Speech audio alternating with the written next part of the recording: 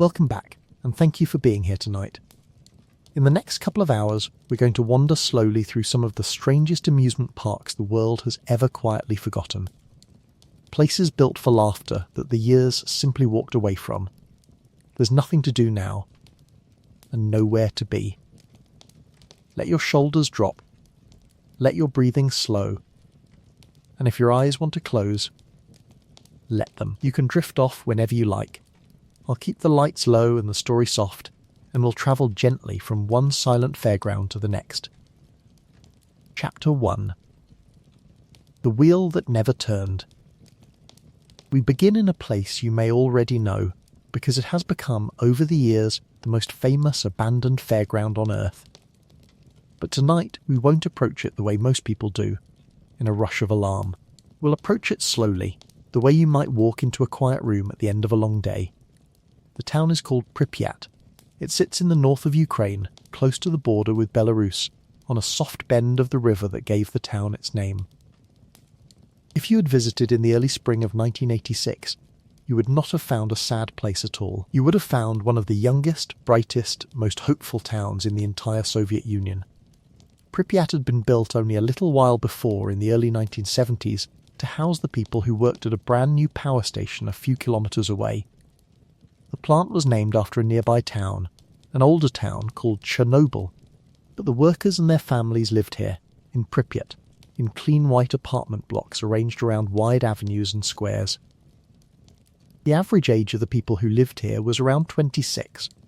It was a town of young couples, of new marriages, of babies in prams and children on bicycles. There were schools and a hospital, a cinema, a house of culture, swimming pools, sports halls, cafes with big glass windows. Roses were planted everywhere, thousands and thousands of rose bushes, so that in summer the streets smelled sweet. Picture it softly. The light of an April evening lying gold across the concrete. Laundry drying on balconies. The sound of a radio somewhere, and footsteps, and the small ordinary music of a town settling into night. This was a good place to live. People were proud of it. They believed they were building the future, and in many ways they were. And in the very centre of this hopeful town, near the main square, the workers had been putting the finishing touches on something special. A small amusement park. Nothing enormous, just the kind of modest, cheerful fairground a town gives itself as a treat. There were bumper cars, painted and waiting under a long pavilion roof. There was a swing carousel, the kind where the seats hang from chains and lift outward as it spins. There was a shooting gallery and a paratrooper ride, and at the heart of it all a Ferris wheel. The wheel was painted a bright sunny yellow. Its little gondolas hung in a neat circle, each one open to the air, each one waiting. It had been assembled and tested, and now it simply stood there, gleaming, ready for its first real day. That first day had a date. The park was due to open to the public on the 1st of May, for the great spring holiday, May Day, when the whole town would pour out into the streets to celebrate. There would have been music and balloons and ice cream. Children would have begged their parents for one more turn on the wheel, one more lift up above the rooftops to see the whole town spread out below, the river shining, the forest stretching away to the horizon. That day was coming. It was only a few days away. You can almost feel how close it was. But it never came. Not the way anyone planned. In the small hours of the 26th of April, at the power station a few kilometres away, something went wrong during a test of one of the reactors. We don't need to dwell on the technical details tonight, and we certainly don't need to dwell on anything frightening. It's enough to say that there was an accident, and that it was serious, and that it released material into the air that could not be seen or smelled or felt, but that meant the town could not stay a town any longer. For a little while, on that first day, most people in Pripyat did not know. It was a Saturday. The weather was warm and clear, one of the first really beautiful days of the year. People hung out their washing, children played outside, some folks went fishing by the river or worked in their gardens, or simply enjoyed the sunshine. Weddings were held that day. It looked, for those few hours, like an ordinary lovely spring Saturday in a happy young town. And here is where one of the strangest, quietest stories about the wheel comes from. Some people say that on that Saturday, or perhaps the morning after, the little amusement park was opened early, ahead of its grand May Day debut. The idea, the story goes, was to give the townspeople something cheerful to do, to keep spirits up and keep people calm while the situation was being understood. By this telling, a handful of children may have ridden the wheel and the bumper cars for an hour or two, in the last morning the town was ever whole. I want to be honest with you, because honesty is part of what makes a story restful rather than uneasy. We don't truly know if this happened.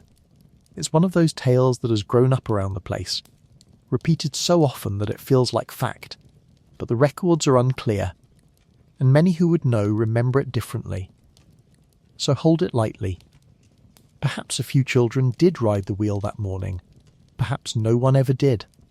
Either way, the wheel turned only a very little, if at all, and then it stopped, and it has never properly turned again, because the next day, the order came.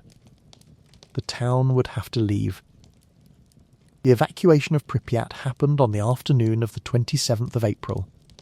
And here, gently, is the part that brings real comfort. It was done.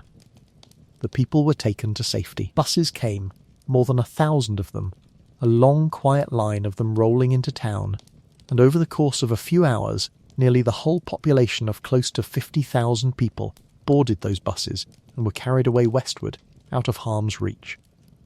They were told it would only be for a few days. They were told to bring only what they needed for a short time. Many locked their front doors and put the key in their pocket, certain they'd be back by the weekend. They did not come back. But they were safe. That is the thing to hold on to as you rest. The town was emptied so that the people would not be harmed by staying. Mothers and fathers, grandparents, the children who might have ridden the wheel, they all went on to live their lives elsewhere. In new towns, in Kiev and beyond, scattered but alive. The town was given up so that the people could go on. When you think of Pripyat, you don't have to think of an ending. You can think of a great careful leaving, a town lifting its people out of danger and sending them onward. And the wheel stayed. It has stayed now for the better part of 40 years. The town around it has slowly, softly turned green. This is the part that, strangely, brings a kind of peace. Nature did not hesitate. Once the people were gone, the forest that had always pressed against the edges of the town simply began to walk inward. Birch and poplar seedlings took root in the cracks of the pavement. Moss spread across the squares. Roots lifted the concrete gently, the way a sleeper shifts a blanket. The roses ran wild, and then were swallowed by taller, stronger green things. Today, much of Pripyat is more woodland than town. Trees grow inside the apartment blocks. Deer and elk and wild boar move through the streets. Birds nest in the cinema. It is, by some quiet measure, more alive now than it was before. Just alive in a different way. A way that doesn't need us. In the middle of all that green, the Ferris wheel still stands. The bright yellow has faded to a soft rusted gold, the colour of autumn leaves. The little gondolas hang where they always hung, tilting slightly, swaying now and then when the wind comes through the birches. Moss has crept up the great wheel's legs. The bumper cars sit under their pavilion, filled with leaves, their paint gone chalky and pale. The swing carousel droops, its chains tangled with vines. People do come to see it now. The area is watched over and managed, and visitors are brought through carefully, in small numbers with guides, the way you might be led through a cathedral or a memorial. They stand in front of the wheel and they go quiet. There's something about it that asks for quiet. A Ferris wheel is such a happy thing, a promise of lightness and height and a child's eye view of the world, and to see one standing perfectly still in a forest, never having carried the children it was built for, touches something gentle and sad and oddly tender in almost everyone who sees it. But here, as we settle in for the night, let's not leave it on sadness. let's leave it on stillness. The wheel is not suffering. It is simply resting, as everything here is resting. The town did its last and greatest job well. It carried its people to safety. And now it lies down under the trees and the moss and the slow-turning seasons, and it sleeps the way you are beginning to sleep. The wind moves a gondola, just slightly. A bird calls once, far off, and then is quiet. The forest breathes, and the wheel, gold and gentle against the grey sky, keeps its long and peaceful watch over a town that is, at last, completely at rest. And the seasons turn over it, soft and slow, the way they turn over all our quiet places tonight. In spring, the wild apple and cherry trees that have seeded themselves across the old squares come into blossom, and for a little while the whole green ruin is dusted with pink and white, petals drifting down onto the rusted gondolas. In summer the forest is deep and humming, and the wheel stands in dappled shade, its legs lost in tall grass and wildflowers. In autumn the birches turn gold all around it, until the wheel and the trees are nearly the same soft burnished colour, and you can hardly tell the rust from the falling leaves. And in winter the snow comes down, gentle and endless, and settles on every spar and gondola, and the wheel stands white and silent against a pale grey sky, while the forest sleeps under its blanket and not a sound moves anywhere in the whole quiet town. Round and round the year goes, blossom and green and gold and white, blossom and green and gold and white, and the wheel keeps its patient place through all of it, asking nothing, needing nothing, simply standing, simply resting, simply turning, very slightly, when the wind comes through. Let's rest here a moment too, before we move on. There's no hurry. We have all night, and many more quiet places to visit. Breathe in slowly. Breathe out, and when you're ready, we'll travel on, westward, to a green park on the edge of a great city, where another wheel turns slowly in the wind, all on its own. Chapter 2. The Park That Drifted Away. Our next park is one of the strangest of all, not because of any single dramatic event, but because of the slow, dreamlike way its whole story unfolded. It is a park that seems to have wandered off into a fairy tale and never quite found its way back. To find it, we travel to Berlin, the great capital of Germany, and to a wide green wood on the southeastern edge of the city, beside the slow brown river Spree. The wood is called the Planterwald. It's an old forest of oaks and beeches, the kind of forest that has stood beside the river for a very long time, where people have always come to walk on Sunday afternoons. And in the year 1969, in the heart of that forest, a new park opened its gates. You have to understand what Berlin was like then. The city was cut in two. After the Great War, Germany had been divided, and so had its capital, split between east and west by politics, and eventually by a wall. This park was on the eastern side, in the part of the city that belonged to East Germany, a country that called itself the German Democratic Republic. And in that whole country, this was the one and only permanent amusement park. There was nowhere else like it. So it mattered enormously to the people there. It was called at first the Kulturpark Planterwald, the culture park in the forest. Imagine the families arriving on a summer morning, mothers and fathers and children walking in from the tram stop, in through the trees, into a clearing full of colour and music.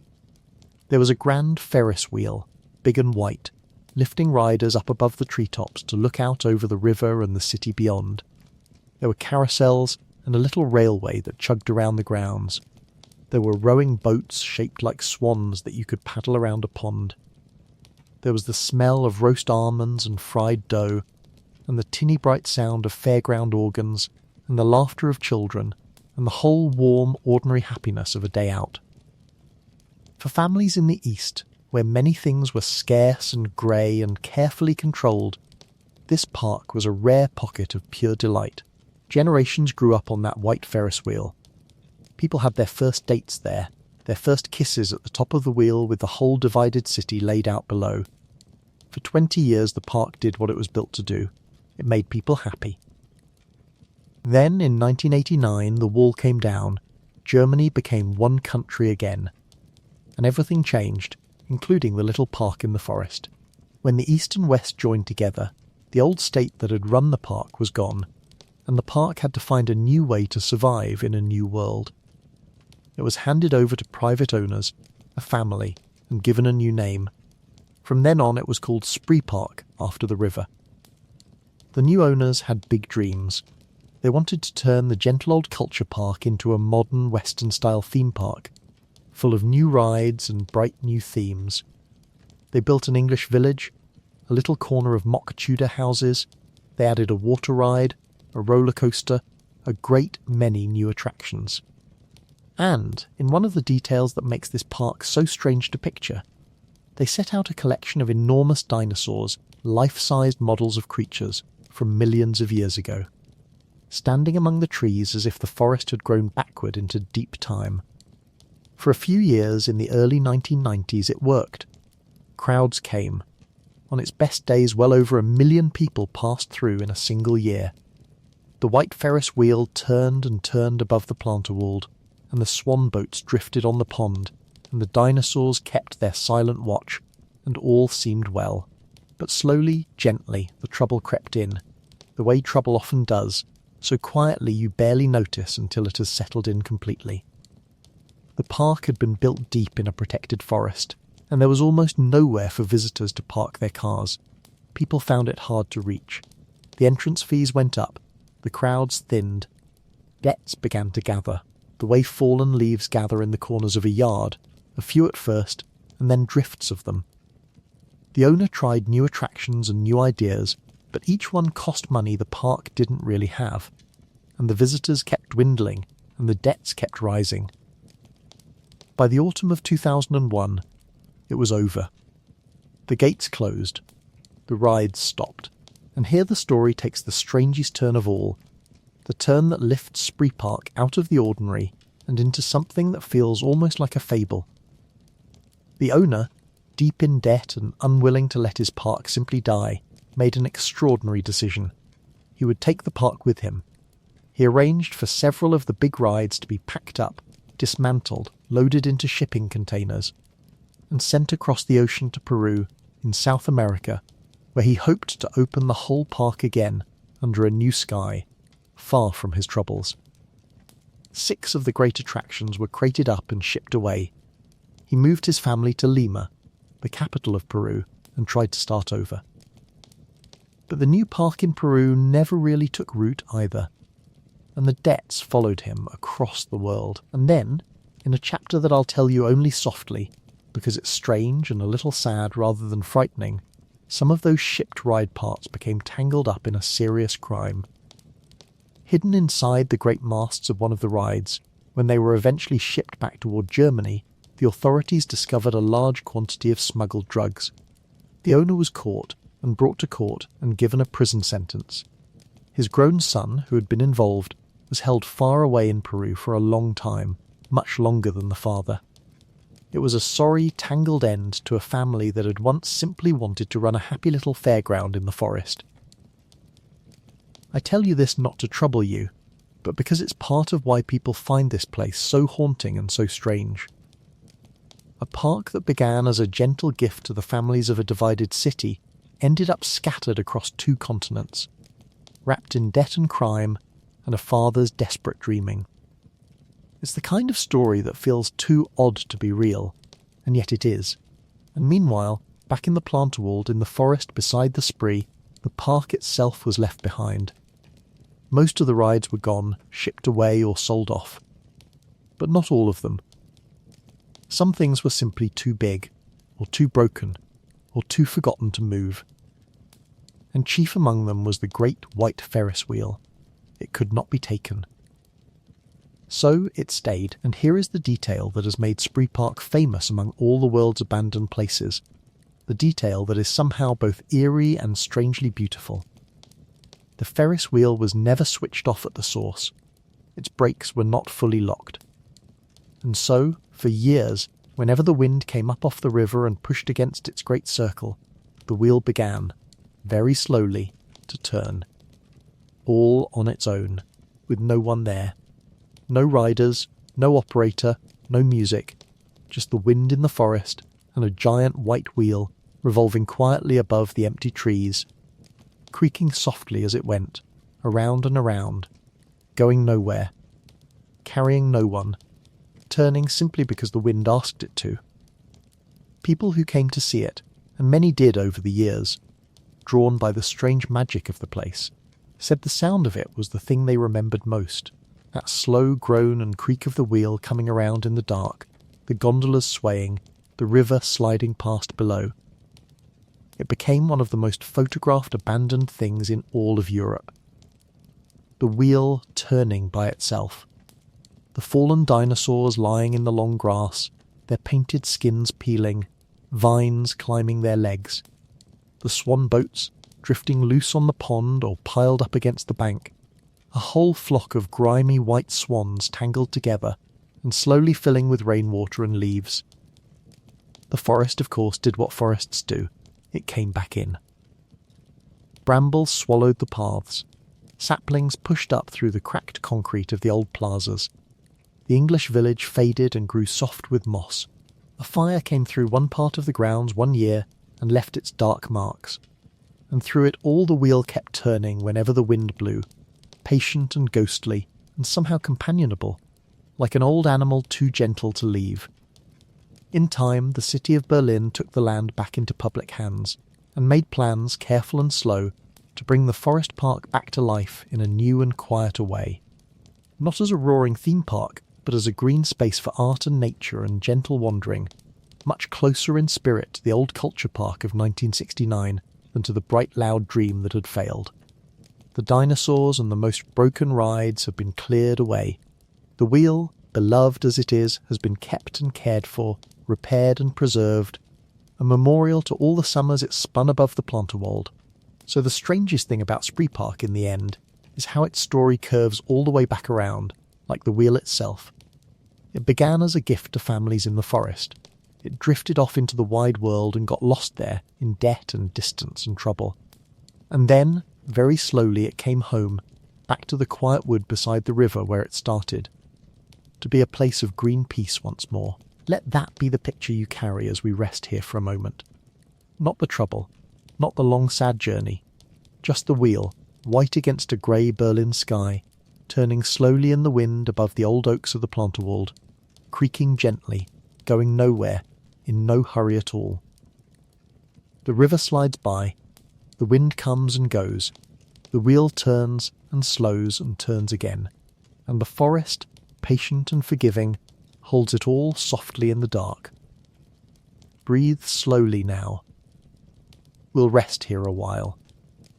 And when you're ready, we'll travel a long way east, across the whole of the world, to an island country where someone once tried to build a borrowed dream, and very nearly succeeded. Chapter 3. The Mirror of a Borrowed Dream. We travel now to Japan, to the old and gentle city of Nara. If you have never been, let me paint it for you softly, because the city matters to the story. Nara is one of the most ancient cities in all of Japan. More than 1,000 years ago, it was the country's capital, and it is still full of grand old wooden temples and quiet gardens. Tame deer wander its parks freely, bowing their heads to visitors, moving among the trees like soft brown shadows. It is a calm, deep, history-soaked place, a place of bells and incense and old stone lanterns green with moss. And on a hill on the edge of this most traditional of cities, for 45 years, there stood a near-perfect copy of an American dream. The story begins with a man named Kunizo Matsuo, a Japanese businessman, back in the late 1950s. Across the ocean, in California, a man named Walt Disney had recently opened a brand new kind of amusement park, a place called Disneyland, with a fairy tale castle at its heart and a cheerful main street, and lands themed to adventure and fantasy and the future. It was unlike anything that had come before, and word of its magic spread around the world. Matsuo went to see it for himself, and he was enchanted. He came home determined to bring something just as wonderful to Japan. The The story goes that at first he hoped to work together with the Disney company to build an official Japanese version of their park, but the talks, by most accounts, did not come together. The two sides could not agree. And so Matsuo, undaunted, decided he would simply build his own. He would study what made Disneyland magical, and he would create something of his own that captured that same feeling, on a hill outside Nara. It opened in 1961, and it was called Nara Dreamland. And oh, it was a lovely thing. If you had walked through its gates in its early years, you might, for a heartbeat, have thought you'd been carried across the ocean to California. There was a grand entrance street lined with shops and lamps, much like the main street of its inspiration. There was a castle, tall and white with blue roofs, rising at the end of the avenue. There was a mountain, a great artificial peak with a bobsled ride that wound down through it, very like a famous mountain ride in the park that had inspired it. There was a monorail that glided around the grounds on a slender white track, and a pirate adventure, and a Wild West corner, and gardens, and fountains, and a wooden roller coaster that rumbled and roared. For Japanese families in the 1960s and 70s, especially those who could never dream of flying all the way to America, Nara Dreamland was a window into a brighter, more colourful world. Children pressed their faces to the monorail glass. Families posed for photographs in front of the White Castle. The wooden coaster, which was eventually called Asuka, carried screaming, laughing riders up and down its hills for decades. On a good summer day, the park could hold many thousands of happy people, and the air was full of music and the smell of popcorn and the particular joy of a place built entirely for delight. For more than 20 years, Nara Dreamland was one of the most beloved amusement parks in Japan. It had no real rival. It was the dream, and the country came to it. But dreams, even borrowed ones, are fragile things in the face of time, and the thing that finally undid Nara Dreamland was the very thing it had once imitated. Because eventually, the real thing came to Japan after all. In 1983, an official Tokyo Disneyland opened near the great eastern capital, an enormous, lavish, perfectly polished park backed by all the resources of the famous company. And years later, in 2001, another giant arrived, a huge Universal Studios park, built not far from Nara itself, in the nearby city of Osaka. Suddenly the gentle old hilltop park, with its careful homemade magic, was surrounded by far bigger, far newer, far flashier neighbours. Families who once would have driven up to Nara Dreamland now drove instead to the dazzling new parks, with their famous characters and their cutting-edge rides. The crowds at Nara Dreamland thinned, year by year, the way an old song fades when newer ones fill the radio. The park grew quieter, fewer families walked its main street, the wooden coaster still rumbled, but to emptier cars. And at last, in the summer of 2006, after 45 years of carrying the dreams of generations, Nara Dreamland closed its gates for the final time. The last visitors walked out, the lights went down, and the hill fell silent. Now here is what makes Nara Dreamland one of the strangest and most haunting of all the world's abandoned parks. When it closed, it was not torn down. It was not stripped or sold off in a hurry. It was simply left. Locked up and left exactly as it was, as if everyone had stepped out for the afternoon and would surely be back soon to switch the music on again. And so for a full 10 years, a complete amusement park sat on that hilltop outside Nara, perfectly arranged, perfectly still, slowly fading. The White Castle still stood at the end of the empty avenue, its paint softening, weeds rising through the cobbles before it. The monorail track curved through the trees, its cars frozen on the rails. The wooden coaster Asuka sat motionless on its great timber frame, the boarding platform gathering dust, the safety bars still raised as if waiting for the next eager riders to climb in. Shop signs faded. Ticket booths emptied. The carousel horses stood mid-gallop, going nowhere, their bright paint slowly chalking away in the rain. It became quietly and then famously a magnet for people who loved to photograph forgotten places. They would slip in over the years and come back with images that travelled all around the world, images of a fairy tale castle with grass growing up its steps, of a roller coaster being gently strangled by ivy, of a whole bright dream sitting empty and beautiful under the changing seasons. Snow fell on the silent park in winter. Cherry blossoms drifted down onto the empty paths in spring. The deer of Nara, so the stories go, sometimes wandered up the hill and through the broken fences, moving softly among the rides, the city's gentle old animals reclaiming the city's borrowed dream. There was something almost unbearably tender about it. Disneyland, the place that had inspired it, is always busy, always loud, always full. To see its quiet, faraway cousin standing empty and overgrown was to see what such a place looks like when all the people and all the music are gone, when only the bones of the dream remain. It was strange, and it was melancholy, and it was, in its own faded way, lovely. At last, in 2016, the time came. The land was sold, and the old park was finally cleared away. Over the course of a year, the castle came down, and the coaster, and the monorail track, and the main street, until the hilltop was bare again, ready for whatever would come next. Nara Dreamland, after 55 years of standing, both as a living park and as a sleeping one, was gone. But let's not feel too heavy about that, here in the dark. Because everything ends, and a thing that is gently cleared away after a long rest is not a tragedy. It is just the last gentle turn of a long story. For 45 years, Nara Dreamland gave joy. Children rode that wooden coaster and screamed with delight, and grew up and brought their own children. Families have photographs still, in albums and in drawers, of themselves young and laughing in front of that white castle. The dream did its work. It made people happy for a very long time. And then it rested for 10 quiet years on its hilltop, watched over by the deer and the seasons, and then it was let go. So as we settle here, picture it not in its final emptiness, but somewhere in the middle of its long sleep. A still afternoon on the hilltop outside ancient Nara, the white castle catching the late light, cherry petals drifting down across the silent main street, settling on the cobbles, on the faded shop signs, on the rails of the sleeping coaster. No sound but the wind in the trees and, perhaps, the soft step of a deer somewhere among the rides. The whole borrowed dream lying quiet and complete under the wide Japanese sky, neither happy nor sad, simply at peace, simply resting, the way you are resting now. Breathe in slowly. Breathe out.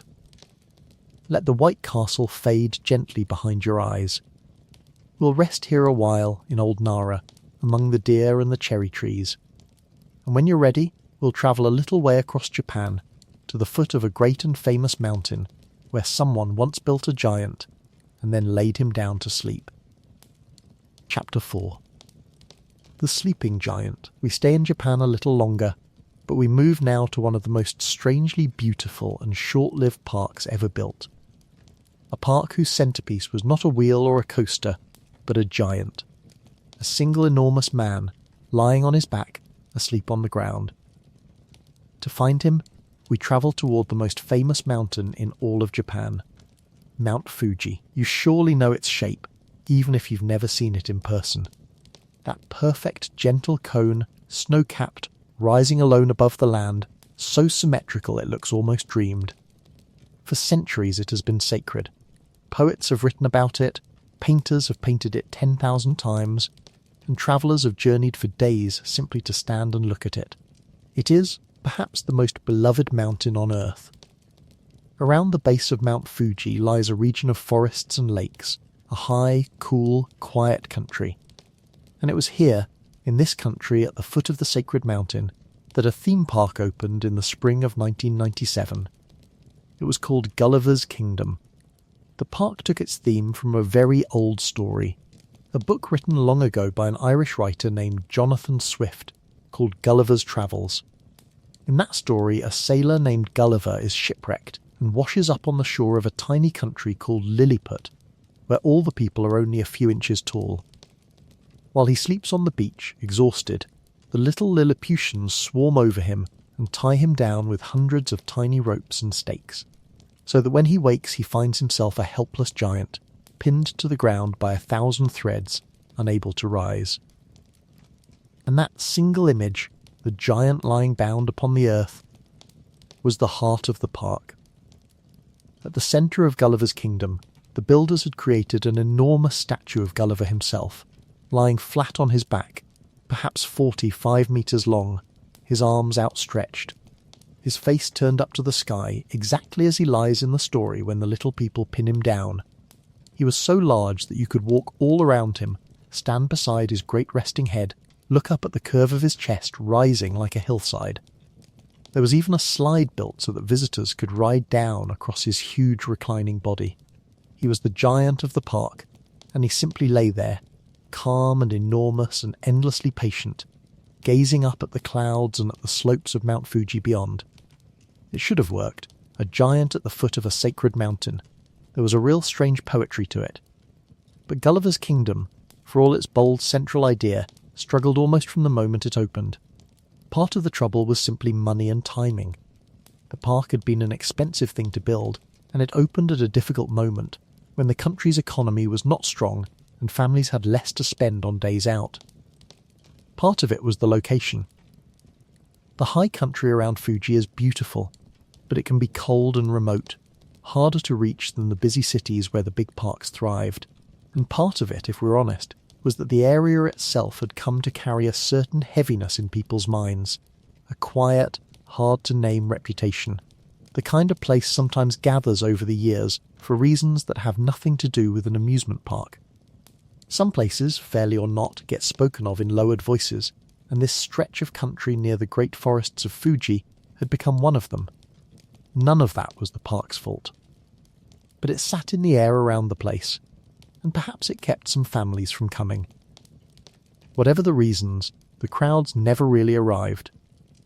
The giant lay on his back, looking up at the sky, and the paths around him stayed quiet.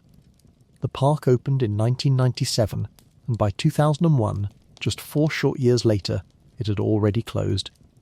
It was one of the briefest lives any major theme park has ever had. 4 summers, and then silence. And then came the strangest and most striking chapter, the years when Gulliver's Kingdom became one of the most photographed abandoned places in Japan. Because for a while after it closed, the park was simply left there, and the giant remained. And so travellers and photographers who made their way up into the high country found, waiting for them in the silence at the foot of Mount Fuji, an enormous man lying alone on the cold ground, his paint slowly peeling, his great upturned face weathering in the wind and rain, his outstretched arms gathering moss.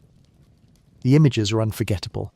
The vast pale figure stretched out across the earth, dwarfing the trees, dwarfing the people who stood beside him for scale, the sacred mountain rising in the distance behind him, the grey sky above. There was something in it that struck people as deeply strange and oddly moving. This fallen giant, this sleeping man the size of a building, abandoned and alone in one of the most beautiful and most haunting landscapes in the country. He looked, in those photographs, less like a ruined amusement park ride, and more like something out of a myth, a god who had lain down to rest at the foot of the holy mountain and simply never gotten up. A giant turned to stone in his sleep, waiting through the long years for someone to wake him. But of course he was never woken. The park did not reopen. There was no rescue, no revival, no second life. And in 2007, 6 years after the gates had closed, the time came at last to clear the site away. The giant was taken apart. The structures were demolished. The land at the foot of Mount Fuji was returned to quiet, given back to the high cool country and the forests and the wind. The sleeping giant of Gulliver's Kingdom was gone. And here, gently, is the comfort in it. Because there is comfort in almost every one of these stories, if we look for it softly. The giant is not still lying out there in the cold, abandoned and forgotten. He has been cleared away, his long strange vigil ended. The land is at peace, And what remains is the mountain, which was there long before the park and will be there long after, that perfect snow-capped cone rising serene above the forests. Unchanged, untroubled, eternal, the park was a brief flicker. 4 summers of a giant beneath the mountain, and then it was gone, and the mountain simply went on being the mountain, the way it always has, the way it always will. I find there's something restful in that, in the end. We build our strange and beautiful things, our giants and our castles and our wheels, and they last a little while, and then they're gone, and the old patient earth folds them back into itself and carries on. There's no sadness in it, not really, just the long, slow turning of things. The giant slept at the foot of the sacred mountain for a handful of years.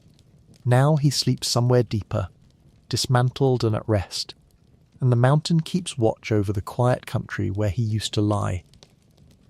So picture it now, softly, as you drift, the high cool country at the foot of Mount Fuji, evening light on the snow far above, and out across the forested ground, in the years when he still lay there, the great pale giant on his back, arms open to the sky, perfectly still, perfectly calm, gazing up forever at the clouds passing over the sacred peak. Not afraid, not in pain, simply lying down, simply resting, simply sleeping, the way you are sleeping now, beneath the most beautiful mountain in the world. Let your breathing slow to match his stillness. There's nothing to do here, nothing to reach for. We'll rest a while at the foot of the mountain.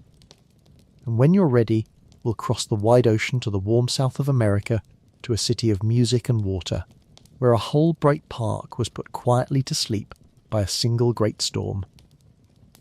Chapter 5. The Water That Stayed. Now we cross the wide ocean all the way to the southern coast of the United States, to a city unlike any other. A city built on a great curve of the Mississippi River, just above where it spills out into the warm Gulf.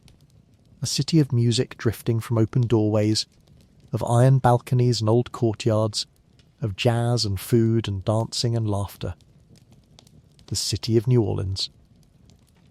New Orleans sits low. That's a thing you have to understand this story. The land around it is flat and low and damp, much of it actually below the level of the sea and the river, kept dry only by great walls and pumps and channels that hold the water back. For 300 years the city has lived in a kind of long, patient bargain with the water all around it. Most of the time the bargain holds. The city dances on, dry and warm and alive. On the eastern edge of New Orleans, out past the heart of the old city, a brand new amusement park opened in the spring of 2000.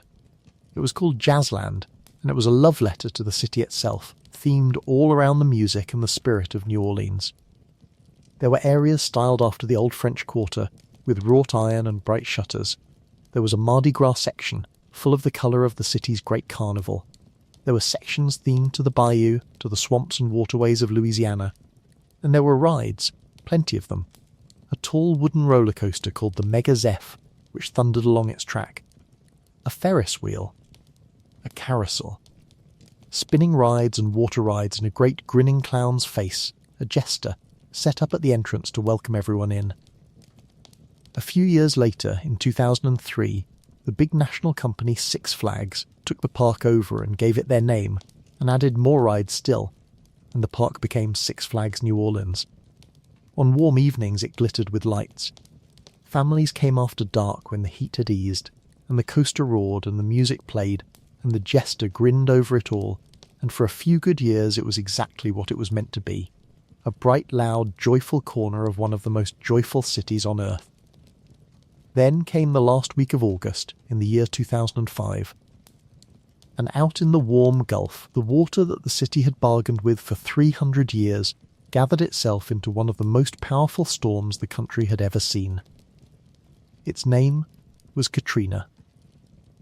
I'm going to tell this part gently and briefly, the way we tell all the hard parts here, because this one touched many lives, and it deserves to be spoken of with care. The storm came ashore near New Orleans, and the great walls that held the water back, the levees in several places gave way. and the water that the city had kept out for so long came in. Over the days that followed, much of New Orleans flooded. It was a terrible thing, one of the worst disasters the country has known, and a great many people lost their homes, and some lost much more than that. The city and its people carried a heavy grief in those days, and for a long time afterward. But the city did not die. I want to say that clearly and softly here, because it's the truth and it's the comfort. New Orleans endured. Its people came back. They pumped out the water, and they rebuilt their homes, and they returned to their streets. And within a few years the music was playing again in the open doorways, and the dancing returned, and the great carnival rolled through the streets once more. The city is alive today, as alive and as full of song as it ever was. The water came in, and it was a hard, hard time, and then the people dried the city out and brought it back to life. That is what New Orleans does. That is who they are. But the amusement park, out on the low eastern edge of the city, was not so lucky. When the levees failed, the floodwater rolled across that low ground and filled the park, and it stayed. For weeks, the whole of Six Flags New Orleans sat under the water, several feet deep across most of the grounds, a still brown lake where a fairground had been. The water was brackish, full of salt from the Gulf and filth from the flood, and salt water is merciless to machinery. It soaked into every motor, every gear, every electrical heart of every ride. By the time the water was finally pumped away and the park stood drying in the sun again, everything in it had been ruined beyond saving. The metal had begun to rust the moment the salt touched it. The rides were dead, and so the park was simply abandoned. The company decided it could not be saved, and they walked away, and the gates were closed, and Six Flags New Orleans was left exactly where it stood, a whole drowned fairground on the edge of a recovering city. It has stood there ever since, for the better part of 20 years now, and it has become one of the strangest and most photographed abandoned places in all of America. Because it was never really cleaned up, never torn down for the longest time, never carried away, it just sat there, rusting, in the warm, wet Louisiana air. The pictures of it are like something from a dream. The great wooden coaster, the Mega Zeph slowly collapsing into the weeds, the Ferris wheel motionless, rusting against the big southern sky, and most famous of all, the Jester. That great grinning clown's face at the entrance, which had welcomed so many families in, left standing for years over the empty, ruined park, still smiling, while everything behind it rotted and rusted and was swallowed by the green. There is something deeply, strangely affecting about that smiling face presiding over all that quiet ruin, and it became, for a long time, one of the defining images of what the storm had left behind. Nature, as it always does, moved in. The warm, damp climate of Louisiana is generous to growing things, and the park became a jungle. Vines climbed the rides, reeds and grasses grew waist-high across the old paths and plazas. Frogs and birds and alligators, yes, real alligators, moved into the flooded low spots and the choked old water rides, making the drowned fairground their own. Over the years, urban explorers and filmmakers slipped in to wander through it, and the place even appeared, now and then as a ready-made ruin in films, because no set designer could have built anything half so eerie or so real. If you have ever spent a summer night in the Deep South, you know the particular softness of the air there after dark. The heat of the day eases, but the warmth stays, wrapped close and gentle as a held breath. The sky goes a deep velvet blue and then to black, and the stars come slow and few through the haze. And the sound. The southern night is never silent. There is the long soaring chorus of insects in the grass, rising and falling, a sound so steady and so old that it becomes a kind of silence of its own. There is the deep call of frogs from the wet hollows, and now and then the splash of something moving in the dark water. Imagine the drowned park lying in all of that, on a warm night near the river. The rusted wheel a dark shape against the stars, the grass tall and still. The warm air moving slow across the empty grounds, carrying the smell of green-growing things and river mud and far-off rain. Nothing hurried. Nothing harsh, just the long, warm breathing of a southern night, settling over the quiet rides like a blanket drawn up over a sleeping child. It is, in its strange way, one of the most peaceful places you could imagine, out there in the dark, with the city's distant glow on the horizon and the great river sliding endlessly past. For many years, the city tried and tried to decide what to do with it. Plan after plan was floated, to redevelop it, to rebuild it, to clear it for something new. Most came to nothing for the longest time. The drowned park simply sat, year after year, a strange green monument to the storm, slowly being taken apart by rust and weeds and time. In more recent years, the long process of finally clearing the site has at last begun to move forward, and the old ruined fairground is, piece by piece, being carried away to make room for whatever the city decides will come next. So let's set this one to rest gently, as we have the others.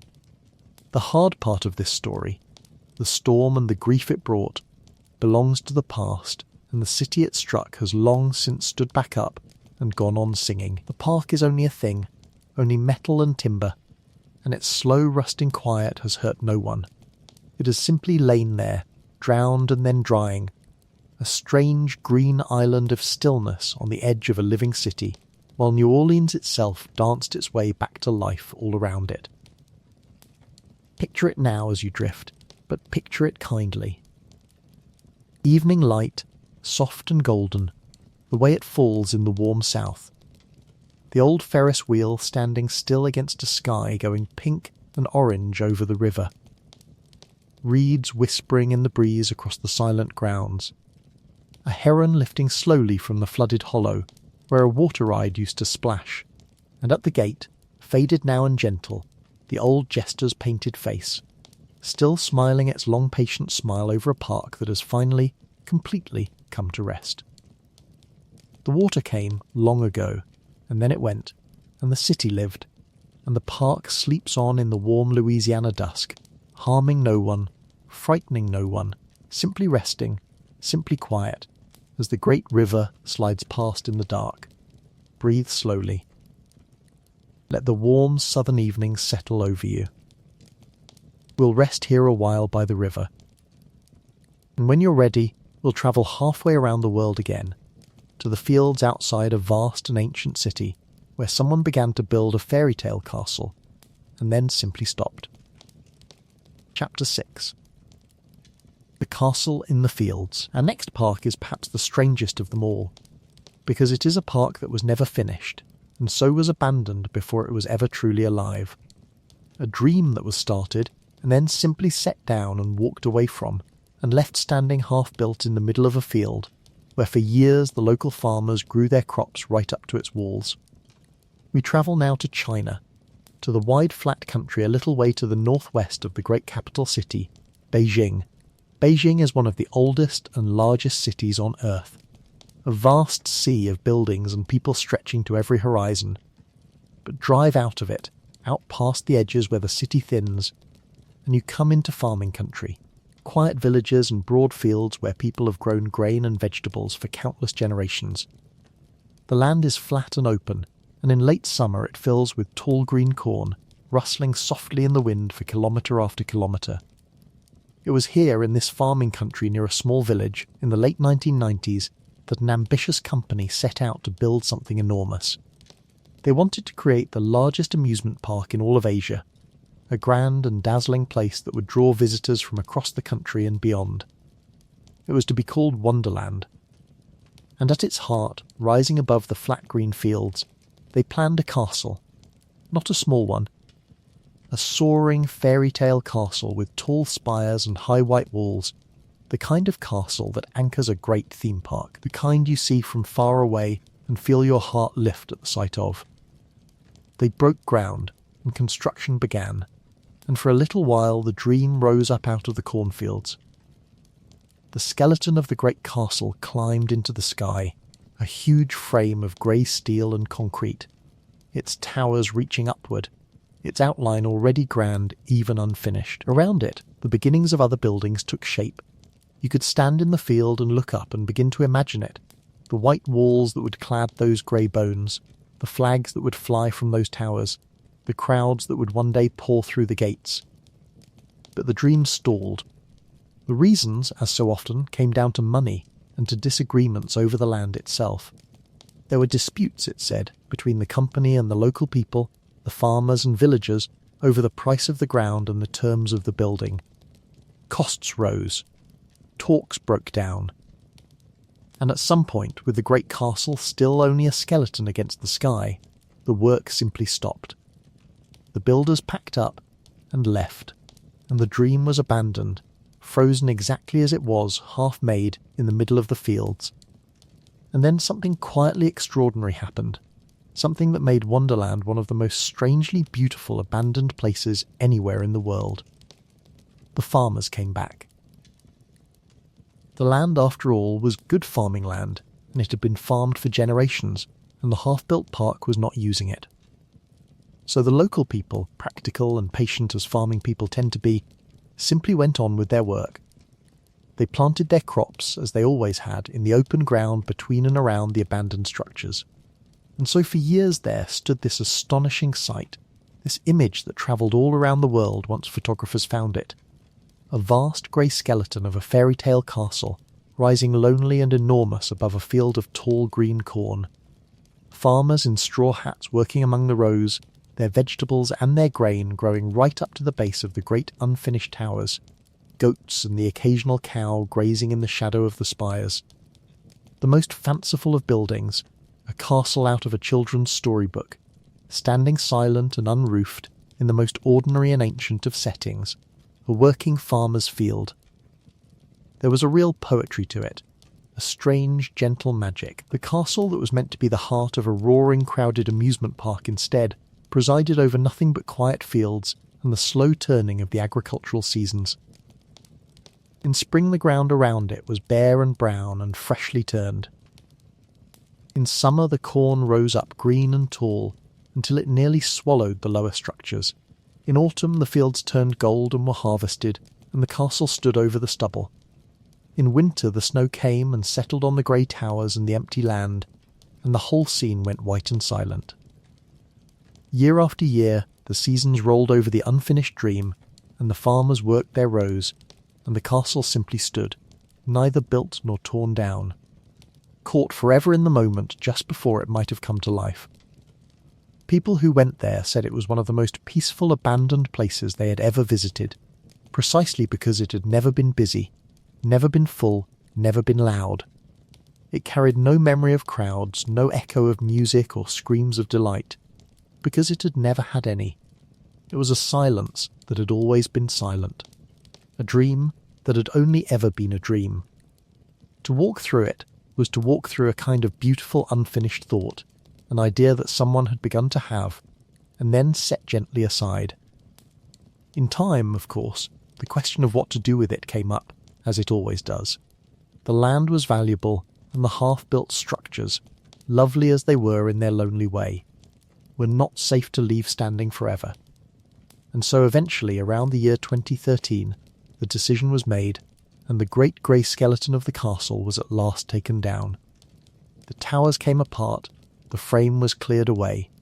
The farmers, one imagines, simply kept on farming, the way they had through all of it, before the castle rose and after it fell. And later the talk turned to building something new on the site, something useful. Shops, perhaps, or offices, the ordinary business of a growing country. The fairy tale, such as it was over. But what a strange and gentle fairy tale it had been. A castle that was never finished, in a field that was always a field, watched over by farmers and grazing animals and the slow patient turning of the seasons. There was no tragedy in it, no disaster, no storm, no grief. Just an idea that was too big and too costly to finish, set down softly in the corn and left to the weather and the years. And that, I think, makes it one of the most restful of all our parks tonight, because it asks nothing of us. There is no sad ending to brace against, no hard part to soften. There is only the image of the great quiet castle standing in the field, and the corn rustling around it, and the wide flat country stretching away to the distant city, and the seasons coming and going. Soft and slow, and endless. So let that be the picture you hold as we rest here. A still evening in the farming country near Beijing, the sun going down red and huge over the flat horizon, the tall corn whispering in the warm wind. And rising above it all, dark against the fading sky, the lonely grey towers of a castle that was never finished and never will be now, standing silent over the patient fields, harming no one, troubling no one, simply there, the way a thing in a dream is simply there, until you wake, or until you slip down softly into a deeper sleep. Let your breathing slow. Let the corn whisper you down. We'll rest here a while in the fields, and when you're ready, we'll travel back across the ocean once more, to a quiet lake in the green American heartland, where an old park sat down among the trees nearly 100 years ago and let the forest gently grow it back into the earth. Chapter 7. The Forest That Came Back. For our next park, we come back across the ocean to the gentle green heartland of America, to the state of Ohio, and to a soft little body of water called Chippewa Lake. This is, in many ways, the most peaceful story we'll tell tonight, and one of the loveliest, because it's a story about how slowly and how kindly the forest takes back what people leave behind. There is no disaster here, no storm, no sudden ending, just the long quiet patience of trees. Chippewa Lake is a small natural lake in the rolling farm country of northern Ohio. Around it, in the years after the American Civil War, the land was green and gentle, dotted with little towns, the kind of unhurried place where people came to escape the heat of summer.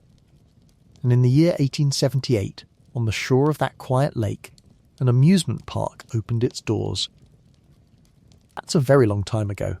It opened when the world still ran on horses and steam, when the telephone had only just been invented, when most of the people who would one day visit had not yet been born. Chippewa Lake Park would go on to entertain the families of Ohio for an entire century, a full 100 years, before its long story came to a close. In its heyday, in the early decades of the 20th century, it was a classic American lakeside park, the kind that once dotted the country, built at the end of a streetcar or railway line so that city families could ride out to the water for the day. There was a beach where children splashed in the shallows, there were boats out on the lake, there was a grand wooden roller coaster, a great rumbling thing called the Big Dipper, built in the 1920s, that carried riders up and over its hills with that wonderful mix of terror and delight. There was a carousel, painted horses rising and falling to the music of a band organ. There was a Ferris wheel turning slowly above the trees, lifting riders up to see the whole lake spread out blue and shining below. And there was a great ballroom, a dance hall, where on summer nights the big bands played and couples danced cheek to cheek with the windows open to the warm lake air. Picture those summer evenings, long ago, the string of coloured lights reflected in the dark water, the music of the band drifting out over the lake, the laughter of children worn out and happy after a long day in the sun, the Ferris wheel turning gently against a sky full of stars. For generations of Ohio families, Chippewa Lake Park was the very picture of summer, the place where the best days of childhood happened, year after year after year. But the world changed, as it always does. As the 20th century went on, the great age of the lakeside park slowly faded. Families got cars and could drive much farther afield to bigger and flashier attractions. The big new theme parks rose up and drew the crowds away. The old streetcar parks, charming as they were, began to feel small and old-fashioned, and one by one, all across the country they closed.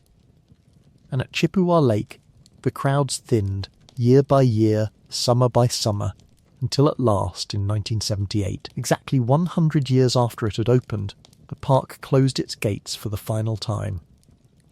Now here is the strange and beautiful part, the part that has made Chippewa Lake one of the most quietly famous abandoned places in America. When the park closed, the rides were not taken down. The owners, for various reasons, simply locked the gates and walked away, and left everything standing exactly where it was. The roller coaster, the Ferris wheel, the carousel building, the ballroom, all of it, just left there on the shore of the lake. And then the forest, which had always stood at the edges of the park waiting, began very slowly to come back in.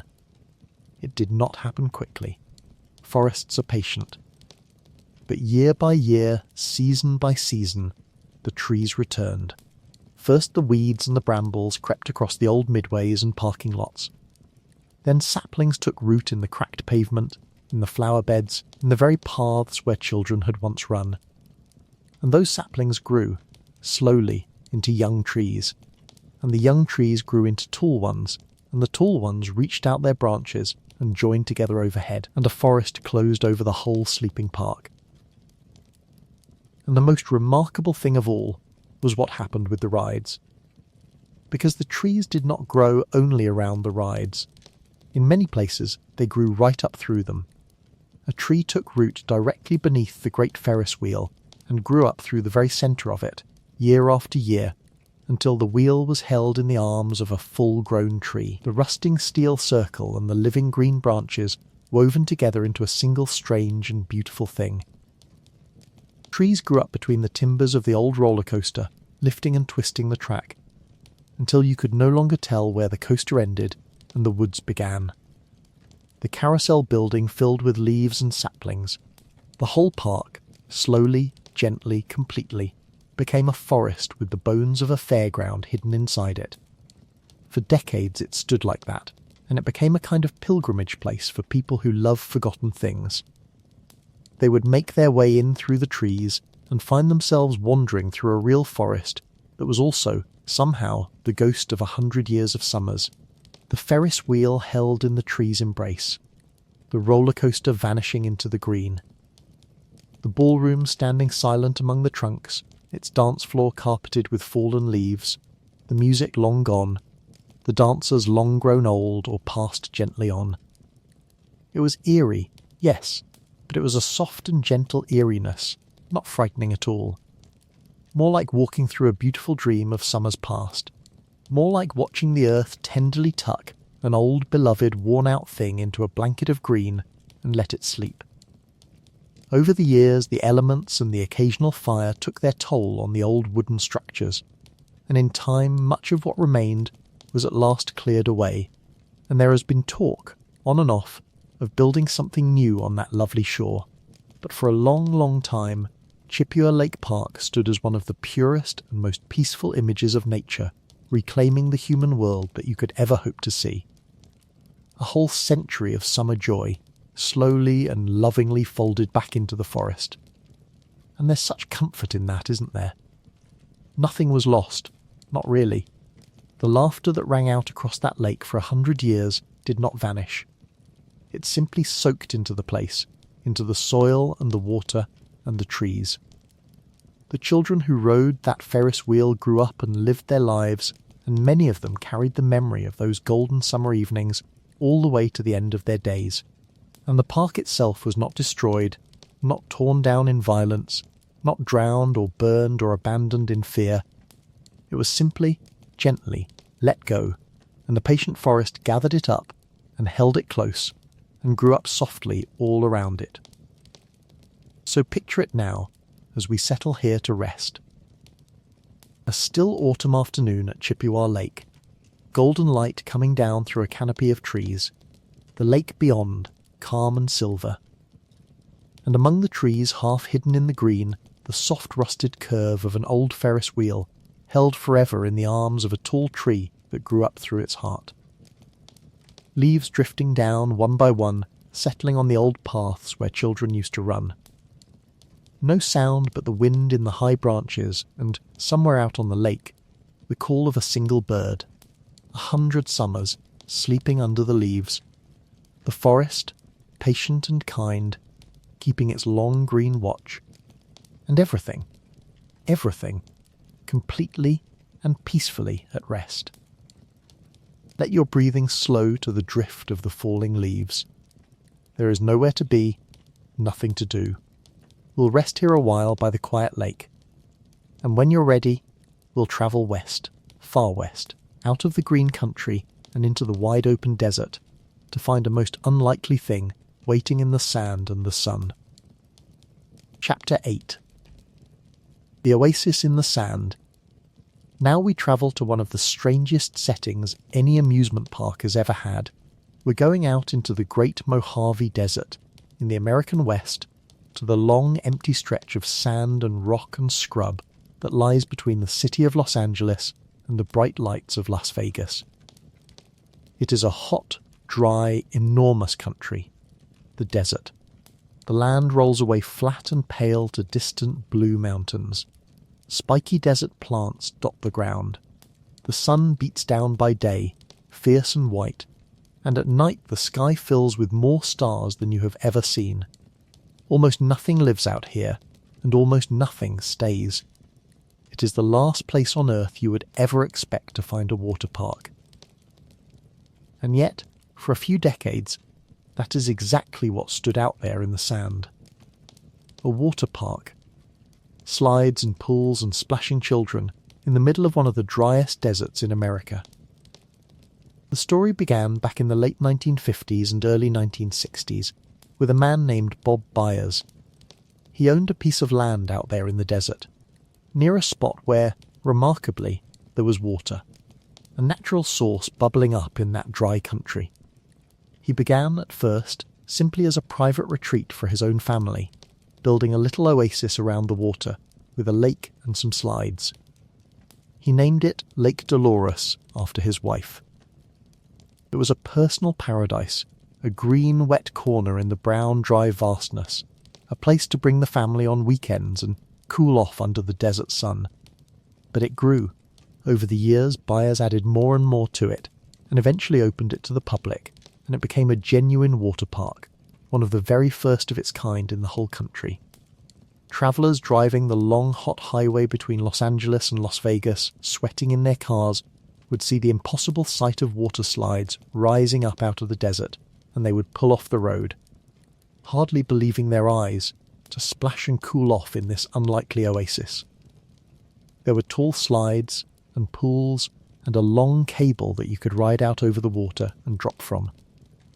For a while, in its prime, it was a wonderful, joyful, deeply strange place. A burst of cool blue water and laughter in the middle of all that empty heat.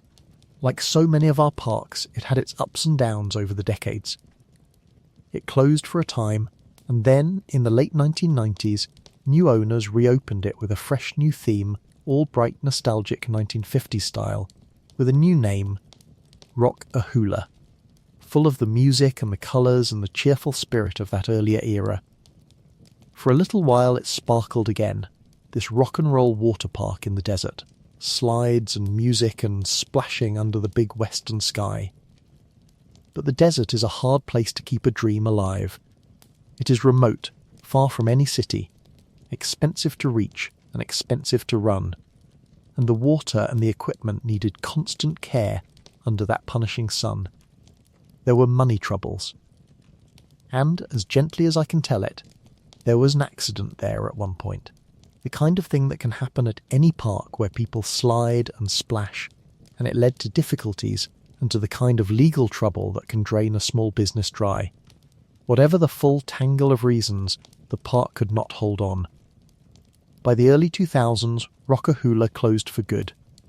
The water was switched off, the owners left, and the desert went to work, and here is where it became one of the most photographed abandoned places in the American West, because a water park left to die in the desert is a uniquely strange and striking thing to behold. The slides, those tall curving chutes that had once run with cool blue water, stood empty and baking in the relentless sun, their bright paint slowly bleaching and peeling. The pools dried up and cracked, their bottoms filling with wind-blown sand. The whole green oasis simply dried out and turned the same pale brown as the desert all around it, as if the desert were quietly drinking it back, reclaiming the little patch of wet that people had carved out of it for a while. Over the years, the empty slides became a famous canvas for graffiti artists, who covered them in swirls of bright colour so that the bleached bones of the park took on a strange new beauty, layers of paint and pattern glowing against the pale sand. Photographers came from all over to capture it: the curving empty slides, the dry cracked pools, the faded signs, all of it set against that enormous desert sky and those distant blue mountains. There is something about an abandoned water park in the desert that gets right under the skin. Water is life, out there. A water park is a little act of defiance against the desert, a stubborn human insistence on cool and wet and green in a place that wants to be hot and dry and bare. And to see that defiance fade, to see the desert patiently and gently take the water back, win the slow long argument it always wins in the end, is to feel something deep and quiet about how the wild old earth outlasts the things we build upon it. In time, the elements did their work on the structures, and there were fires and slow collapse, and the long erasing patience of sun and sand and wind. The bright slides faded further, the pools filled deeper with sand, and the oasis, year by year, melted back into the desert from which it had been so improbably conjured. There is a particular quality to a desert night that is worth resting in for a moment, because it may help carry you down towards sleep. When the sun finally drops behind the far mountains, the fierce heat of the day lifts away with surprising speed, and a deep, dry, gentle cool comes settling over the sand. The light goes from white to gold to a long lingering rose, and then to a blue so deep it is almost purple, and then to black. And in that blackness, out there where no city glow reaches, the stars come out in numbers you can scarcely believe. Not the few scattered points you might see above a town, but thousands upon thousands of them, a great silver dust spilled clear across the whole dome of the sky. The pale river of the Milky Way arching from one horizon to the other. The empty slides stand silent beneath all of it, pale shapes against the dark, and the only sound is the soft hush of the wind moving over the dunes, and perhaps, far off, the small call of some desert creature going about its quiet night. It is one of the most peaceful sights on earth, that desert sky, and people drive for hours just to lie on their backs in the sand and look up at it. Imagine yourself there now, warm and safe and still, the cool air soft on your face, the great wheel of stars turning slow and silent above the sleeping oasis. But let's hold the gentle truth of it, as we always do. There is no sorrow out there in the sand. Not really.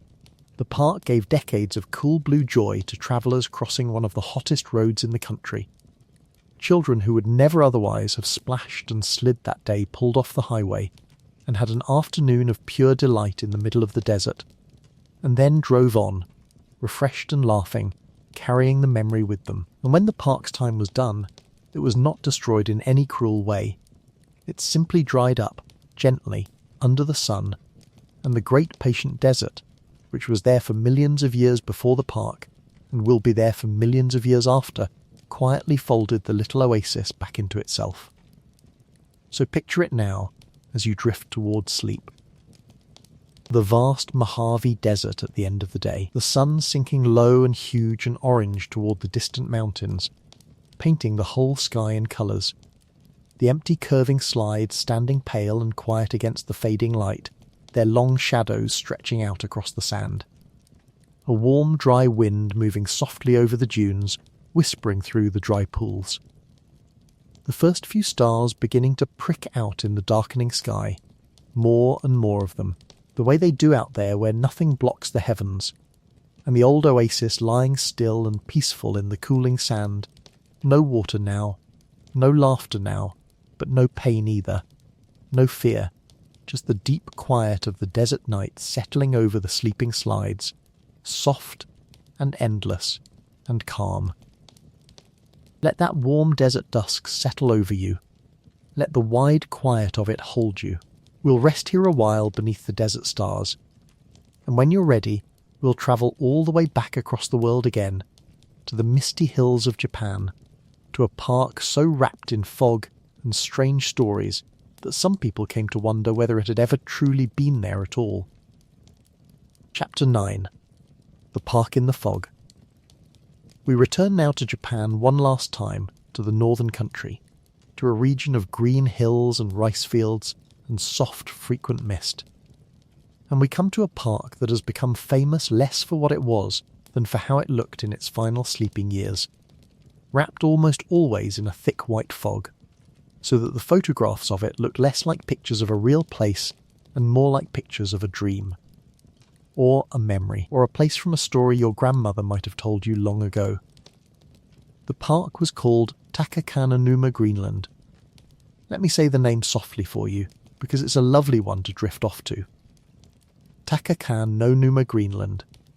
It sat in the hills of Fukushima Prefecture, in the northeast of the main island of Japan, in a green and gentle and rather remote stretch of country. Now I have to be honest with you here, more honest than usual, because this park has gathered around it more legends and strange stories than almost any other abandoned place in the world, and many of those stories are not really true, or at least cannot be shown to be true.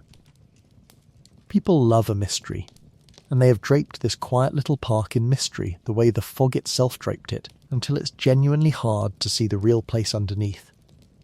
So we'll move gently, and I'll tell you what seems to be real, and I'll tell you which parts are just stories, and you can let all of it wash over you softly, true and untrue alike, the way you might let a fairy tale wash over you as you fall asleep, without worrying too much about which parts really happened. What seems to be true is this. The park first opened in the early 1970s. It was a fairly ordinary regional amusement park, with the usual cheerful things, rides and a roller coaster and a Ferris wheel and food stalls, the kind of modest park a country region builds for its families. And it had a difficult life. It opened, and then, after only a short time, it closed again, just a couple of years later. The reasons given vary in the telling. Some say simply that not enough visitors came, that the remote location and the quiet local population could not support it. That is almost certainly the real reason, the same plain, undramatic reason so many parks have failed. Not enough people, not enough money. But here is where the stories begin, because some tellers over the years have whispered that the park closed not for ordinary reasons of money, but because of something darker.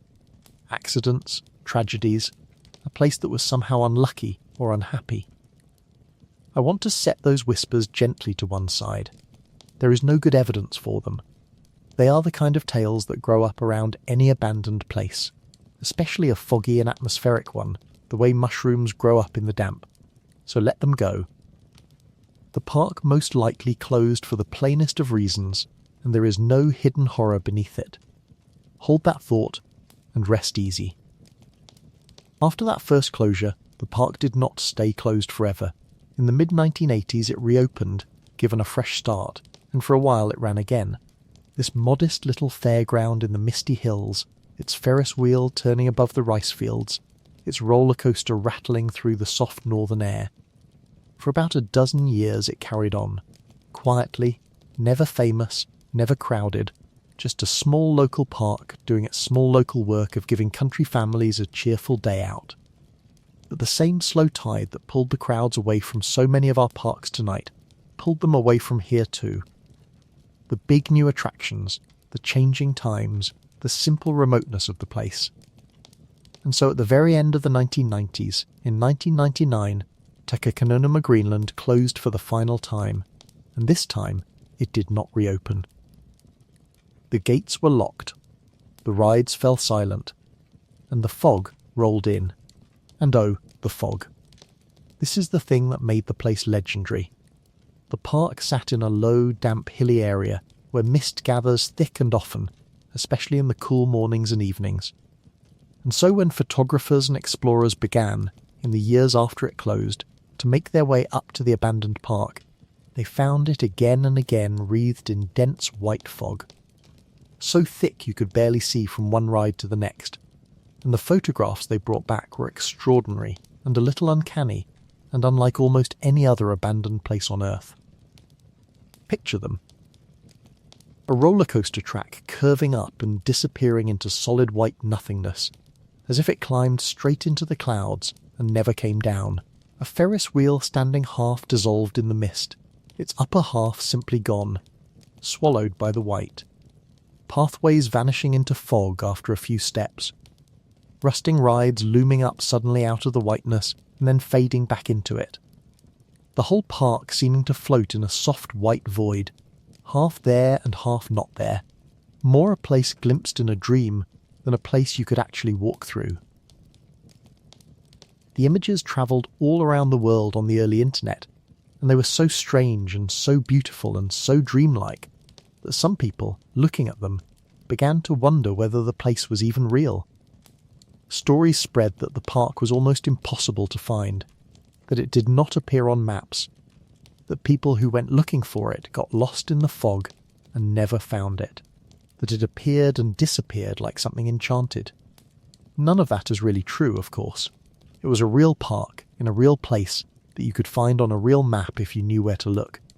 But you can see how the fog and the silence and the dreamlike photographs gave birth to such tales. The place simply looked like a legend, and so people made legends about it. In time, a few years into the new century, around 2006, the park was at last demolished and cleared away, the rides taken down, the misty hilltop returned to quiet. And so today there is nothing left of Takakananuma, Greenland, but those haunting white photographs, the Ferris wheel half lost in the fog, the roller coaster climbing into the clouds. The real park is gone. Only the dream of it remains, and there is something perfect about that, isn't there? For a place that always looked more like a dream than a fact. A park made of fog was always going to fade. It was never quite solid to begin with, never quite fully there. And now it has done what fog does. It has gently lifted and drifted away and left the hills clear and quiet behind it. So let go of all the stories now, the true and the untrue alike. There was no horror there, just a small park in the misty hills that lived a quiet life and then went to sleep wrapped in white, and was photographed in its sleeping years looking like something out of a fairy tale, and then was let go. Picture it one last time, softly, the way the photographs show it. The Ferris wheel standing motionless in the thick white fog, its top half vanished into nothing. The silent roller coaster curving gently up and disappearing into the soft white sky. Everything still. Everything quiet. Everything half dissolved into the gentle mist, fading slowly, peacefully, dreamily, the way the edges of the room are fading now as you drift down towards sleep. Let the fog wrap softly around you. Let the edges of everything go soft and white and quiet. We'll rest here a while in the misty hills. And when you're ready, we'll make one last journey, back across the ocean to the green mountains of the American South, to a very old piece of ground, and a small park with some very tall tales, where we'll gently sort the legends from the truth and lay them all down to rest. Chapter 10. The Old Ground. For our next park, we travel to the green and folded mountains of West Virginia in the American South. This is old country of steep wooded hills and narrow valleys, of mist in the hollows and slow rivers winding between the ridges. And tucked into this country, beside a small lake in Mercer County, there sits a little amusement park called Lake Shawnee. It is a place with a long memory, and around it have grown more ghost stories than perhaps any other park in America. So tonight, gently, we'll walk through those stories, and we'll sort the few small facts from the many tall tales, and we'll lay all of it softly down to rest. The ground itself is older than the park by a very long way. Long before there was ever a Ferris wheel or a swing ride here, back in the earliest frontier days of America, in the late 1700s, this valley was a place where settlers and the native peoples whose land this had always been came into hard and tragic contact, as happened all across that frontier in those years. There was sorrow on this ground, long, long ago, the kind of frontier sorrow that touched countless valleys in those harsh and distant times. I won't dwell on it, because it was more than 2 centuries ago, and the people of that time, on every side, are long, long at rest now. Their griefs and their struggles softened entirely by the passing of so many years. But it's worth knowing, because much of the later legend of the place grew from a half-remembered sense that this was old ground that had seen sadness before the laughter ever came. The laughter came in the 1920s.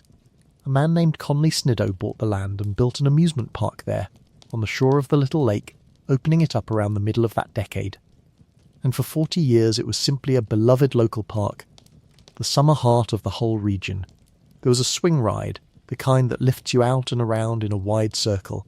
There was a Ferris wheel turning above the water. There were swimming areas in the lake, and dance pavilions and food and music, and all the ordinary summer joy that a country park brings to the families around it. Generations of West Virginia children spent their best summer days at Lake Shawnee. It was, for a long time, a happy place, full of life. Now, over those 40 years, as happens at almost any place where great crowds gather over many decades, there were a small number of sad accidents.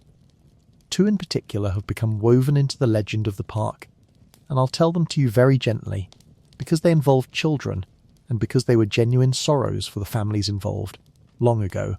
In one, a young girl was hurt on the swing ride, in a terrible piece of bad luck, and did not survive. In another, a young boy drowned in the pond. These were real losses, and they grieved the community at the time. But I want you to hold them softly, the way you'd hold any old sorrow. They happened many decades ago. The children, and all who loved and mourned them, are long at peace now. Time, which heals so slowly and so surely, has carried all that grief gently downstream and laid it to rest. There is nothing here now but quiet. The park closed in the 1960s, around 1966, after those decades of summers. For a long while the land sat quiet, the rides standing still beside the lake, the swings hanging motionless, the Ferris wheel turning only when the wind pushed it. And it was during those quiet decades that the place gathered its reputation. Because here was an old amusement park, closed and still, on ground that people dimly remembered had seen frontier sorrow long ago, where a couple of sad accidents had happened over the years. And human imagination, which loves nothing more than a shiver, did the rest. People began to call it haunted. Stories spread of strange sounds, of swings that moved on their own, of feelings of being watched. The place became famous, in time, as one of the most haunted spots in America, and ghost hunters and television crews came to film there in the dark. And here, in the calm spirit of this channel, is where I want to set the record gently straight. Because honesty is more restful than fear. There are no ghosts at Lake Shawnee. Or rather, there is no evidence of any. Nothing but stories, and the natural creak and groan of old metal in the wind, and the powerful way the human mind fills a quiet, old, melancholy place with whatever it most expects to find. A swing that moves on its own is moved by the breeze. A strange sound in an old park is the settling of rust and timber. The feeling of being watched is the feeling any of us gets in a still and lonely place where sad things are known to have happened long ago. The legends are not lies exactly. They are just the shapes our imaginations make in the dark. And once you know that, the place stops being frightening at all, and becomes instead simply what it truly is. A quiet, gentle, slightly melancholy old park beside a small lake, full of the soft echoes of 100,000 happy summer afternoons, and touched, here and there, by a few old sorrows that have long since healed over. In more recent years, parts of the old park have actually been cleaned up and brought back to gentle life. Some of the old rides still stand, and the place opens now and then for visitors. And even, on certain days for ordinary cheerful fun once more, families wandering the grounds, children looking up at the old swing ride and the rusting Ferris wheel against the green mountains. The ground that people once called cursed is in truth just a pretty piece of West Virginia hill country, beside a quiet lake, holding its long memories softly. So let's lay it all down to rest now, the frontier sorrows and the sad old accidents and all the shivery ghost stories alike. There is nothing here to fear. There never was. Only old ground and a small old park and the gentle weight of time. The children are at rest. The settlers and the native peoples of those distant frontier days are at rest. The grief is at rest. Everything here is at rest. Picture it then as you drift. A soft summer evening in the green West Virginia mountains, mist gathering in the hollows, the little lake lying still and silver in the fading light, the old swing ride and the rusting Ferris wheel standing quiet against the dark wooded ridges, swaying just slightly when a breeze comes down off the hills, fireflies beginning to rise from the long grass, drifting up gold and slow into the dusk. No fear here, no sorrow that has not long since softened into peace. Just an old park, beside an old lake, in old and gentle country, settling down quietly into another summer night, the way you are settling down now, soft and safe and calm. Let the mountain dusk settle over you. Let the fireflies drift up through the dark. We'll rest here a while in the green hills. And when you're ready, we'll travel up onto a high mountain top to a most enchanting little park where a yellow brick road still winds through the trees, waiting for a girl named Dorothy who long ago went home. Chapter 11.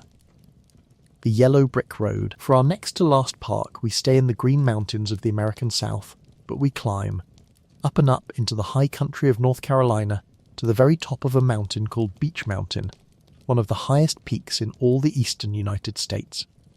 Up here the air is cool and thin and clean even in the height of summer. Clouds drift below you, in the valleys. The trees grow gnarled and wind-shaped near the summit. And it was here, on this high and misty mountain top, that someone once built a park out of one of the most beloved stories in the world. The story of the Wizard of Oz. You surely know the story, or at least the famous old film of it. A young girl named Dorothy, from the flat plains of Kansas, is swept up by a great whirling storm and carried away to a magical land called Oz, full of colour and wonder and a little danger too. To find her way home, she must follow a road paved with yellow brick, all the way to a great emerald city, gathering friends along the way, a scarecrow, a tin man, a lion. It is a story about being carried far from home, and about the long winding journey back, and about discovering that home was inside you all along. It is, when you think about it, a perfect story to drift off to. In 1970, a park based on that story opened on the top of Beech Mountain, and it was called the Land of Oz. And it was a genuinely magical little place, unlike any other park we visited tonight, because it wasn't really about thrilling rides at all. It was about walking, gently, through a story. Visitors would begin at a recreation of Dorothy's farmhouse in Kansas, a humble little farm at the edge of the mountaintop, and then they would set off, on foot, following an actual yellow brick road made of real yellow bricks that wound away from the farm and down through the trees and gardens of the mountaintop. As you walked that yellow road, the story unfolded around you. You would pass the spot where Dorothy meets the Scarecrow and the Tin Man and the Cowardly Lion. You would wind through enchanted gardens and past little scenes from the tale. Performers in costume would greet you along the way. The characters from the story come to life on the misty mountain. And at the end of the long winding road, you would arrive at the Emerald City itself, green and gleaming at the summit. It was less an amusement park than a walk through a beloved dream, a chance to step inside a story you had loved as a child, and follow its golden road with your own feet, high up where the clouds drifted by. For a few years the Land of Oz was a wonderful success. Families came from all over to walk the yellow brick road on the mountaintop. But the park's life, sadly, was a short one. In the mid-1970s, just a few years after it opened, it suffered a run of hard luck. There was a fire that damaged part of the park, including the Emerald City. Some of the precious original costumes and treasures from the famous old film, which had been kept there, were lost or stolen. And these blows, along with the simple difficulty of running a park on top of a remote and weather-beaten mountain, where winter comes hard and the season is short, slowly drained the magic away. Visitors dwindled, and in 1980, after only 10 years, the Land of Oz closed its gates and the yellow brick road fell silent. And then, for a long time, the most enchanting thing happened. The thing that has made this park so beloved among all the world's forgotten places. Because the Land of Oz was not torn down. It was simply left, up there on the misty mountaintop, and slowly, gently, the high country began to reclaim it. The yellow brick road, that magical winding path, did not disappear. It stayed. But the forest grew up close around it, and moss crept in between the bricks, and fallen leaves drifted across it, and ferns leaned in from the edges, until the yellow road wound on through what looked like an enchanted, overgrown wood. Dorothy's little farmhouse stood quiet among the trees. The scenes from the story softened and faded, and were wrapped in green, and the whole place took on exactly the air of a magical land that had been left asleep under a spell, waiting, patient, for someone to come and wake it.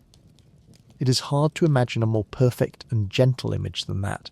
A real yellow brick road, winding away through a misty mountain forest, mossy and leaf-strewn and overgrown, leading off toward an emerald city lost in the trees. A story about finding the long way home, left to dream on a mountaintop. People who managed to glimpse it in those abandoned years said it was less eerie than simply enchanting, as though they had stumbled into the quiet after the story ends, the long, peaceful sleep of a fairy tale that has been told and is now resting. And here is the loveliest part of all, the part that sets this park apart from nearly every other we've visited. The Land of Oz did not vanish. In recent years it has been lovingly, gently brought back to life. The yellow brick road has been cared for and restored. Dorothy's farmhouse stands once more. And on special days, particularly in the autumn, the park opens again and families return to walk the yellow brick road through the high mountain forest, and the magic, which only ever slept, wakes up once more. It is one of the few parks in all our journey tonight that got, in the end, something very like a happy ending. The road that was left to the moss and the leaves is golden again, at least for a few precious days each year, and children once more skip down it through the clouds. So this is a gentle one to rest on, with no sorrow in it at all, only enchantment. Picture it now, as you drift. The very top of a green mountain, with clouds moving softly through the valleys far below, the cool, clean air, the misty forest, hushed and still, and winding away through the trees, mossy and leaf-strewn and golden, the yellow brick road, curving gently out of sight among the ferns, leading off toward an emerald city somewhere in the green. Dorothy's little farmhouse waiting quietly among the trees, the whole enchanted land sleeping softly under its gentle spell, high up where the clouds drift by, waiting, patient and peaceful, for the next bright autumn morning, when the children will come skipping down the golden road again. Let that golden road wind gently through your dreams. Let the cool mountain mist settle soft around you. We'll rest here a while at the top of the world, and when you're ready, we'll make our very last journey of the night, across the ocean once more, to a green corner of England, where knights and dragons once rode, and where a castle stood empty in a quiet field before its story too came gently to a close. Chapter 12. The Empty Castle. We come now to the last park of our long night's journey. For this one we travel to England, to the green and gentle countryside of the northwest, in the county of Lancashire, a country of soft rolling fields and old hedgerows and frequent quiet rain. And here, in the flat green farmland between two old towns, there once rose a castle, with towers and battlements and fluttering flags, where for a quarter of a century knights rode out on horseback, and dragons breathed pretend fire, and children cheered. It was called Camelot. The name comes, of course, from the oldest and most beloved of all English legends, the story of King Arthur. You will have heard at least pieces of it. The young king who drew a sword from a stone to prove his right to rule. The great round table where his knights sat as equals. The wizard Merlin, with his long beard and his deep magic, the quest for the Holy Grail, and the king's shining castle, the heart of his realm, the most famous castle in all of legend, which was called Camelot. It is a story of nobility and adventure and a golden age, and it has been told and retold in England for the better part of 1,000 years. In 1983, a theme park opened on that Lancashire farmland and took the legend for its theme. It built a great mock castle, with high walls and towers and a drawbridge, and it filled its grounds with everything a child might dream of from the age of knights. There were jousting shows, where costumed knights on real horses thundered toward each other with lances to the roar of the crowd. There were birds of prey, hawks and owls and eagles soaring over the grounds in falconry displays. There was a wizard school and medieval banquets, and of course, as the years went on, the usual thrilling rides too. Roller coasters and water rides woven in among the castles and the legend. For families across the north of England, a day at Camelot was a day of pure adventure, a chance to step back into the age of knights and dragons, to watch the jousting and feel the thunder of the horses and cheer for the brave. For a good long while the park thrived. Through the 1980s and 1990s and into the new century, Camelot drew its crowds, and the knights rode, and the children cheered, and all was well. But slowly, as the new century went on, the same tide that ebbs through so many of our stories began to ebb here too. Tastes changed. The big modern parks, with their record-breaking rides, drew the thrill-seekers away. A run of cold, wet summers, and England can certainly provide those, kept the families home. Money grew tight, and the crowds, year by year, began to thin. And at last, in 2012, after nearly 30 years of jousting and adventure, Camelot closed its gates. The knights rode out for the final time. The crowds went home. The drawbridge came up, in a manner of speaking, and the great mock castle stood silent and empty in the green Lancashire fields. And for several years after that, Camelot became one of the most striking abandoned places in all of Britain. Because there is something especially poignant about an abandoned castle, even a pretend one, especially one named for the most legendary castle of all. The great walls and towers stood empty in the rain. The jousting arena, where the horses had thundered, grew over with grass. The roller coasters stood frozen and rusting against the grey English sky. The medieval banquet hall fell silent. And the whole place, built to celebrate a golden age of legend, settled into its own quiet melancholy, an empty Camelot in an empty field, the flags gone ragged, the painted dragons fading in the weather, the whole bright dream of knights and adventure left to the rain and the crows. There was a real and gentle irony in it that people felt keenly. The original Camelot, the legendary one, was itself a symbol of a golden age that had passed, a shining time of nobility and adventure that, in the old stories, faded and fell and was lost, leaving only memory and legend behind. King Arthur's Camelot was always, in the telling, a thing that had been and was no more, a glory remembered rather than a glory present. And here was a real Camelot doing the very same thing, having its bright noble day and then fading, standing empty and overgrown, a ruin of a legend about a ruin. The abandoned English castle, silent in its green fields, echoed the very story it had been built to tell. In time, a few years into the abandonment, around the year 2020, the decision came at last to clear the site.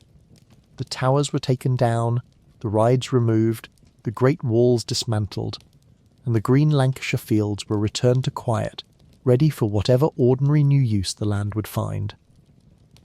The pretend Camelot, like the legendary one before it, passed gently out of the world, leaving behind only photographs and memories and the recollections of all the families who had cheered there on summer afternoons. But that is no sad ending, not really, not when you think of it rightly, because the legend of Camelot was always about how the bright and noble things of the world shine for their season and then pass on, and how that passing is not a tragedy, but simply the way of things, the turning of the long story. The real Camelot Park did exactly what its namesake did. It rose, it shone, it gave nearly 30 years of adventure and delight to the children of the north of England, and then, its season done, it faded gently away. The knights who jousted there are remembered, the children who cheered are grown now, and many of them carry the memory of those thundering horses to this day. The golden age was real while it lasted, and the memory of it is gentle and warm, and the empty fields where it stood are at peace. So picture it now, as we come to the end of our journey, this last quiet castle in the grain, a soft grey English evening, with a fine mist of rain drifting down. The great empty walls and towers of Camelot standing dark against the pale wet sky, flags hanging still and heavy. The jousting field where the horses once thundered, lying quiet and green, the grass grown long. A few crows wheeling slowly over the silent battlements, and then settling, the whole legend at rest in the rain, neither happy nor sad, simply finished, simply still, the golden age passed gently into memory. The way all golden ages must, the way the day passes gently into night. Let the soft English rain settle over you. Let the empty castle stand quiet in the dusk. We have come to the end of our travels now, and there is nothing left to do but rest. Chapter 13. The Dragon by the Lake. I told you the last park was the final one, and the journey home has begun, but there is one more place I want to show you before we let the night close over us completely. It is one of the strangest and most beautiful of them all, and it makes a gentle place to end our travels, because at its heart there sleeps a dragon, coiled quietly around a hill above a still green lake. We travel for the last time tonight, across the world to the country of Vietnam, to the old imperial city of Hue, in the green heart of the country. Hue is an ancient and lovely city, the former seat of Vietnam's emperors, full of old palaces and tombs and walled gardens, set among rivers and hills and rice paddies of an almost impossibly vivid green. And in the hills just outside the city, beside a quiet lake ringed with pine trees, someone set out around 20 years ago to build a grand water park. Its name was Ho Thoi Tien. It was meant to be wonderful. The plans were ambitious, a whole leisure park spread around the shores and islands of the lake, with water slides and pools and gardens, and as its glittering centrepiece, an enormous aquarium. And this aquarium was to be the strangest and most spectacular thing of all. It was built on a small island in the lake, in the shape of a vast dragon. For in Vietnam, as across much of Asia, the dragon is not a fearsome monster, as it is in the old tales of the West, but a noble and benevolent creature, a bringer of rain and rivers and good fortune, a guardian and a giver of life. And so they built one, huge, its long sinuous body coiling up and over a great domed building, its head rearing high above the lake, its mouth open at the very top, where, the idea was, visitors could climb up inside the dragon's body and look out from between its jaws over the whole green valley and the shining water below. It was a glorious and slightly mad idea, a building shaped like a benevolent dragon, holding an aquarium full of fish and sea creatures, perched on an island in a quiet lake among the Vietnamese hills. And for a little while around the middle of the 2000s, parts of it did open, and visitors did come, and the dragon did keep its watch over splashing children and shining water.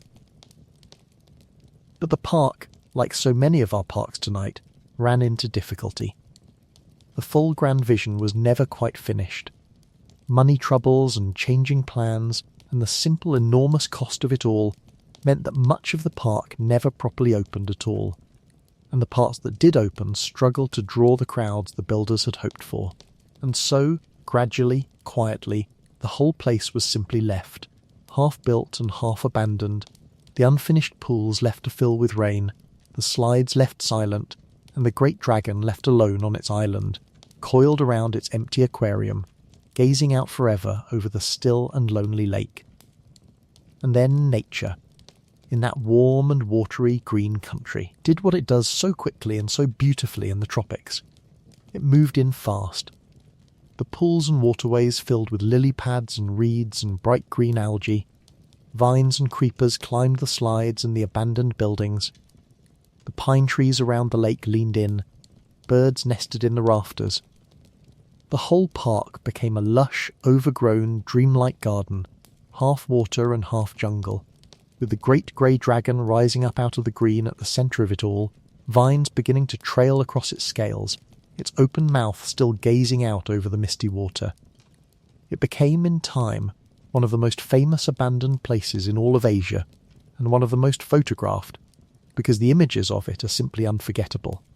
The colossal dragon, coiled and serene, rising from an island wrapped in green. The still lake reflecting the pines and the sky. The empty water slides curving down into the reeds. The whole place silent and lush and strange. More like a lost temple than a failed water park.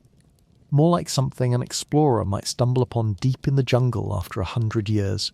An ancient dragon shrine swallowed by the green, than like anything built in our own time. People who made their way there, climbing up at last inside the dragon's body to look out from between its jaws over the green valley and the shining lake, said it was one of the most peaceful and otherworldly places they had ever stood. And there is, I think, no better note to end our travels on than that great gentle dragon by the lake. Because the dragon, in the old Vietnamese understanding, is a guardian, a protector, a benevolent watcher over the water and the land, and that is exactly what this one became. Not a monster guarding treasure, but a kindly old guardian, coiled quietly around an empty hill, keeping its long patient watch over a still green lake and a garden slowly returning to the wild. There is nothing frightening in it. There is something almost tender in it.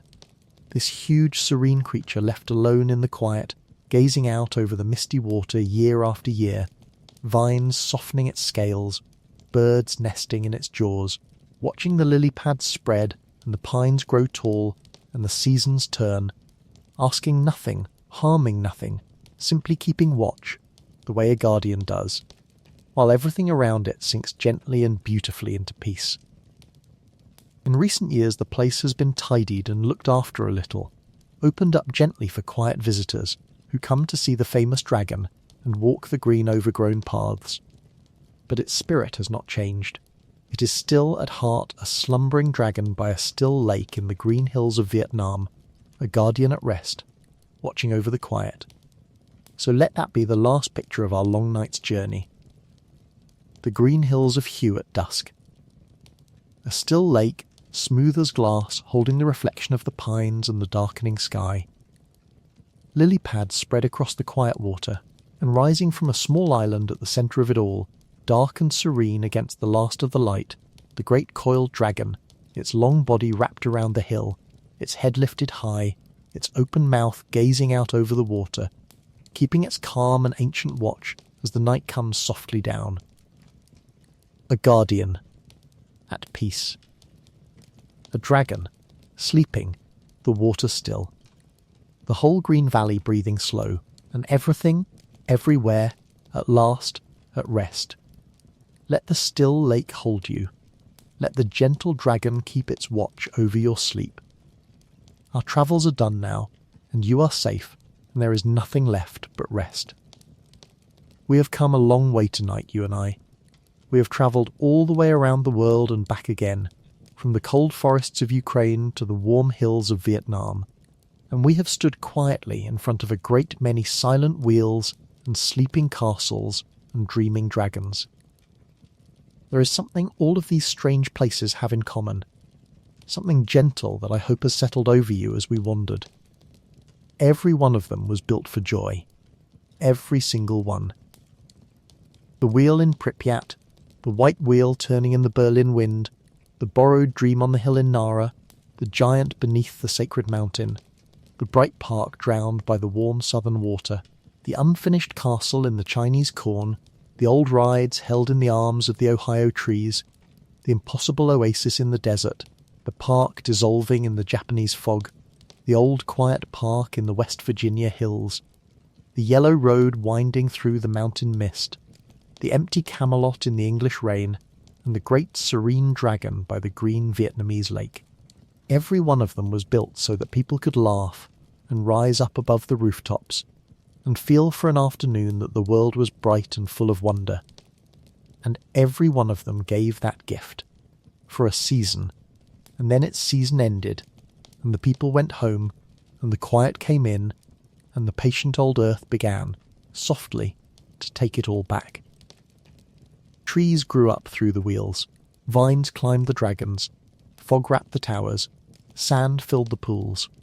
Forests closed gently over 100 years of summers.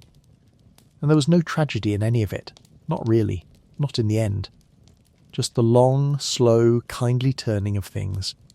Just the world doing what the world always does, gathering up the bright things we make and folding them back into the green and the quiet, the way a parent gathers up a sleeping child and carries them softly to bed. That is all these places are doing now. They are sleeping. The wheels have stopped. The music has faded.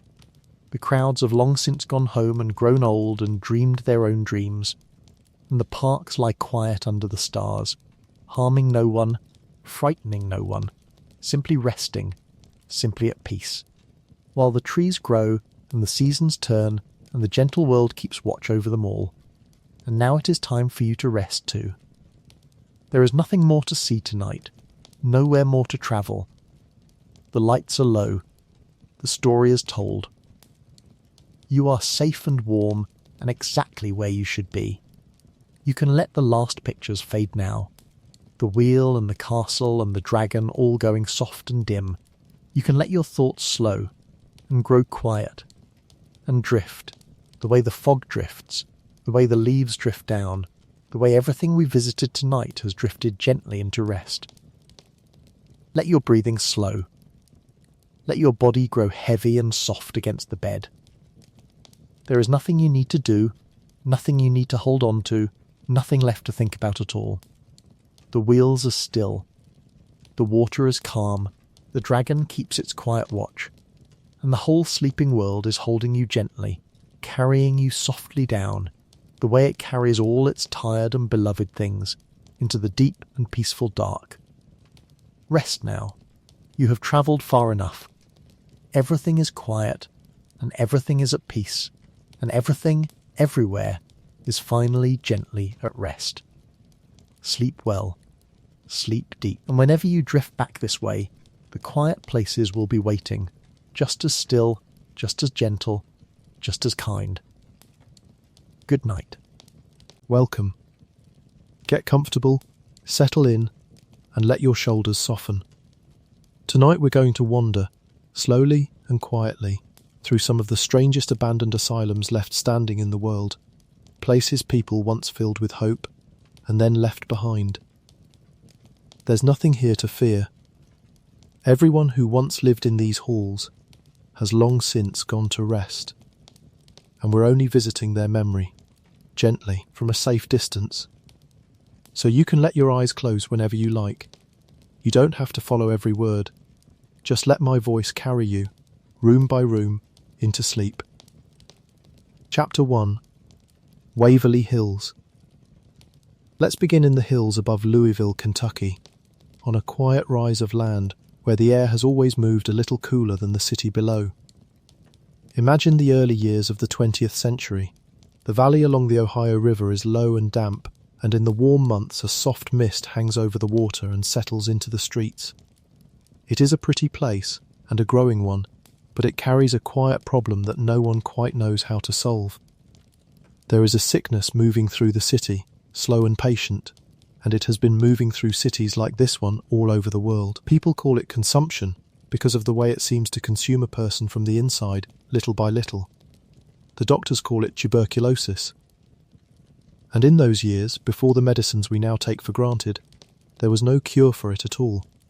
There was only air and rest and time and hope.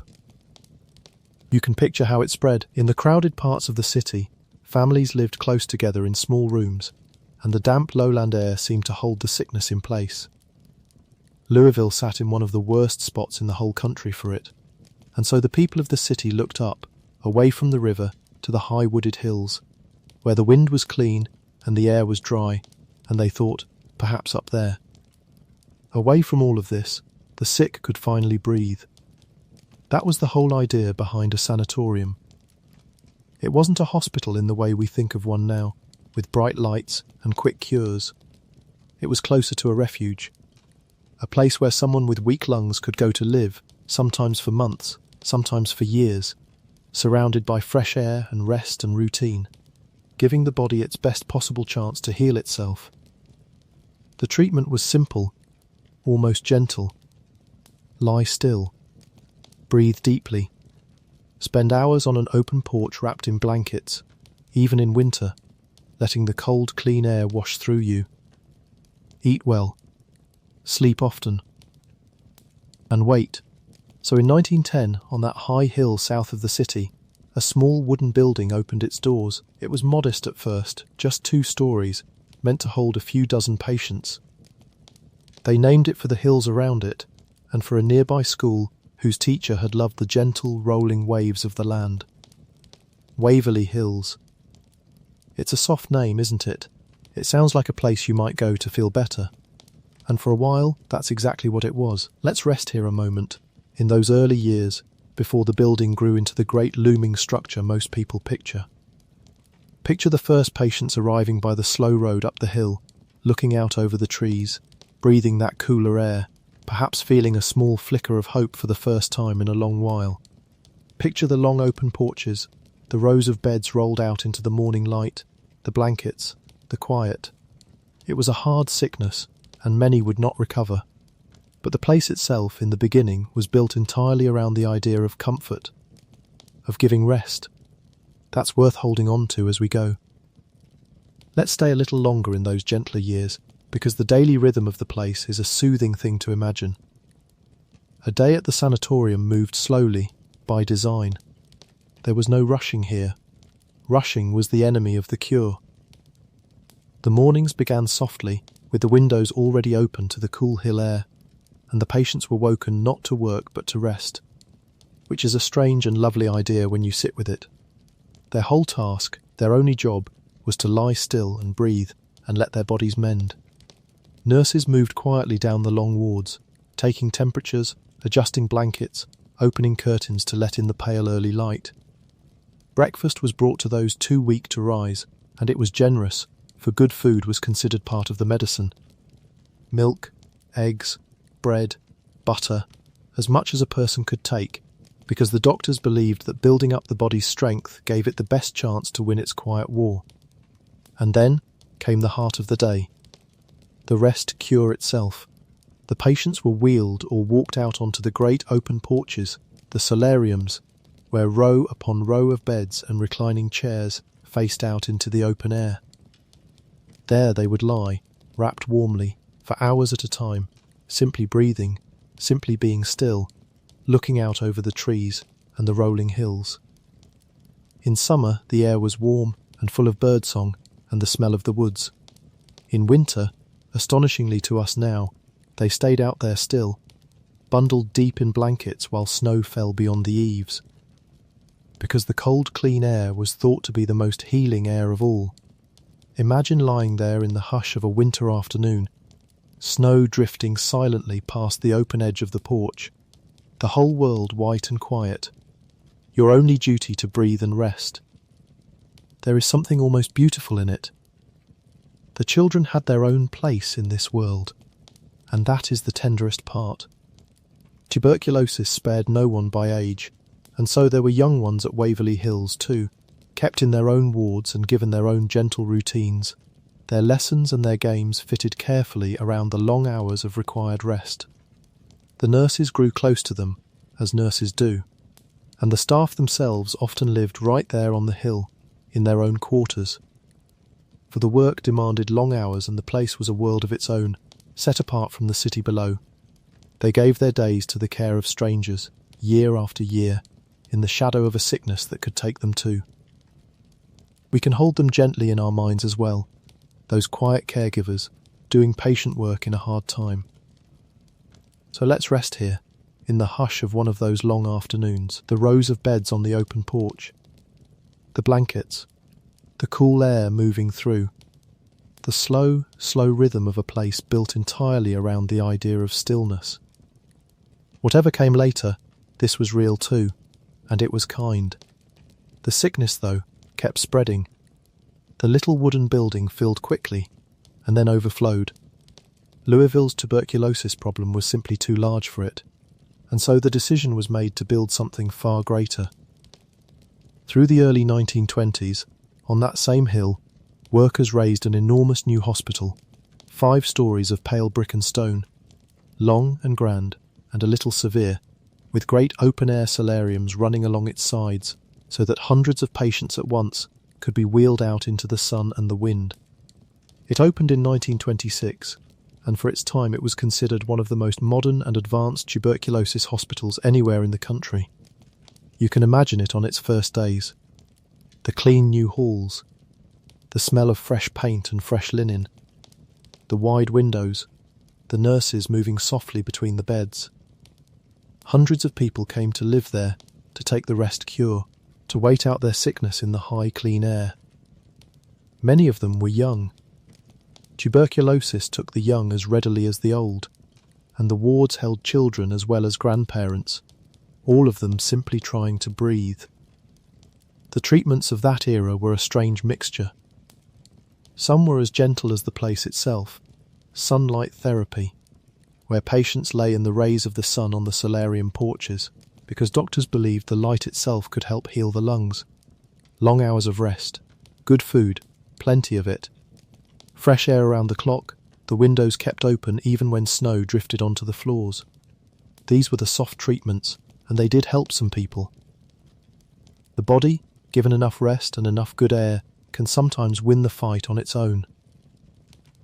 But there were harder treatments too, for the most serious cases, and here I'll go gently, because it's not a pleasant part of the story and we don't need to linger. When the rest cure wasn't enough, the doctors of that time tried surgeries that were difficult and often painful, attempts to give the diseased lungs a chance to rest by reducing the work they had to do. These were the best ideas medicine had at the time, before antibiotics existed. The people who performed them were trying to save lives with the tools they had. Many of those tools, by today's standards, were crude. We can simply acknowledge that, quietly, and let it pass. The important thing is this: every one of those people, the patients and the doctors and the nurses, is long gone now. Long at rest, far beyond any pain. We're only looking back at them with kindness. Now, here is where the legend of Waverly Hills begins to grow. And here is where we have to be honest with each other, the way we always are on these quiet nights. Because so many people were sick, and because tuberculosis was so deadly in those years, a great many patients did not leave the hill alive. And the hospital, it said, did not want the living patients to see the dead being carried out the front, day after day, for fear it would crush whatever hope kept them going. So a tunnel was built into the hillside, a long sloping passage that ran from the hospital down to the bottom of the hill, near the road. Supplies and workers could come up through it, out of the weather, and it could also be used, quietly, to bring the dead down and away, out of sight of the windows above. Over the years, in the retelling, that tunnel grew darker and stranger in people's imaginations. It came to be called the Body Chute, or the Death Tunnel, and around it gathered all sorts of stories and enormous, frightening numbers. Claims that tens of thousands of people had died on that hill. The truth is gentler and sadder and more ordinary than the legend. Yes, the tunnel existed, and yes, it was used to move the dead away with discretion and dignity, to spare the living. But the staggering numbers you sometimes hear are almost certainly inflated, grown larger with each retelling, the way these stories always do. The real toll, while real and while sorrowful, was nowhere near the figures the legend likes to whisper. So let's set those frightening numbers down. They aren't ours to carry tonight. Let's rest here for a breath. The hill, the cool air, the long porches catching the last of the evening light. So many quiet lives pass through this place. We can remember them softly. In time, the thing that finally emptied Waverly Hills was not a tragedy at all. It was a triumph. In the years after the Second World War, scientists discovered antibiotics that could actually cure tuberculosis. Medicines like streptomycin arrived, and almost overnight, the great white plague that had haunted the world for centuries began to retreat. People no longer needed to climb a hill and wait for months in the open air, hoping their bodies might win. They could simply take the medicine and recover. And so, one by one, the great sanatoriums of the world began to empty. There was no longer any reason for them to exist. In 1961, Waverly Hills closed its doors as a tuberculosis hospital. It's worth pausing on that, because it's such a quietly remarkable thing. All across the world, in those same years, the great tuberculosis sanatoriums were going dark, one after another, for the happiest possible reason. For half a century and more, these enormous, hopeful buildings had stood on their hills and in their forests, full of the sick and the resting and the patiently waiting. They had been among the largest and most modern hospitals of their age, whole institutions built around a single terrible disease. And then, almost in the space of a single generation, the medicine arrived that made all of them unnecessary. The sick no longer needed the hill, or the porch, or the long months of rest and air. They could be cured, simply and reliably, and sent home. And so these vast places, built at such expense and such hope, suddenly had no patience, no purpose, nothing left to do. They had, in the best possible way, worked themselves out of existence. The thing they were built to fight had been beaten. There is something almost moving in the idea of a building made obsolete by good news. We so often think of abandonment as sad, and much of it is. But the emptying of the great sanatoriums was, at its root, a victory, one of the quiet triumphs of the last century, written in empty wards and silent porches all over the world. Every dark window in every abandoned sanatorium is, in a way, a small monument to the day the cure arrived. The sickness it had been built to fight had, in a sense, been defeated. The building did not sit empty just yet. It reopened as a nursing home, caring for the elderly, for another 20 years or so, until it closed for good in the early 1980s, amid concerns about the care being given there. And then, at last, the great pale building on the hill fell silent. What followed is the long, slow chapter that comes to so many of these places.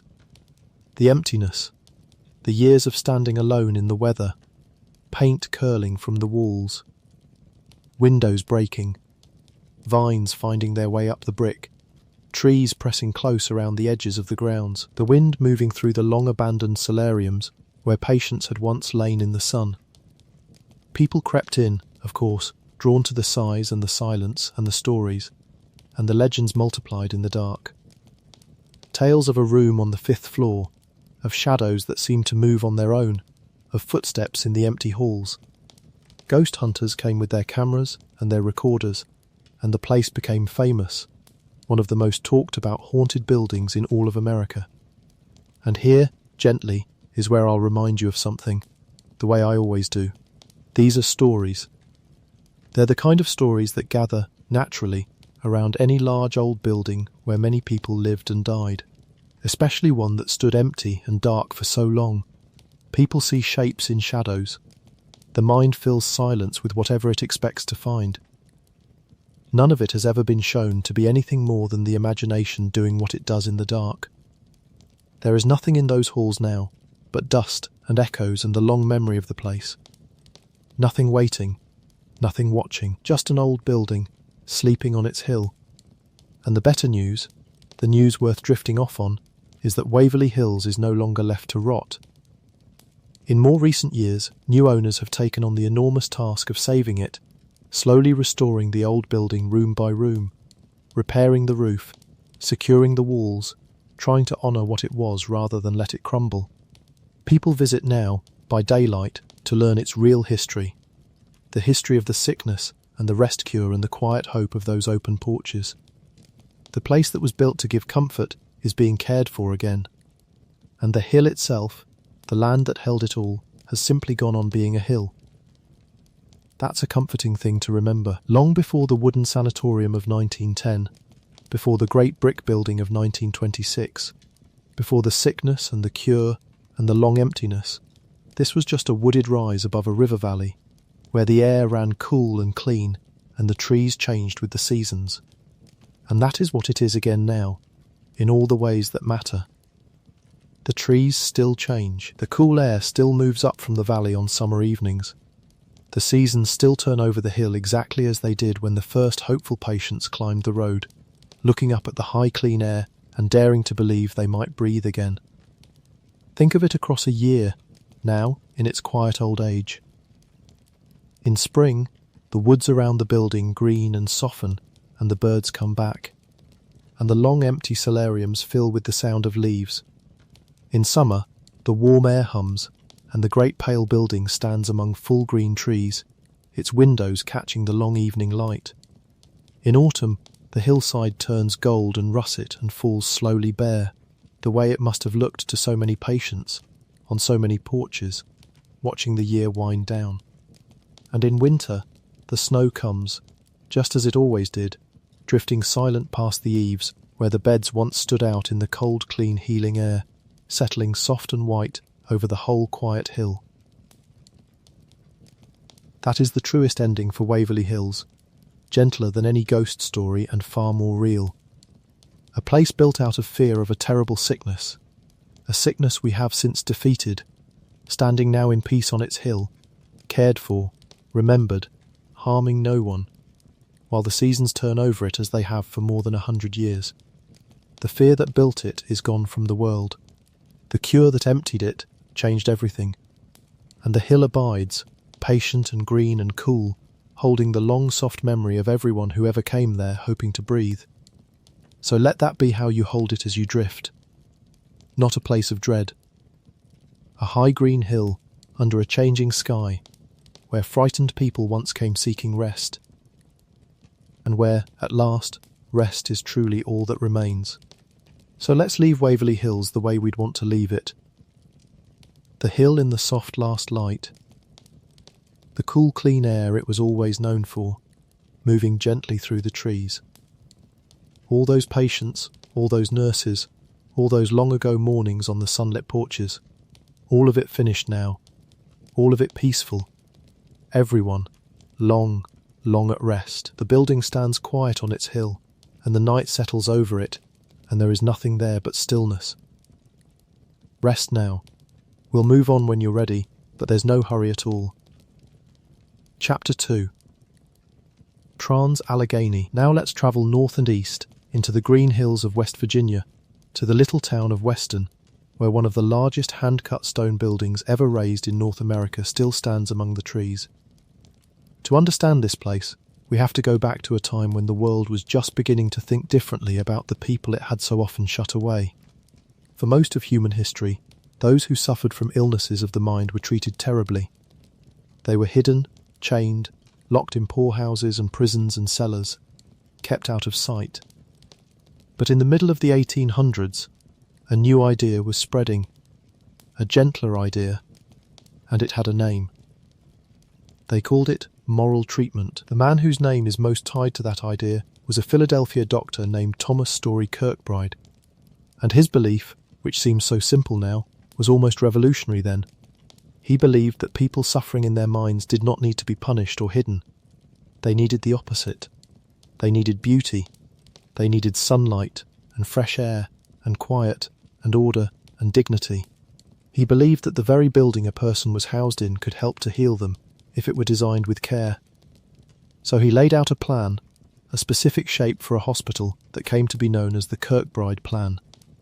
A long central section with great wings stretching out on either side in a gentle staggered line, like wings spread wide, so that every single room could catch the sun and the breeze and a view of the gardens and the hills beyond.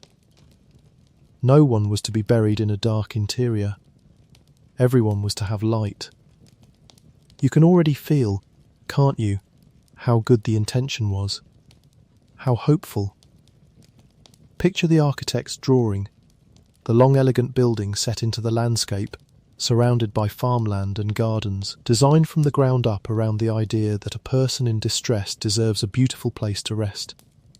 That is how the asylum at Weston began. Not as a place of horror, but as a place built out of compassion, and out of one of the kindest ideas the medicine of that age ever had. They began building it in 1858, out of stone quarried nearby and cut by hand, block by block, much of the early labour done by immigrant masons from Ireland and Germany. Think of that labour for a moment, because it is its own quiet story. Stone does not become a building easily. Every block in those vast walls had to be cut from the earth, shaped by hand, hauled, lifted and set in place, one upon another, by men working with hammer and chisel and muscle through the heat of summer and the cold of winter. Many of them were newcomers to America, men from Ireland and from Germany, who had crossed an ocean looking for work and a future, and who found it here. In the slow raising of this great stone hospital in the West Virginia hills. Their hands are in every wall. The building they made would outlast them all by well over a century, and is standing still, the longest hand-cut stone building on the whole continent, a monument as much to their patient skill as to the purpose it was built for. It took more than 20 years to complete, the work interrupted by the Great War that tore the country apart in the 1860s, the half-finished building standing exposed as armies moved through the region. But stone is patient, and so were the men who worked it, and slowly, course by course, the great structure rose, until at last its long wings and its tall clock tower stood complete against the hills. When it was finished it looked, as we said, less like a hospital than like a castle, and in a sense it was one. A castle built not for a lord, but for the care of the suffering, raised block by hand-cut block out of the local earth, by the tired, hopeful hands of men far from home. It was slow, painstaking work, and almost as soon as it began, the country tore itself apart in civil war.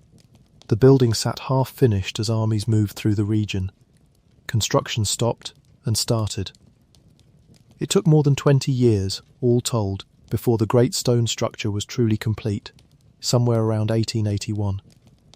When it was finished, its main building stretched on and on.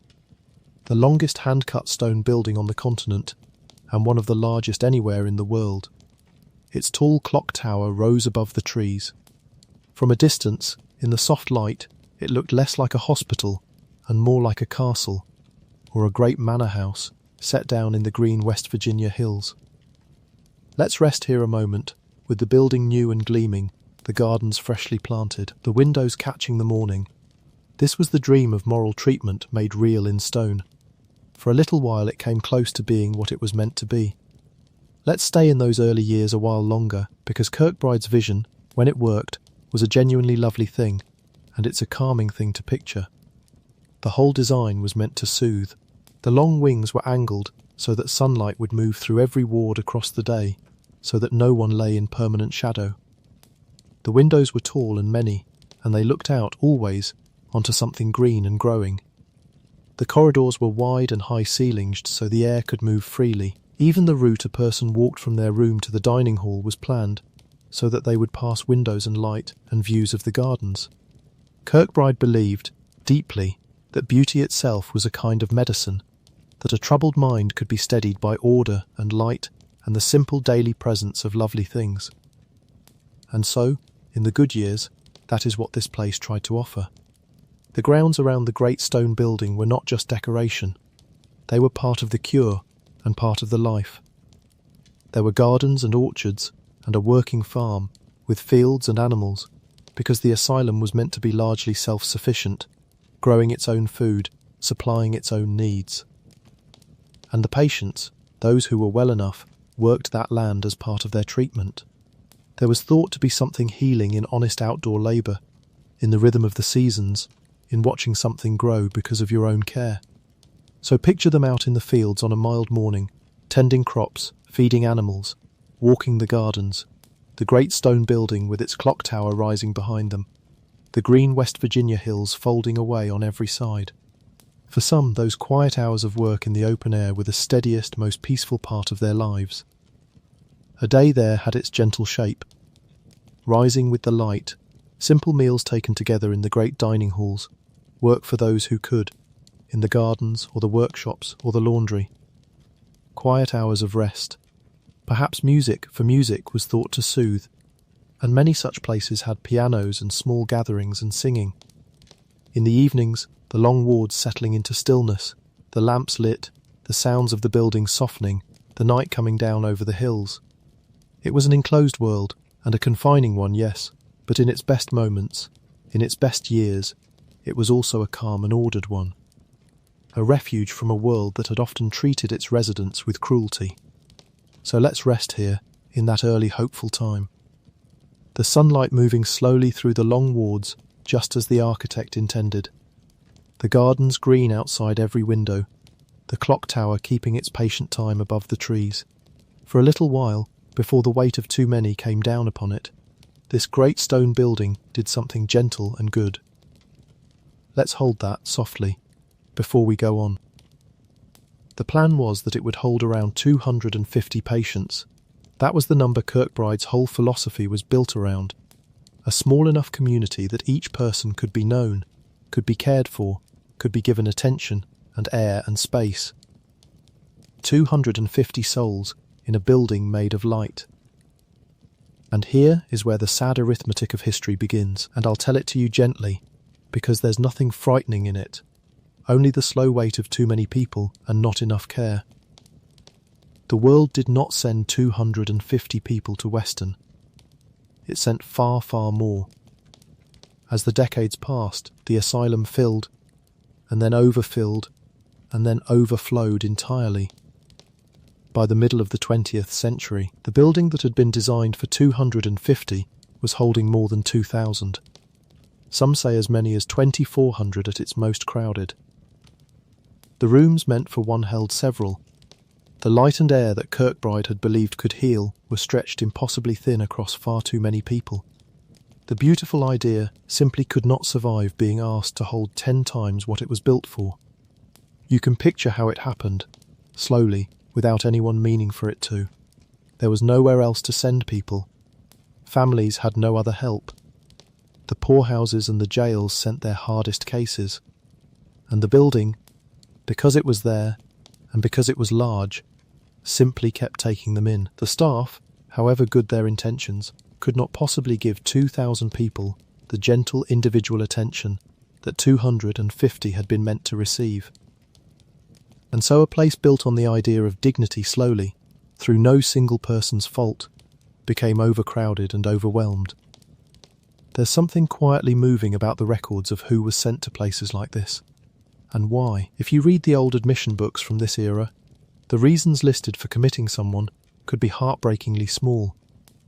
People were sent away for things that were not illnesses at all, for grief that lasted too long, for reading too many novels, for religious excitement, for the ordinary confusions of old age, for simply being inconvenient or poor or alone, in a time that had nowhere kinder to put them. Many of the people who lived their whole lives behind those stone walls might never have needed to be there at all, by anything we'd understand today. They were simply people the world didn't know what to do with. And so we can hold them gently in our minds tonight, not as patients in an institution, but as people, ordinary people, who deserved more kindness than their century knew how to give. I'll touch lightly, and only briefly, on the harder treatments, because as with every place we visit, the medicine of the past did some things we'd never do now. In the middle of the 20th century, there was a period when certain drastic procedures were performed on patients in hospitals all across the country. Procedures that doctors of the time genuinely, if wrongly, believed might bring relief. We know now that they did far more harm than good. The asylum at Weston was caught up in that era, as so many were. We don't need the details. We only need to know that those years passed, that medicine eventually understood its mistakes, and that everyone who suffered through them is long beyond all of it now. At peace, far past any harm. We remember them softly, and we let the rest go. By the later 20th century, the world had changed again. New medicines meant that many people who would once have been locked away could now live out in the world, with help. The vast crowded asylums fell out of favour, and rightly so. They began to close, all across the country. The great stone building at Weston grew quieter and emptier, its wings shutting down one by one, until at last, in 1994, After well over a century of standing, it closed its doors entirely. The longest hand-cut stone building on the continent fell silent. Let's pause here and breathe. The empty halls. The long quiet.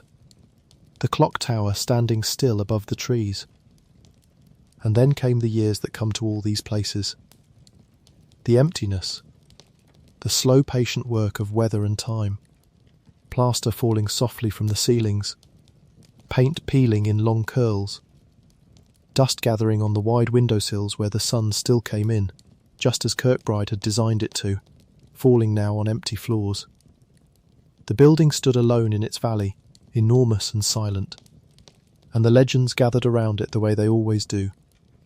People spoke of footsteps, of voices, of figures glimpsed in the long corridors. Ghost tours began to run through it at night, and it became famous as one of the most haunted buildings in America. And as always on these calm nights, we can set those stories gently to one side. They are exactly the kind of tales that grow around any vast old building where so many lived and suffered and died, especially one left dark and empty for years. The mind, walking those long corridors in the dark, will conjure almost anything. But there is nothing in those halls now but quiet, and dust drifting in the light, and the long memory of all those gentle, ordinary, forgotten people. Nothing waits there, nothing watches, the building only sleeps. And here, too, there is a kinder ending than abandonment. The great stone building at Weston was not torn down, it was bought and saved, and it stands today as a landmark, cared for, its history told to those who come to learn it. People walk its halls now in the daylight, not to be frightened, but to remember. To remember the beautiful idea it was built on, the idea that even the most troubled mind deserves a place of light and air and dignity. That idea was right. It was only ever asked to carry more than any building could. It's worth holding on to that thought, gently, before we leave this place, because there's real comfort in it. The thing that went wrong at Weston was never the idea. The idea was beautiful, and the idea was right. People who suffer in their minds do deserve light, and air, and dignity, and beauty, and gentleness. We believe that even more firmly now than they did then. What failed was not the dream but the arithmetic of it, the simple cruel fact that there were so many in need and so little in the way of help, so that a place built lovingly for a few hundred was made to hold thousands, and no amount of good design could carry that weight. It's the kind of failure that should make us tender rather than afraid, because it was a failure of a good thing stretched too thin, not of a bad thing done on purpose. And so when people walk those long stone corridors today, by daylight, with a guide, learning the real history of the place, the feeling they are meant to come away with is not horror, but a kind of sober compassion. Compassion for the patients, those thousands of ordinary souls sent there for reasons large and small, many of whom needed only kindness and a place to be. Compassion even for the overwhelmed staff, doing impossible work with too little, in a time that did not yet understand the minds in their care. The building stands now as a kind of memorial to all of that, a vast and beautiful and sorrowful reminder of how far our care for one another has come, and how far it still must go. There is dignity in being remembered that way. The forgotten people of Weston, the ones who lived and died behind those walls and were buried under numbers, are remembered now, spoken of now, their stories told to strangers who walk the halls and feel, perhaps for the first time, that those long ago lives were real and mattered. The great stone building keeps their memory the way a cathedral keeps the memory of the faithful, quietly, patiently, in light through tall windows. So let's leave it holding that memory, in peace. The longest hand-cut stone building on the continent, standing in its green valley, no longer a place of overcrowding and sorrow, but a place of remembrance, cared for, honoured. Its tall clock tower keeping its slow time above the trees, as the evening comes down soft and kind over everything, and the building itself still stands, in the green hills, in the soft evening, holding the memory of everyone who passed through it. So let's leave it there gently, the long stone walls cooling in the dusk, the clock tower dark against the last of the sky, the valley quiet all around. Everyone who ever lived behind those walls is long at rest now, free of all of it, peaceful at last. And the great building sleeps in its valley, doing no harm to anyone, holding only memory and silence and the soft falling of the dark. Rest here as long as you like. There's nowhere we need to be. Chapter 3. Berlitz Heilstätten. Now let's cross the ocean all the way to Germany, to a stretch of quiet pine forest south of Berlin, where some of the strangest and most beautiful abandoned buildings in all of Europe stand slowly disappearing beneath the trees. The name is a little difficult, so let me say it softly for you. Berlitz Heilstätten. Berlitz Heilstätten. The second part of the name simply means a place of healing. Hold that in your mind as we go, because it matters. This too was built to heal. We're back, once again in the age of the White Plague, that same slow sickness of the lungs that built Waverley Hills on its Kentucky Hill. By the end of the 1800s, tuberculosis was everywhere in the crowded industrial cities of Europe, and Berlin was no exception. The city had grown enormous and smoky and packed, and the sickness moved easily through its tenements and factories. And so, just as in America, the answer was thought to be the forest. Send the sick away from the foul city air, out into the clean, dry pine woods, and let them rest and breathe and perhaps recover.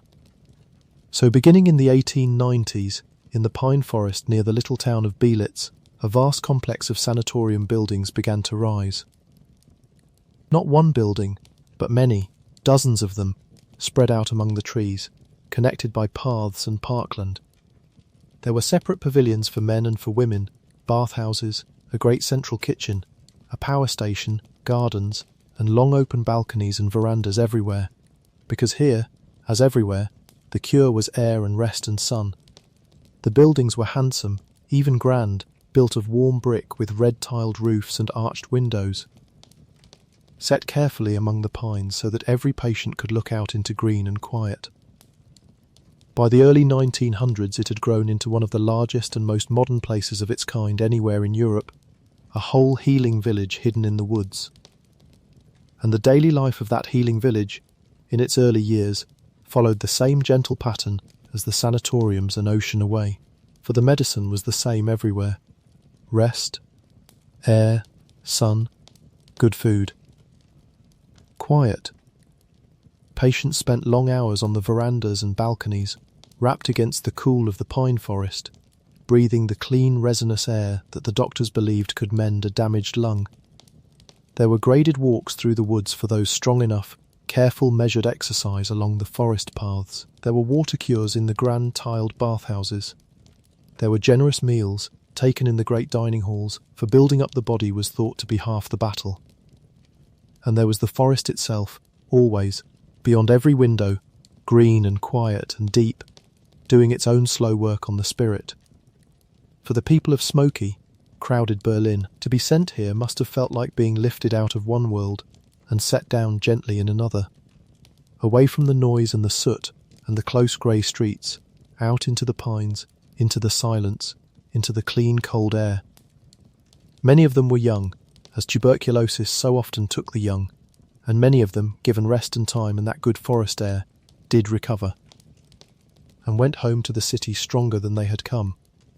The place worked, as often as the medicine of its day could make it work. It healed people. That was its whole purpose, and for years it fulfilled it, quietly among the trees. Let's rest here for a moment, in those early days, with the new brick buildings warm in the afternoon light, the long verandas full of resting patients wrapped in blankets, the pines standing tall and dark and fragrant all around, the air clean and still. It was a peaceful place, built with real care, a refuge from the noise and smoke of the great city. For years, that's what it was. People came sick and frightened, and many of them grew stronger, and went home. But this place sat in a part of the world where history would move heavily, again and again, across the same ground. And so the story of Berlitz is really the story of all the great changes that swept over Germany in the 20th century, each one washing through these quiet brick pavilions in the woods. The first great change was the First World War. When the war came, the sanatorium in the forest was turned, almost overnight, into a military hospital. Instead of patients with weak lungs, it began receiving soldiers carried back wounded from the front. The peaceful verandas filled with the broken and the recovering. And here I'll mention, simply and without any weight, a small strange fact that history has attached to this place, the kind of footnote that gives these old buildings their air of mystery. Among the many thousands of soldiers treated at Bielitz during that war was a young, wounded, entirely unknown corporal named Adolf Hitler, recovering from an injury before being sent back to the fighting. He was no one yet, just one more wounded young man among countless others in the long wards. He healed, and he left, and the forest closed quietly behind him, and no one there could have known what the century would become. It's only one of those quiet accidents of history that gather around old places. We can note it and let it drift on by. The war ended. For a time, between the wars, Bielitz went back to being what it had always been, a place of healing in the woods, treating the sick of Berlin. But the great storms of the century were not finished. The Second World War came, and once again the buildings filled with wounded soldiers. And then, in the final months of that war, the Red Army of the Soviet Union swept westward across Germany and took the whole region. When the fighting finally stopped, and the map of Europe was redrawn, this corner of Germany found itself behind what people came to call the Iron Curtain, in the part of the country occupied by the Soviets. And the Soviet army, looking at this enormous, well-built complex of hospital buildings sitting in the quiet forest, decided to keep it. They took it over entirely. And so, for almost 50 years, this German healing place in the Pines became a Soviet military hospital, one of the largest the Soviets operated anywhere outside their own country. Think of that, just for a moment. For half a century, in the heart of Germany, behind walls and fences, this was a closed Soviet world. Russian was spoken in the wards. Soviet soldiers and officers were treated there, and their families lived nearby. It was its own sealed-off community, hidden in the forest, cut off from the German country all around it. So few outsiders ever went in that the place became almost a rumour even to the people who lived nearby. It was simply the Russian hospital in the woods, and you did not go there. Let's linger in the forest a while longer, because the setting itself is one of the most peaceful things about this whole strange place. The sanatorium was built among pines, and pines have a particular quiet to them. They do not rattle and chatter the way other trees do. They stand tall and still and dark, and the wind moves through them with a long soft hush, like the sea heard from far away, like slow breathing. Among those trees, the brick pavilions were spread out with space between them, each one set in its own pocket of forest, so that even when the place was full, it never felt crowded out of doors. A patient could walk the quiet paths between the buildings, under the pines, in the green hush, and feel, for a while, simply held by the woods. The buildings themselves were made with real care. Warm red brick, handsome arched windows, broad verandas and balconies on every side, so that the patients could be brought out into the air. There were bathhouses with grand tiled halls, for water treatments were part of the cure. There was a great central kitchen, and a power plant with a tall chimney, and covered walkways so that staff could move between buildings out of the rain. It was, in its day, a marvel of careful design, a whole healing city laid out among the trees, with the same thoughtfulness that went into the grand asylums of America. And through the seasons it changed its character gently. In spring the forest floor greened and softened. In summer the pines were warm and resinous and full of bird song. In autumn the light came low and golden through the trunks. And in winter the snow lay deep and silent among the dark trees, and the whole place became a hush within a hush. Through all the long strange decades that followed, through the wounded soldiers of 2 wars, and then the half-century of the sealed Soviet years, the forest simply kept on being the forest. While the buildings filled and emptied and changed hands and changed languages, the pines stood and breathed and dropped their needles and grew, season after season, patient and indifferent and calm. They had been there before the first brick was laid, and they would be there after the last soldier left. And when at last the people did all go, and the buildings fell silent, the forest did the most natural thing in the world.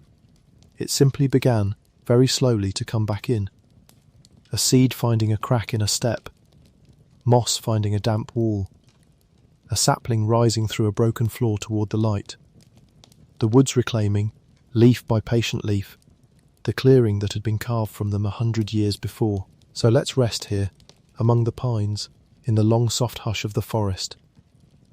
The brick buildings standing quiet in their pockets of green, the light coming low and golden through the trees. Whatever passed through this place, the forest held it all gently, and the forest holds it still. There is nothing here now but trees, and birdsong, and the slow green patience of the woods. Let it hold you too. Let's pause and breathe here, in that strange in-between time. The brick buildings, now decades old, still standing among the pines. The forest a little thicker now, pressing closer. The quiet of a place sealed off from the world, going about its hidden business year after year as the century turned slowly around it.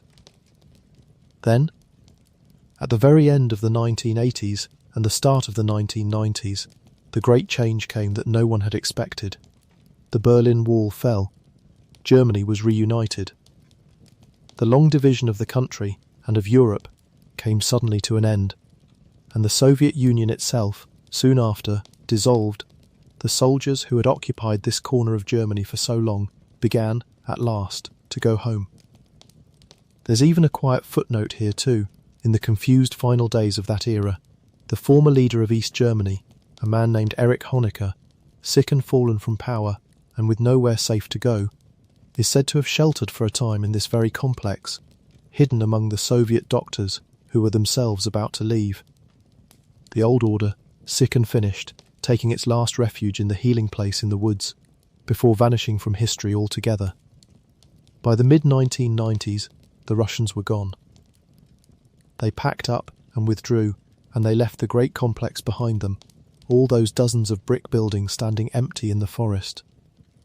Some parts found new uses, but much of it, a great sprawling portion of it, was simply abandoned. The doors were locked, or left open.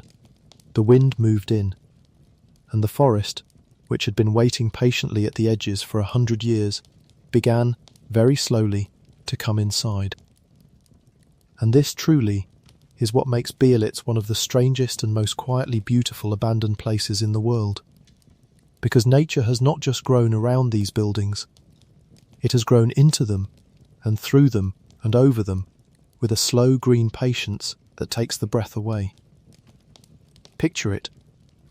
Inside one of the great empty pavilions, a grand staircase winds upward, its old stone steps still elegant, its iron railing still curving gracefully. But the whole thing is covered now, completely, in a soft, thick blanket of green moss, glowing in the dim light from the broken windows, as though the staircase were made of living velvet. Trees have taken root inside the buildings themselves, growing up through the floors, their branches reaching toward the holes in the roofs where the sky shows through. Vines pour down the walls, ferns unfurl in the corners of old wards. The warm brick is going green and gold. Everywhere, gently, without any violence at all, the forest is taking its buildings back, leaf by leaf, root by root, season by season. There is something deeply peaceful in it, when you stop to feel it. Not eerie, not frightening, peaceful. The healing place built among the pines is simply being healed itself, slowly returned to the forest it was carved out of. The patients are long gone. The soldiers are long gone. The wars and the empires that swept through are all finished and faded. And the trees, who were here before any of it, and will be here after, are quietly, gently, reclaiming what was always theirs. Moss does not hurry. The forest keeps no grudges. It only grows, soft and green and slow, over everything we leave behind. Of course, because the buildings stood so silent and strange and beautiful for so long, the legends gathered here as thickly as the moss. People crept in to wander the green ruins, and they came back with stories, as people always do. Whispers of figures in the empty wards, of cold spots, of the long Soviet years leaving something behind in the walls. And as always on these quiet nights, we can let those stories rest. They are only the natural echoes that gather in any vast empty place with so much history layered into it. There is nothing in those green halls now but moss and birdsong and falling light. Nothing waits among the trees that grow up through the floors. The place is simply, gently, going back to the forest. And that is all. And here, as in so many of these stories, there is a kind ending taking shape. In recent years, much of Billets has been cared for again, parts have been restored, and in one of the loveliest ideas anyone has had for a place like this. A long elevated walkway was built high among the treetops, winding through the canopy above the green ruins, so that people can stroll gently through the forest and look down at the moss-covered staircases and the trees growing through the rooftops, and feel not fear but wonder. They call it, more or less, the path between the trees and time. Imagine walking it, that high path among the treetops, on a still afternoon. You rise up gently above the forest floor, up among the green crowns of the trees, and you walk out along the winding wooden way, and below you and around you spread the old brick buildings, half drowned now in green. From up here you can see how completely the forest has come back in, roofs open to the sky with saplings rising through them, walls gone soft and emerald with moss and ivy, the famous staircase somewhere below wound about with living green, birds moving through the broken windows as easily as through the branches, and over it all the long soft hush of the pines, that sound like slow breathing, like the sea heard from very far away. There is no fear in it, none at all. What you feel, up there among the leaves, looking down at the gentle ruin, is something closer to peace, and to a strange quiet hope. Because you are watching, with your own eyes, the oldest and kindest process in the world. You are watching the earth take something back, without anger, without violence, simply by growing. Everything human that happened here, all the sickness and all the war and all the long-sealed years of a vanished empire, is being slowly, patiently, lovingly composted back into forest. The trees do not remember the soldiers. The moss does not know it is climbing the work of frightened hands. They only grow, and in growing they heal the whole place, turning a wound in the woods back into woods. That is a deeply restful thing to know as you lie there in the dark, that whatever is built, whatever is suffered, whatever is sealed away and abandoned, the green world is always there at the edges, patient and forgiving, waiting to come quietly back in and make it gentle again. Nothing stays a ruin forever. Everything is, in the end, reclaimed and softened and made green. So let's leave Billets to the trees, with our blessing. The treetop path empty now in the falling light, the moss glowing soft on the old stone stairs, the pines breathing their long slow hush over all of it, and the forest growing, leaf by patient leaf, year by quiet year, tucking the whole strange beautiful place gently back beneath its green. People come now to walk softly above the healing place in the woods, and to watch nature doing its slow and patient and beautiful work. So let's leave Billets there, high in the green and quiet. The pines standing tall as they have for 100 years. The old brick buildings going gently back to moss and leaf and root. The soft light falling through the broken roofs onto the velvet stairs. Everyone who ever suffered here, the lung patients and the wounded soldiers of 2 wars, and the lonely men of a vanished empire, all of them long gone now, all of them at rest, far beyond every storm that ever passed across this ground. And the forest keeps growing, slow and green and kind, tucking the whole place gently in beneath its leaves. Rest here among the trees. Let the green quiet hold you. There's no hurry at all. Chapter 4. Danvers. Let's cross back over the ocean now, to the northeast coast of America, to a hill in Massachusetts not far from the old town of Salem. If that name stirs something in you, a faint memory of old stories, then you already feel a little of the strange air that hangs around this next place. Because the hill where this asylum was built had a long and shadowed history of its own, long before the first stone was laid. The hill was once called Hawthorne Hill, and the land had belonged, generations earlier, to a man tied to the infamous Salem witch trials of the 1690s. That dark season when fear swept a small community and innocent people were accused and condemned for crimes that existed only in frightened imaginations. That's a heavy piece of history, but it's also a very old one, long settled and long grieved, and I mention it only because it gave the hill a certain reputation before the asylum ever existed. People already thought of it as a place where strange and sorrowful things had happened. So when a great hospital for the troubled mind was raised on that very rise, the stories had somewhere to gather almost from the beginning. But set the old shadows aside for a moment, because the asylum itself, like all the others we've visited tonight, began with that same hopeful idea. It was built on the Kirkbride plan, the same gentle design we walked through in West Virginia, with its long staggered wings reaching out to either side of a tall central building, so that every room could have its share of light and air. It opened in 1878, a grand brick structure crowning the hill, surrounded by farmland and orchards and quiet grounds. Its proper name was the Danvers State Hospital, though over the years it would be known by many names. People called it many things across its long life, as people do with places that loom large in a region's imagination. To some it was simply the state hospital on the hill. To others it carried the older, harder names that earlier ages used for such places, names we have wisely set aside.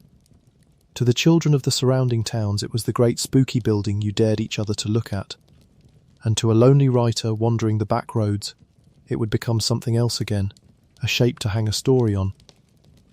But beneath all those names was the same plain reality, a hospital, built with care, meant to shelter and to heal. And in its first years it truly tried to be that. Picture it new, the bricks still bright, the grounds freshly laid out, the long Kirkbride wings reaching to catch the sun. The first patients arrived to find not a dungeon but something closer to a grand country estate, with gardens and orchards and wide views over the New England hills. There were airing courts where they could walk, and workrooms, and a chapel, and music, and the whole gentle apparatus of moral treatment, the belief that order and beauty and kindness could steady a troubled mind. For a while, before the crowds came, it came close to that ideal, the same fragile, hopeful ideal that built every place we have visited tonight, and in its first years, it was meant to be everything the moral treatment movement dreamed of, a beautiful, dignified refuge where the suffering could find peace. Let's rest here, in those early days. The new red brick building on its green hill, the orchards in blossom, the wide windows looking out over the Massachusetts countryside, the same kind hope that built every place we've visited tonight, laid down once more in brick and glass and good intentions. Let's stay in those early years a moment longer, because the setting of Danvers, before the crowds and the decay, was a genuinely lovely one. The hill rose above the surrounding countryside, with long views in every direction, out over fields and woods, and the distant glint of water. The grounds were extensive, with gardens and lawns and a working farm. For here too the asylum was meant to be a largely self-sufficient world, growing much of its own food, the patients working the land as part of their care. In spring the orchards on the hillside came into blossom, and the whole rise was crowned with white and pink against the new green. In summer the fields were worked under the wide New England sky. In autumn the surrounding woods turned to fire and gold, as only New England woods can. It was, by the standards of its purpose, a beautiful place to have been sent. But it's the afterlife of Danvers, its strange second existence in the world's imagination, that makes it linger in the mind, and that's a gentle thing to dwell on rather than a frightening one. Think of how it happened. A solitary writer, walking the New England backroads in the early part of the 20th century, looked up at that brooding silhouette on its hill and felt something stir in him, some shiver of gloom and grandeur, and he carried it home and folded it into his stories. He gave it a new name and set it in an imagined town, and his strange tales were read, over the decades, by more and more people. And then other storytellers, who had loved those tales as young people, borrowed the name again, and built it into a vast modern mythology of their own, until at last that single invented word, born from a real building, on a real hill, was known to many millions of people across the entire world, the great majority of whom would never learn that it had begun with an actual asylum in Massachusetts at all. There is something quietly wonderful in that, when you sit with it in the dark, that a real place, full of real and ordinary and mostly forgotten human sorrows, should become immortal not for anything that truly happened there, but as a shape, a silhouette, a feeling, passed from imagination to imagination down the long chain of stories. The real people who lived and suffered on that hill are gone and largely unremembered, but the shape of their home lives on, transformed, in the dreams and stories of strangers who never knew them. It is a strange kind of immortality, but a gentle one, and when the time finally came to tear the old building down, it was precisely that famous shape, that beloved haunting silhouette that people fought to save, so that the great brick face with its peaked tower still stands on the hill today, looking out over the countryside, holding its long quiet vigil exactly as it always has. So let's rest here, on the old hill above Salem, in the soft evening light. The orchards in our imagination still in blossom, the famous silhouette dark and calm against the fading sky. A real place that became a story, and a story that, in the end, helped save the real place. There is nothing frightening here, only an old building, and a long memory, and the gift of being remembered. Let the hill grow quiet, and let yourself grow quiet with it. And then, the same slow sorrow. You can almost guess it by now, because it was the same story everywhere. The hospital was designed for around 500 people, and as the decades passed, it filled and overfilled and overflowed, just as Weston had, just as they all did. By the middle of the 20th century, the building meant for 500 held well over 2,000. The light and air ran thin, the kind idea buckled under the sheer weight of human need, with nowhere else for any of those people to go. The wards grew crowded, the staff grew stretched, and the beautiful Kirkbride building, designed to heal through dignity, became, like so many of its kind, simply too full to give anyone the gentle attention it had been built to provide. I'll touch very lightly here, as I always do, on the harder medicine of the past. Danvers belongs to that same difficult chapter of the 20th century, when certain drastic procedures were performed on the troubled, in the mistaken belief that they might help. Some stories even claim that one such procedure was pioneered or perfected here, though the truth of that is uncertain and very likely exaggerated in the retelling. As with everything of that kind, we don't need the details, and we don't need to dwell. The medicine of that era did harm it did not understand, here as in many places, and then it learned better. And everyone who lived through those years is far beyond all of it now, peaceful, at rest. We hold them kindly and we move gently on. Now here is the strange and rather wonderful thing about Danvers, the thing that sets it apart from the others, and it has nothing to do with ghosts at all. It has to do with a story. In the early 20th century, a writer named H.P. Lovecraft, who lived in nearby Providence and who wandered the New England countryside soaking up its old gloom, used the brooding hilltop asylum at Danvers as the model for an imaginary asylum in his strange and shadowy tales. He gave his fictional version a name, set in his invented New England town, and that name was Arkham. If that word sounds familiar, it's because it travelled. Decades later, the creators of a certain famous comic book world borrowed that name for the asylum where their most dangerous characters were kept, and so the name Arkham Asylum became known to millions of people all over the world who had never heard of Danvers at all. But the brooding brick building on the hill in Massachusetts was, in a sense, the great-grandfather of all of them. The original, the real place that haunted a writer's imagination and gave the whole world its idea of what a frightening asylum should look like. There's something almost gentle in that, when you think about it, that this real place, with its real and ordinary sorrows, became famous mostly as a shape in stories, a silhouette on a hill. Let's pause here and breathe the hill, the great dark building against the evening sky, the long wings reaching out into the gathering dusk. A real place that became a legend, while the real people inside it lived their quiet, forgotten lives. By the later 20th century, the great age of the asylums was ending, as we've seen. New medicines, new ideas, a new understanding that people should not be locked away in enormous institutions, but helped to live in the world. The wards at Danvers closed one by one, the population shrinking year after year, until at last, in 1992, the old hospital on the hill closed its doors for good. And then, it stood empty, as they all did, brooding on its hilltop above the trees. For more than a decade it sat abandoned, and in that time it became one of the most photographed and whispered about abandoned buildings in America. People crept up the overgrown hill to wander its decaying halls, and they came back with the usual stories of shadows and sounds and figures in the dark. The old reputation of the hill feeding the new tales of the empty building. And as always on these calm nights, we set those stories down. They are the natural growth of any large, dark, empty place, especially one already wrapped in old legends before it was even built. There was nothing in those halls but dust and silence and the long memory of all those crowded, forgotten lives.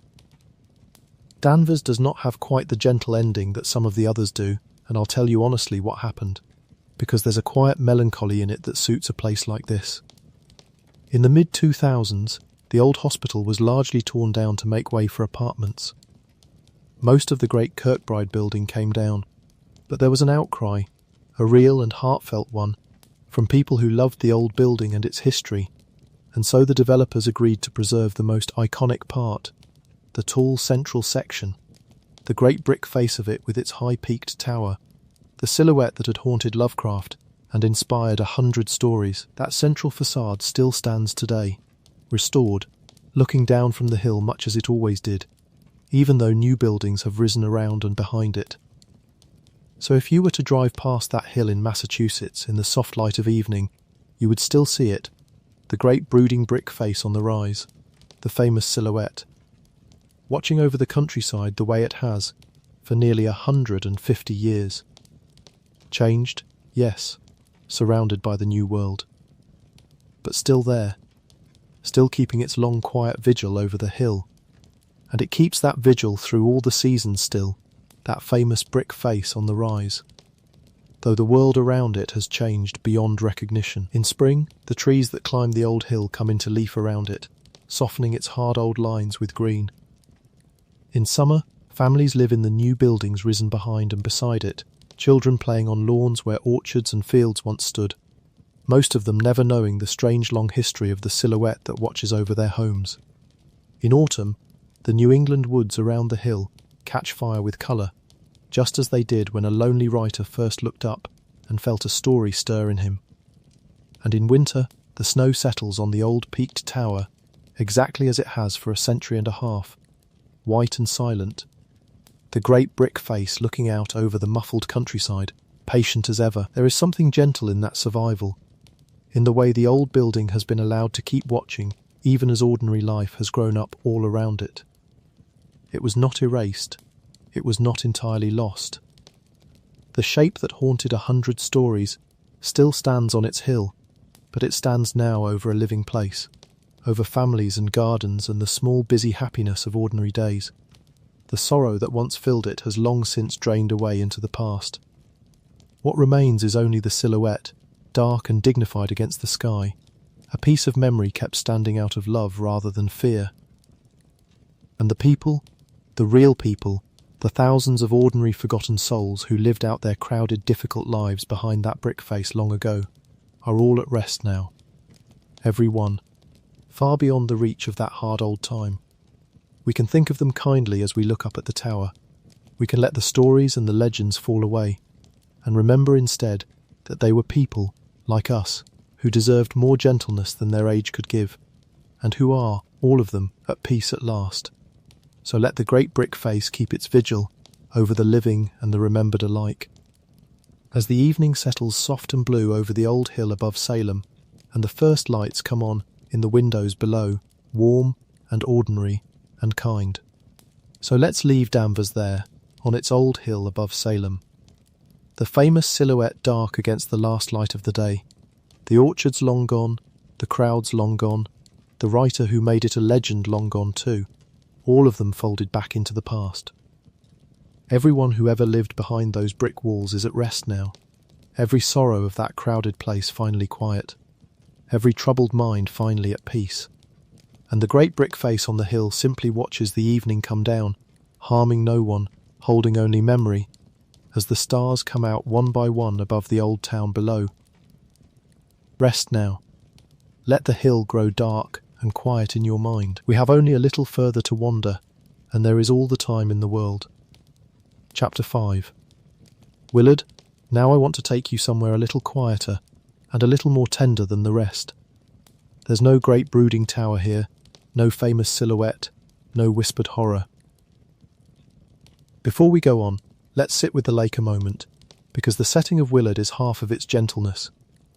The Finger Lakes were carved long ago by ice, gouged deep and narrow into the land, and Seneca is the largest and deepest of them, a long blade of dark water lying north to south, so deep in places that it almost never freezes, even in the hardest winters.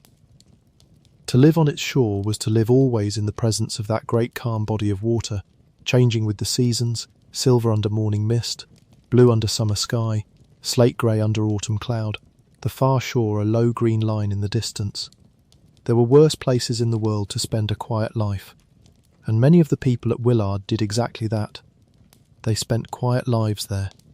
The work of the place, the farm and the gardens, and the daily chores gave shape to the days.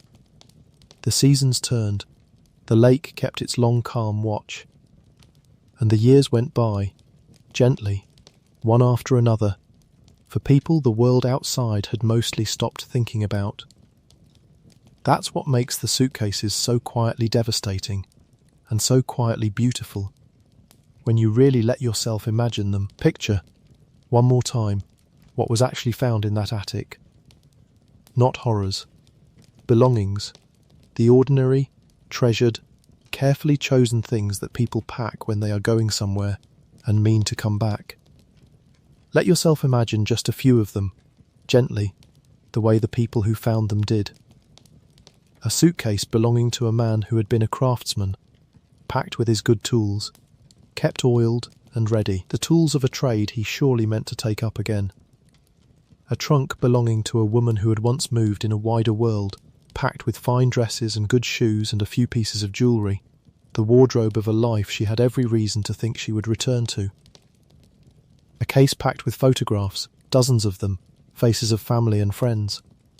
A whole web of love folded carefully between layers of clothing, letters tied with ribbon, a favourite book, a sewing kit, a child's keepsake, kept by someone who had once been a parent. Each one a small, complete, heartbreaking portrait of a person who walked through the door of that place expecting, surely, that the door would one day open again the other way. And it did not. They stayed, and their suitcases went up into the quiet of the attic, and there they waited, in the dry still air, through decades of seasons, through wars and changes, and the slow turning of the whole century, perfectly preserved, perfectly patient, holding the shape of their owners' hopes, long after their owners themselves had gone into the ground in graves, marked only with numbers. Until at last, when the place closed forever, someone climbed those attic stairs, and opened a door, and found, waiting in the dust, hundreds of carefully packed lives. And here is where the sadness turns, very gently toward grace. And it's worth dwelling on, because it's the kind of thing that's good to fall asleep believing. The suitcases were not thrown away. People understood, the moment they saw them, that they were holding something sacred. And so the careful, loving work began.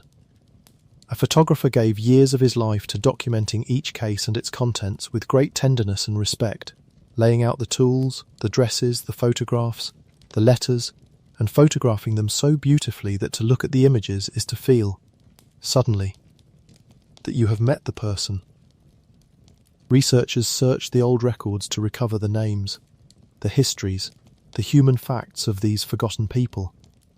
Exhibitions were made, their faces were seen again, their names were spoken again. People who had vanished entirely from the world's memory were, a century later, gently lifted back into the light by strangers who simply believed that every one of those lives had mattered. So let's rest here, on the shore of the deep old lake, in the soft grey light.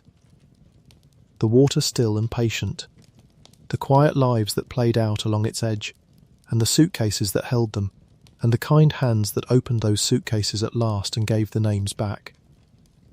There is no ghost in this story. There is only the long ache of being forgotten, and then the quiet mercy of being remembered. Everyone who lived on this shore is at peace now, beneath the gentle hills, beside the deep calm water. And they are not forgotten anymore. Let that be the thought that carries you, to be remembered, in the end, by someone who never even knew you, simply because you were a person, and you mattered. There is a great softness in that. Let it hold you. This place keeps its strangeness folded up small, in a way that's almost unbearably gentle once you understand it. So let your breathing slow, and come with me to the shore of a long deep lake in the countryside of upstate New York, to a place called Willard. It sits on the edge of Seneca Lake, one of the long narrow finger lakes that lie across that part of New York, like the marks of fingers pressed into the earth. The water is deep and dark and very old, and the land around it is gentle farmland and woods and quiet hills.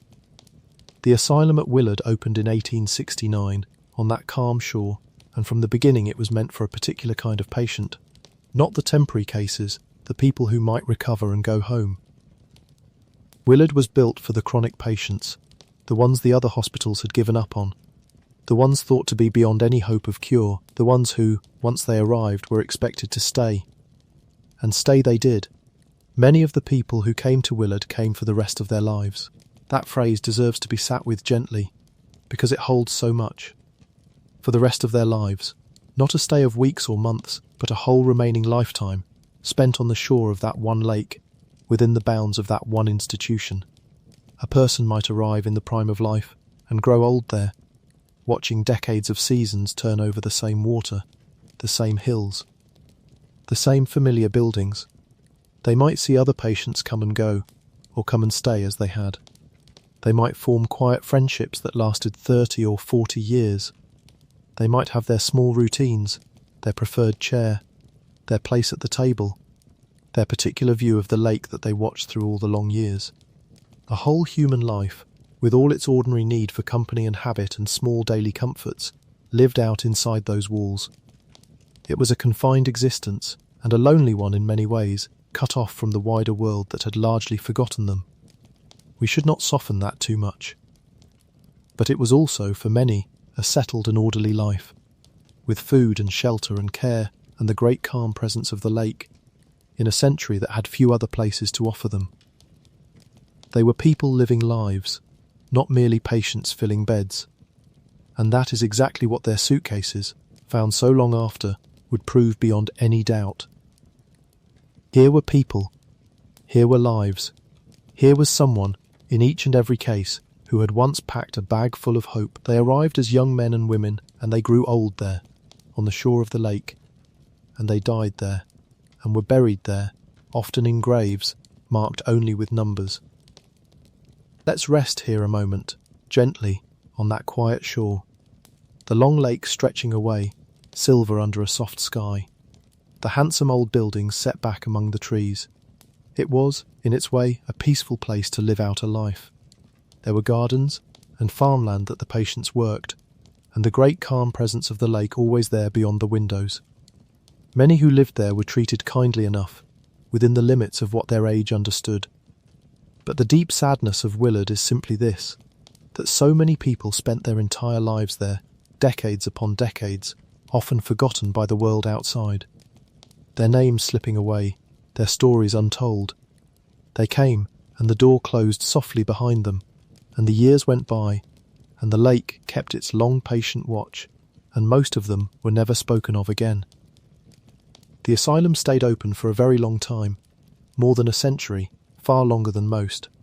It treated its quiet population of long-stay patients through generation after generation, as the world changed utterly beyond its gates. And then, at last, in 1995, like all the others, it closed. And now I'll tell you the thing that makes Willard one of the strangest and most haunting places in this whole long story, though not in any frightening way. It's strange in the way that quietly breaks your heart and then, somehow, gently mends it again. When the hospital was closing and workers were going through the old buildings one last time before they were shut up forever, someone climbed up into one of the attics. And there, in the dust and the dim light, they found something that no one had expected. Suitcases, hundreds of them. Trunks and bags and cases, stacked and stored and forgotten. Hundreds of pieces of luggage, each one belonging to a patient who had arrived at Willard sometime over the long decades, carrying their possessions with them, expecting, surely, that they might one day need them again, that they might one day leave. And then they never did. They stayed for the rest of their lives, and their suitcases were taken up to the attic and stored, and there they sat, untouched, for years and years and years, long after their owners had died. Picture them, found at last in that quiet attic. Hundreds of suitcases, beautifully preserved by the still dry air, each one still packed with the things a person had chosen to bring with them into a new and frightening place. And when, carefully and respectfully, those suitcases were opened, what spilled out was nothing less than the lost lives of forgotten people, captured and held and waiting all that time. Folded clothes, kept neat for decades. Photographs of family. Letters, books, a set of carpenter's tools, packed by a man who must have meant to keep working. Fine dresses, packed by a woman who must have hoped to wear them again. Toiletries, sewing kits, keepsakes, small treasured things. Each suitcase was a portrait of a whole person, their work, their family, their hopes, the life they had been living right up until the moment the door closed behind them. People who had been reduced, in the records, to a number on a grave. And here, suddenly, were their dresses, their photographs, their tools, their handwriting. Here was the proof that they had been real, whole, particular people, with histories and loves and futures they had fully expected to return to. Let's pause here and breathe.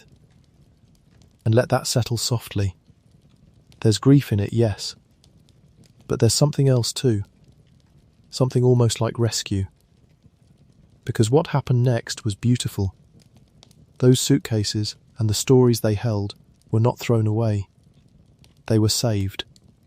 Historians and photographers and ordinary caring people took up the work of preserving them, of photographing each suitcase and its contents with great care and respect, of researching the lives of the people they had belonged to, of giving back, one by one, the names and the stories that the years had taken away. A photographer spent years lovingly documenting them. Exhibitions were made of them. Books were written.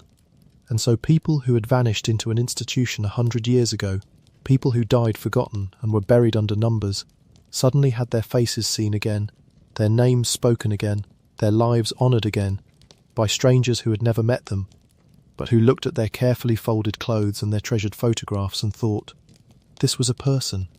This person mattered. This person should be remembered. There is no ghost story here that could possibly be as moving as the truth. The strangeness of Willard isn't anything supernatural. It's the simple, staggering fact of all those packed suitcases waiting in the dark for decades, each one holding a whole human life that the world had set down and forgotten. And the comfort of Willard is that those lives were found again, that they were lifted gently out of the dust and the dark and held up to the light and remembered, at last, with the tenderness they should have had all along. So when we think of Willard, let's not think of fear. Let's think of those quiet people on the shore of the long lake, living out their lives in the gentle countryside. And let's think of their suitcases, packed with such hope. And let's think of the kind strangers who, a century later, opened them so carefully and said their names again. There is something deeply peaceful in being remembered.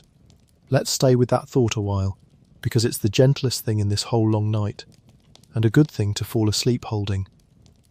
So much of what frightens us about places like Willard, about old asylums and abandoned hospitals and forgotten institutions, is really a fear of being forgotten ourselves. That is the true ache beneath the ghost stories, if you look closely.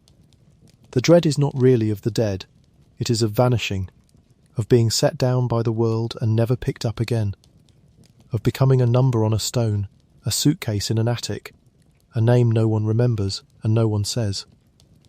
It is one of the oldest human fears there is, and Willard, of all places, turns out to be the gentle answer to that fear, because the people of Willard were forgotten as completely as anyone has ever been forgotten, lost inside an institution for whole lifetimes, buried under numbers, their names slipping out of the world entirely.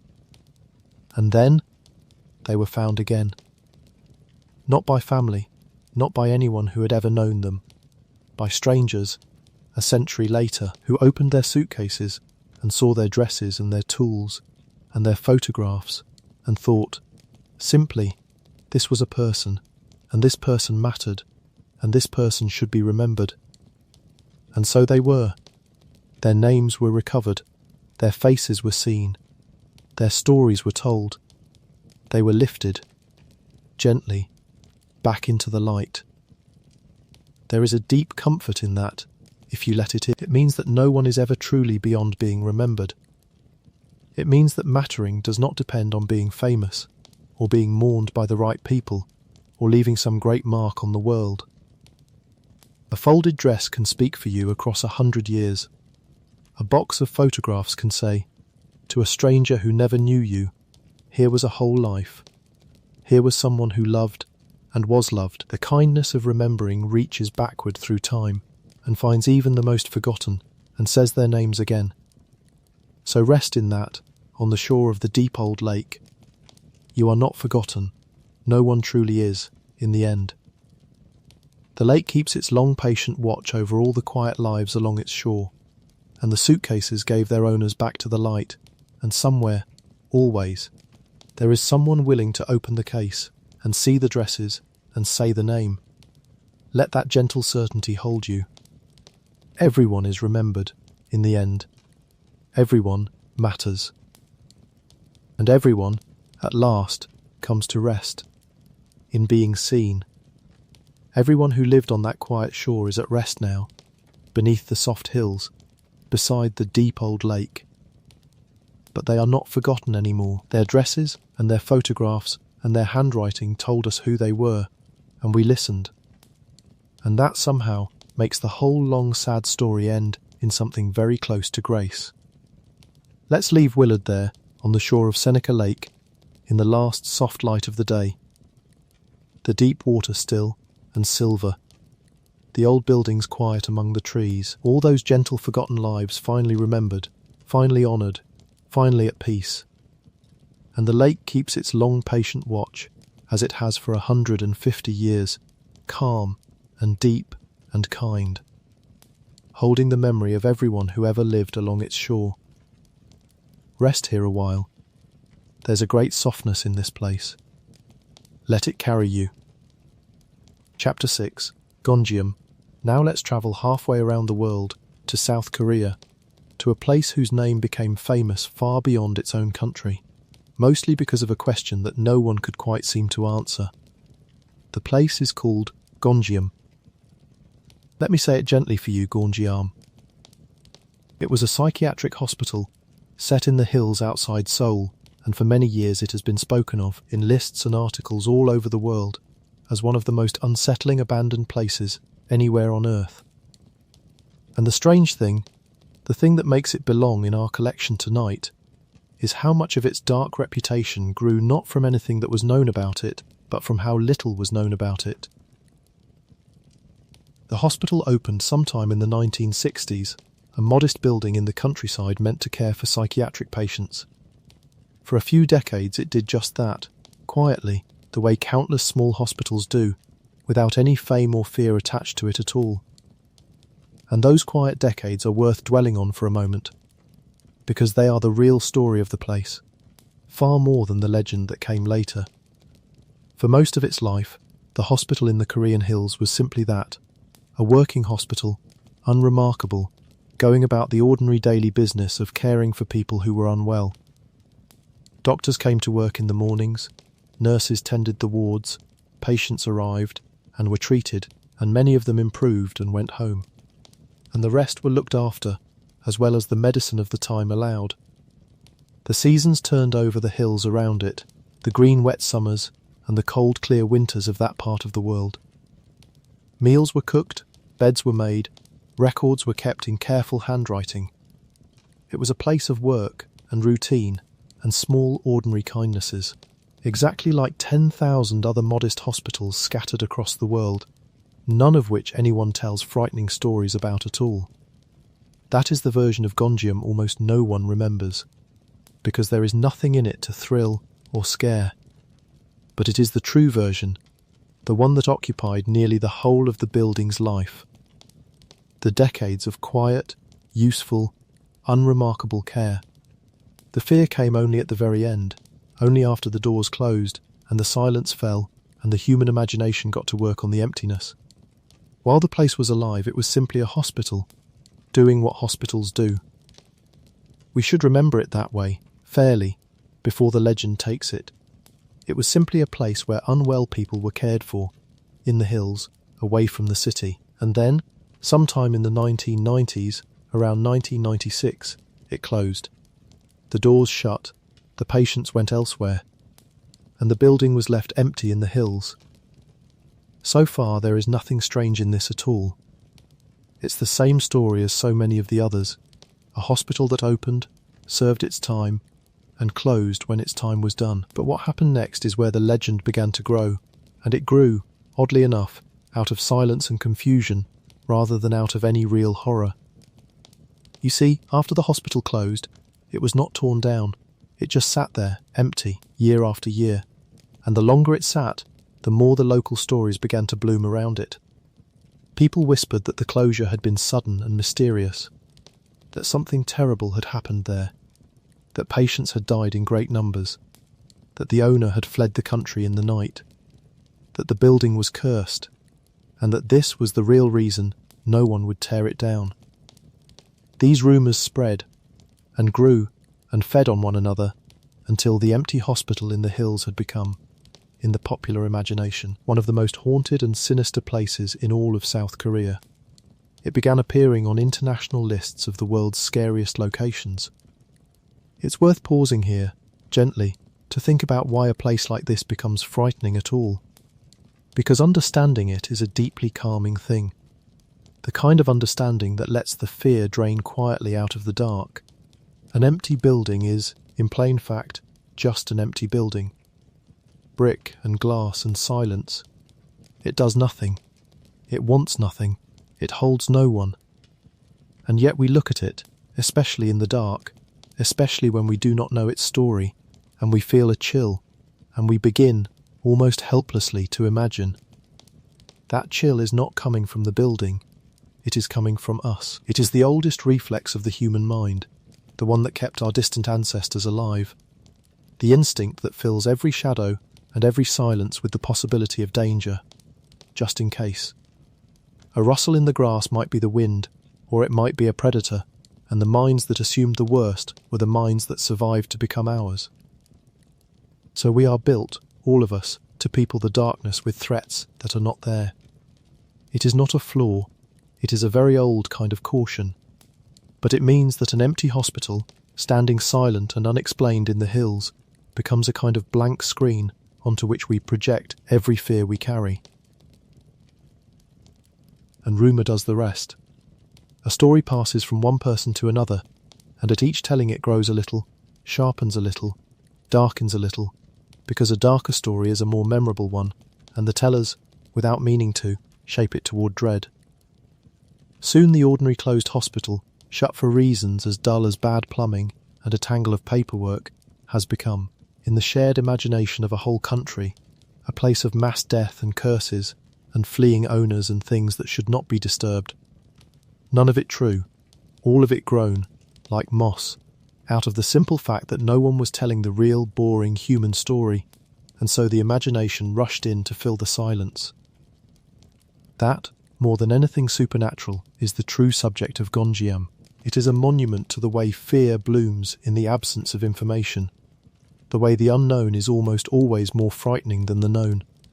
the way our own minds are the most reliable ghost makers of all. And then, as we said, came the film, which took the legend and made it larger still, and carried the name around the world, even as the real building was quietly being demolished, its mysteries dissolving into ordinary rubble and ordinary ground. The fear outlived the place entirely.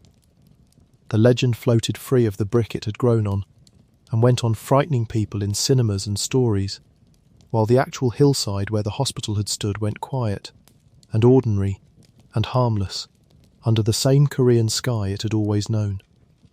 So let's rest here, in that gentle understanding. The empty building was only ever an empty building. The fear was only ever our own, the old reflex of a cautious species, doing what it has always done in the dark. There was nothing there. There is nothing there now. And the same is true, you know, of so many of the dark imaginings that visit any of us in the quiet of the night. When the mind is left alone with a silence and begins, helplessly, to fill it, they are not real. They are only the old machinery of caution, running on in the dark. You can let them go. You can let the silence be just silence, and the dark be just dark, soft and empty and safe. There is nothing waiting in it. There never was. Let that truth settle over you like a blanket, and rest. Its name travelled around the globe. People came from far away just to stand outside it and feel afraid. But let's do here what we always do, gently and honestly. Let's set the legend beside what's actually known, and let the truth take some of the weight off the story. The real reasons the hospital closed appear to have been, by every sober account, entirely ordinary. Not a curse. Not a tragedy. The kinds of mundane problems that close businesses everywhere. Difficulties with the building's sewage and sanitation systems, and financial troubles. The owner, far from vanishing in some sinister way, is generally understood to have simply moved abroad, as people do. And the reason the building sat empty and undemolished for so long, the very thing that made it seem cursed, was apparently the most ordinary thing of all, a tangle of confusion over who actually owned the land and the property, a dispute that dragged on for years and left no one with the clear authority or the will to tear it down. So it simply stood there, empty, caught in paperwork, while the stories grew up around it like weeds. Isn't that often the way? A building stands silent and unexplained, and because no one tells its real dull story, the human imagination rushes in to fill the silence with something far more dramatic. The emptiness itself becomes frightening, the not knowing becomes the horror. And a perfectly ordinary closed hospital, shut for reasons as unremarkable as bad plumbing and unclear ownership, becomes a legend whispered about on the far side of the world. That, truly, is the strangeness of Gonjiam. It is a mystery made almost entirely out of the absence of an answer. Let's pause here and breathe. The empty building in the green Korean hills. The quiet. The years going by. Nothing happening there at all, really, except the slow work of weather and the steady growth of stories. The legend reached its peak when, a few years ago, in 2018, a popular horror film was made that used the hospital's fearsome reputation as its subject, sending fictional characters into a fictional version of the place. The film was a great success, and it carried the name of Gonjiam to an even wider audience around the world, cementing its fame as a place of dread. But here is the quiet, almost gentle irony of it. By around the same time, the real building, the actual hospital that all the fear had gathered around, was finally, after all those years of confusion, torn down. The ownership questions were at last resolved, and the empty structure that had frightened a nation was simply, undramatically, demolished. The legend reached the height of its fame at almost the very moment the real place ceased to exist.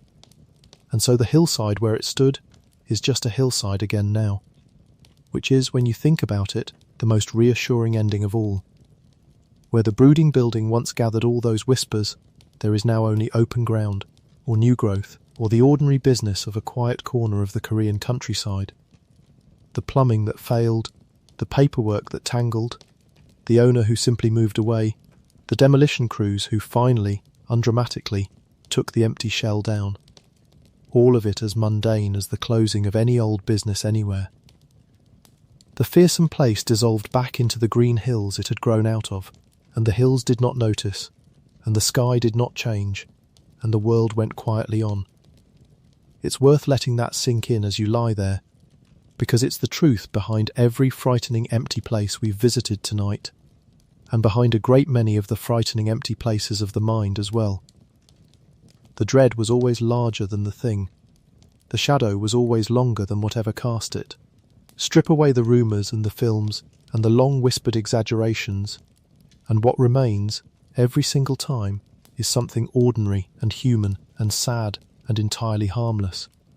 A hospital that closed, a building that emptied, people who moved on, ground that returned to grass. There was never anything in the dark of Gonjiam but the dark itself, and the dark, as we have said, is only ever the dark, soft and empty and safe. The legend will go on, of course, in films and in lists, and in the stories people like to frighten themselves with, but it has come loose from the world now, like a balloon let go, drifting free of any real place it could ever harm anyone from. It is only a story now, and stories cannot hurt you lying here, warm and safe in the dark. So let's leave the green Korean hills in peace, the ground quiet where the building used to be, the fear floating off harmlessly into the realm of tales, the real and ordinary truth settling gently back over everything. There was nothing there, there is nothing there, and there is nothing in your dark either, tonight, but rest. And so today, if you went looking for the famous haunted hospital of Gonjiam, you would not find it. There is no brooding building in the hills anymore. There is only the memory of one, and the stories, and the film, and the long lesson the place quietly teaches, that so much of what frightens us in the dark is simply our own minds, filling an empty silence with shapes that were never really there. There is something rather peaceful in that, when you let it settle. The fearsome place was never as fearsome as the rumours said. The mystery was mostly made of missing information. And now even the building is gone, returned to ordinary ground in the quiet Korean hills, while its legend floats on, harmless, in films and stories, hurting no one. Whoever was ever truly cared for in that small hospital is long gone, long at peace, and the frightening empty shell that gathered all those whispers has dissolved back into the earth it stood on. So let's leave Gonjiam there, in the green hills outside the great city, the ground quiet now where the building used to stand, the stories drifting on without it, like mist, like smoke, like all the frightening things that turn out, in the calm light of morning, to have been nothing at all. There is nothing there to fear, and there never really was.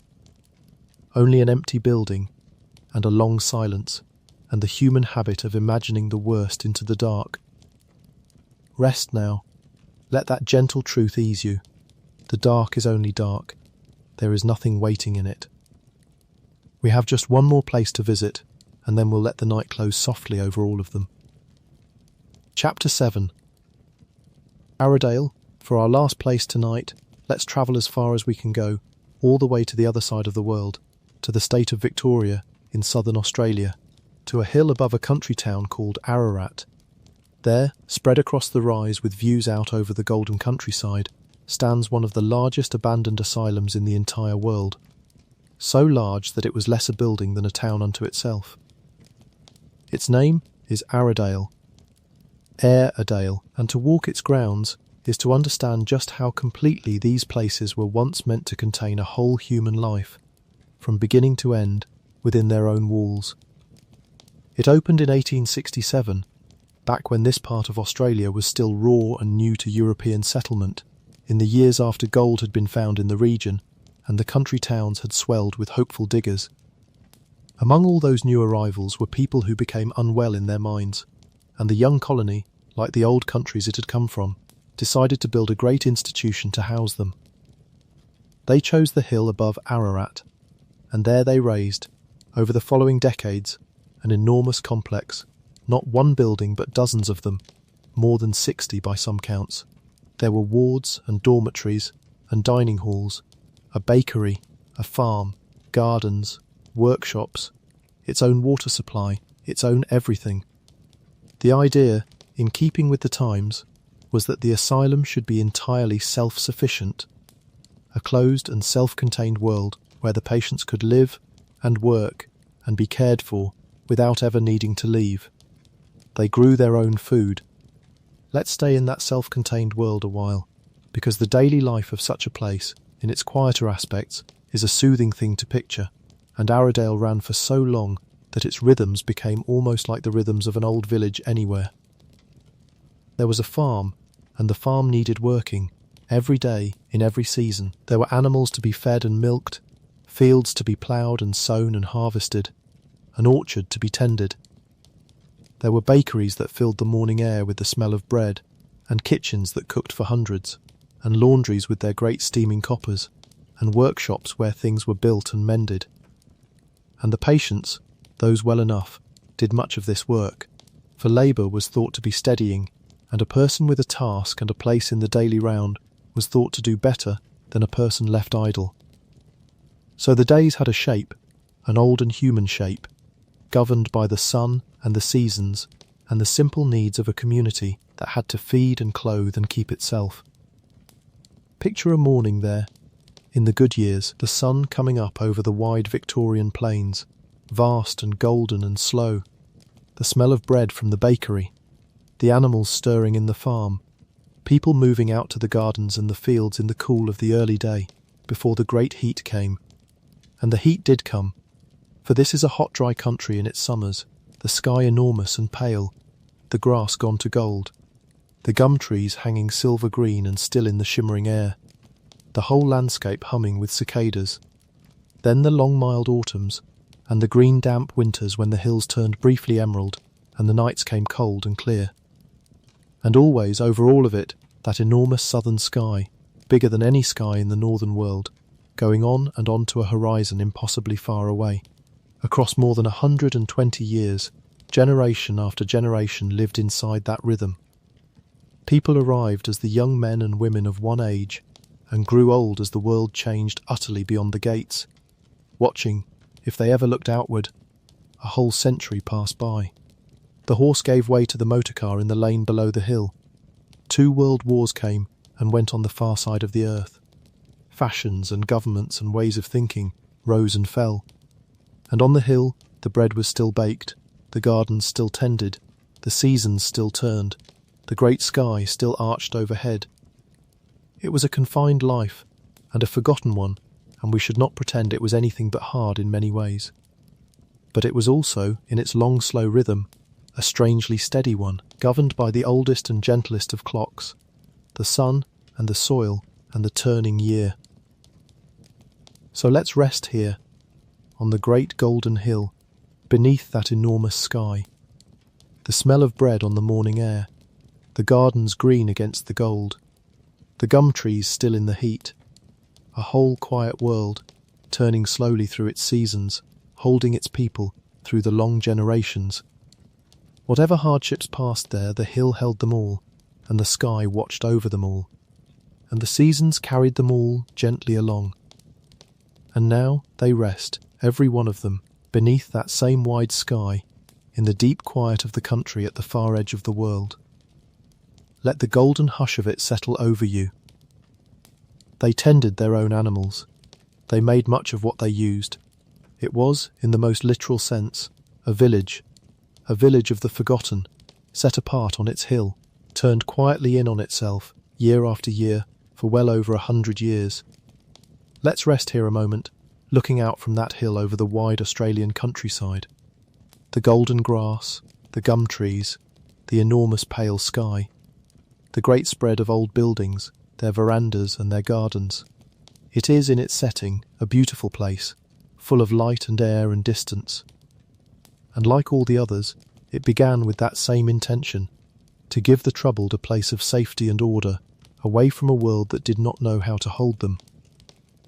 Because it operated for so very long, well over a century, an enormous number of people passed through Aradale across the generations. Tens of thousands lived there over its lifetime, and a great many of them died there too, and were buried in the grounds. For this was a place where people commonly came to stay for the rest of their lives. just as at Willard on its faraway lake. The exact numbers who died there over all those decades are uncertain, and the figures you sometimes hear are likely rounded up and softened by time. But there is no doubt that across more than 100 years, a vast quiet multitude of human lives began, continued, and ended on that hill. Whole lifetimes lived out within those grounds. It's a sobering thought, but a gentle one too, in its way. All those people, sheltered for better or worse on the same hill, beneath the same wide sky, for so very long. There was one part of the complex that was different from the rest, and I'll mention it lightly, because it adds to the place's strange reputation, without our needing to dwell on anything dark. Nearby stood a separate, older, sterner building of bluestone, which had begun life as a colonial gaol and was later used to house the small number of patients considered the most dangerous. Those who had been found to have committed serious acts but were judged too unwell to be treated as ordinary prisoners. This grim little fortress, quite different from the open-airy wards of the main asylum, housed a handful of difficult cases for many years. It's the part of Arradale that the ghost tours love best, naturally, but even there, the truth is mostly just sadness. A few deeply unwell people, locked away in stone, living out their strange and isolated lives. They too are long gone now, long past all of it, at rest like everyone else on that hill. Arradale kept going far longer than most institutions of its kind. While the great asylums of America and Europe were closing through the 1960s, 70s and 80s, this one on its Australian hill carried on, a living relic of an older age, right up until the 1990s, when at last it too was closed. After more than 120 years, the great self-contained village of the Forgotten finally fell silent. And what a silence it must have been, after so long. For more than a century, that hill had hummed with the low constant sound of a working community, the animals and the kitchens and the workshops, the footsteps in the corridors, the voices in the wards. The endless small business of feeding and clothing and tending hundreds of people, day after day, year after year, generation after generation. And then, at the end, all of that simply stopped. The last patients left. The last staff turned the last keys. The farm went quiet. The kitchens went cold. And the great spread of buildings stood empty on the hill, under the enormous sky, with nothing moving but the wind in the grass and the slow wheeling of the stars at night. There is a particular kind of peace in a place that has finally been allowed to rest after working for so very long. The hill had given more than 120 years of unbroken service, holding the troubled and the forgotten through war and depression and all the long changes of a century, never once stopping, never once falling quiet. And now, at last, it could. The buildings could simply stand, in the gold light and the green winters, and be still, and be done. Like an old worker finally set free of the daily round, finally able to sit in the sun and rest. And it was not abandoned to ruin, as we said, but kept and cared for, its grand old buildings preserved as the genuine heritage they are, parts of the great complex given gentle new life. So people come up the hill now in the kind light of day, to learn, to remember, to stand on the verandas and look out over that same vast golden view that countless quiet souls gazed upon across more than 100 years. And in standing there, in looking out at what they looked out at, the visitors keep faith with them, in a small way. They remember that real people lived whole lives on this hill, beneath this sky, and that those lives mattered. So let the great hill rest now, its long work finally done. The buildings standing quiet and honoured under the enormous southern sky, the golden grass moving softly in the evening wind, a whole world that turned for more than a century, finally and gently at peace. Beneath more stars than you have ever seen.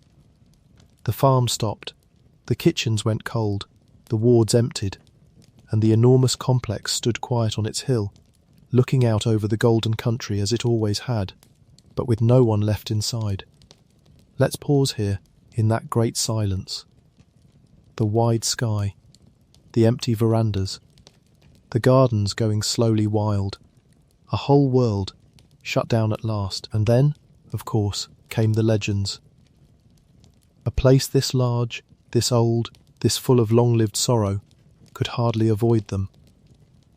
People speak of figures in the windows, of footsteps in the empty wards, of the old bluestone gaol holding on to something of its difficult past. Ghost tours walk the grounds by night, and the stories multiply with every telling, and as always, on these quiet nights of ours, we can set them down with kindness. They are the natural growth of any vast old place where so many lives were lived and ended. There is nothing in those wards now but dust and light, and the great Australian silence. Nothing waits on that hill. The place only sleeps beneath its enormous sky, and here, as in so many of these stories, the ending is gentler than the abandonment. Arradale was not torn down.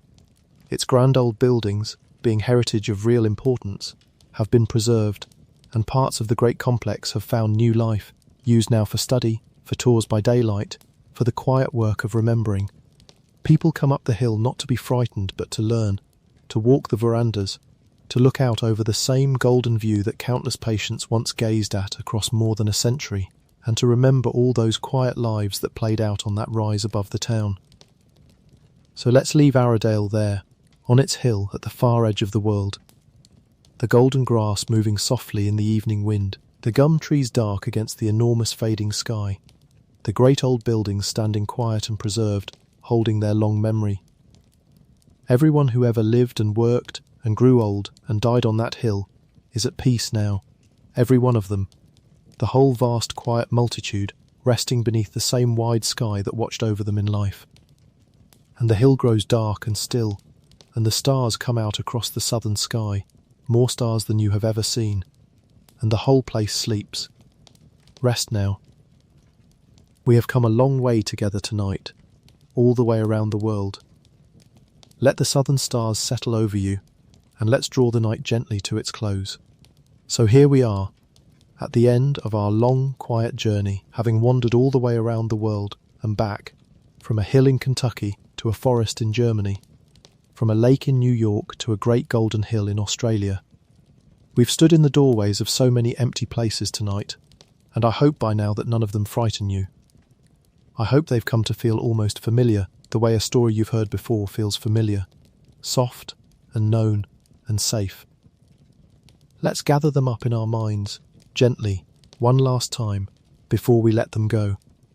Notice the thing they all share, the quiet thread that runs through every one of them. Every single one of these places began with hope. Not one of them was built to be a place of horror.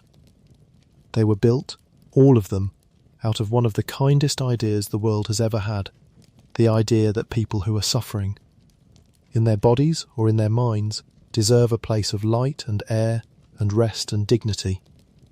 The grand Kirkbride buildings with their wings spread wide to catch the sun. The forest sanatoriums built to let weak lungs breathe clean air. The self-sufficient villages meant to hold a whole gentle life. They were all, in the beginning, acts of compassion, set down in brick and stone, and every one of them was overwhelmed by too many people and too little understanding, and the simple hard truth that the world did not yet know how to help the suffering as well as it wished to. The kind ideas buckled under the weight of human need. Mistakes were made, some of them grievous, by people who, for the most part, were truly trying to help with the limited tools of their age. And then, as we learned and grew, the great institutions closed, and the world moved on, and the buildings were left behind to the weather and the trees and the gathering stories. But here is the thing worth carrying with you into sleep. All of that is over now. Completely over. Every patient who ever lay on a sunlit porch, waiting to breathe again, every troubled soul who lived out a lifetime behind those long brick walls, every forgotten person whose suitcase waited 100 years in a quiet attic, every single one of them is at rest now, finally and completely, far beyond every sorrow and every mistake and every long lonely year. There is no suffering left in any of these places. There is only memory and quiet and the slow gentle work of nature folding it all back into the earth. The moss climbing the staircase, the trees growing up through the floors, the golden grass moving in the wind on the hill, the lake keeping its long calm watch, and the stories, the ghosts, the whispers in the dark, we can set every one of them down. Now, for good. They were never anything but the natural echoes that gather in empty places, the shapes our own minds make in the silence. There is nothing waiting in any of those halls, nothing watching, nothing to fear. Only old buildings, sleeping, doing no harm to anyone, holding the long soft memory of all the people who once filled them with their lives. So let those buildings sleep now, all of them, scattered across the world beneath the same wide turning sky. And let yourself sleep too. You've wandered far enough tonight. There is nothing left to do, nowhere left to go, nothing at all that needs your attention. The places are at peace. The people are at peace. And you can be at peace as well, here, warm and safe, and still, as the night closes softly and completely over everything we visited. Let your breathing slow. Let your thoughts drift loose and quiet. Let the whole world, and all its old, sorrowful, beautiful places, fade gently into the dark. Rest now. You're safe. Everything is quiet. Everything is at peace. Good night. Welcome back. Tonight we're going to drift out onto a small island in the East River, just off the Bronx, a place almost no one is allowed to visit anymore. It's called North Brother Island. There's a whole quiet century waiting for us there, and I'll tell it to you slowly, from the very beginning. So get comfortable, settle in, let your eyes close whenever they want to. You don't need to stay awake for any of this. I'll keep going. Chapter 1. The Island Before the Island. Let's start gently, long before anyone built anything here at all. If you could float above New York City and look down at the East River, you'd see that it isn't really a river at all. It's a tidal strait, a narrow channel of moving salt water that connects the harbour in the south to the wider waters of Long Island Sound in the north. The water here doesn't flow in one direction the way a real river does. It breathes in and out with the tide, sliding one way for 6 hours, then turning around and sliding back. The early Dutch settlers had a name for one especially violent stretch of it. They called it Hell Gate, because of the way the currents twisted and fought each other over the hidden rocks below. And sitting just to the north of Hell Gate, almost close enough to touch the Bronx shoreline, were two small islands. People called them the Brother Islands, North Brother and South Brother. No one is entirely sure who the brothers were supposed to be. The Dutch called them de Gezellen, which means something like the companions or the fellows, two little scraps of land keeping each other company in the middle of all that moving water. North Brother was the larger of the two, though larger is a generous word. At its biggest, it was only about 20 acres, a low, gentle hump of land covered in trees and brush and tall grass, ringed by mudflats and rocks. From the water, it would have looked like almost nothing, a green smudge, a place a bird might land. For a very long time, that's all it was. The Lenape, the native people who lived across this whole region for thousands of years before the Europeans arrived, knew these waters intimately. They fished the strait and moved across it in canoes and understood its moods far better than the newcomers ever would. But there's no sign that anyone lived on North Brother itself. Why would they? It was small, it flooded, it had no fresh water to speak of, and getting to it meant crossing one of the most dangerous patches of water anywhere near the city. It was a place you went around, not a place you went to. For thousands of years, that is simply how it was. The seasons of the Lenape turned over this water, the fish runs in the spring, the long, warm fishing months of summer, the gathering before winter, and the island sat through all of it, watched perhaps from a passing canoe, but unlived on, unclaimed, unbothered. There were no maps that named it. There were no boundaries drawn around it. It was just a feature of the water, like a reef or a sandbar, a thing you knew and steered by and left alone. Whole human lifetimes came and went on the shores nearby, and the island stayed exactly as it was. So picture it in those early years. A little wooded island, quiet, unbothered. Gulls and terns nesting in the grass. Herons standing motionless in the shallows at low tide, waiting for fish. The water sliding past, always moving, always whispering against the rocks. In the spring, the brush would green up and fill with birdsong. In the autumn, the leaves would turn and drop into the current and float away. In winter, the wind would come straight down the strait off the sound, cold and salt-edged, and the island would hunker down and wait for spring again. Year after year after year. Nobody watching, nothing happening. Just the tide and the seasons and the birds. It's a peaceful picture, isn't it? Hold on to it for a moment, because it won't always be this quiet here. But for now, in the beginning, that's all there is. A small green island, breathing along with the tide, waiting for a story that hasn't started yet. Even when New York City began to grow nearby, North Brother stayed empty.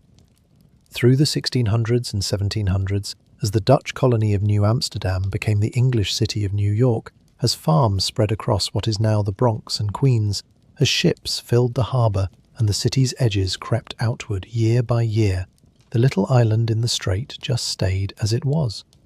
Too small to farm, too dangerous to reach easily, too unimportant to fight over.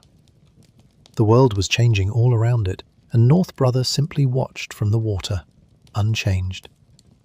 There's something restful in that, I think. A place the world forgot to develop. A pocket of stillness, right next to one of the busiest harbours on Earth. But the city kept growing, and a growing city, it turns out, eventually needs somewhere to put the things it would rather not look at, the people it would rather not see, the sickness it would rather keep at arm's length. And one day, someone in that crowded, anxious, expanding city was going to look out at that small, forgotten island in the middle of the dangerous water, so close to the shore and yet so cut off from it, and think to themselves, that would be the perfect place to send people we need to keep away from everyone else. But that's getting ahead of ourselves. We have all night. Let's not rush. For now, just let the island be empty a little longer. Let the birds have it. Let the tide go in and out a few more thousand times. We'll come back when the first boat finally arrives. Let me linger here a moment, though, because these are the most peaceful years the island will know for a very long time, and there's no harm in resting in them a while.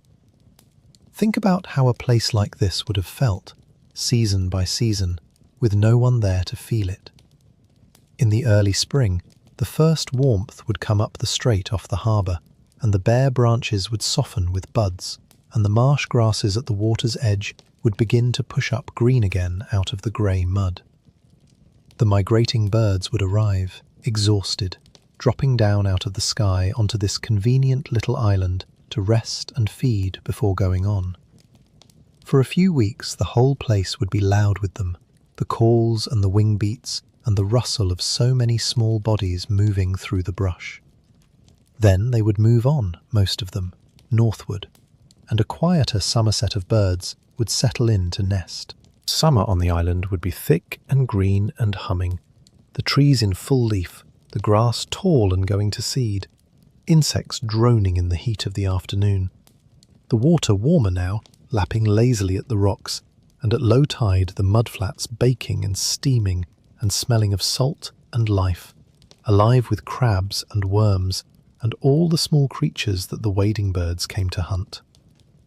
Long, slow days, the sun rising out of the sound to the east and tracking across the sky and setting behind the mainland to the west, and the island just lying there beneath it all, soaking up the light. Then autumn and the great reversal, the migrating birds coming back through the other way, southbound now, pausing again on their long journeys, the leaves turning, gold and rust and brown, and beginning to let go, drifting down onto the paths that weren't paths yet, onto the water to be carried off on the tide. The light going long and golden in the afternoons, the first real chill coming down the strait at night, and then winter, the hardest season out here, when the wind came straight off the cold water with nothing to stop it, and the bare trees creaked, and ice formed in the still corners of the shoreline, and the island pulled into itself and simply endured, dark and quiet and patient, waiting, as everything in the north waits through the winter for the light to come back. Around and around, year after year, century after century. No calendars, no clocks, just the turning of the seasons and the breathing of the tide, and the long, unbroken peace of a place that nobody wanted yet. It's a good thing to hold in your mind as you start to relax. A small island, safe and green and entirely undisturbed, going through its quiet seasons under an open sky, with all the time in the world and nothing it needs to do. There's no story here yet. There's nothing to worry about. There's just the island, resting, the way you're resting now. Chapter 2. A city that needed somewhere to put its fear. To understand why anyone would ever build on a flooding little island in a deadly strait, we have to understand the city that did it, and the thing that city was most afraid of.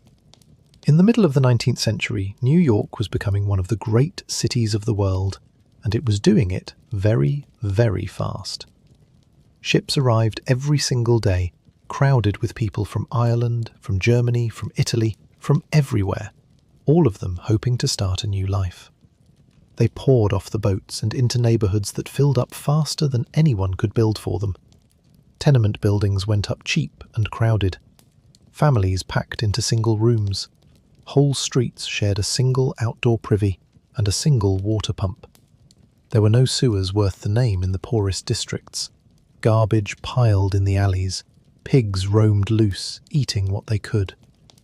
It's worth slowing down and really seeing that city for a moment, the one that would build our island, because it explains everything that followed. Imagine the noise of it. The streets full of carts and horses and the cries of vendors. The harbour a forest of masts. New arrivals stepping off the boats into a roar of languages, clutching everything they owned with an address on a scrap of paper and a head full of hope. The neighbourhoods where they landed were packed beyond anything we can easily picture now. Some of the most crowded few acres anywhere in the world at that time.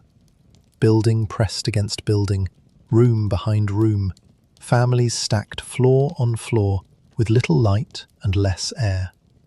Children everywhere, washings strung between the windows, and beneath it all, in the alleys and the cellars and the shared yards, the waste of all those lives with nowhere proper to go, seeping into the ground and into the water people drank. It was loud and alive and full of hope, and also, quietly, terribly dangerous. Because where people are crowded together that tightly, without clean water, without working drains, without any real understanding yet of how illness spreads, disease moves through them like wind through grass. And in those years, the people of New York lived in genuine fear of certain words. Cholera, typhus, yellow fever, smallpox. These weren't abstract worries. They were waves that swept through the city again and again, emptying houses, filling cemeteries, sending the wealthy fleeing north to the countryside, while the poor stayed behind to bear the worst of it. A cholera summer could kill thousands in a matter of weeks. Smallpox could scar a survivor for life, or take a child in a few days. Nobody fully understood why. Some still blamed bad air, foul smells rising from the marshes and the gutters. The idea that tiny living things, germs too small to see, were doing all this was only just beginning to take hold, and it would be decades before everyone believed it. So what does a frightened city do? It separates. It isolates. It tries to put distance between the sick and the well. This is the old human instinct behind the word quarantine, which comes from the Italian for 40. The 40 days ships were once made to wait before their passengers could come ashore, in case they carried plague. Keep the danger out there, on the water, away from us, until we're sure it's safe. New York had been doing versions of this for a long time. There was a quarantine station down on Staten Island where arriving ships were inspected and the sick were held.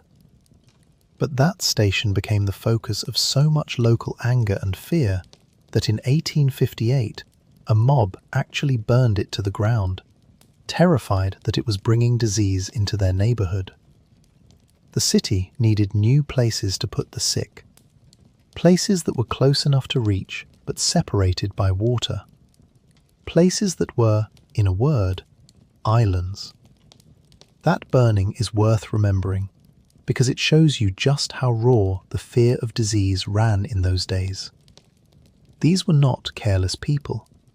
They were ordinary New Yorkers, neighbors and shopkeepers and families, and they were so frightened of the sickness being held nearby that they gathered with torches and burned a hospital to the ground to drive it away from their homes.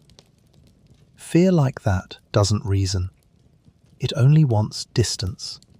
More distance. Any distance. And a city governed in part by that kind of fear was always going to reach for the same answer over and over. Put it on the water. Put it on an island. Put it somewhere we can't see it, and it can't reach us. The islands weren't chosen because anyone thought they were good places to be sick. They were chosen because they were far enough away to soothe the fear of everyone else. And New York, blessedly for this particular grim purpose, had islands everywhere. Look at a map of the city's waters and you'll see them scattered all through the rivers and the harbour. Over the next several decades, the city would turn many of them into a kind of archipelago of the unwanted. There was the place that became known as Blackwell's Island, later Welfare Island, later Roosevelt Island, lined with a penitentiary, an almshouse for the poor, a lunatic asylum, a smallpox hospital. There was Randall's Island and Ward's Island with their institutions. There was Hart Island, far out in the Sound, which became the city's Potter's Field, the vast public cemetery where the unclaimed and the unknown are buried to this day. All of these islands together formed a kind of shadow city, a ring of institutions floating just off the shore of the real one, holding the people the bright, crowded metropolis preferred not to look at: the sick, the poor, the imprisoned, the troubled, and the dead. And of all of them, North Brother, small and green and wrapped in its deadly current, was about to take on one of the heaviest histories of any. And there, in the strait just below the Sound, sitting quietly where it had always sat, was North Brother Island.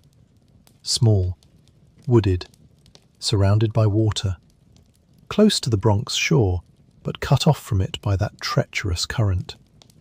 From a certain cold and practical point of view, it was perfect. It's worth pausing on that current, because it's the thing that made the island what it was, more than any wall or fence ever could. Just to the south of North Brother lay Hell Gate, that narrow, twisting stretch of the strait that had frightened sailors for centuries.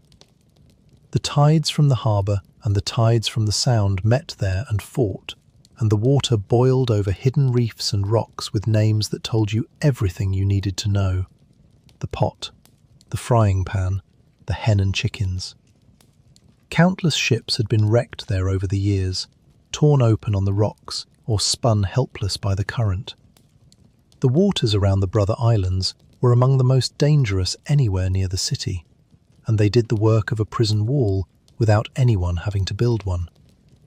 A person on North Brother Island could look at the mainland, could see it clearly, could see the houses and the streets and the people, and could not get there.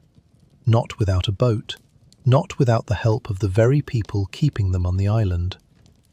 The water decided who came and who went. The water was the lock on the door.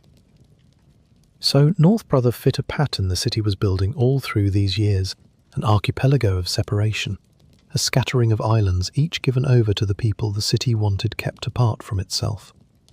In 1885, the city made its decision. North Brother Island would become the new home of Riverside Hospital, an institution for people suffering from contagious disease.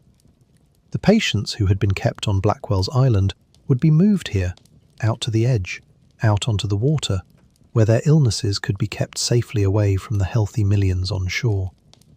And so, after all those quiet centuries, the first boats finally came. Workers arrived to clear the brush and lay foundations. The sound of hammers and saws drifted across the water, where before there had only been gulls. Brick by brick, a hospital began to rise on the little island that had never held anything but grass and trees. It must have been strange, that first construction season. The men working out there could look across the water and see the ordinary world going about its business. The rooftops of the Bronx, the smoke of the city, boats moving up and down the strait. So close. And yet they were building a place specifically designed to hold that ordinary world at a distance. A place for the people who could no longer be allowed to mix with everyone else. Think of the work it took, too, to bring a hospital to a place like this.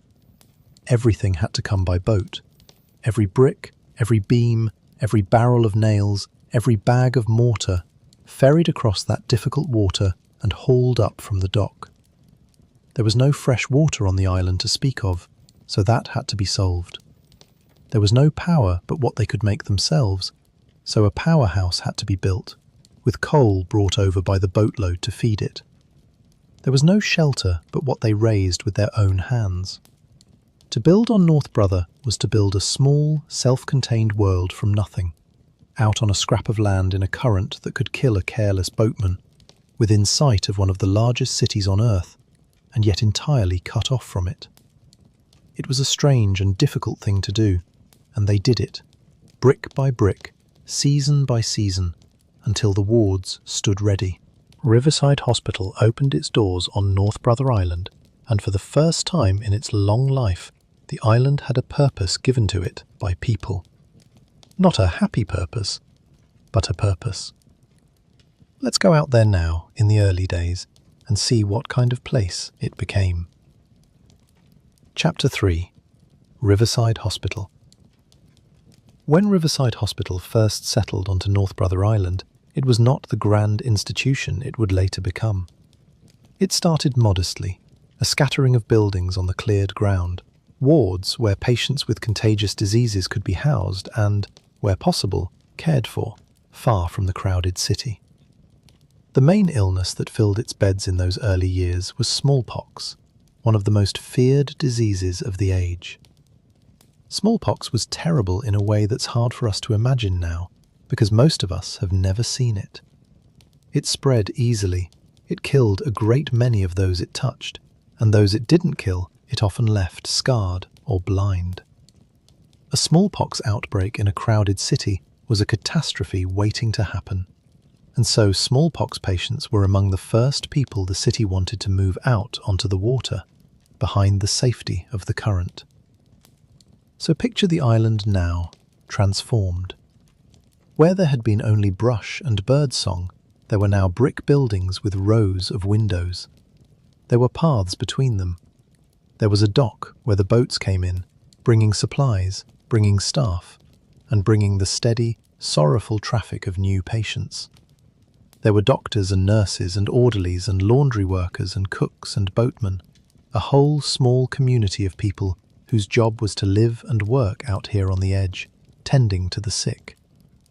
And here's something worth pausing on, because it's easy to forget. For all that North Brother Island became a place of fear and isolation, it was also, every single day, a place of care. Behind those windows, Nurses were changing dressings and cooling fevers and sitting with frightened patients through long nights.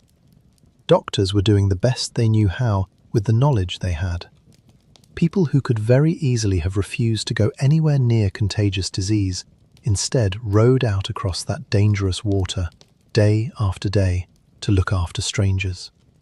There was real kindness on that island, mixed in with all the sorrow. Hold on to that. It makes the place gentler than its reputation. And it was brave work too, though no one would have called it that at the time. Remember that these nurses and doctors had no real protection against the diseases they tended. They didn't fully understand how the illnesses spread, and they had little to shield themselves with, even where they did. Every day they walked into wards full of smallpox or typhus or diphtheria, and tended people who were shedding the very things that could kill the caregiver just as easily as the patient. Some of them did fall ill. Some of them died of the diseases they had crossed the water to fight. They knew the risk in a general way, and they went anyway. And they kept going, shift after shift, year after year. We don't know most of their names. They weren't famous. They were just ordinary working people, mostly women, who spent their lives in quiet service on an island the rest of the city was afraid to look at. But they were there, in the lamplight, holding the hands of the frightened and the dying, and the island is gentler for their having been there. And so is this story. Life on the island settled into rhythms. The boats came and went on their schedules. The seasons turned just as they always had. The trees that hadn't been cleared still greening in spring and dropping their leaves in fall. Staff who worked long shifts sometimes lived out here in quarters of their own, and for them the island was simply home, however strange a home it was. Children of staff members were even raised here in later years, growing up on an island most New Yorkers would have been afraid to set foot on. For them, just an ordinary place of porches and paths and the constant sound of water. But for the patients, of course, North Brother meant something very different. It meant separation. It meant being taken away from your family, sometimes by force, and carried across the water to a place you might not come back from. Some recovered and went home. Many did not. And whatever happened to them, while they were here, cut off, watching the lights of the city across the strait in the evening, so near and so completely out of reach.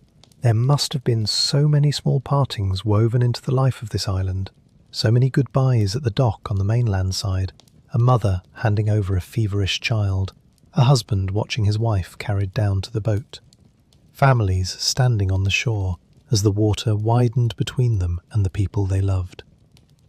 And on the island side, so much waiting.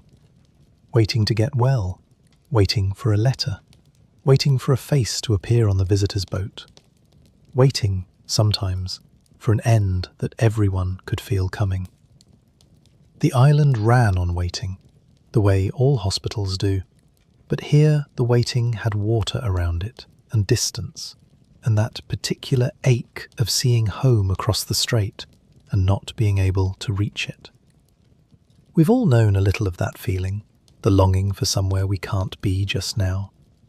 The patients of North Brother knew it in its purest form, every evening, looking at the lights. The hospital grew over the years. More buildings went up. The institution took in not just smallpox, but other contagious diseases too.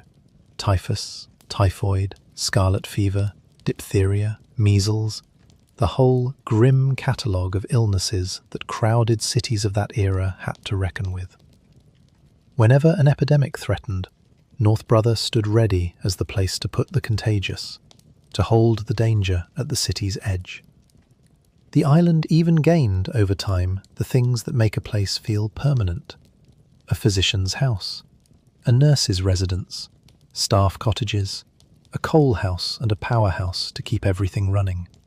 Eventually, a chapel, a school, even a small lighthouse keeper's presence connected to the navigation light that helped guide vessels through the treacherous water nearby. Trees were planted, Lawns were tended. From across the water in the warm months, it could almost have looked pleasant, a green and orderly little place, if you didn't know what it was for. A chapel and a school on an island of the sick. Think about what those two small things tell you. A chapel means people gathered to pray here, to mark the Sundays, to hold services for the recovered and funerals for the lost, to sit together in whatever comfort faith could offer out on that lonely water.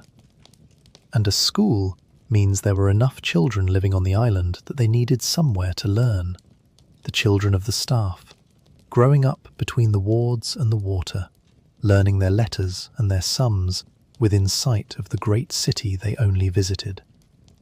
These are the marks of a real community, not just an institution. People didn't only suffer and die here, they prayed here and married here and raised children here and taught school here and tended their little gardens and lived whole, ordinary lives in this extraordinary place. The island held all of that too, the prayers and the lessons and the small daily kindnesses woven right through the sorrow. It was never only a place of sickness. It was also, always, a place where people lived. And there was the lighthouse too, or the light at least, the small navigation beacon that helped guide ships through the dangerous water nearby. There's something fitting about that, a light on an island of the lost and the sick, shining out across the very water that made the place a prison, warning the passing vessels away from the rocks. Night after night it burned, steady and patient, doing its quiet job, while behind it the wards held their sleeping patients and the nurses made their rounds, and the city glittered across the strait. A small, faithful light in the dark, on the water, keeping watch. You can picture it from a passing boat, that single, steady glow on the black shape of the island, and the lit windows of the wards behind it, the only signs that anyone was out there at all. The light asked nothing of anyone. It simply shone, all night, every night, so that others could find their way safely past in the dark. There are worse things for a place to be remembered for than that. And the water around it was never, ever still. That's the thing to remember about North Brother. It was always defined by the strait, by Hellgate just to the south, by the tide pulling in and out, by the cold current that made the island a prison without bars. You could see freedom from here. You just couldn't reach it. Anyone who tried to swim those waters was taking their life in their hands, because the current didn't care how badly you wanted to get home. For a few years in the 1880s and into the 1890s, this was the shape of life on North Brother Island. A working hospital, a community of caregivers, a steady stream of the sick arriving by boat, the seasons turning, the water moving, a quiet, sorrowful, oddly ordinary place, doing the job the city had given it. Let me stay in these ordinary days a little longer, because they're gentle, and there's no hurry. Think of a single unremarkable morning on the island in those years. The sky just beginning to lighten over the sound. The first boat of the day coming across the water with the day staff aboard. The boat's engine putting along, leaving a soft wake on the grey morning water. The nurses coming ashore, climbing the path up from the dock, their shoes on the worn stone. The smell of coal smoke from the powerhouse drifting on the air as the fires were built up for the day. Lights coming on in the wards. The night nurses, tired, giving their reports and handing over their patients before climbing down to take the same boat back the other way, toward home and sleep. Inside the wards, the slow routines of care. Windows open to let in the fresh sea air, which everyone believed was good for the sick, and which probably was.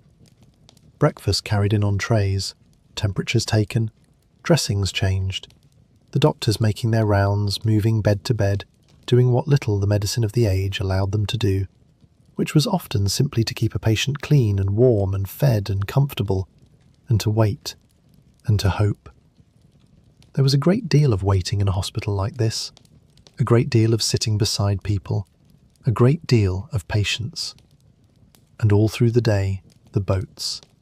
Supplies coming over, coal for the powerhouse, food for the kitchens, clean linens going one way and soiled linens coming back to be boiled and washed. The mail. And the patients, of course. The sad and steady traffic of the sick, carried over the water from the city, frightened, often, to be taken to an island they had heard fearful things about, and met at the dock by people whose whole purpose was to care for them. In the evening the light would go long and golden across the water, and the city across the strait would begin to twinkle into life, and the patients who were well enough to sit up might look out the windows at all those lights, at the world they'd been taken out of, so close they could almost touch it. And then the night staff would come over on the boat, and the day staff would go home, and the lamps would be turned down low, and the island would settle into the long quiet of the night, the nurses moving softly between the beds, the only sounds the breathing of the sleepers and the endless soft wash of the water against the rocks outside.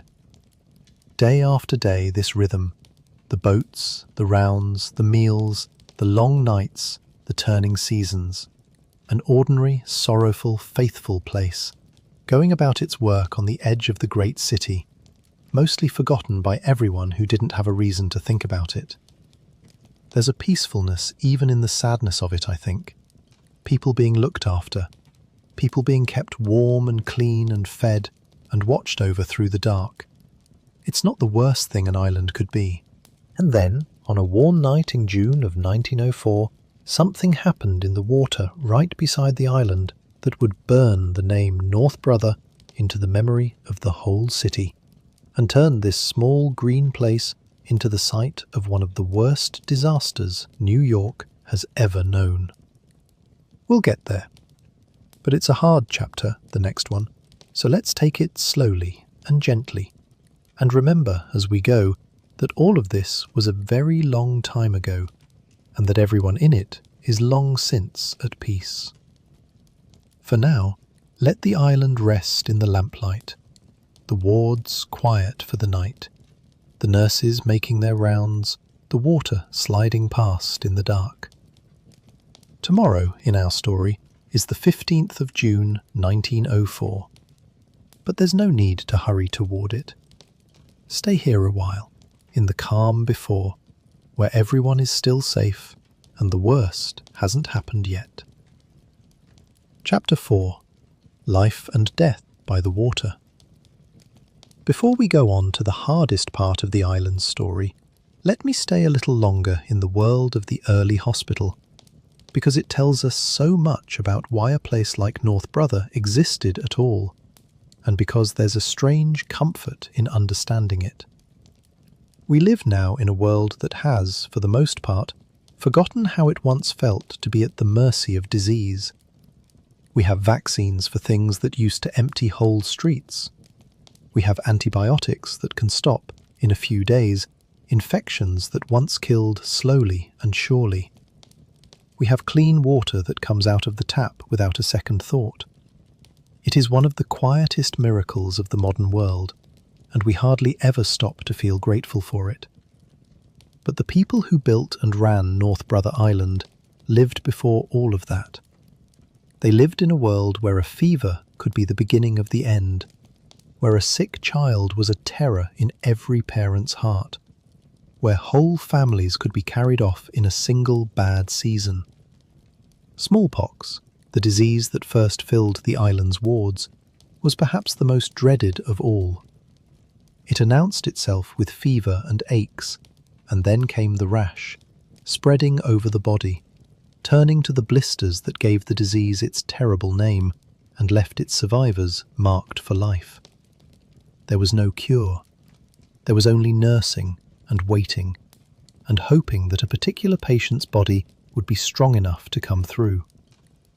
The one great weapon against it was vaccination, which existed even then, but which not everyone trusted or received, and so outbreaks still came.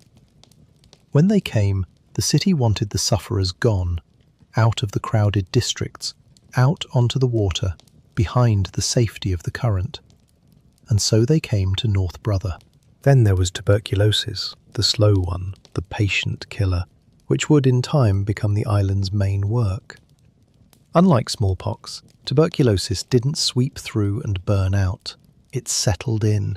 It took its time, sometimes years, a long, slow decline marked by coughing and fever and a terrible thinning away.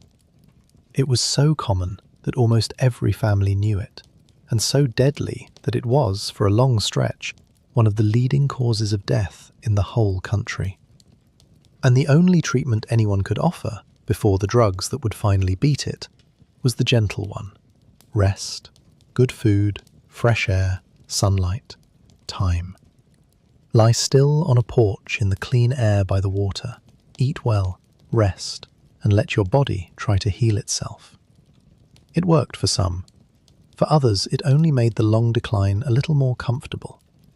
Either way, North Brother, out on the breezy water, was thought a fitting place for it. There's something almost tender about that old cure when you sit with it. Having no medicine to give, the doctors gave the next best things they could think of, the things that have always comforted the human body: warmth, sunlight, good meals, clean air, and rest. Just rest. Lie here by the water. Breathe. Let the days be slow. Let the sea breeze move over you. Eat and sleep, and let your body do what it can. It was not nothing, that care. Sometimes it was enough, and a patient grew stronger over the long weeks and went home. And even when it wasn't enough, there was a kind of mercy in it, in being kept clean and fed and warm and looked after, in a quiet place by the water, instead of coughing your life away in a crowded tenement room. The island offered, at the very least, peace and air and care, which is more than the crowded city could give. And rest, that oldest medicine, the one we're all reaching for tonight, was at the heart of it. And around all of this hung the great idea of the age, the idea of quarantine, of separation as safety. It's an old human instinct, the pulling away from sickness, and in those years it became the organizing principle of an entire institution, an entire island. Keep the contagious apart. Put water between them and the well. It seems harsh to us now, and it often was harsh in practice. Families separated, the sick taken from their homes, sometimes against their will. But it also came from a real and reasonable fear, and from a genuine wish to stop suffering from spreading. The people who ran North Brother were not, for the most part, cruel. They were doing the best that the knowledge of their time allowed, trying to hold back a tide of disease with the only tools they had: distance, rest, clean air, and care. And so the island held, all at once, two truths that sat uneasily together. It was a place of separation, of confinement, of fear. And it was also a place of tending, of nursing, of human beings looking after other human beings through the worst nights of their lives. Both things were true. They were true at the same time, in the same buildings, on the same small patch of ground, in the water. That's the real texture of the place, and it's worth holding on to, because it's far more human and far gentler than the simple ghost story version the island is sometimes given. And if there's a single feeling to carry out of all this, let it be something close to gratitude of all things. Because everything those people on the island were struggling against, we have, for the most part, defeated.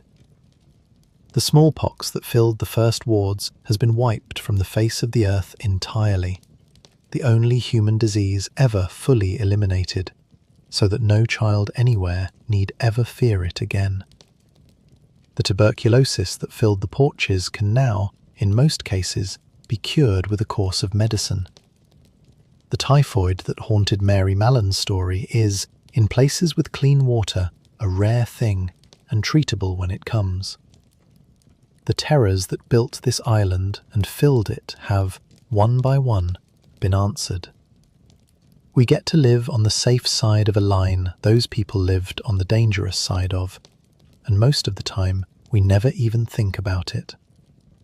There's a deep, quiet thing to be grateful for in that, lying here warm and safe in a world they helped, in their suffering, to make possible.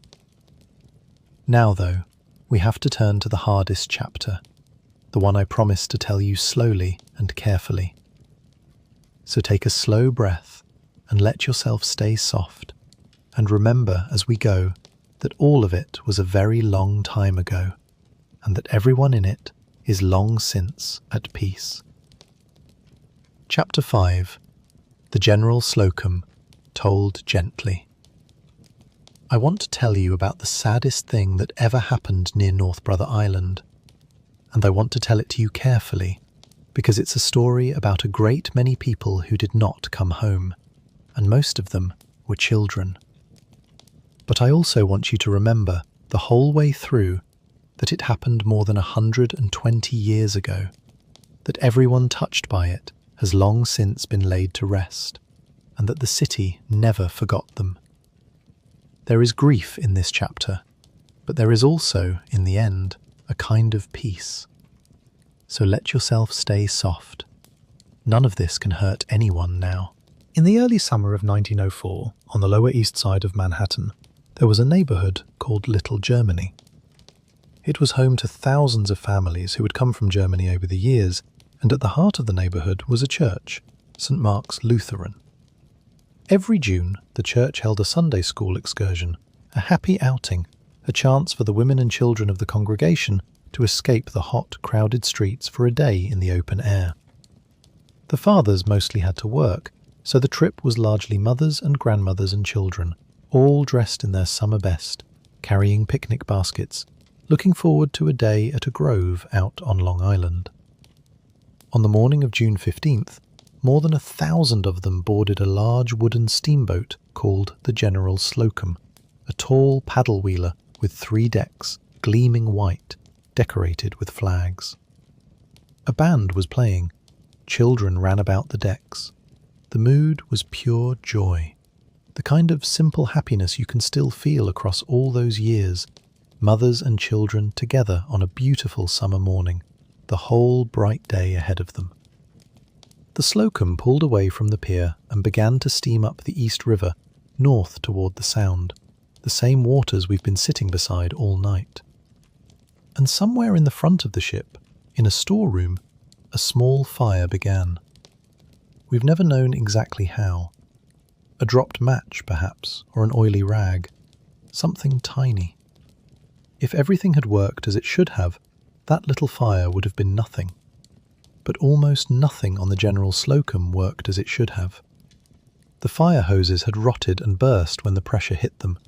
The lifeboats were wired and painted in place and could not be launched. And the life preservers, the cork life preservers meant to keep a person afloat, were old and rotten. The cork inside crumbled to useless dust, and some, it was later said, had even been weighted to make the ship pass inspection.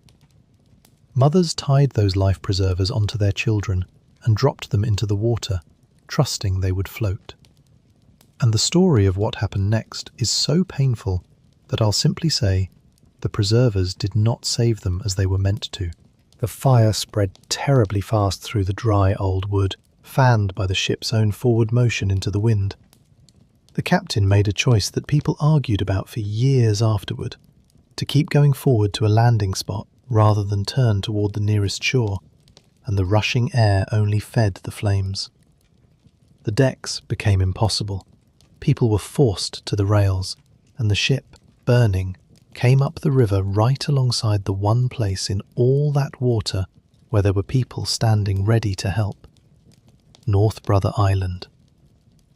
The nurses and doctors and orderlies and staff of Riverside Hospital saw the burning steamer coming, and they ran to the water's edge. Boatmen pushed off. Patients who were well enough climbed down to the shore, and as the General Slocum ran aground in the shallows just off the island, the people of North Brother waded and rowed and swam out into that cold, dangerous current to pull strangers from the water. They formed lines. They hauled the living up onto the rocks. They wrapped them in whatever they had. The nurses worked over the rescued on the grass, and the staff went back into the water again and again. They saved everyone they possibly could. I want to stay with those rescuers for a moment, gently, because they deserve to be remembered as more than a sentence. There was a nurse, the stories say, who went into the water again and again, refusing to stop, pulling person after person toward the shore until she could barely stand. There were patients, people who were themselves sick, who found the strength to wade out and help. There were ordinary working men, the boatmen and the orderlies, who did extraordinary things that afternoon without a moment's hesitation, simply because there were people in the water and they were close enough to reach them. None of them had been trained for anything like this. None of them could have imagined, when they woke that morning, what the day would ask of them. And when it asked, they answered, with their hands and their backs and their whole bodies in the cold, moving water for hours. They could not save everyone. No one could have. The fire and the water were faster and crueler than any number of willing hands. But every single person who came out of that river alive that day came out because someone reached for them. And a great many of those someones were the people of this small, sad, forgotten island. On the worst day, they were the best of what people can be. But the water near North Brother Island took a great many people that day, more than 1,000, and most of them were women and children from that one small neighbourhood on the Lower East Side. It remains, to this day, one of the worst losses of life New York City has ever suffered. For little Germany, it was the end of the world. So many families lost so many of their members that the neighbourhood itself never recovered, and slowly emptied in the years that followed, its survivors scattering, unable to live among so many memories. Now, let's breathe. I told you there would be peace at the end of this, and there is, because the city did not forget. It never forgot. The dead were mourned by the whole of New York. They were buried, many of them together, in a cemetery in Queens, and a tall marble monument was raised over them, carved with the image of children, so that no one walking past could ever fail to know what had happened. For decades afterward, the survivors and the families gathered every year on the anniversary to remember. There is a small memorial in a park on the Lower East Side as well, a fountain with the gentle inscription that the children were Earth's purest, and that they went to be among the angels. The last living survivor of the disaster lived all the way into the 21st century, more than 100 years after that summer morning, carrying the memory forward almost to our own time. And when she passed, she was laid to rest with the others remembered. And here is the thing I most want you to hold on to as you drift. The reason this story belongs to North Brother Island at all. On the worst day in the river's history, this small island full of sick and isolated people, this place the city had built to keep the unwanted at a distance, became a place of rescue. The very people society had pushed out to the edge were the ones who waded into the current to save the drowning. The nurses, the patients, the boatmen, everyone who could move that day, moved toward the danger, not away from it. to help people they had never met. That's not a story of horror in the end. It's a story of mercy in the middle of something terrible. And the remembering went on for a very long time, which matters too. For decade after decade, the people who had lived through that day, the survivors and the bereaved, came together every June to stand and remember the ones who were lost. At first, there were many of them, a whole grieving community. Then, as the years passed, fewer and fewer, as the survivors themselves grew old and slipped away one by one, until at last there were only a tiny handful left, and then only one. A woman who had been a small child on the boat that day, and who carried the memory of it across an entire century, all the way into a new millennium, before she too went to her rest. The monument she and the others gathered around still stands in a green cemetery in Queens, weathered now, soft-edged with age, and people still leave flowers there. The little memorial fountain on the Lower East Side still murmurs its gentle words about children gone to be among the angels. The city kept its promise to remember, and in a quiet way, it keeps it still. It's worth sitting with what that day meant for the people who lived and worked on the island too. They were not rescuers by training. They were nurses and orderlies and patients, people whose ordinary days were spent tending the sick or being tended. And then, without any warning at all, on a bright June morning, the river itself caught fire in front of them and brought them more suffering than any of them could possibly help. They did what they could until they could do no more, and then they kept doing it anyway, going back into the water again and again. Many of them carried what they saw that day for the rest of their lives. It's said that the staff who were there spoke of it in hushed voices for years afterward, the way people speak of things almost too large to put into words. They had not asked to witness it. It came to them across the water, and they met it as well as any human beings could. And in the long aftermath, the city did something with its grief. There were investigations, and there was anger, and there were changes to the law, new rules about life preservers and fire equipment and inspections on passenger boats, rules written in sorrow and meant to make sure that such a thing could never happen the same way again. That is often how safety is bought, painfully, after the fact, paid for by the people who suffered when the protections weren't yet there. The children and mothers at that one small neighbourhood, without ever choosing to, made the waters safer for everyone who came after them. So let the river be quiet again now. The fire is long out. The water has long since gone calm. Everyone who suffered that day has rested for well over a century, remembered, mourned, honoured, at peace. The monument still stands in Queens, green now with age, with flowers still left at its base. And the island that tried so hard to help is still there too, holding its part of the memory. Let it go gently. Let yourself sink down a little deeper into the quiet. The hardest part of our night is behind us now, and everything from here is softer. Chapter 6. Mary. Now let me tell you about the most famous person ever to live on North Brother Island, a woman whose name almost everyone has heard, even if they've forgotten where they heard it. Her real name was Mary Mallon, but the newspapers gave her another name, an unkind one that stuck to her for the rest of her life and long after. They called her Typhoid Mary. And the truth of her story is far sadder and far more human than the nickname suggests.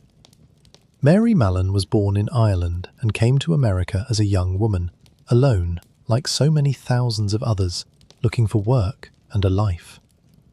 She was clever and hard-working, and she became a cook, a good one, working in the kitchens of wealthy families in and around New York. She had every reason to expect an ordinary life. She could not have known, and for a long time refused to believe, that she carried inside her something invisible and dangerous. Mary was what we now call a healthy carrier. She was infected with the bacteria that caused typhoid fever, but she herself never got sick from them. She felt completely well, she looked completely well, and yet she carried the living germs inside her, and, through the food she prepared with her own hands, she could pass typhoid to the people she cooked for, without ever knowing she was doing it. This was a brand new idea at the time, the idea that a perfectly healthy person could spread a deadly disease. Almost no one understood it yet. Mary certainly didn't. But in house after house where she worked, people fell ill with typhoid. And eventually, a sanitary engineer named George Soper, hired to investigate one such outbreak, traced the pattern back through the families, through the kitchens, through the employment records, and arrived at a single common thread. Wherever Mary Mallon cooked, typhoid followed. When Soper finally confronted her and told her she was carrying disease and asked for samples to test, Mary was furious and frightened, and she refused.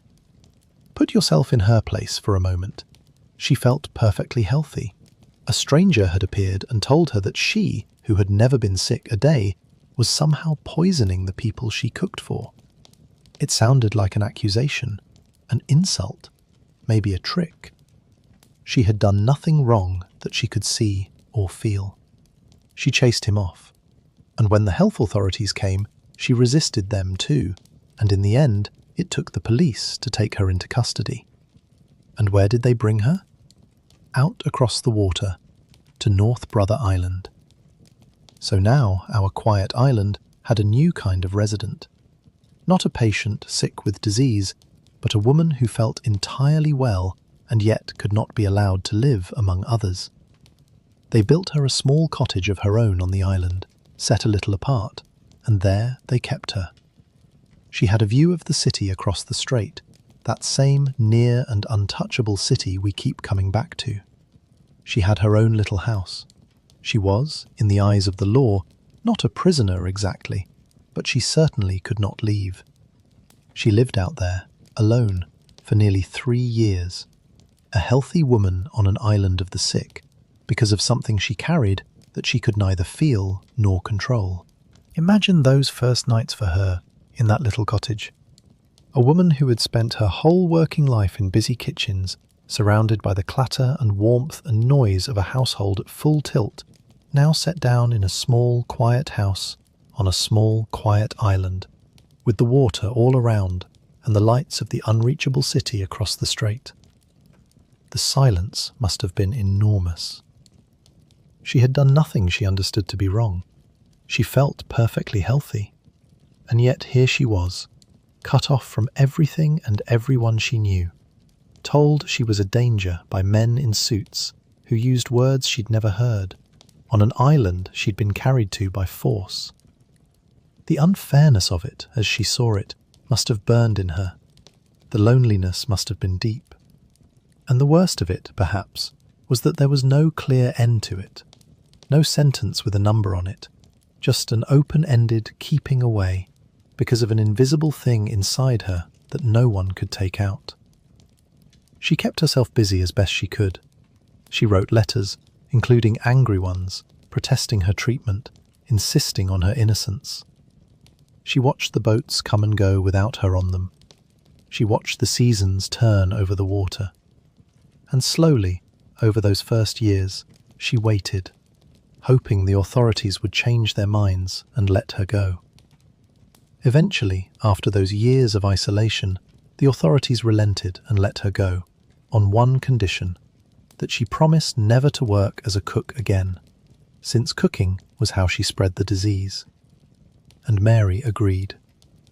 She was free. She could have lived out a quiet life. But here is the deeply human, deeply sad turn in her story. Mary did not really believe she was a carrier. She had never felt sick. She had agreed to the condition to get her freedom, but in her heart she didn't accept it. And cooking was her trade, the thing she was good at, the thing that paid far better than the other work available to her. So after a few years of struggling at lower paid jobs, Mary changed her name and went back to the kitchens. She cooked again, in secret, including, eventually, in the kitchen of a hospital, where once again people fell ill and some died. When the authorities found her this time, there was no leniency left. She was taken back across the water to North Brother Island. And this time, she would not leave it again. Mary Mallon lived on North Brother Island for more than 20 years. She had her cottage. In time, she was given small jobs around the hospital laboratory. She made what life she could on her little patch of ground in the strait, watching the seasons turn and the city's skyline grow taller across the water, year after year, decade after decade. She had a stroke late in her life and was cared for in the hospital there. And she died on the island in 1938, having spent, all told, more than a third of her life isolated on that 20 acres of land in the middle of the moving water. Try for a moment to imagine those long, ordinary years of hers, because they were ordinary in their way, and that's part of what makes them so sad. She had a little house with a view of the water. She had a small dog, by some accounts, for company. She kept herself busy. She was, in the end, allowed to help out in the laboratory, doing useful work, which surely meant something to a woman who had always defined herself by her work. The seasons came and went outside her windows, the same as they did for the patients in the wards. The spring greening up the island, the summer heat, the autumn leaves, the hard winters with the wind off the water.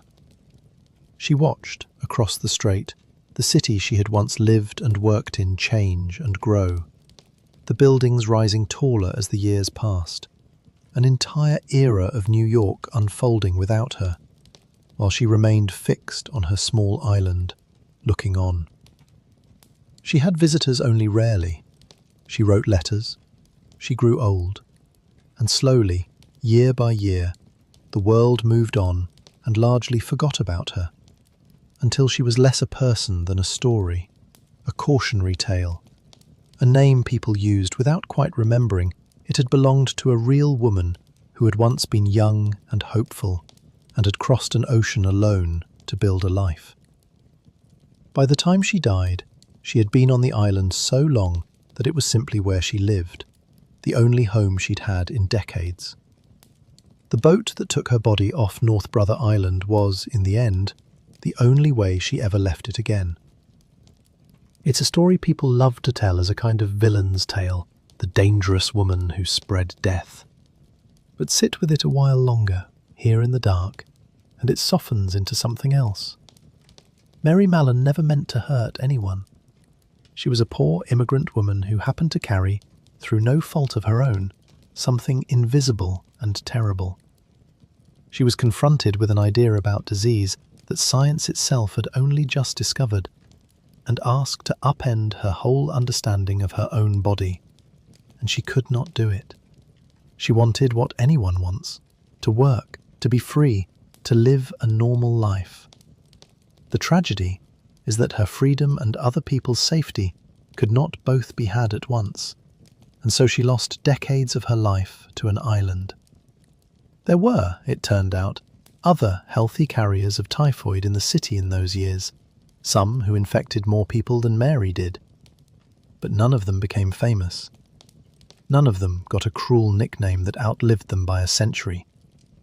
Mary alone became the symbol, partly because she resisted, partly because she went back to cooking, and partly, perhaps, because she was a poor immigrant woman with no one powerful to speak for her.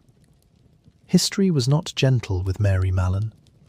It's worth understanding, too, just how strange and new the idea of a healthy carrier really was, because it helps explain both why the authorities acted as they did and why Mary could not accept it.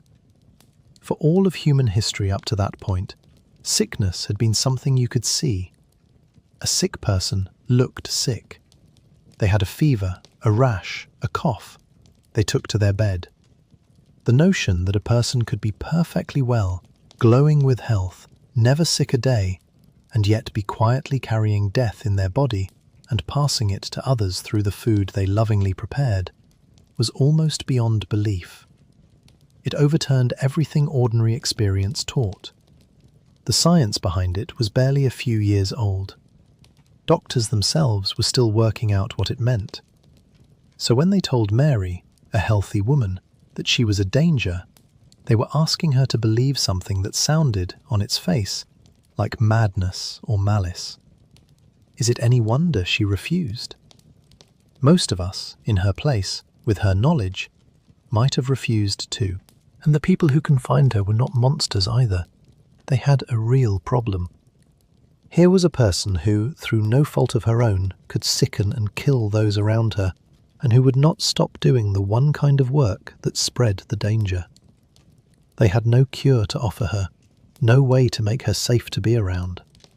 The only tool they had was the old one, the island, the water, separation. So they used it. There was no good answer. There was only a poor woman and a frightened city and a piece of brand new science that no one fully understood. And an island in the middle of the water that absorbed the impossible situation the way it had absorbed so many others. So let us be gentle with her now. Let her rest. She has been at peace for a long, long time. Far longer than she was ever held on that island. Her little cottage is gone, swallowed by the vines and the trees, as we'll see. And whatever she carried inside her, whatever fear it caused, it's all long over now. Just a sad story of a woman and an island and a disease that nobody understood in time. It's strange, the shapes that history chooses. Mary Mallon never wanted to be remembered at all, and certainly not the way she was, reduced to a frightening nickname, made into a kind of bogeyman to scare people with. The real woman, the immigrant cook who liked her work and kept a little dog and wrote furious letters insisting on her innocence, got lost almost completely behind the legend. That happens to people sometimes. The world needs a story, and a person gets flattened into it, and the actual life, with all its ordinary hopes and small pleasures and genuine bewilderment, disappears under the headline. Part of remembering her gently, here tonight, is remembering that underneath the nickname there was just a person, no better and no worse than most, who got caught in something nobody understood, and who paid for it with most of her freedom. She deserves at least to be seen as that. A person. Not a monster. Just a woman on an island, watching the water, a long time ago. The island held her for all those years, and then it let her go. The way it eventually let everything go. Chapter 7. The Long Quiet Years of the Hospital. After the great disaster of 1904 and through the long decades that held Mary Mallon, North Brother Island went on doing the work it had been built for. It treated the contagious sick. And in those years, the early decades of the 20th century, that work was as needed as it had ever been. Tuberculosis was the great shadow of the age. People called it consumption because of the way it seemed to slowly consume a person from within, and it killed enormous numbers of people, quietly, steadily, year after year. It wasn't dramatic like a cholera summer. It was slow, a cough that wouldn't go away, a tiredness that deepened, weight falling away, long afternoons of fever. And in the crowded tenements of the city, tuberculosis spread easily from one person to the next in the shared air of those packed rooms. The medicine of the time had no cure for it. What doctors believed helped, and to some degree it did, was rest, fresh air, good food, and sunlight. So sanitariums were built all over the country, places where tuberculosis patients could go to lie in the open air on long porches, breathing clean air, resting, eating, waiting to see whether their bodies could win the slow fight on their own. North Brother Island, out on the water with its fresh sea breezes and its separation from the crowded city, was considered a fitting place for some of this work. So picture the island in these years. The buildings older now, settled, ivy beginning to climb some of the brick. Patients on the porches and lawns, wrapped in blankets, taking the air. Nurses moving among them. The constant background sound of the water. From a distance, it might have looked almost like a resort, all those people resting outdoors with the river view. But of course, it wasn't a resort. It was a place people came to either recover slowly or, too often, not to recover at all. The island in this period was its own small world, nearly self-sufficient. It had its own power plant burning coal to make electricity and heat. It had its own services, staff lived there, and as I mentioned, some raised families there. There are accounts of children growing up on North Brother Island in these years, riding the boat to school on the mainland, playing on the lawns, for whom this strange, isolated place was simply the only home they knew, completely ordinary to them, however unusual it would seem to anyone else. Imagine being a child whose backyard was an island in the East River, whose neighbours were nurses and patients, whose lullaby was the sound of the tide. Everything that kept the island alive had to be made or brought there. The powerhouse, with its tall chimney, burned through barge loads of coal to keep the lights on and the wards warm through the long winters. Food came over by boat and was prepared in the island's own kitchens. Laundry was washed and boiled and dried on the island, mountains of it, the sheets and gowns of a working hospital. There were workshops to fix what broke, because you couldn't just send out for a repairman when you lived on an island in a deadly strait. There were the boats themselves, and the boatmen who ran them in all weathers, in fog and ice and the rough chop the strait could throw up, because the boats were the island's only link to the rest of the world, its lifeline, the thread that connected this small, floating community to the city it served and was kept apart from. When the boats couldn't run, the island was truly alone, and it had to be ready for that. The hospital adapted as medicine changed. New buildings rose in newer styles as the decades passed. The institution treated whatever contagious diseases the city most needed kept at a distance in any given era. It was never a glamorous place, never famous for its medicine, just a steady, working hospital on an island, doing necessary and often sorrowful work, mostly out of sight and out of mind of the millions on shore. I keep coming back to those children who grew up here, because there's something about it that stays with me. Think of it.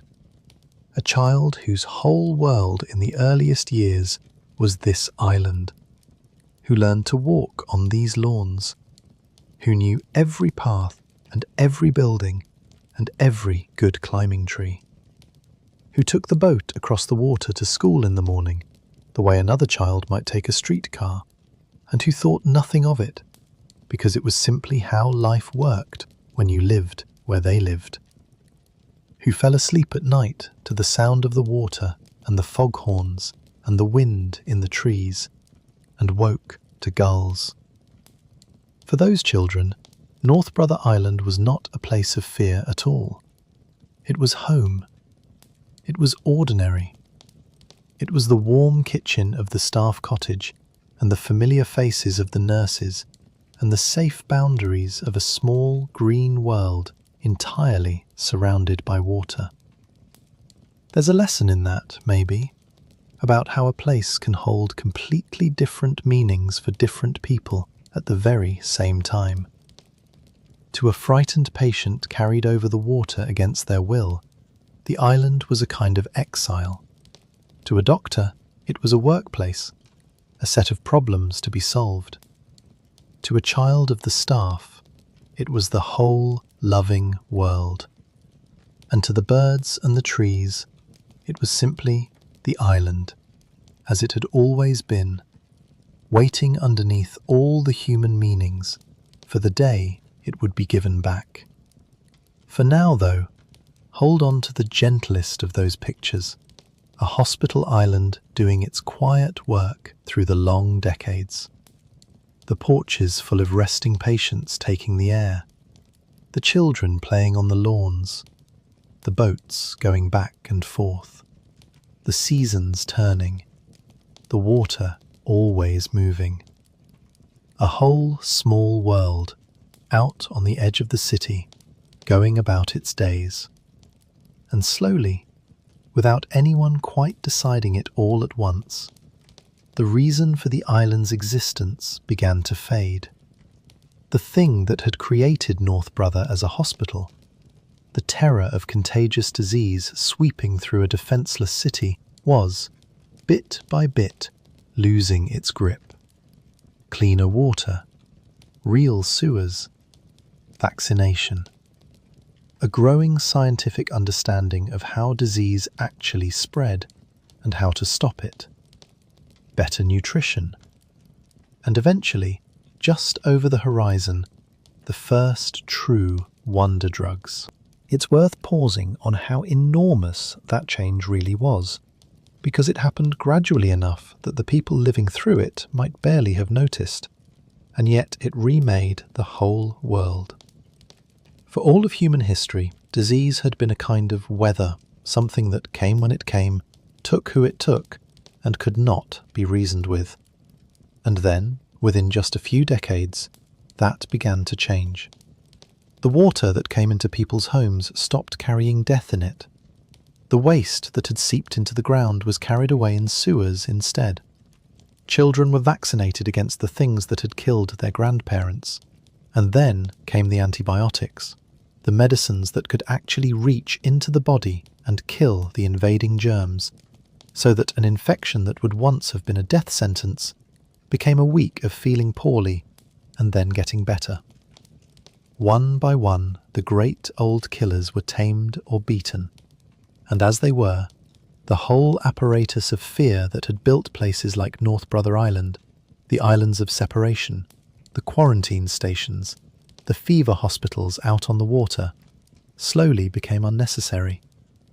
You didn't need to ship the sick away anymore, because you could increasingly cure them where they were. The world was, very gradually, becoming a place where you didn't need to ship the sick out to an island in the middle of a deadly current. And as that world arrived, North Brother Island's first long purpose quietly came to an end. Around the time of the Second World War, the old contagious disease hospital wound down. The island might have simply emptied then, but the city wasn't done finding uses for it yet. There were still people who needed somewhere to go. And so North Brother was about to begin a second life, quite different from its first. Chapter 8. The Veterans.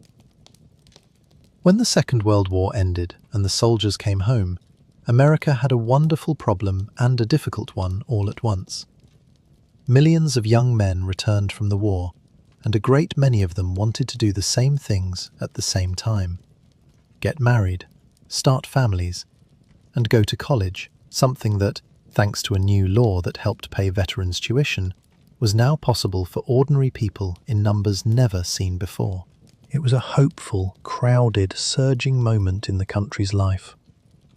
But all those returning veterans flooding into the colleges of New York City needed somewhere to live, and the city, as ever, was short of housing. There simply weren't enough rooms. You can feel the mood of those years even now, all this time later. The war was over, the men were home. There was a powerful, almost overwhelming desire to get on with things, to make up for the lost years, to build the ordinary lives that the war had put on hold. Marriages, babies, schooling, work, homes. A whole generation reaching for normal life all at the same time, in the same few years, in the same crowded city. It put enormous pressure on everything, and on housing most of all. Young couples doubled up with parents, crammed into tiny apartments, took whatever they could find. The need was real and urgent, and the city scrambled to meet it any way it could. And so someone looked, once again, out at North Brother Island, with its now quiet hospital buildings standing empty, and had an idea. Why not house veterans here? Young men studying at the city's colleges could live out on the island, in the converted hospital buildings, and take the boat across to the mainland for their classes. It was unconventional, certainly, but there was space, and there was need. and the two could be brought together. So for a brief, unusual stretch in the late 1940s, North Brother Island became a college dormitory in the middle of the East River. The wards that had held smallpox and tuberculosis patients now held bunks and desks and the belongings of young students. Veterans, and in some cases, their young families lived out on the island, the men heading off across the water each morning to study, coming back each evening to this strange, watery campus. It must have been a curious life.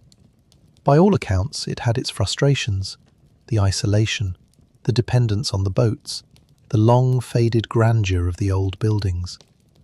But there's something almost sweet about this chapter, isn't there?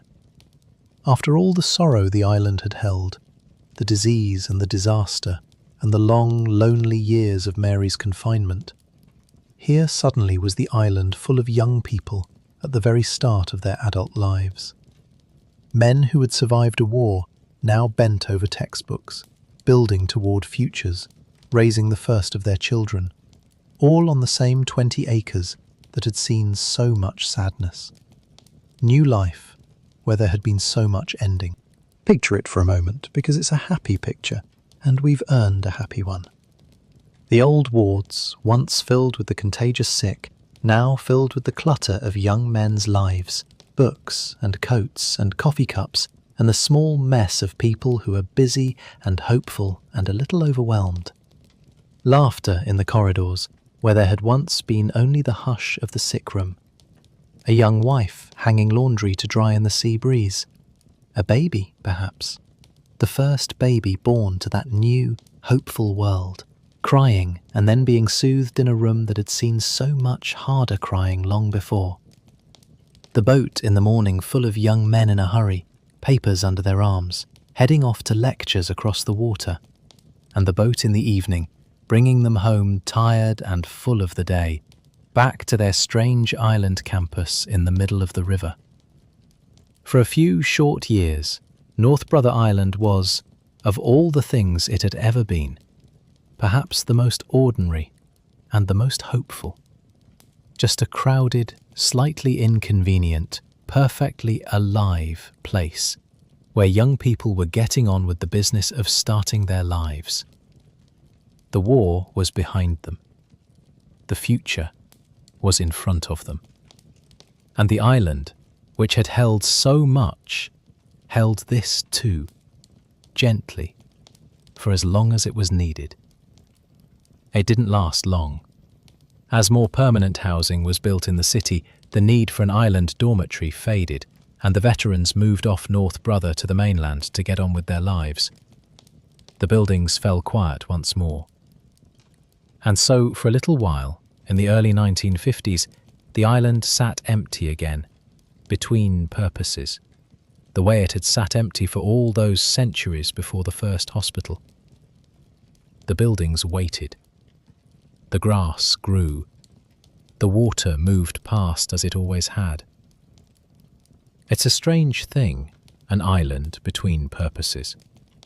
Most places we build never get a moment of rest like that. A house empties and someone new moves in.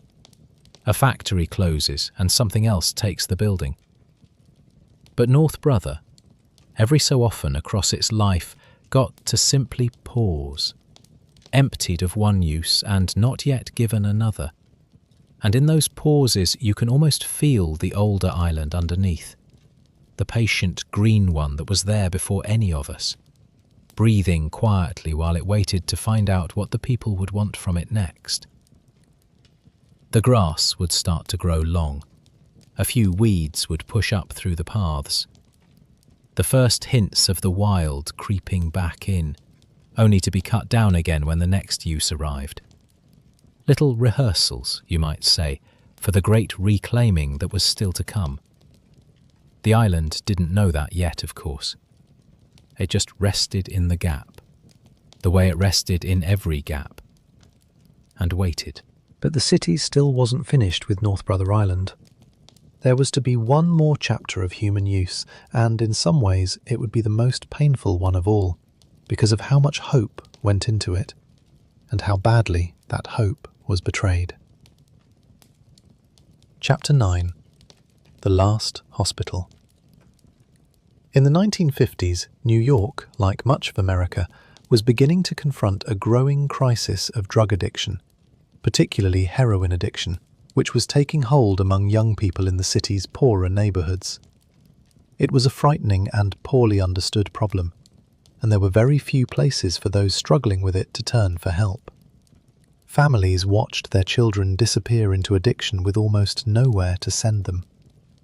It's hard now to recover just how little was understood about addiction in those years, and how much fear surrounded it.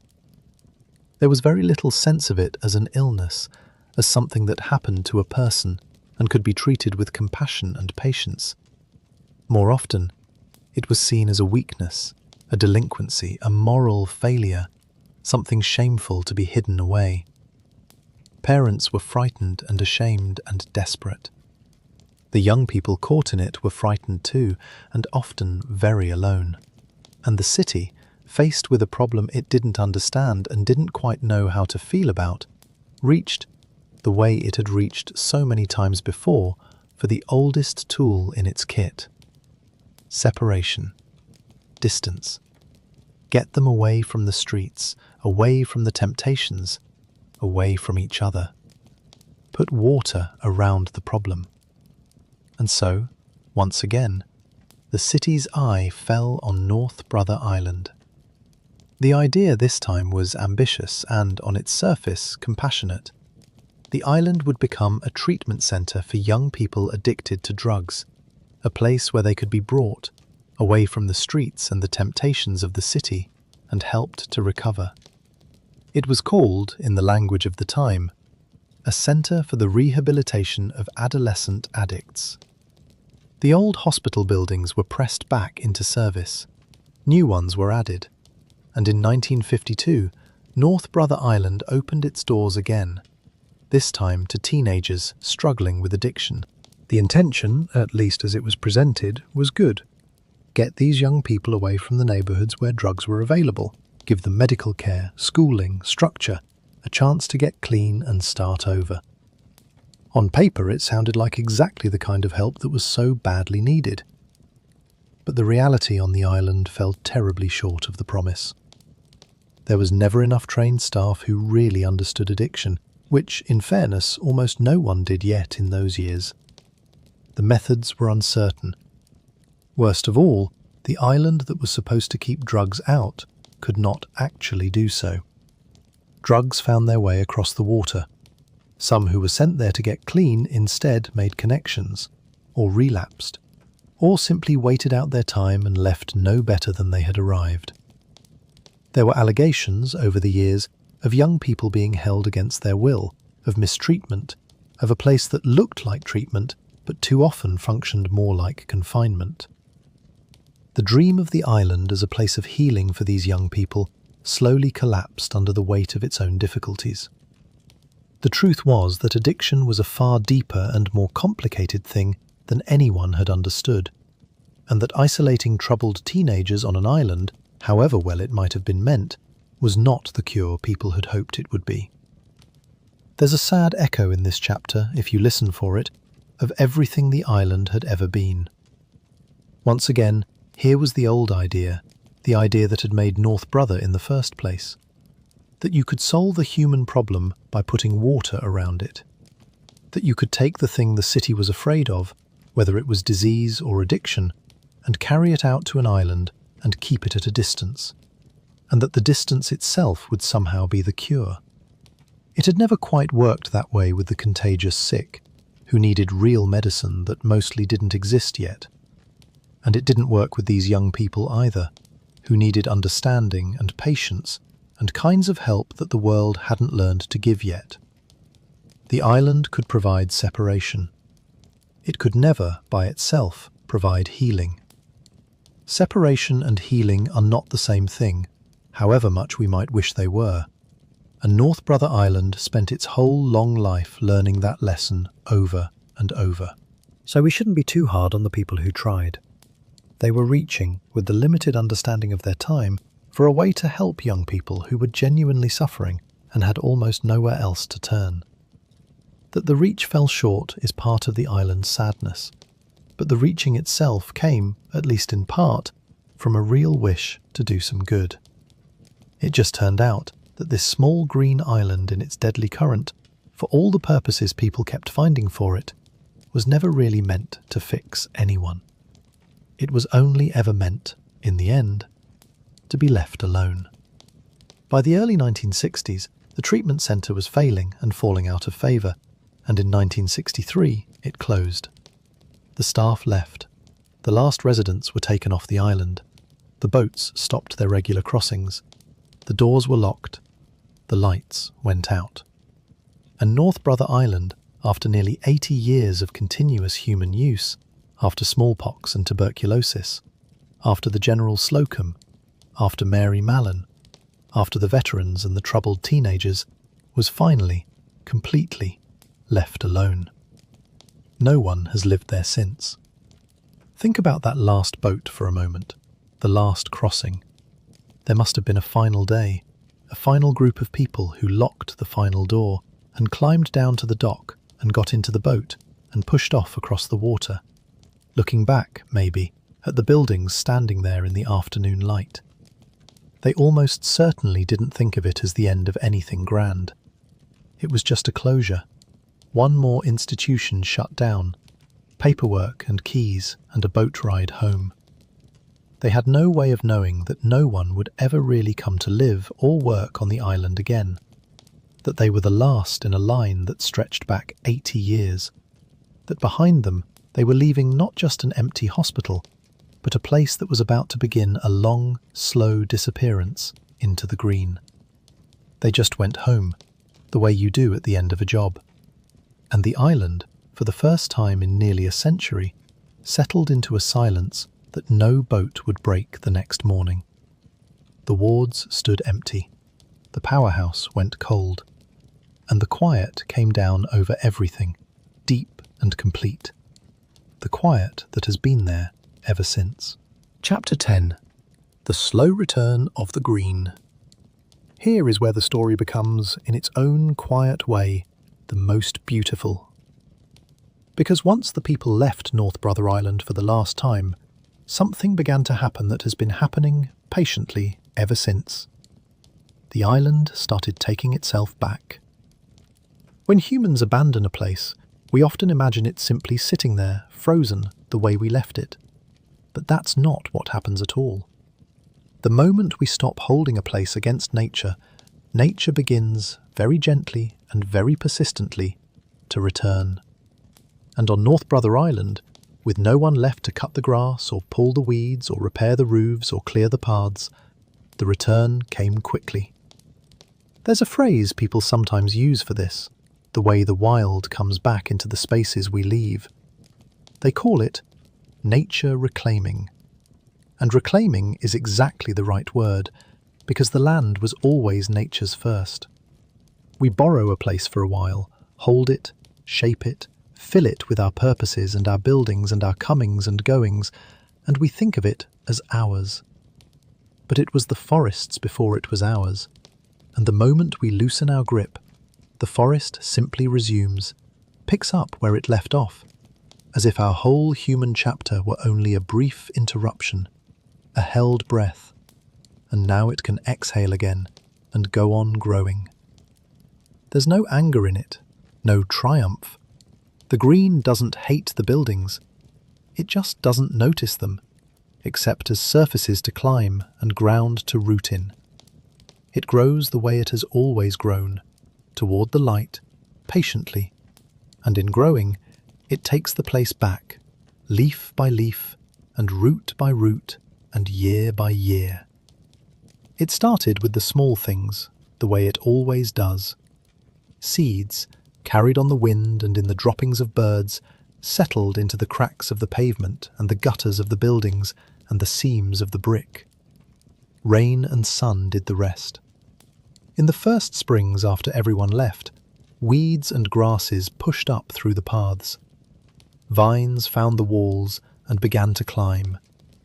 The lawns that staff had once tended grew long and went wild, and then filled in with brush, and then with saplings, the first young trees rising where children of the hospital workers had once played. Year by year the green rose higher. The saplings became trees, the trees spread their branches and dropped their seeds and made more trees. What had been open, orderly hospital grounds became, within a few decades, a genuine forest, a dense tangle of trees and vines and undergrowth covering nearly the whole island. The buildings, those solid brick buildings that had held so much human history, began to disappear inside it. Ivy and vines crept up the walls and over the windows and in through the broken panes. Branches pressed against the brick. Roots worked into the foundations. Roofs sagged and fell, and where they fell, sky opened up and rain came in, and inside the buildings, plants began to grow. Trees rising right up through the floors of rooms where patients had once lain. If you could walk the island now, and almost no one can, you would find a strange and dreamlike place. Grand old buildings standing in deep woods, their walls held up as much by the vines as by their own crumbling bricks. The tuberculosis pavilion, once full of patients resting on its porches, now a hollow shell with trees growing inside it and daylight pouring through the gaps in its roof. Corridors floored with fallen leaves and moss, paint peeling from walls in long curls, windows empty of glass, framing only green. Furniture here and there, slowly rotting where it was left.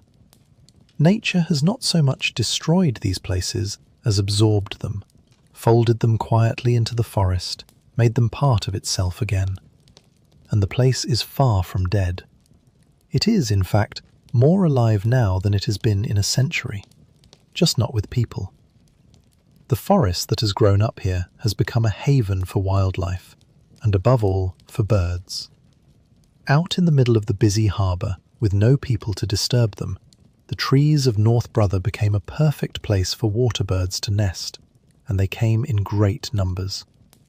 For years, the island was an important nesting site for herons and egrets and other wading birds.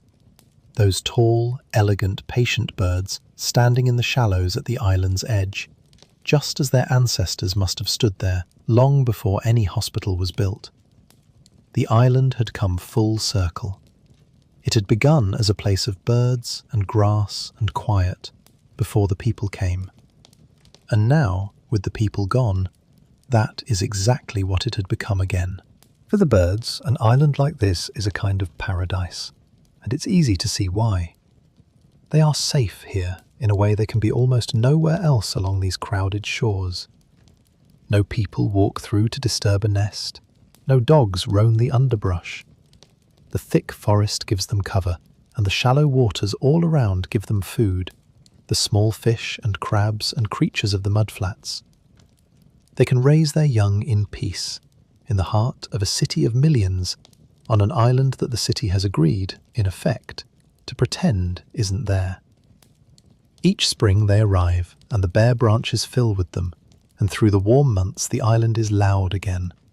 Not with the sounds of human work this time, but with the older sounds, the calls and the wing beats and the rustle of nesting birds, the sounds that filled the island before the first boat ever came. And each autumn they go, and the island falls quiet, and the leaves come down, and it waits through the winter for them to return, the way it has waited through so many winters, for so many returns, going all the way back to the beginning. There's a deep and gentle justice in that, I think.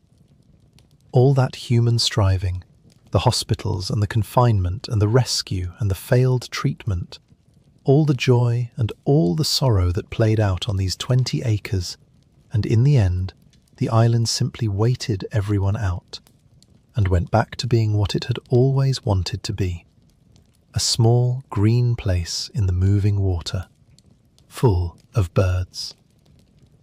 Let me take you on a slow walk through it, the way it is now, or near enough, because there's no more peaceful way I can think of to drift towards sleep than to wander through a place that the world has gently let go of. We come ashore where the boats always came, at the old dock, or what's left of it. The pilings gone soft and green, the concrete cracked and pushed up by roots. The path that once led up from the water is barely a path at all now, just a suggestion of open ground beneath a canopy of trees, the pavement broken into pieces, with grass and moss filling every seam. The air is cool and damp, and smells of leaves and earth, and the salt of the water. Birdsong everywhere, layered, near and far. And underneath it all, that sound that has been with us all night, the soft, endless wash of the tide against the rocks. It's so quiet here. That's the first thing anyone who has been allowed to visit always says. You expect a place inside a great city to carry the city's noise with it, the traffic, the sirens, the hum of millions of lives. But out here, surrounded by water, screened by trees, the city's roar fades to a soft, far-off murmur, almost like the sound of the sea, and over the top of it you hear only the birds and the leaves and the water. It's the kind of quiet that makes you lower your voice without deciding to. The kind of quiet that feels older than the city, because it is. Step off the broken dock and into the trees, and you step backward out of the modern world into something hushed and green and timeless.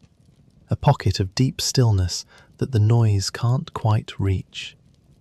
We walk up into the trees, and the buildings begin to appear out of the green, the way ruins do, slowly, half hidden, more guessed at than seen until you're nearly upon them.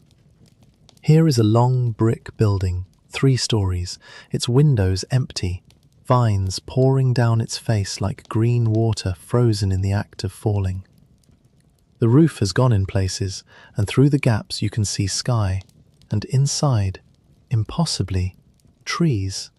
Real trees, grown up through the floors, reaching toward those openings in the roof, turning the inside of the building into a kind of courtyard garden that no one planted and no one tends.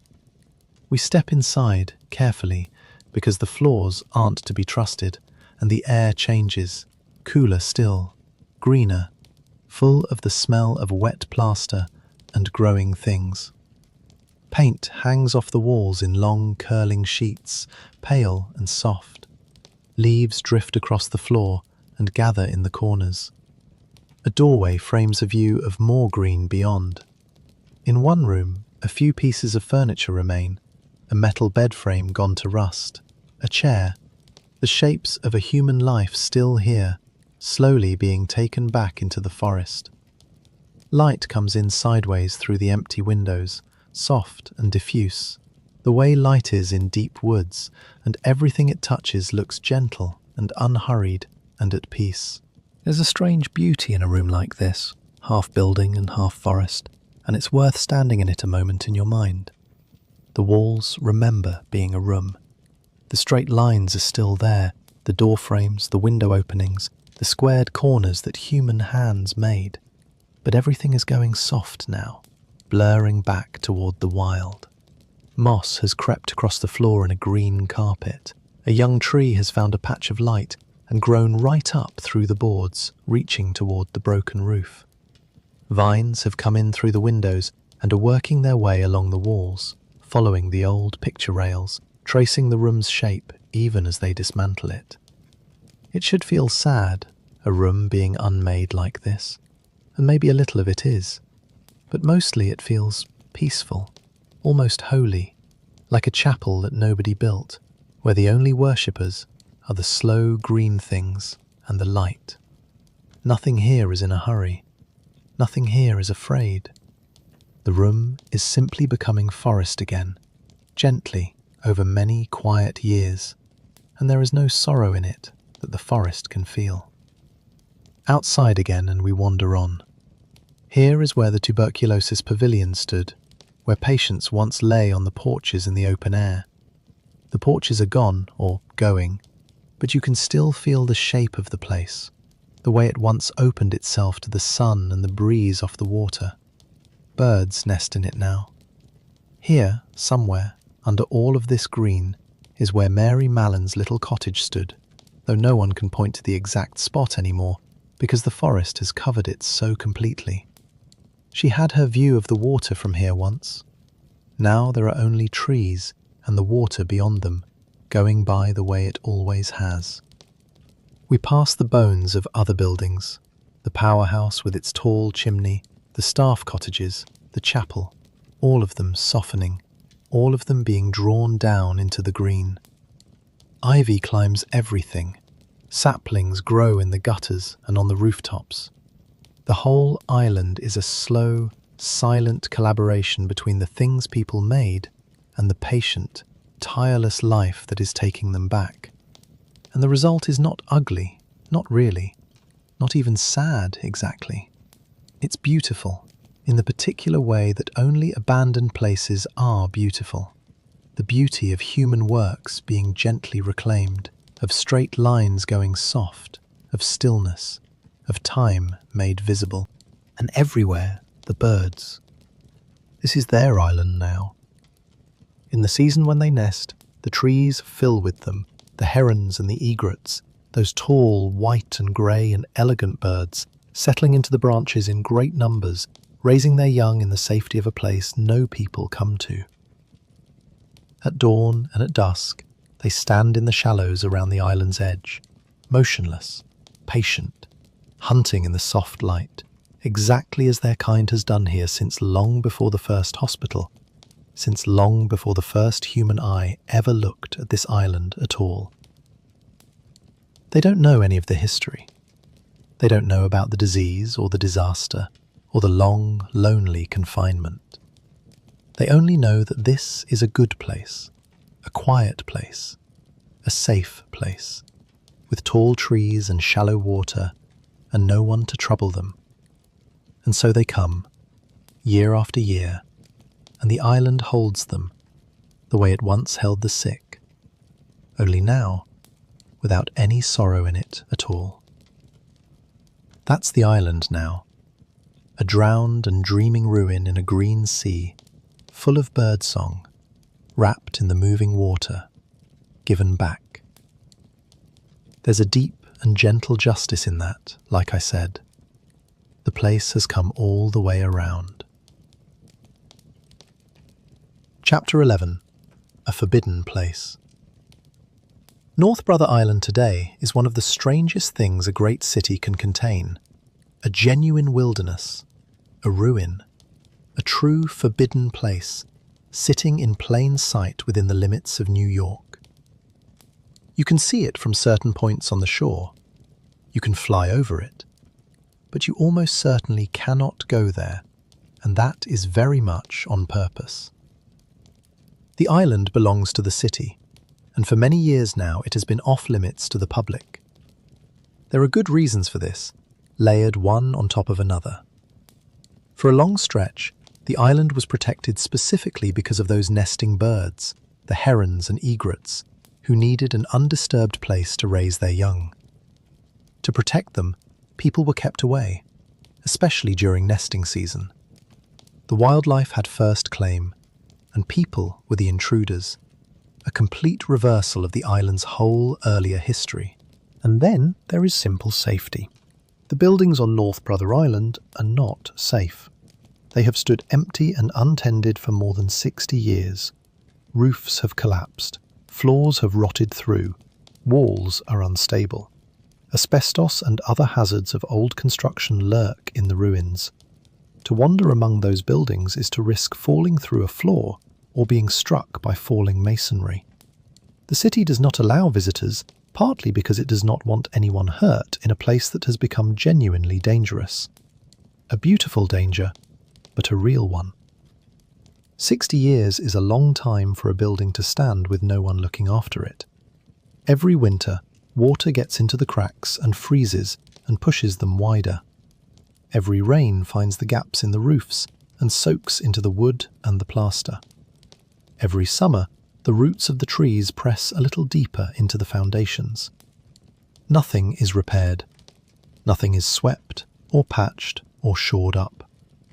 The buildings are slowly losing the long argument with gravity and weather and growing things.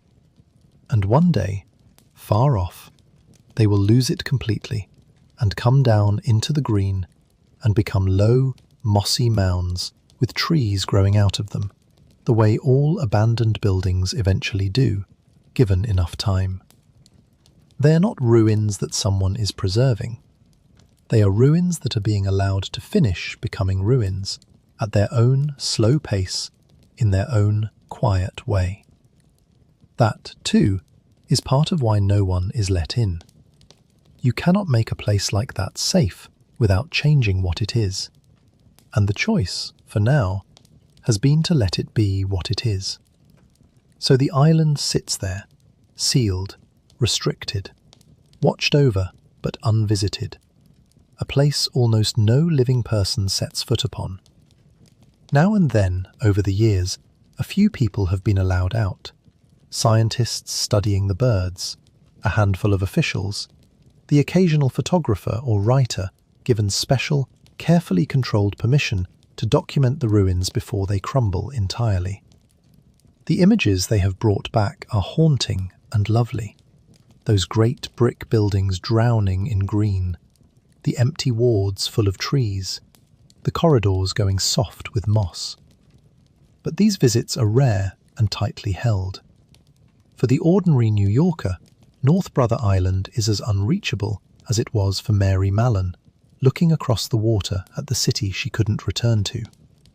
The island that was built to keep people out has, in the end, succeeded completely. There has been talk from time to time about what to do with the place. Some have suggested opening it carefully to the public one day, building walkways so people could see the ruins safely. Others believe it should be left exactly as it is, untouched, a place where nature is allowed to finish what it started.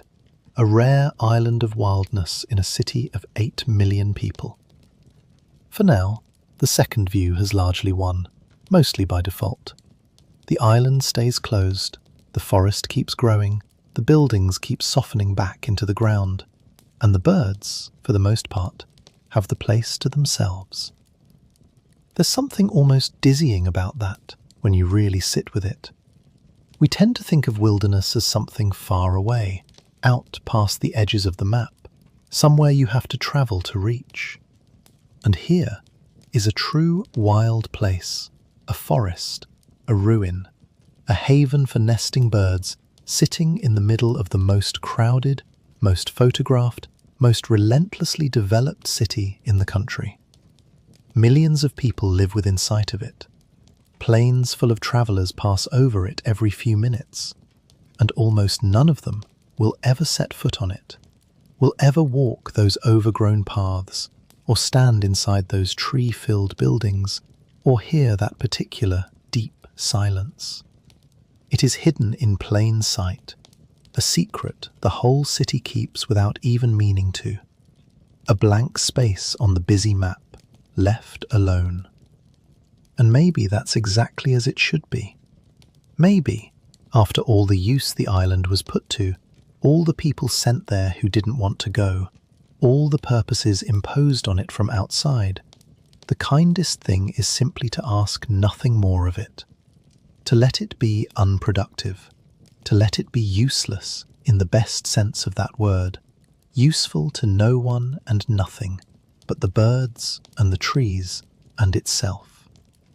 We are not very good, as people, at leaving things alone.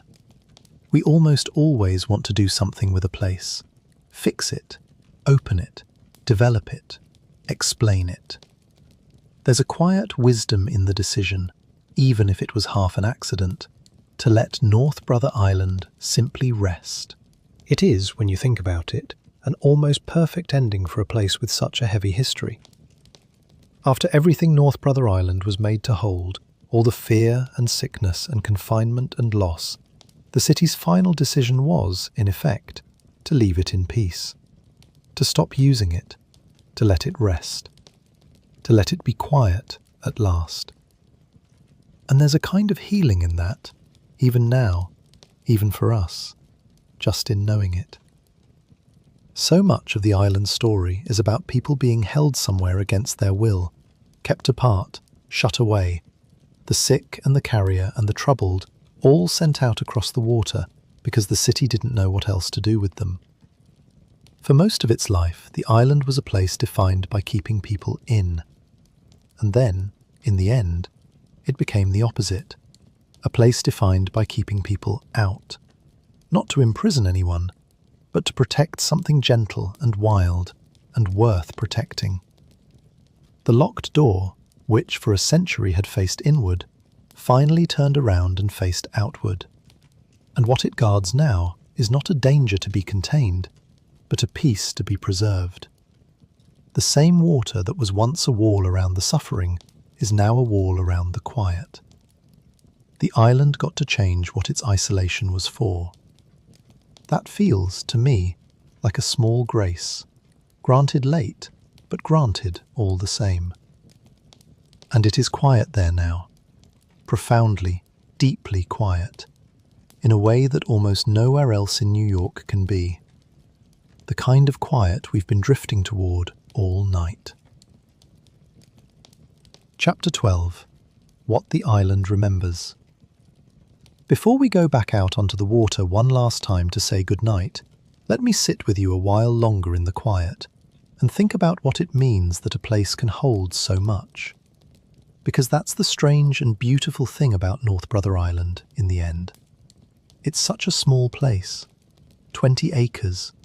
You could walk the whole of it in an easy afternoon, if anyone were allowed to. A green smudge on the water that most New Yorkers have never noticed and never think about. And yet, into that tiny space, history packed almost more than seems possible. The fear of disease in a growing city. The patient, sorrowful work of nursing the sick before there was much medicine to nurse them with. The single worst day in the river's history, and the mercy that rose up to meet it. The long confinement of a woman who never meant anyone any harm. Young veterans starting their lives. Troubled teenagers waiting out their days. And then the slow green tide of the forest taking it all back. So many human stories layered one on top of another on one small island in the moving water. We sometimes talk about a place as if it remembers. We say a place holds its history, that the past lingers, that you can feel it. And of course, strictly speaking, an island doesn't remember anything. The bricks don't grieve. The trees growing up through the old wards don't know what those wards were for. The herons, standing in the shallows, have no idea that the rocks they're standing on once received the survivors of a burning ship. The island, in itself, is innocent of all of it. It simply is what it is, the same patient ground it has always been, indifferent and at peace. And yet, we remember. That's the part that matters. As long as someone, somewhere, knows the stories, the island keeps them, the way a closed book keeps the words inside it, whether or not anyone is reading. Tonight, you and I have walked through a whole century of those stories together, and for as long as you carry even the soft, blurred shape of them, the people of North Brother Island are remembered. The nurses who went into the water, the patients who looked across at the city they couldn't reach, Mary Mallon in her cottage, watching the seasons turn, the children playing on the lawns, the young veterans with their textbooks and their hopes. All of them remembered, just for a moment, just by us, here, in the dark, before sleep. There's a comfort in that, I think, and a peace. None of these people are forgotten as long as the stories are told, and none of them are suffering anymore. That's the most important thing of all, the thing to hold on to as you drift. Whatever hardship any of them lived through on that island, it ended. It ended a long, long time ago. The fear ended. The sickness ended. The confinement ended. The grief, in time, softened and ended too. Everyone found their rest. The island let everyone go in the end, the way it let go of every purpose people ever gave it, the way the tide lets go of the shore twice a day and slides back out into the strait. And so there's nothing left on the island now but the quiet and the green and the long memory that we keep for it. No sorrow that isn't finished, no suffering that isn't over. Just a small, wild place at rest in the water, and the soft weight of all the stories it holds, held gently, peacefully, the way you might hold a sleeping child, or a book you finished reading and laid against your chest, your eyes already closing. That's what the island remembers, or rather, that's what we remember for it. And having remembered, we can let it rest. And we can rest too. Chapter 13. The Island Tonight. So let's end where we began, out on the water, looking at the island in the dark. Only now we know it. Now we know everything that happened on those 20 acres, and we can look at it with gentle, knowing eyes, and let it all settle into rest. Picture North Brother Island right now, tonight, as you lie here. The city glitters all around it, the lights of the Bronx close by, the towers of Manhattan rising in the distance, planes crossing overhead, 8 million people living their lives within a few miles in every direction. The harbour never fully sleeps, and in the middle of all that light and motion, there sits this one dark shape on the water. This small, dense island of trees, almost invisible at night, holding its silence. The tide is moving past it, the way it has moved past for thousands and thousands of years, in and out, patient, endless. Hellgate churns away to the south as it always has. The water laps against the rocks at the island's edge, the same rocks where the staff of Riverside Hospital once hauled survivors from the burning river, the same shoreline the herons wade along at dawn. The breeze moves through the trees, those tall trees that have grown up out of the old hospital lawns, and the leaves whisper in the dark. That moving water has been the one constant through this whole long story, hasn't it? Before the Lenape, before the Dutch, before the first brick was laid, the tide was sliding in and out of this strait, twice a day, every day, never stopping, never tiring. It was moving on the night the General Slocum burned, and it kept moving afterward, carrying the river on toward the sea as if nothing had happened, because the water keeps no memory and grants no pause.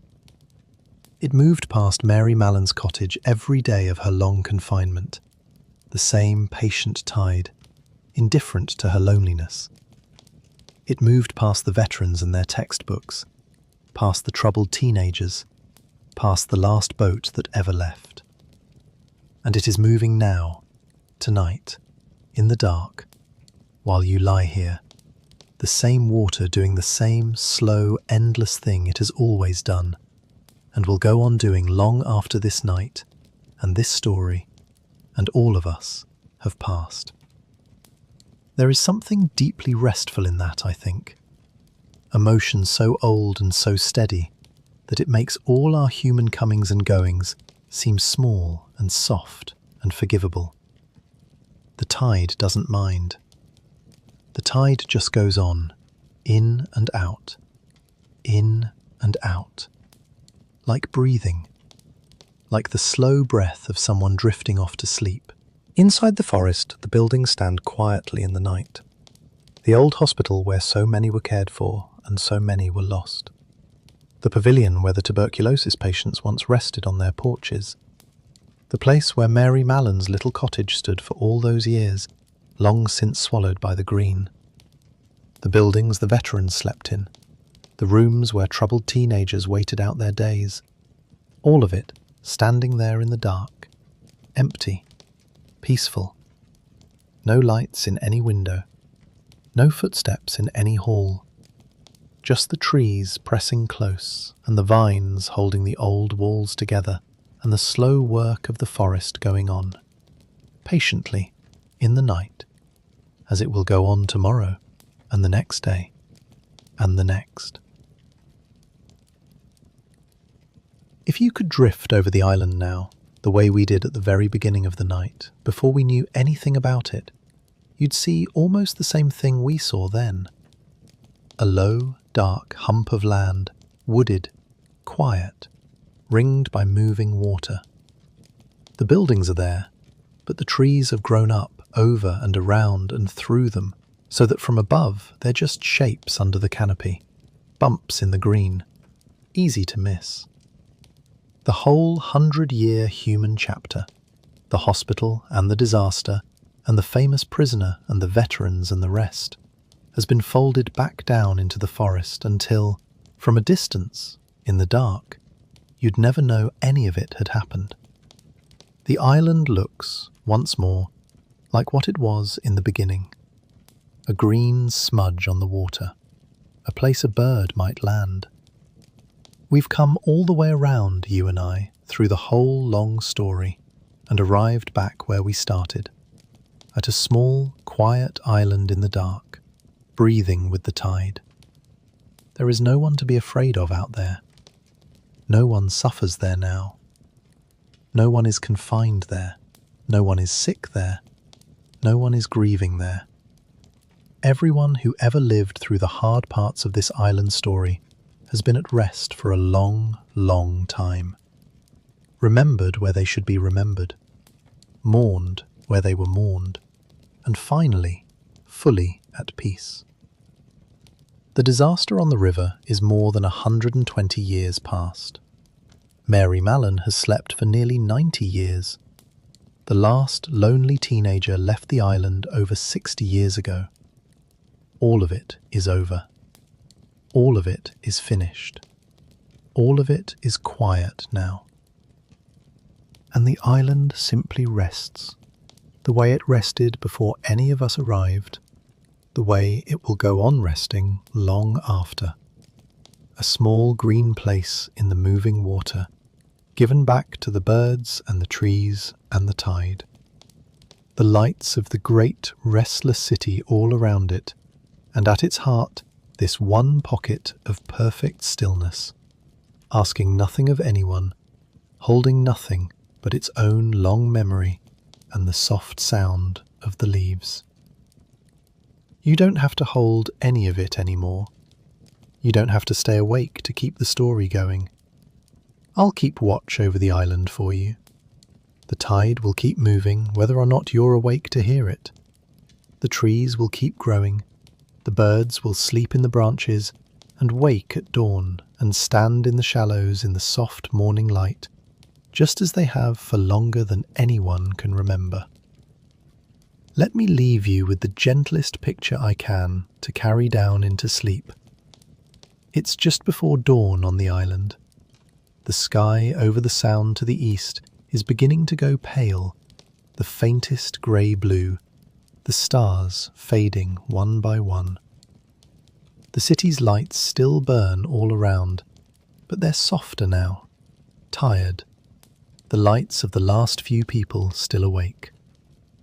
The water is calm and slow near the turn of the tide, barely moving, like the island and everything on it is holding its breath in the hush before morning.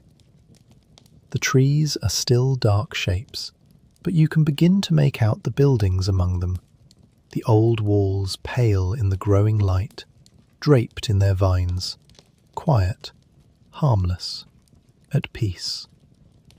A single heron stands in the shallows at the island's edge, perfectly still, a grey shape against the grey water, waiting for the light.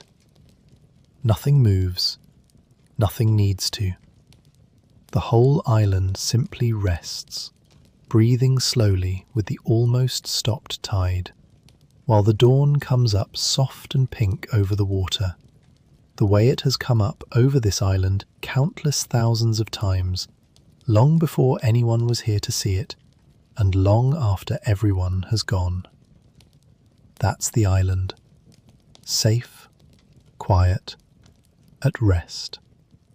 Held gently in the turning of the days, asking nothing, holding nothing but its long, soft memory and the coming of another peaceful morning.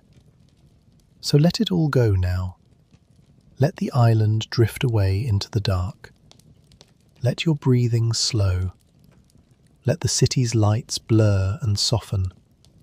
There's nothing left to do tonight but rest, the way North Brother Island is resting, out there in the quiet water, peaceful at last, after such a long and crowded life.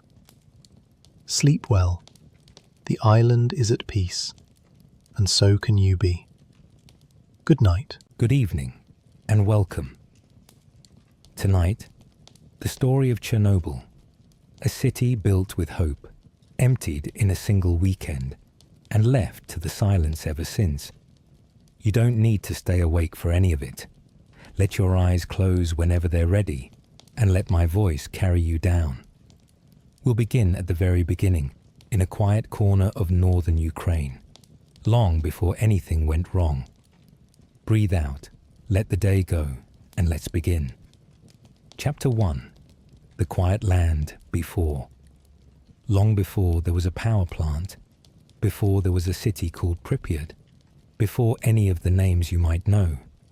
This was simply a region, a quiet, low, watery land in the north of what is now Ukraine, close to the border with Belarus, where the Pripyat River wound its slow way through marshes and birch forest on its long journey toward the Dnieper. It was not an important place by the measures the world usually uses. There were no great cities here, no famous battles, no monuments. There were villages, small ones, old ones, scattered through the woods and along the riverbanks. People had lived here for a very long time, farming the land, fishing the rivers, cutting wood, raising animals.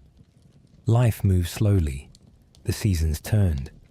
Winters were long and white and silent, and summers were green and humid and alive with insects and birdsong. The town of Chernobyl itself was one of these old settlements.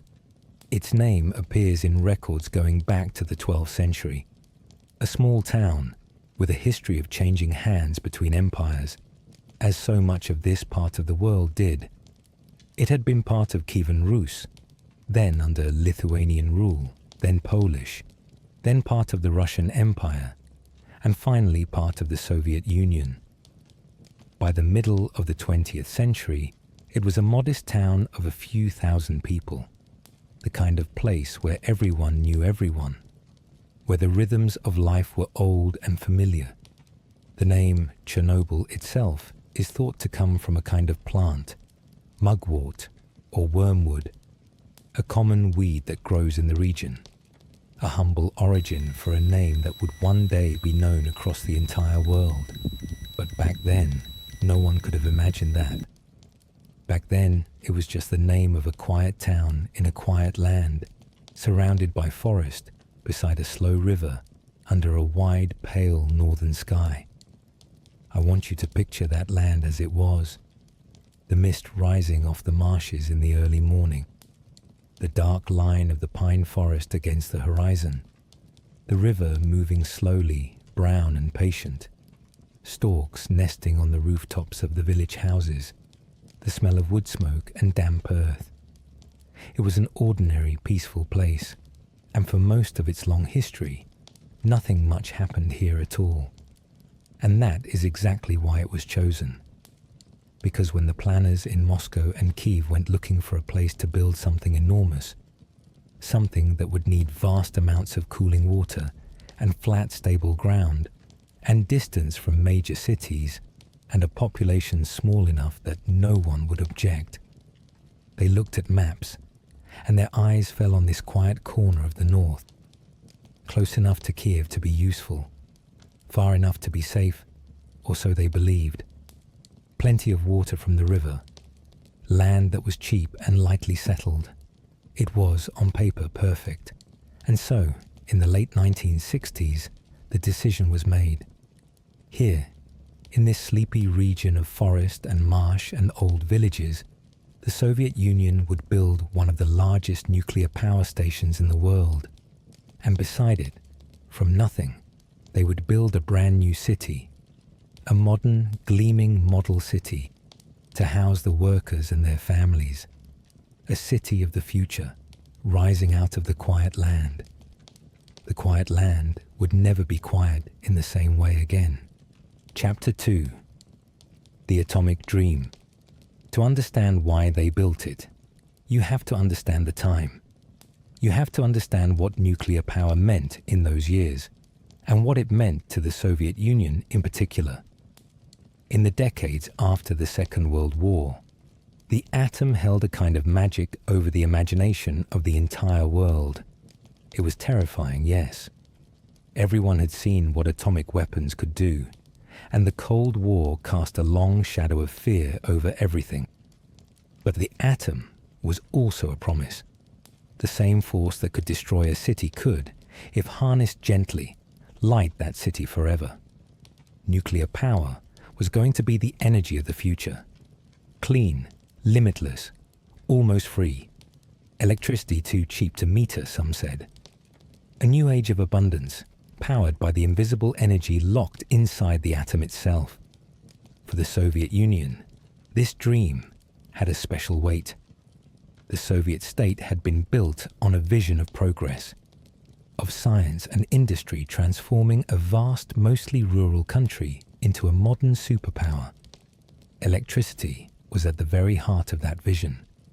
There was an old slogan from the early days of the revolution. Communism is Soviet power, plus the electrification of the whole country. Lenin himself had said it. To bring electric light to every village, to power every factory, to master the forces of nature through science and planning. This was not just practical policy. It was almost a sacred mission. And nuclear power was the highest expression of that mission. To split the atom and turn it into light and warmth for ordinary people. What could be more glorious, more modern, more Soviet? The scientists who worked in this field were heroes. The engineers were celebrated. The cities that grew up around nuclear plants were showcases, meant to demonstrate the very best of Soviet life. The Soviet nuclear program had grown enormously through the 1950s, 60s, and 70s. They built reactors of various designs across the Union. And one design, in particular, became a workhorse of the Soviet electrical grid. A large, powerful, relatively cheap reactor that could be built quickly and could produce enormous amounts of electricity. It was called the RBMK. We'll talk much more about the RBMK later, about what it was and how it worked, and the hidden flaws inside it that almost no one outside a small circle of specialists understood. But for now, just know this. The RBMK was a source of great national pride. It was powerful. It was, the authorities insisted, safe. And it was going to be built all across the Soviet Union, including here, in this quiet land beside the Pripyat River. The plant would be called the V.I. Lenin Nuclear Power Plant, though almost everyone would simply call it Chernobyl, after the nearby town. The plans called for an enormous facility. Not one reactor, but many. 4 to begin with more planned for the future. When it was finished, it was meant to be one of the largest nuclear power stations on Earth, a jewel of Soviet engineering, pouring electricity into the grid that powered Kyiv and far beyond.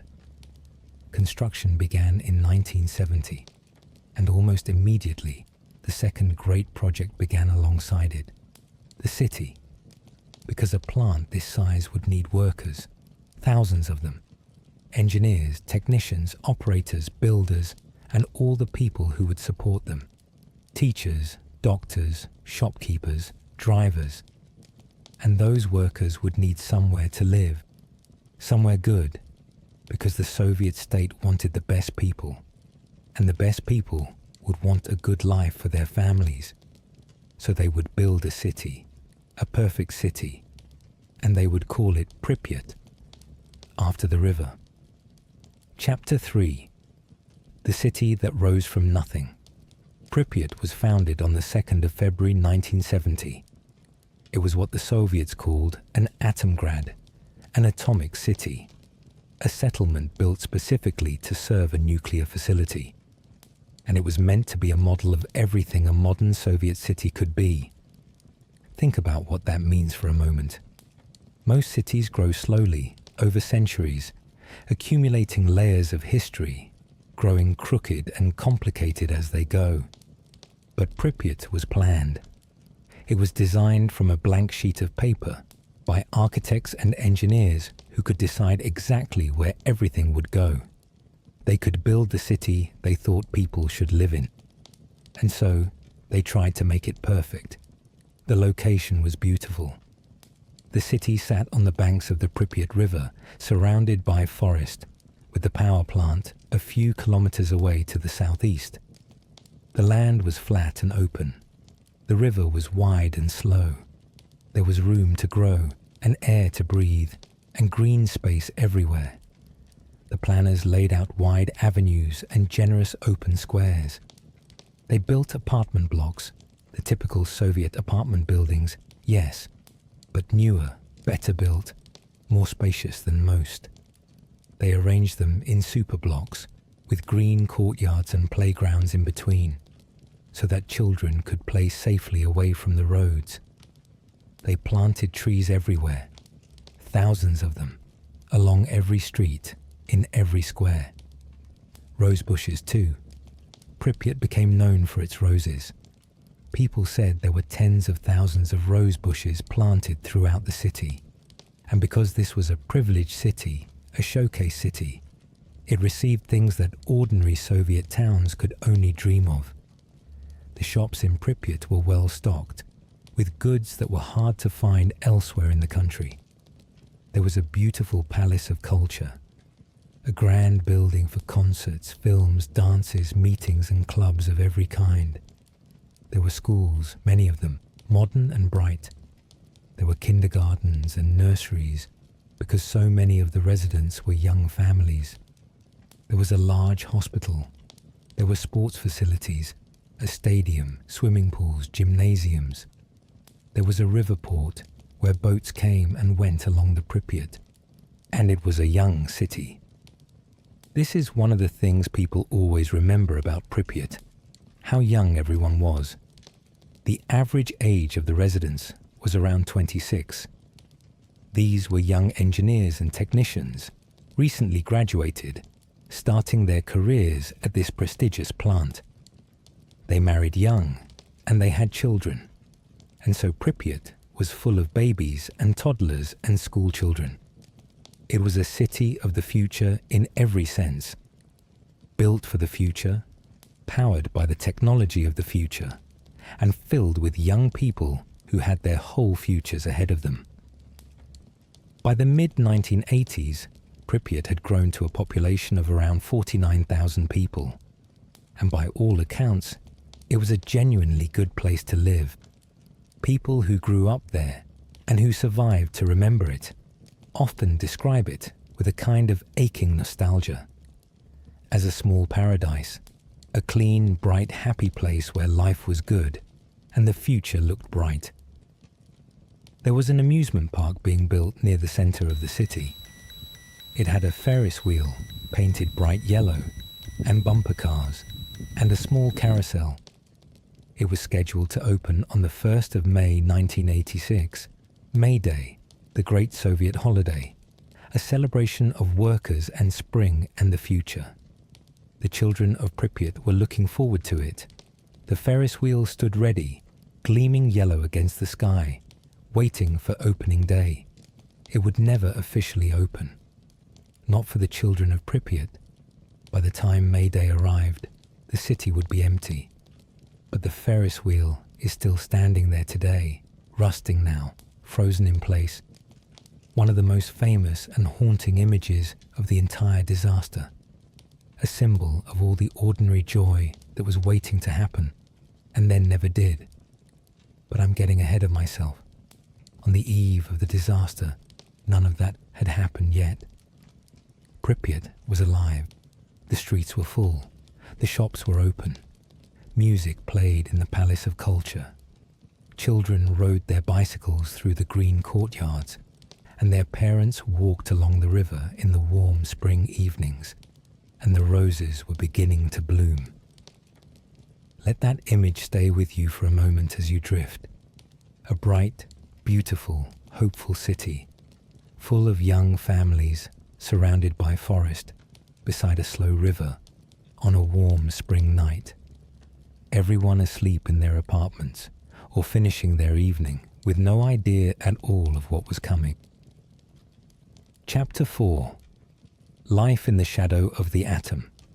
I want to spend a little more time in Pripyat as it was, because the contrast between what it was and what it became is the heart of this whole story, and because there is something deeply soothing about the ordinary details of a life that's gone. The people of Pripyat were proud of their city and proud of their work. To work at the Chernobyl plant was a good job, a prestigious one. The plant workers were among the elite of the Soviet working class. They were well paid. They had access to good housing, good schools for their children, good medical care. They had stable, respected careers in a field that the entire society held in high regard. To be a nuclear engineer in the Soviet Union in 1986 was to be a kind of modern priest, tending the sacred fire of the atom for the benefit of all. A typical morning in Pripyat, the alarm clocks ringing in thousands of apartments, parents getting children ready for school, packing lunches, brushing hair, the smell of breakfast, tea, bread, kasha, then the workers leaving for the plant. Many of them took buses. A whole fleet of buses ran between the city and the plant, carrying the shifts back and forth along the road through the forest. Others drove. The road was lined with pine trees, and in the early morning the light came slanting through them. The plant itself was impressive, enormous. A complex of huge concrete buildings with the 4 great reactor blocks and their turbine halls, and the tall ventilation stacks rising above them, and the cooling pond stretching out alongside. An artificial lake built to provide cooling water, where the workers sometimes fished, and where, it was said, the fish grew unusually large in the warm water. Inside, the plant was a world of control rooms and corridors, of dials and switches, and the constant low hum of machinery. The reactor halls were vast spaces, clean and bright, with the reactor itself hidden beneath a great steel and concrete cover set into the floor. A huge circular lid, studded with the caps of the fuel channels, that the workers nicknamed, with grim affection, by various names. Above it all, cranes moved on rails near the ceiling. Everything was orderly. Everything was monitored. Everything seemed, to the people who worked there, entirely under control. And in the evenings, the workers came home. Back along the forest road to Pripyat, back to their families, their apartments, their ordinary lives. There was a great deal to do in Pripyat in the evening. People went to the Palace of Culture for films and concerts. There were sports clubs and hobby groups. There was a cafe by the river where young people gathered. There were the simple pleasures of family life.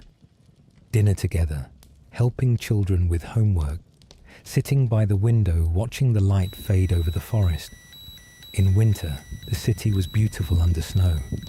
The apartment blocks softened by white, the river freezing at the edges, children sledding in the courtyards.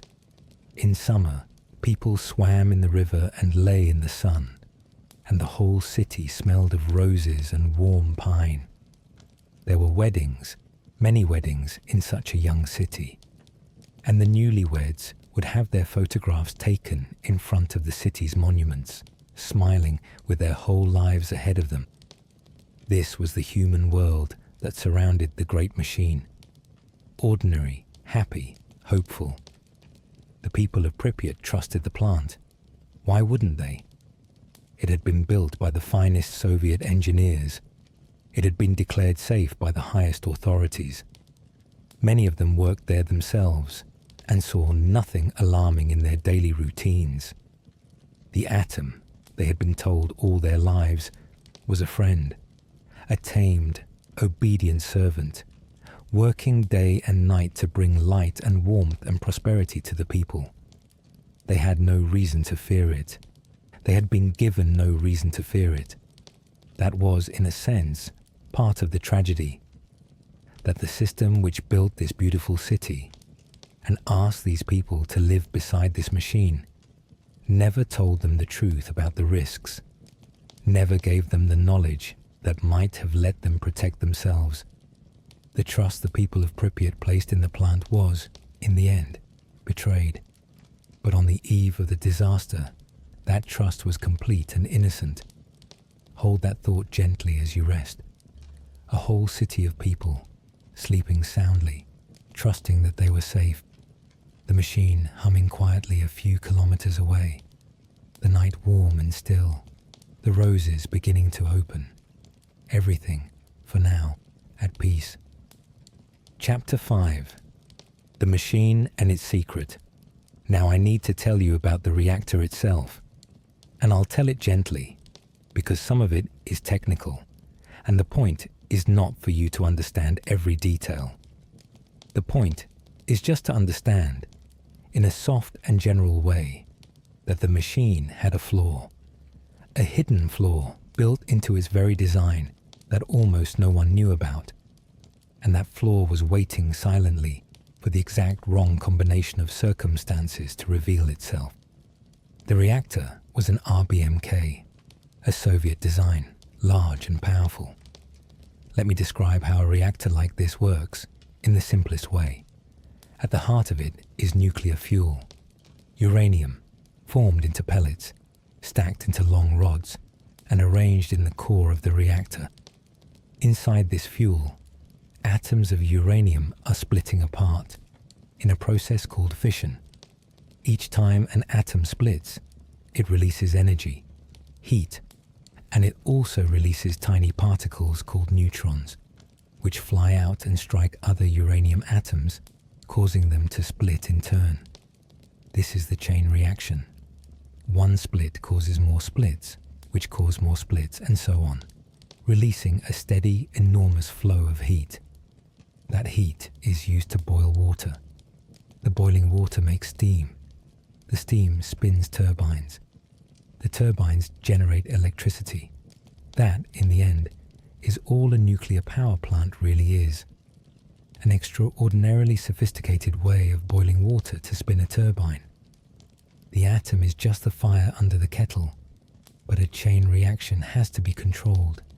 If you let it run too fast, it produces too much heat, too quickly, and things can go very wrong. So the reactor has control rods. Long rods made of a material that absorbs neutrons, soaking them up, slowing the chain reaction down.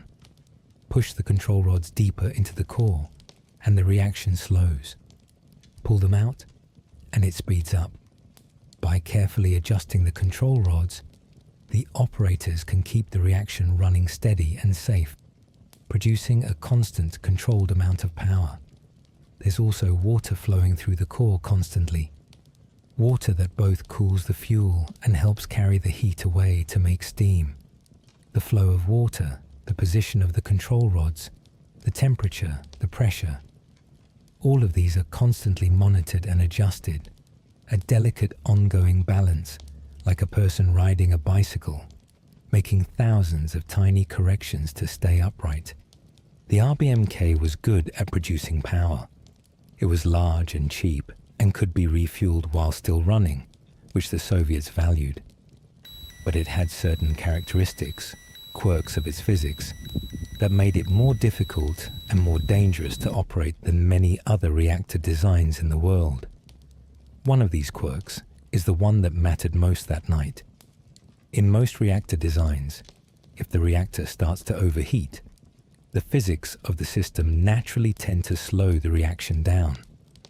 A built-in safety margin, a self-correcting tendency. But the RBMK, under certain conditions, particularly when running at low power, could behave in the opposite way. Under those conditions, if the reaction started to speed up, the physics could actually make it speed up more in a runaway feedback loop. Instead of self-correcting, it could self-accelerate. The bicycle, instead of staying upright, could suddenly lurch faster and faster out of control. There was another flaw too, in the control rods themselves, in the very system that was supposed to be the ultimate safety mechanism.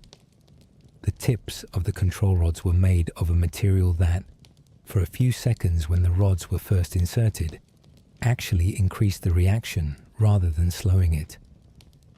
A momentary surge before the slowing began. Under normal circumstances, this didn't matter. But under exactly the wrong circumstances, this brief surge, from the very system meant to shut the reactor down, could be the spark that lit the fire. Here is the most important and most troubling part. These flaws were known, not widely, not to the operators in the control room, not to the people of Pripyat, not to the public, but to a small circle of senior scientists and officials. The dangerous behavior of the RBMK design was understood, at least in part. There had even been a previous incident at another RBMK plant years earlier that had revealed some of these dangers, but the information was suppressed. It was treated as a state secret. The operators who ran these reactors every day were never properly told about the flaws in the machines they controlled. They were never given the knowledge that might have warned them away from the exact actions that would prove catastrophic. So picture the reactor as it truly was. A powerful machine, mostly reliable, humming away day after day, year after year, doing its work, but with a hidden flaw coiled inside it, like a sleeping snake. Harmless, as long as no one disturbed it. As long as the reactor was operated within its normal range, the flaw stayed hidden and silent. It might have stayed hidden forever. But on the night of the 25th of April 1986, a test was planned. A test that would push the reactor outside its normal range into exactly the conditions where the sleeping snake could wake. And the men in the control room who would carry out that test had no idea what was waiting for them. Chapter 6. The test. The disaster did not begin with carelessness or malice. It began, as so many disasters do, with good intentions, with an attempt to make the plant safer. Here was the problem they were trying to solve. A nuclear reactor needs a constant supply of cooling water, pumped through the core, even when the reactor is shut down. The pumps that move this water run on electricity. Normally, the plant produces its own electricity, so there's plenty to run the pumps. But what if the plant lost its outside power supply? If the connection to the grid was cut by an accident or an attack, then the reactor would shut down, but the pumps would still need power to keep cooling it. The plant had emergency diesel generators for exactly this situation, but the diesel generators took time to start up and reach full power, somewhere between 40 seconds and a minute. And in that gap, that minute without enough cooling, the reactor could be in danger. So the engineers had an idea. When the reactor shut down, the great turbines would still be spinning, slowing down gradually under their own momentum, like a heavy wheel coasting to a stop. And a spinning turbine generates electricity. What if they could use that, the dying spin of the coasting turbines, to power the pumps for that critical minute, until the diesels came online. It was a reasonable idea, a sensible safety improvement. And to find out if it would work, they needed to test it. They needed to run the reactor, then simulate a power cut and see whether the coasting turbines could really keep the pumps running long enough. This test had been attempted before at Chernobyl, and it hadn't quite worked. The voltage from the coasting turbines had dropped too quickly. So the engineers had made adjustments, and now they were going to try again. The test was scheduled for the 25th of April, 1986. It was meant to be carried out during the daytime by the experienced day shift, with the plant's senior people fully prepared. To run the test, they needed to bring the reactor down to a low level of power, not shut off entirely, but running at a reduced level. And here is where the trouble began to gather, slowly, like clouds before a storm.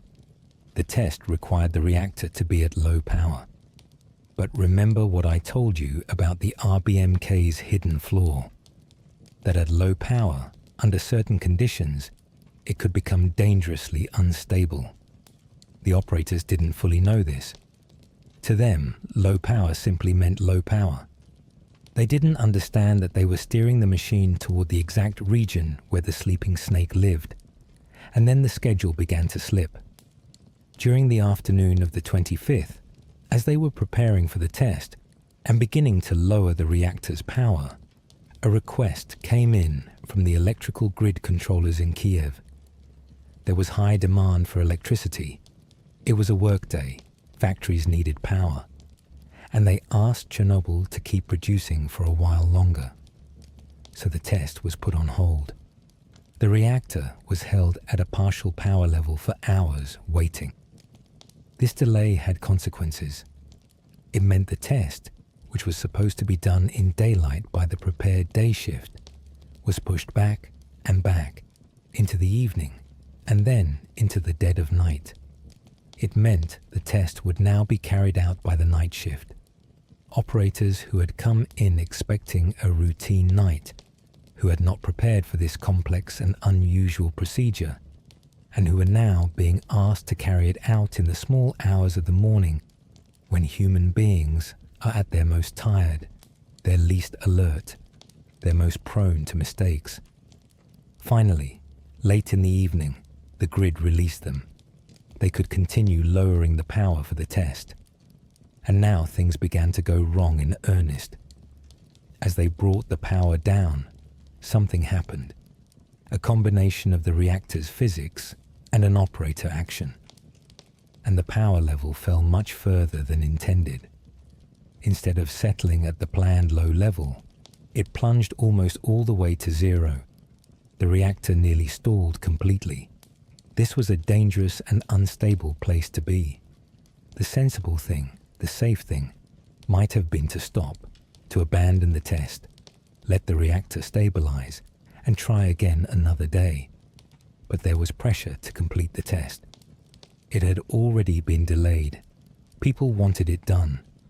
And so, instead of stopping, the operators tried to recover, to bring the power back up, to pull the reactor out of its near stall and get it to a level where they could run the test. To do this, they pulled out control rods, many of them, far more than the rules normally allowed. Remember, pulling out control rods speeds up the reaction. They were trying to coax the dying reactor back to life, and to do it, they removed almost all the brakes. The reactor came back up, but to a low and unstable level, held there only by the fact that nearly all the control rods were withdrawn. It was like balancing a pencil on its point. The slightest disturbance now, and it would all come down. The men in the control room did not see it that way. Their instruments did not clearly show them the danger. They believed, more or less, that they had the situation under control. They prepared to run the test. It was now after 1 o'clock in the morning on the 26th of April. Outside, Pripyat slept. The forest was dark and still. The river moved slowly in the night. and inside the control room of reactor number 4, a small group of tired men prepared to carry out a test on a machine that was now balanced, without their knowing it, on the very edge of catastrophe. Chapter 7. 1:23 and 40 seconds. Let me take you through the final minutes slowly, not to frighten you. The worst of it will pass quickly, and then we'll move into the long, quiet aftermath. But because this is the hinge on which the whole story turns, and it deserves to be told carefully. At 23 minutes past 1 in the morning, the test began. The operators closed the valves to the turbine, cutting off the steam, so that the turbine would begin to coast down, exactly as it would in a real power cut. This was the heart of the test, to see whether that coasting turbine could power the pumps. But cutting the steam to the turbine had an effect inside the reactor. The water flowing through the core began to change. With the pump slowing, less water was moving through, and the water that was there began to heat up and turn to steam more readily. And here, the hidden flaw of the RBMK began finally to wake.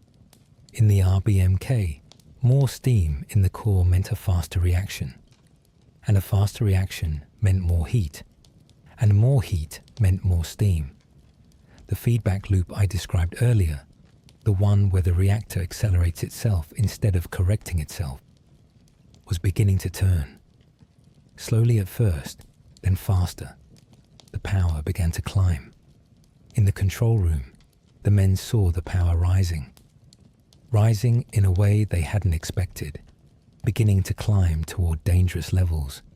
And so they reached for the ultimate safety measure, the emergency shutdown, a single button that would drive all the control rods down into the core at once, slamming on every brake, absorbing the neutrons, stopping the reaction.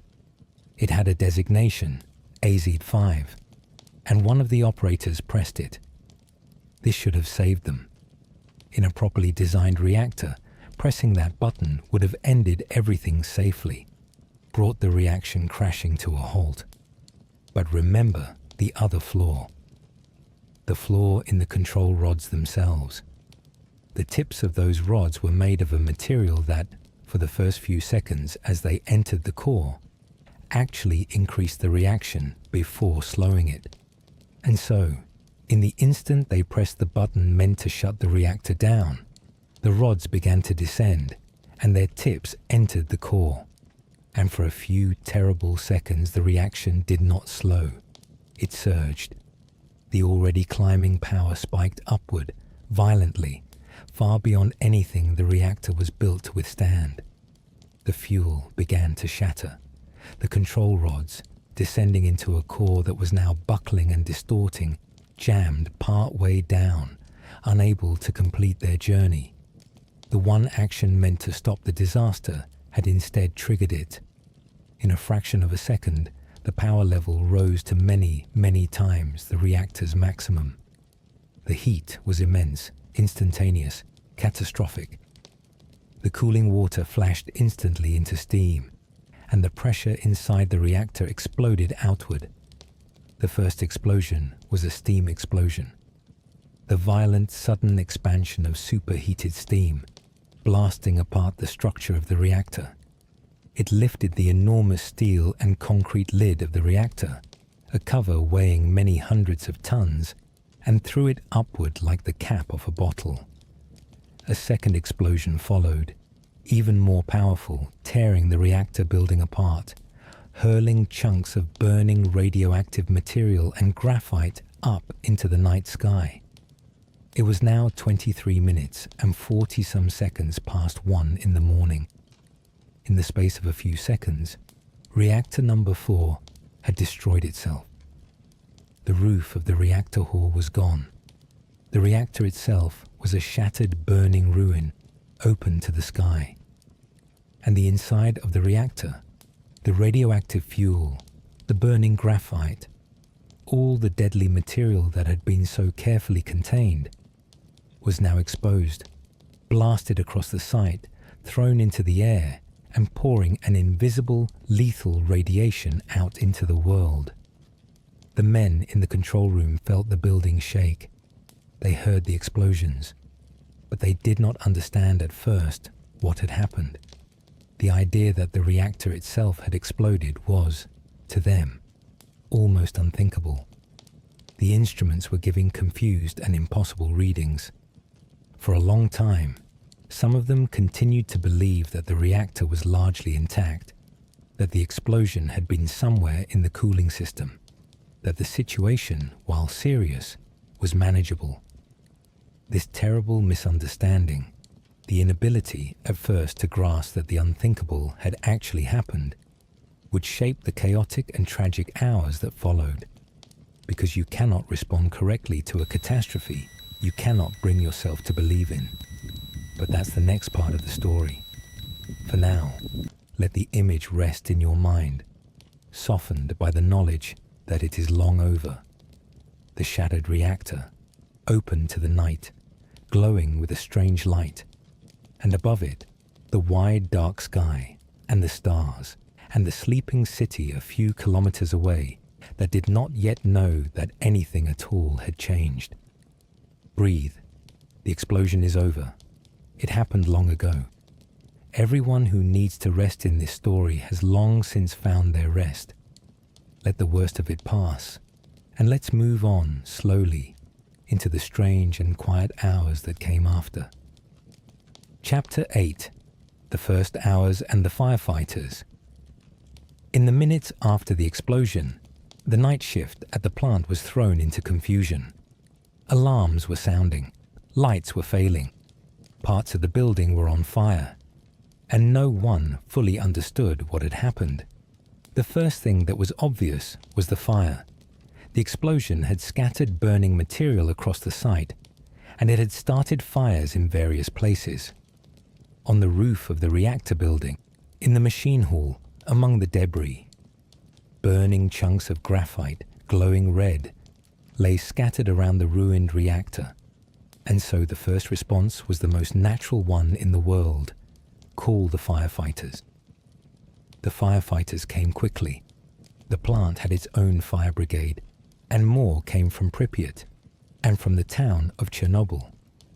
They arrived in the dark in the early hours of the morning to find a scene of chaos and burning ruin.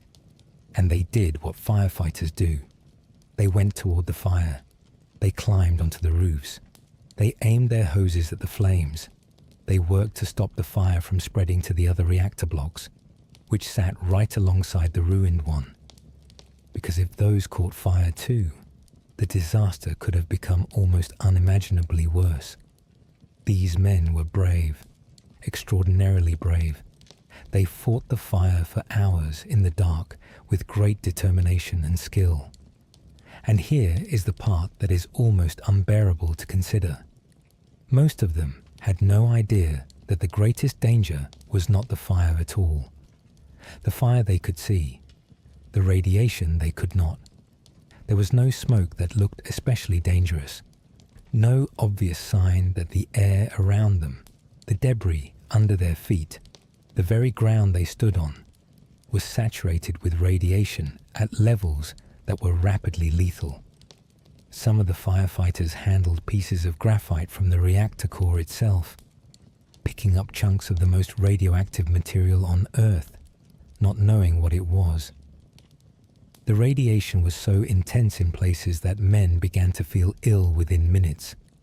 A strange metallic taste, dizziness, nausea, a sensation some described as a kind of sunburn on their skin, even in the dark. But they kept working. They didn't understand what was happening to them. Their equipment for measuring radiation was inadequate, or had gone off the scale, or simply wasn't there. They had been trained to fight fires, and so they fought the fire with great courage, while the invisible poison soaked into their bodies. By the time the sun rose on the morning of the 26th, the fires on the roofs had largely been brought under control. The firefighters had, at terrible cost, prevented the catastrophe from spreading to the other reactors, but many of them were already gravely ill.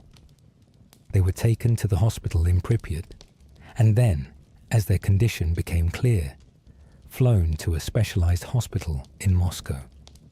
In the days and weeks that followed, many of them would die, slowly, painfully, of acute radiation sickness, their bodies destroyed from the inside by the doses they had absorbed during those hours on the burning roof. Their names are remembered now. There is a monument to them. They are honored as heroes, and they were. They ran toward the danger to protect everyone else, and they paid for it with their lives, most of them without ever understanding the true nature of what they faced. There is something almost holy in that kind of courage, and something heartbreaking in the fact that they were never told what they were walking into. Meanwhile, deep inside the ruined reactor, something even more dangerous was happening. The graphite that made up part of the reactor core was burning. A slow, intense, stubborn fire deep in the wreckage that could not be reached with hoses. And that burning graphite was acting like a chimney, lifting radioactive smoke and particles high into the air, where the wind could carry them far away. Hour after hour, day after day, the burning reactor poured radiation into the sky. Stopping that fire, sealing that wound, would become one of the central struggles of the days to come. But as that first morning dawned, the wider world still knew nothing. And almost incredibly, the people of Pripyat, just a few kilometers away, still knew almost nothing either. Chapter 9. The City That Wasn't Told. This is one of the most painful chapters of the whole story, and I'll tell it softly. When the sun came up on the morning of the 26th of April, 1986, the city of Pripyat woke up to what seemed like an ordinary Saturday. A warm, beautiful spring Saturday.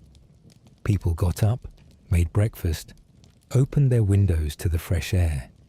Children went out to play. Some people, having heard there had been some kind of accident at the plant during the night, were curious, but not alarmed. There had been a fire, they understood. Fires happen.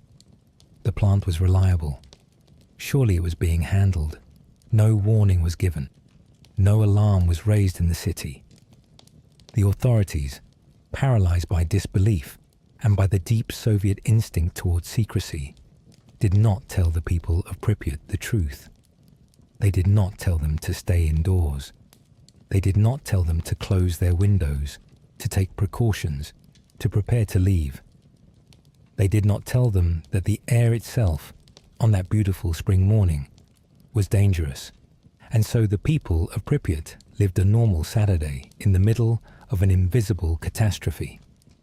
Children played outside in the radioactive air. People went about their errands, walked in the parks, hung their laundry to dry.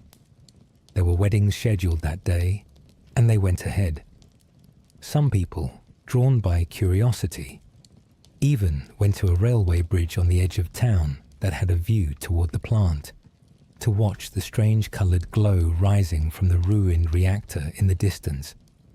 They stood on that bridge, adults and children, watching the spectacle, not knowing that the very spot where they stood was bathed in lethal radiation. That bridge would later be remembered, in the dark folklore of the disaster, by a grim name. All through that Saturday, the radiation levels in the city climbed, and still no warning came. The local officials wanted to act, but they were waiting for orders from above, and the orders did not come, because the people above were still struggling to accept the scale of what had happened, and were afraid. Afraid of causing panic, afraid of admitting failure, afraid of the consequences of telling the truth. It was not until the following day, Sunday, the 27th of April, more than 36 hours after the explosion, that the decision to evacuate Pripyat was finally made and carried out. 36 hours during which the people of the city breathed the air, drank the water, and let their children play outside, all without being told that they were in danger. When the evacuation finally came, it came suddenly. On Sunday afternoon, an announcement was made over the city's loudspeakers and radio. The residents were told that due to the accident at the plant, the city would be evacuated temporarily. Temporarily. They were told to bring only what they needed for a few days. Documents, some food, essential items. They were told they would be able to return soon. Take care of your apartments, they were told. Close your windows. You'll be back in a few days. They would never be back, not to live. The temporary evacuation was permanent, but they didn't know that, and so they packed light. They left their photographs on the walls and their dishes in the cupboards and their toys in the children's rooms. They left pets behind, expecting to return for them. The pets that would wander the empty city afterward, and that would later have to be dealt with in their own grim chapter. They left their whole lives neatly in place, expecting to come back in 3 days. The evacuation itself was, in fact, carried out efficiently once it began. A vast fleet of buses, over 1,000 of them, was assembled and brought to Pripyat. In a matter of hours on that Sunday afternoon, the entire population of nearly 50,000 people was loaded onto the buses and driven away, out of the city, along the forest roads, away from the invisible poison. By evening, Pripyat was empty. Imagine it, a whole city full of life one day and silent the next. The apartments still furnished, the shops still stocked, the laundry still hanging on the lines, the yellow Ferris wheel still standing in the amusement park that would now never open. Everything in its place except the people. The people were gone, scattered to temporary shelters and relatives' homes across the region, told they'd be back soon, beginning to understand, slowly, that they would not. The city was given over to silence, and the silence has lasted now for nearly 40 years. Let that quiet settle over you as you rest. Not a frightening quiet, but a deep and total one. The empty streets, the still air, the buildings standing patient and abandoned under the spring sky. A whole world paused and never restarted. There is a strange peace in it in the end. The peace of a place where nothing more can happen, where the worst is long over, where only the slow green patience of nature remains. Chapter 10. The world finds out. While Pripyat was being emptied, the radioactive cloud from the burning reactor was drifting across the landscape, carried by the wind, and it did not respect borders. For the first day or two, the Soviet government said nothing, not to its own people, and not to the world. The instinct towards secrecy was overwhelming. Admitting a disaster of this scale was almost unthinkable. And so, the burning reactor poured its invisible poison into the sky, and the wind carried it north and west, across Belarus, across the Baltic, towards Scandinavia. And still, officially, nothing had happened. It was the Swedes who first raised the alarm to the world. At a nuclear power plant in Sweden, hundreds of miles from Chernobyl, workers arriving for their shift set off the radiation alarms, and a careful investigation showed that the radiation was not coming from their own plant. It was coming from outside, from the air, from somewhere far to the east. The Swedes, and then others, began to realize that a major release of radiation had occurred somewhere in the Soviet Union, and they began to ask questions. Under this mounting international pressure, the Soviet Union finally made a brief, terse announcement. On the evening of the 28th of April, 2 days after the explosion, Soviet television carried a short statement acknowledging that an accident had occurred at the Chernobyl plant. that one of the reactors had been damaged and that measures were being taken. It was minimal. It downplayed the severity, but it was, at last, an admission that something had happened. In the days that followed, as the truth became harder and harder to conceal, more information emerged, slowly, reluctantly, incompletely. The scale of the disaster began to become clear, both within the Soviet Union and around the world. Countries across Europe began monitoring the radioactive fallout that was drifting over them. Restrictions were placed on food, on milk, on produce, in many countries, as the contamination spread. The whole northern hemisphere, in a sense, was touched by Chernobyl. The radiation, in tiny amounts, was eventually detectable across vast distances, and there was a particular bitterness in the timing. The 1st of May, just days after the disaster, was May Day, the great Soviet holiday.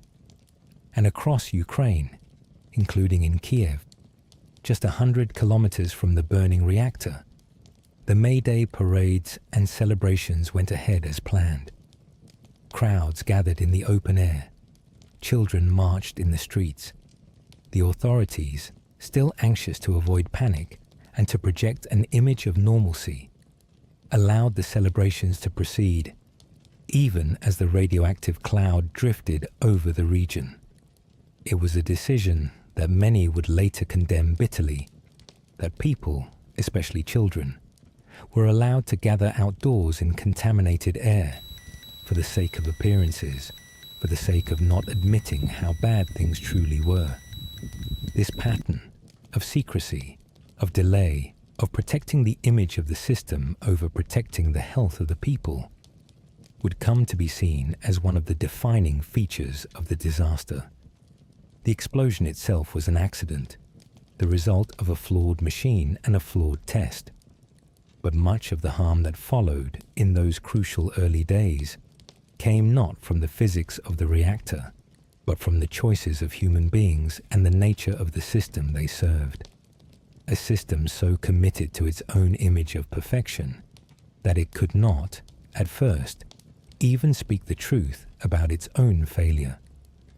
In time, that failure would have consequences far beyond the disaster itself. Many historians believe that Chernobyl, and the way it was handled, dealt a deep wound to the credibility of the Soviet state, that the lies and the secrecy, exposed so dramatically, helped to erode the people's trust in their government, and contributed, in the years that followed, to the great unraveling that would eventually bring the Soviet Union itself to an end. The reactor that exploded in 1986 may have helped, in its way, to bring down an empire. But that is a large and distant consequence. Closer to home, in the days and weeks after the explosion, there was a more immediate problem to solve. The reactor was still burning. It was still pouring radiation into the sky, and it had to be stopped. That task would fall to an army of hundreds of thousands of ordinary people, soldiers, miners, workers, volunteers, who would come to be known by a single name: the liquidators. Chapter 11. The Liquidators.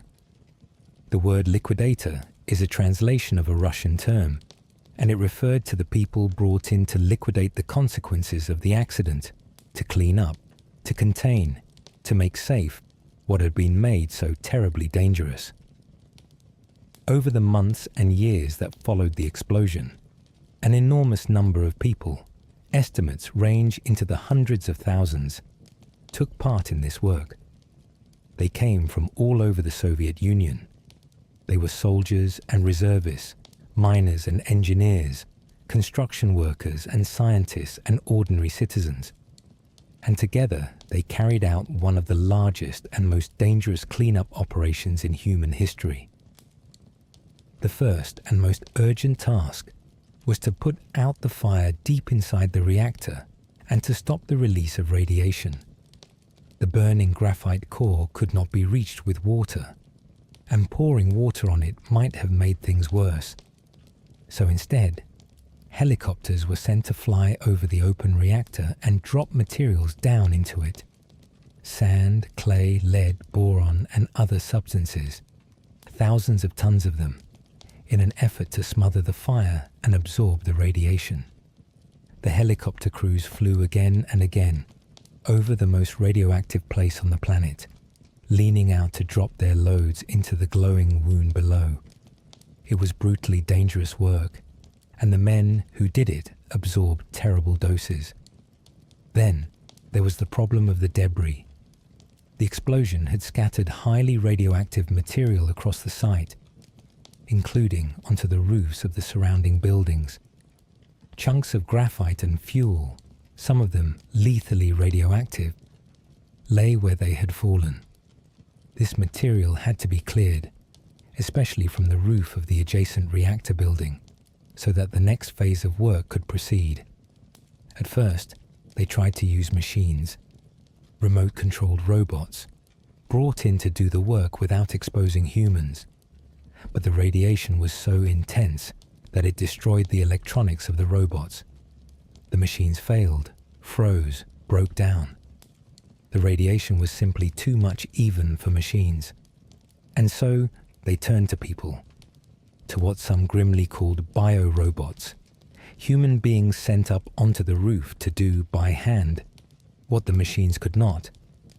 These men were given crude protective gear, often improvised, lead aprons, sheets of lead sewn into their clothing.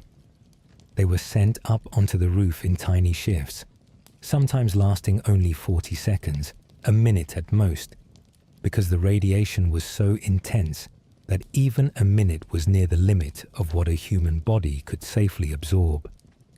In that minute, they would run out, grab a piece of debris with a shovel or with their hands, hurl it over the edge back into the ruined reactor, and run back to safety. Then the next man would go. Thousands of men, each doing his 40-second shift, clearing the roof one shovelful at a time. It was a staggering demonstration of human effort, organized on an industrial scale in the face of an invisible enemy. There were the miners too, a remarkable chapter. There was a fear that the molten radioactive material inside the ruined reactor might burn down through the floor and reach the groundwater, contaminating the water supply for a vast region. To prevent this, it was decided to dig a tunnel underneath the reactor and install a cooling system, or at least a protective barrier, beneath it. And so coal miners were brought in from distant regions, men who knew how to dig.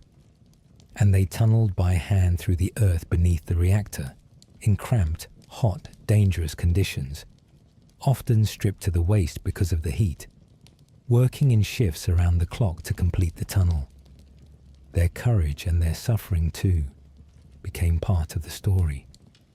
And finally, over the months that followed, came the great task of building a covering over the ruined reactor. A vast structure of concrete and steel, hastily designed and rapidly built, to seal the wound, to contain what was left, to stop the radiation from continuing to escape.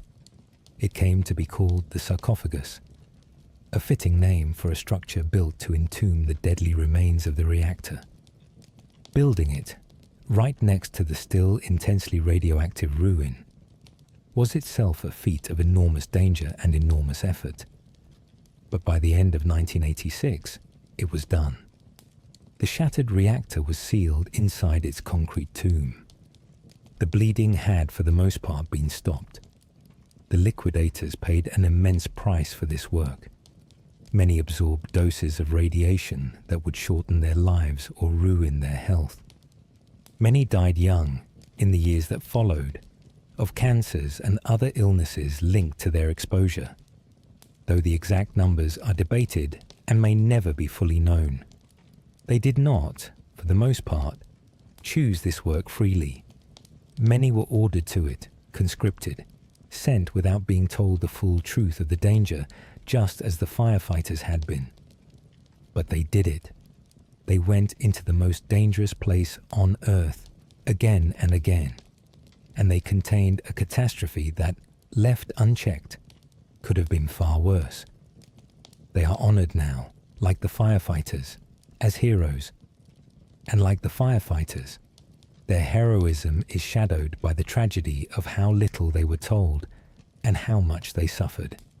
It is worth pausing, as you rest, to simply hold these people in your mind for a moment, the hundreds of thousands of ordinary men and women who came to this poisoned place and did this terrible work. Most of them are unknown.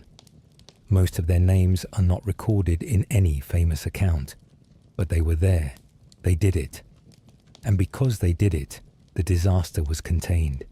There is something in that, in the quiet, collective courage of so many ordinary people, that is, in its way, as moving as anything in this entire story. Chapter 12. The Exclusion Zone.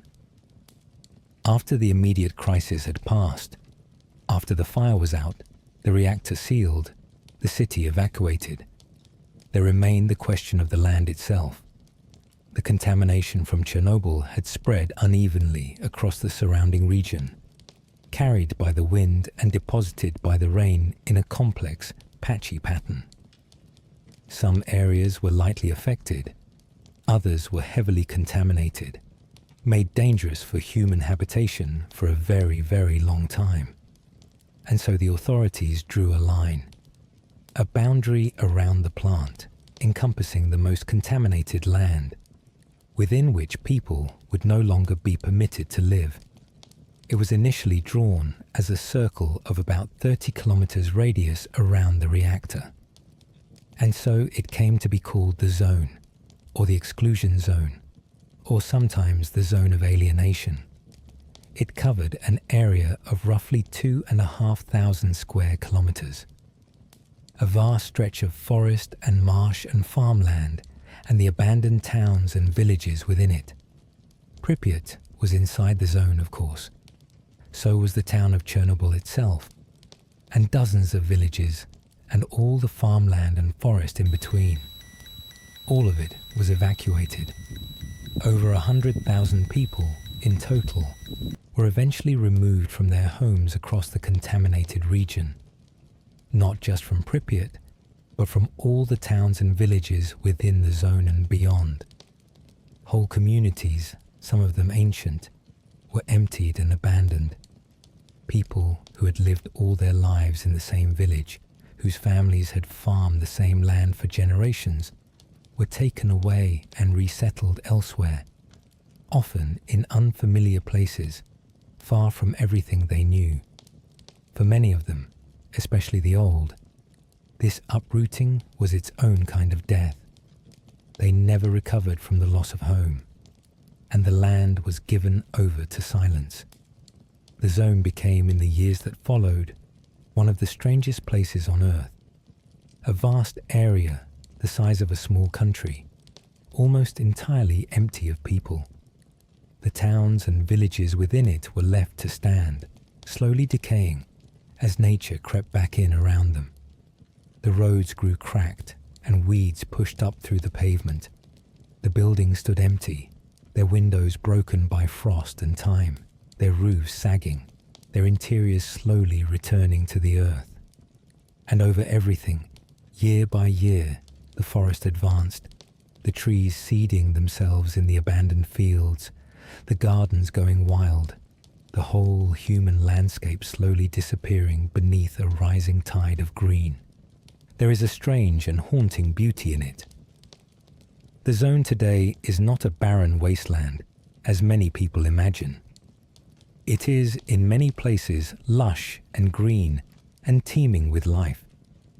Without humans to hunt them, to farm the land, to cut the forests, the wild things have returned in extraordinary numbers. There are wolves in the zone now, large packs of them, more than in almost any comparable area outside.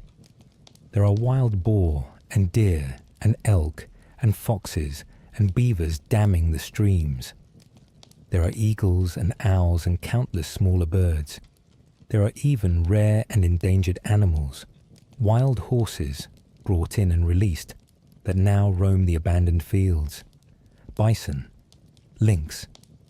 The zone has become, by accident, one of the largest wildlife refuges in Europe. A vast unintended experiment in what happens to the natural world when human beings simply leave. The radiation is still there, of course. It is patchy, uneven. Some places far more dangerous than others. The animals that live in the zone carry it in their bodies and live, in some sense, shorter or stranger lives because of it. The full effects of the radiation on the ecosystem are still studied and debated, but the overwhelming impression to the visitors and scientists who go there is of life. Abundant, resilient, persistent life, reclaiming the land that humans abandoned, as if the earth, given the chance, is quietly healing the wound in its own slow way. And in the middle of it all stands Pripyat, the empty city, slowly being swallowed by the forest, the trees now growing up through the cracked plazas and the abandoned courtyards, moss covering the steps of the Palace of Culture, young birches sprouting on the rooftops, the famous yellow Ferris wheel, rusting now, still standing in the overgrown amusement park, with the forest closing in around it, the apartment blocks standing silent, their windows dark, the rooms inside slowly crumbling, the wallpaper peeling, the floors littered with the debris of decades, and here and there still the small heartbreaking traces of the lives that were lived there. A child's doll, a school book, a piano, a pair of shoes, the fragments of a world that was full and warm and ordinary, and that ended in a single weekend in the spring of 1986. Chapter 13. The human cost. It is difficult to say with precision how many people Chernobyl killed, and this difficulty is itself part of the story, a reflection of the secrecy that surrounded the disaster, the complexity of the science, and the long, slow way in which radiation does its harm. Some deaths are clear and certain. The small number of people killed in the explosion itself and in the immediate aftermath. The firefighters and plant workers who died of acute radiation sickness in the days and weeks that followed. Those who absorbed such enormous doses on that first night that their bodies could not survive. These deaths are documented, named, mourned. They number a few dozen in the official, narrowest count. But radiation does not only kill quickly, it also kills slowly, over years and decades, by causing cancers and other illnesses that may not appear until long after the exposure. And here the numbers become uncertain and contested and emotionally charged. How many of the cancers that appeared in the affected populations over the following decades were caused by Chernobyl, and how many would have happened anyway? It is genuinely difficult to know, because cancer is common, and because it is hard to trace any single cancer back to a single cause. Different studies and different organizations have produced very different estimates, some relatively low in the thousands, some far higher in the tens of thousands or more. The truth is that we do not, and perhaps cannot, know the exact number. What is certain is that the disaster caused real and significant harm to the health of many thousands of people, especially among the liquidators and those who lived in the most contaminated areas. There is one effect, though, that is clearer than most. Among the children of the affected regions, there was a marked increase in thyroid cancer in the years following the disaster. This was caused by radioactive iodine, which had been released in large quantities and which concentrates in the thyroid gland, especially in children, and especially when absorbed through contaminated milk. Many children drank milk from cows that had grazed on contaminated grass in those first days, before anyone warned them not to. And in the years that followed, thousands of them developed thyroid cancer. Most survived because thyroid cancer is often treatable. But they carried the marks of it for the rest of their lives, the scars of surgery, the lifelong medication. This was perhaps the clearest and most direct large-scale health consequence of the disaster, and it was, in a sense, the most preventable. Because if the people had only been warned in time to stop their children from drinking that milk, much of it might never have happened. Beyond the deaths and the illnesses, there was a vast and harder to measure toll of human suffering. The trauma of evacuation, the grief of losing one's home forever, the anxiety of not knowing whether one had been poisoned, whether one's children would fall ill, whether the invisible enemy was even now at work inside one's body, the stigma that fell upon the people of the affected regions, who were sometimes shunned and feared by others as though they themselves were contaminated, the depression, the despair, the broken communities, the families scattered and uprooted.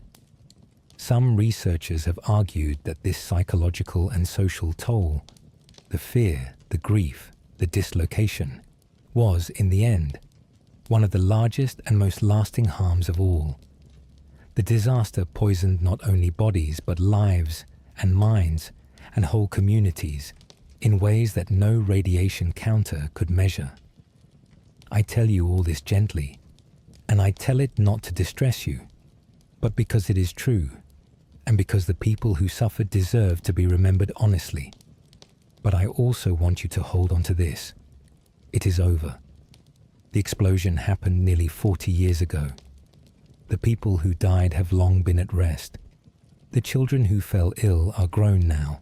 Most of them survived and lived their lives. The grief, where it remains, has softened with time into memory. What happened was a great sorrow, but it is a sorrow that belongs to the past, and the world has gone on. And healing, slow, imperfect, but real, has happened in the land and in the people both. So let the sadness pass through you lightly, the way sadness does when we encounter it in an old story, and let it settle into something quieter, a kind of tenderness, perhaps, for all those ordinary people long ago who lived and worked and suffered in this place. We remember them, and remembering them, we let them rest. Chapter 14. Sealing the Wound Again. The original sarcophagus, the great concrete and steel structure thrown up around the ruined reactor in the desperate months of 1986, was a remarkable achievement, built at terrible cost and under impossible conditions. But it was never meant to last forever. It had been built in haste, in an emergency, by men working in lethal radiation, who could not take the time to do the job perfectly. And as the years passed, it began to age, to crack, to leak. Concerns grew that it might eventually weaken and collapse, releasing radioactive dust back into the environment. Something more permanent was needed. And so, in one of the final great chapters of the Chernobyl story, the international community came together to build a new structure. A vast, modern, properly engineered shelter designed to enclose the old crumbling sarcophagus and the ruined reactor within it, and to last for 100 years. It was called the New Safe Confinement, and it was one of the largest movable structures ever built by human beings. An enormous arch of steel, tall enough to cover a great cathedral, wide enough to span the entire ruined reactor building. It was assembled not directly over the reactor, where the radiation would have made the work too dangerous, but some distance away, on a specially cleared site. And then, when it was finished, a gleaming silver arch, vast beyond easy description. It was slowly, carefully, slid into place on enormous rails, inch by inch, over a period of days, until it came to rest precisely over the old sarcophagus and the reactor inside it. This great task was completed in the years around 2016 and 2017, 3 decades after the explosion. With the new safe confinement in place, the ruined reactor was, at last, properly and securely sealed, contained beneath a structure designed to hold it safely for a century or more. Inside that arch, eventually, robotic equipment could begin the long, slow, careful work of dismantling the old structures and dealing with the radioactive material within. A process that will take many decades more, stretching far into the future, long after all of us are gone. There is something fitting about that great silver arch. After all the chaos and secrecy and improvisation of 1986, after the lies and the delays and the desperate 40-second shifts on the burning roof, there came, at last, this calm, deliberate, carefully engineered act of containment. A wound, finally and properly dressed. The work of many nations working together to seal away the danger and to keep it safe for the generations to come. It stands there now over the buried reactor, gleaming in the sun, silent, patient. A monument in its way, both to the disaster and to the long, determined human effort to undo its harm. The plant itself, by then, had long since stopped producing power. The other reactors at Chernobyl, the ones that had survived, continued to operate for some years after the disaster, remarkably enough, because the Soviet Union and then independent Ukraine still needed the electricity. But one by one, they were shut down, and the last of them ceased operating in the year 2000. The V.I. Lenin nuclear power plant, which had been built with such pride and such hope, was finished. Now its only future was the long, slow work of decommissioning, of taking it apart safely over the decades to come, and of guarding what remains until the radiation, in its own slow time, fades to safety. Chapter 15. The Zone Today and the Strange Afterlife of a Dead City. In the decades since the disaster, the exclusion zone has had a strange and unexpected afterlife. It did not simply remain a forbidden, forgotten wasteland. It became, in its own way, a place that people are drawn to. For a long time, of course, it was closed, accessible only to the scientists who studied it, the workers who maintained the plant and the containment, and the guards who patrolled its boundaries. But over the years, the zone became, cautiously and under strict control, a place that visitors could enter. Guided tours began to operate, taking small groups into the zone along approved routes, to designated places where the radiation was low enough for brief visits to be safe. People came from all over the world, drawn by curiosity, by history, by the eerie fascination of the abandoned city. To walk through Pripyat now, with a guide, is to walk through one of the most haunting places on Earth.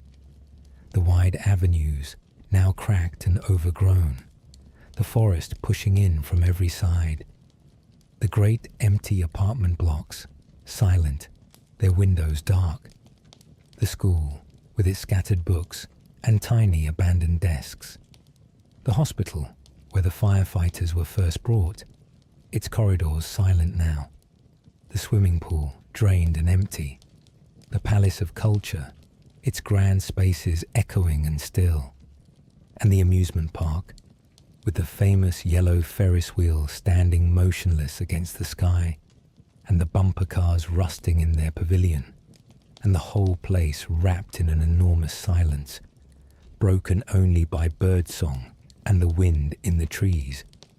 It is a place that affects people deeply. There is the sorrow of it, of course, the sense of all the lives that were lived here and then suddenly ended.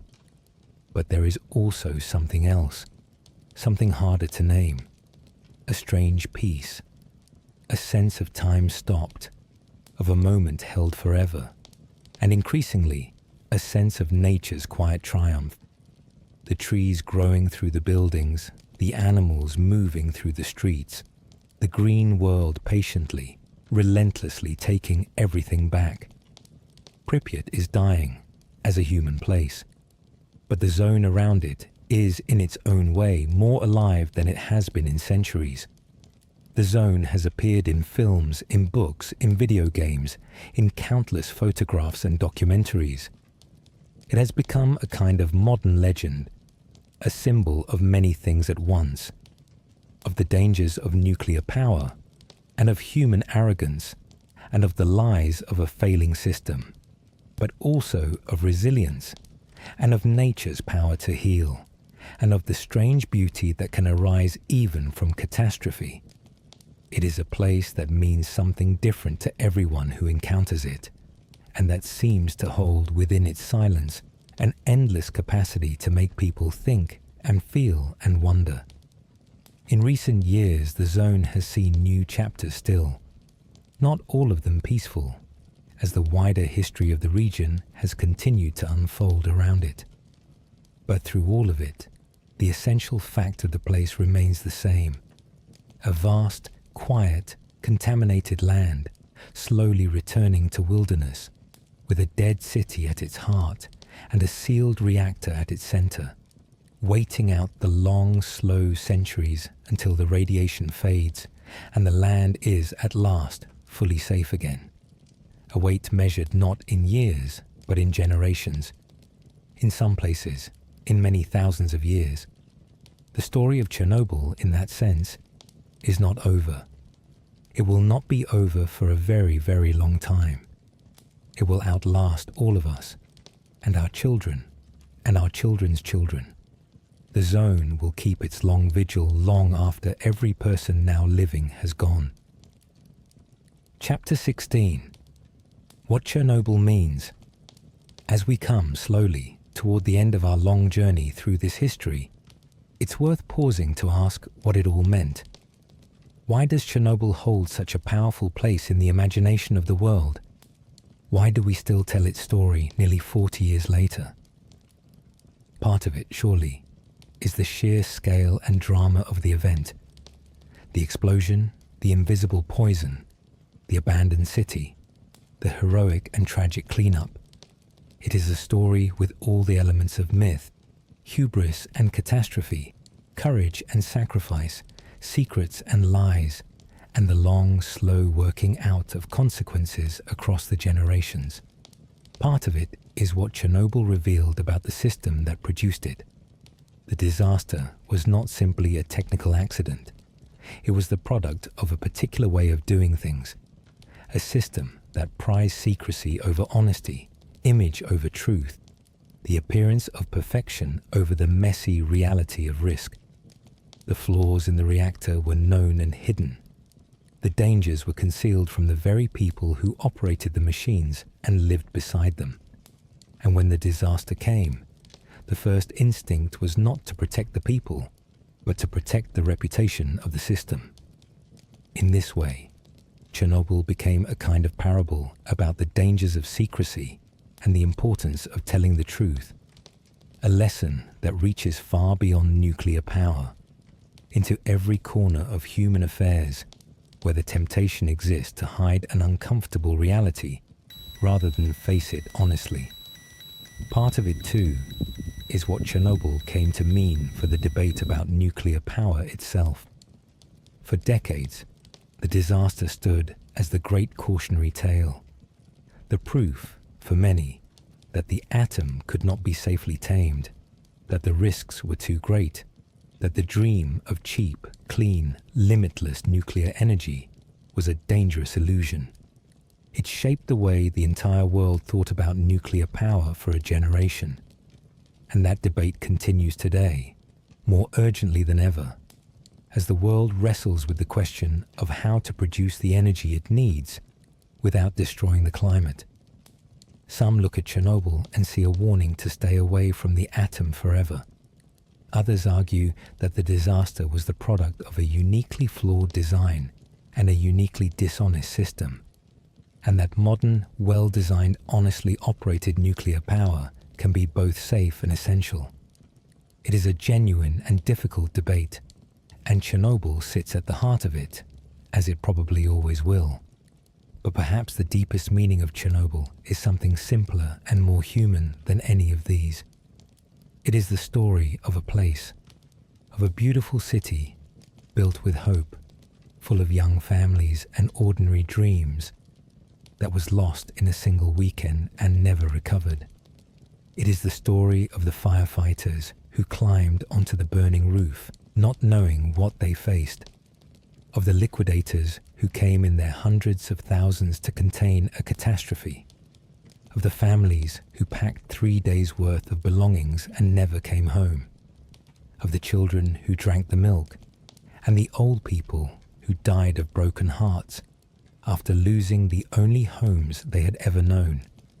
It is, in the end, a story about ordinary people, caught up in something vast and terrible that they did not create and could not control, and about how they endured it and suffered it and survived it and remembered it.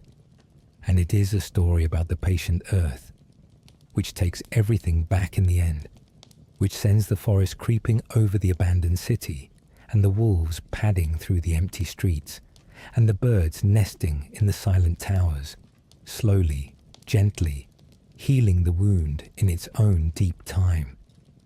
That, I think, is why we still tell it, not only as a warning, though it is a warning, not only as a tragedy, though it is a tragedy, but as a story that holds, within its sorrow, something strangely and quietly consoling. The reminder that even the worst catastrophes pass, that the grief grows old and softens, that life, green, patient, indestructible life, returns in the end to even the most poisoned ground. Conclusion: the silent city under the stars. And so we come to the end of our long journey through the history of Chernobyl.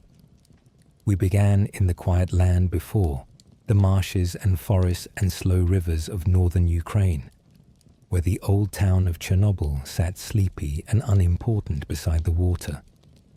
We watched the great dream of the atom take hold, and the enormous power plant rise from the fields, and the beautiful city of Pripyat bloom beside it, full of roses and young families and hope for the future. We sat with the hidden floor inside the machine, the sleeping snake coiled in the reactor's heart. We lived through the test, and the explosion, and the terrible, confused hours that followed. We watched the firefighters climb the burning roof, and the city wake to an ordinary Saturday it did not know was its last, and the long buses carry away nearly 50,000 people who thought they'd be back in 3 days. We followed the radioactive cloud across the world, and the slow, reluctant unraveling of the secret, and the great army of liquidators who came to seal the wound. And we walked, at the end, through the silent, overgrown streets of the dead city, beneath the rusting Ferris wheel, with the forest closing in, and the wild things moving through the ruins, and the great silver arch standing patient over the buried reactor, keeping its long vigil over the centuries to come. It is a sad story in many ways, but I hope that telling it slowly, gently, all the way through, has drained some of the sharpness from the sadness and left behind something softer, a kind of peace, the peace that comes from a story fully told, an old grief fully honored, a lost world fully remembered. The city is quiet now. Pripyat stands empty under the wide, pale northern sky, just as it has for nearly 40 years, and just as it will for a long, long time to come. The streets are silent. The apartments are still. The roses, descended from the ones the people planted so long ago, still bloom wild in the overgrown courtyards each spring, untended now, opening to no one. And above it all, when night falls over the zone, the stars come out. The same stars that shone over the sleeping city on that warm spring night so long ago, before everything changed. They wheel slowly overhead, indifferent and beautiful, over the empty streets and the patient forest and the buried reactor and the long, deep, healing silence. There is nothing left to fear there now. The worst is long over. Everything that needed to rest has found its rest, and the land itself is slowly, quietly, becoming whole again. So you can let go now too. Let the story settle behind you like a closing door. Let your breathing slow, and your body grow heavy, and your mind grow soft and dim. There is nothing more you need to do tonight. The silent city will keep its vigil without you. The stars will turn over the zone whether you watch them or not. And the slow green earth will go on healing, patiently in the dark while you sleep. Rest now, you're safe. The story is over, and the night is long, and there's nothing left but quiet. Sleep well. Welcome back, and thank you for being here tonight. Tonight we are going to go down, slowly and gently, beneath one of the most beautiful cities in the world, into the quiet dark where Paris keeps its oldest secret. There is nothing here to fear. The story is long, and it is calm, and it asks nothing of you except that you let your eyes close and let the words carry you. So settle in, let your shoulders drop. You can drift off whenever you like. We will go down together, one slow step at a time. Chapter 1. The stone beneath the city. Before there was a city, there was a sea.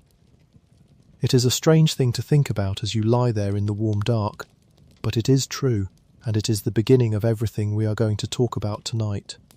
Around 45 million years ago, long before any human walked the land that would one day be called France, the place where Paris now stands lay at the bottom of a warm, shallow ocean. The water was calm and bright. Tiny creatures lived and died in it by the countless billion, drifting down through the blue when their small lives ended, settling softly on the seabed in a slow and silent snow.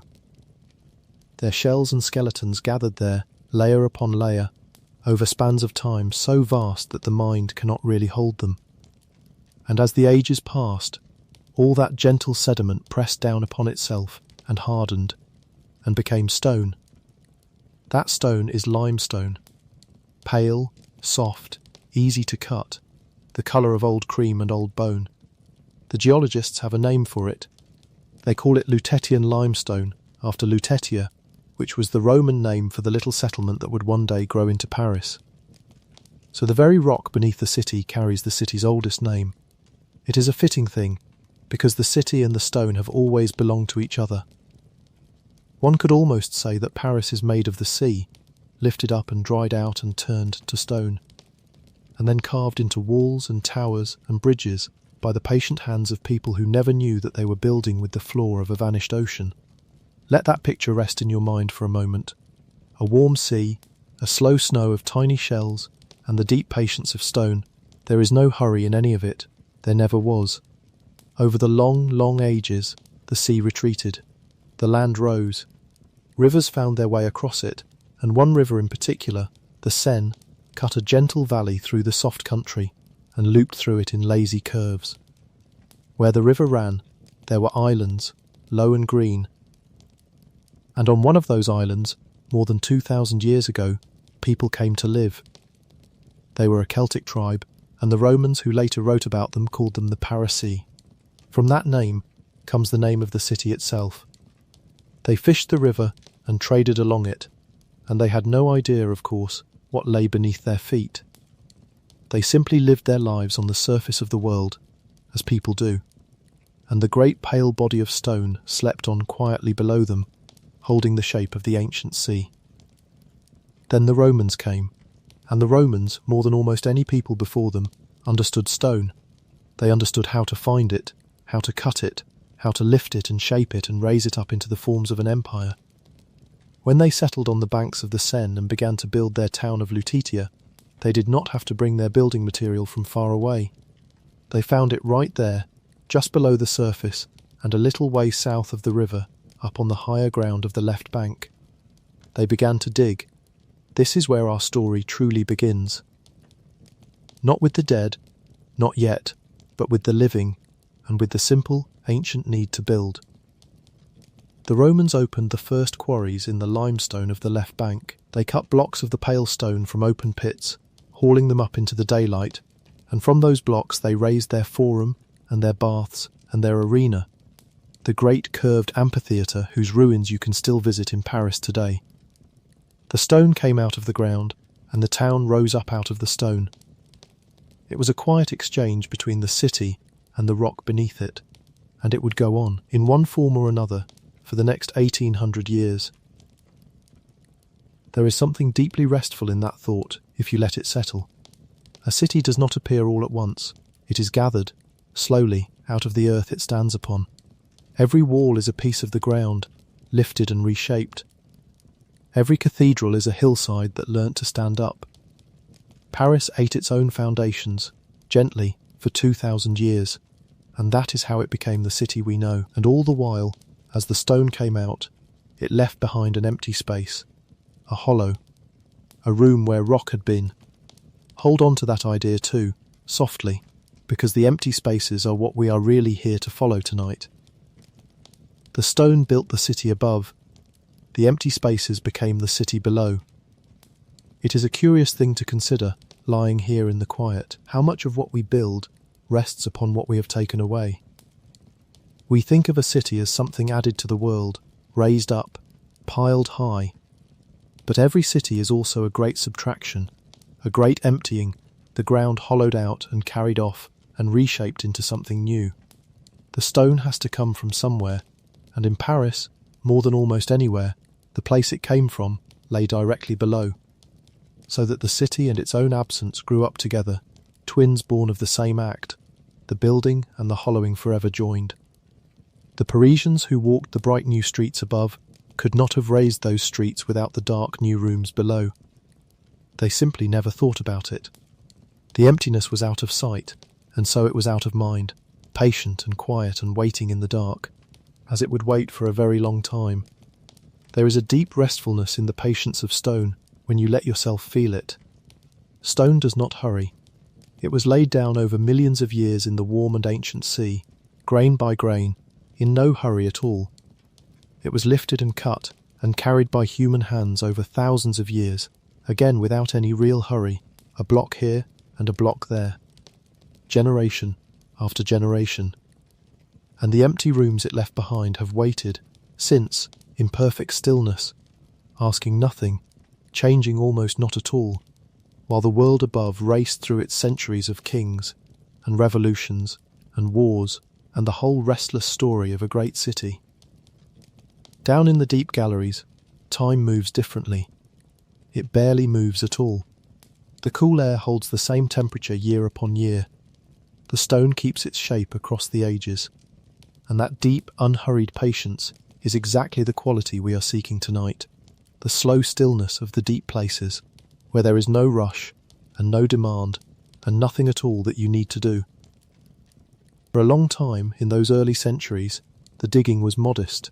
The Romans took what they needed and no more, and when their empire faded and Lutetia became simply Paris, the town shrank back into itself for a while. Through the long, dim centuries that historians once called the Dark Ages, Paris was a small place, huddled mostly on its island in the river, and the great hunger for stone had not yet woken. The old Roman pits, filled with rainwater and weeds.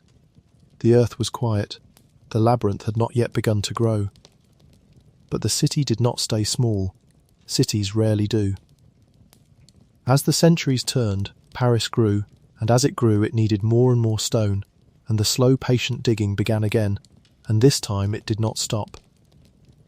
We will follow that digging in the next chapter, deeper and deeper beneath the streets. For now, simply rest with the beginning of it all.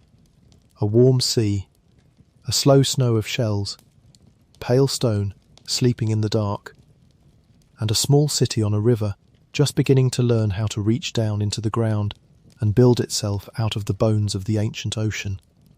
There is no need to hold any of it tightly. Let the warm sea wash over you. Let the stone be patient for you. We have all the time in the world down here, and the dark is kind. Let us rest here a moment, and then go on. Chapter 2. The growing maze. By the time the Middle Ages were in full flower, Paris had become hungry for stone, and the quiet digging of the Romans had become something far larger. The city was rising. This was the age of the great cathedrals, the age when ambition reached straight up toward heaven in pale columns and pointed arches and walls of coloured glass. And to build upward, you must first dig downward, because every spire that climbs into the sky is anchored in stone that came out of the earth. The masons and the quarrymen of medieval Paris went back to the old Roman ground on the left bank, and they went further, and they went deeper. They were not building baths and arenas now, they were building Notre Dame. Picture the work of it slowly, the way it actually happened. At first the quarrying was done in the open air, in great stepped pits where men cut the stone in blocks and levered it free and loaded it onto carts. But the best stone, the soundest and most even stone, lay in layers a little way underground, beneath a covering of softer earth and poorer rock. And so, rather than strip away everything above to reach the good layer, the quarrymen learned to follow the good layer sideways, into the hillside, leaving the roof of poorer stone above their heads. They dug tunnels. They cut galleries. They went in after the limestone the way a person might follow a vein of something precious, chasing it left and right and onward through the dark. And where they took the stone away, they left behind a long, low room held up by pillars of the rock they had chosen not to cut. This is how the labyrinth was born, not all at once, and not by any single plan, but gallery by gallery, year after year, generation after generation. One team of quarrymen would open a tunnel and follow the stone until the good layer thinned out or the way became difficult, and then they would stop and move on. And another team, in another decade, would open another tunnel somewhere nearby, and the two might never meet, or might cross by accident, or might run side by side a few feet apart, neither knowing the other was there. There was no master map. There was no central authority counting the rooms. There was only the stone, and the need for it, and the slow, patient hollowing out of the ground beneath the growing city. Let us linger for a moment with the men who did the digging, because their work was the quiet engine of all of it, and there is something soothing in picturing it. A quarryman's day began in the half-light, descending into the cool of the galleries while the city above was just waking. Down in the tunnels the air was still and even, neither hot nor cold. The same temperature in the depth of winter as in the height of summer, and the only light was the small flame of a lamp or a candle, throwing its soft glow a little way into the dark. The work was hard and slow. The men cut into the stone with picks and saws and wedges, freeing the great pale blocks one at a time, scoring a line around a block and then driving in wedges until the stone gave way with a low crack that echoed off down the galleries. Then the heavy blocks had to be moved, levered onto rollers or sledges, hauled along the low tunnels, and lifted at last up the shafts into the daylight, where they would be carried away to the building sites of the city. It was dangerous work, and the men knew it.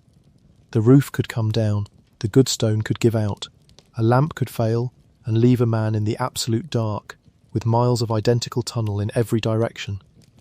But it was also, in its way, a quiet and steady life, a life lived in the cool and the silence, far from the noise of the streets, in a world that changed very slowly if it changed at all. Generations of Parisian families worked the quarries, fathers teaching sons the feel of the good stone and the lay of the galleries, the knowledge passed down by hand and by word, because so little of it was ever written down. These men knew the underside of Paris the way no one else ever would. Knew it in their bodies, in the dark, by touch and by memory, and they carried that knowledge with them into their graves, leaving behind only the galleries themselves, the long quiet rooms that were the shape of their life's labour. And the rooms they left behind grew and grew. As the centuries passed, the quarried out spaces multiplied beneath the southern districts of the city, gallery joining gallery, level sometimes stacked upon level, until the ground beneath whole neighbourhoods was more hollow than solid in places, a vast and silent honeycomb of worked stone. No one had set out to build such a thing, it simply accumulated, the unintended sum of 1,000 years of ordinary work, the negative shadow of the city, growing in the dark while the city grew in the light. This is how the labyrinth was born, the same way everything in this story is born, slowly and without anyone planning the whole of it. No master map, no central authority counting the rooms. There was only the stone, and the need for it, and the slow, patient hollowing out of the ground beneath the growing city. The pale walls of Notre Dame de Paris came from this ground. So did the stone of the Louvre, and of countless churches and mansions and bridges and ordinary houses. When you look at the old buildings of Paris and notice how they all share a certain soft, warm, golden grey colour, that colour is the colour of the Lutetian limestone, and that limestone came from below. The city above and the maze below are made of exactly the same substance. They are two halves of one thing. The buildings are the stone that was lifted into the light. The tunnels are the shape of its absence. For hundreds of years this went on quietly enough, because for a long time the quarries lay outside the city. The early medieval Paris was still small, still clustered near the river, and the digging happened out in the fields and on the open hills to the south, well beyond the walls. A quarry on the edge of town does little harm, but cities grow, and Paris grew faster than almost anywhere. The walls were pushed outward, again and again. New neighbourhoods spread across the left bank. Streets and squares and houses were laid down on ground that had a perfectly ordinary surface of soil and grass and paving. And no one thought very much as they built about what lay beneath that surface, because the records of the old digging were scattered or lost, and the men who had cut those tunnels were long dead, and the tunnels themselves were dark and silent and out of sight. And so, very slowly, without anyone deciding it, the city began to grow out over its own emptiness. The maze that had been dug in the open country was no longer in the open country. The fields had become faubourgs, the outlying districts, and then the faubourgs had become the city proper, and now there were streets and homes, and the busy lives of thousands of people resting directly above a honeycomb of forgotten tunnels. The ceilings of some of those old galleries were only a few metres below the cobblestones. People walked over them every day, carts rolled over them, houses pressed their weight down upon them, and almost no one knew they were there. It is worth pausing here, gently, on how ordinary it all was. There was no villain in this story, no reckless plan, no single mistake. There was only the slow accumulation of small, reasonable decisions, each one sensible on its own, adding up over centuries into something no one had ever looked at as a whole. Men needed stone, so they dug. The city needed room, so it spread. The two processes simply happened in the same place at different times, the digging first and the building later, and because the ground keeps its secrets so well, no one stood back and saw that the city was now floating, in a sense, upon a sea of empty rooms. We will see before long what comes of building a city on top of its own hollow spaces. But that is for a later chapter, and there is no need to hurry toward it. For now, let the maze simply grow in your mind, soft and slow and harmless, gallery joining gallery in the dark, the pale stone going up into the daylight to become churches and palaces, the emptiness staying behind, patient as ever, waiting. The quarrymen lit their work with small flames and worked in the cool and the quiet, and the rooms they left behind were not frightening places.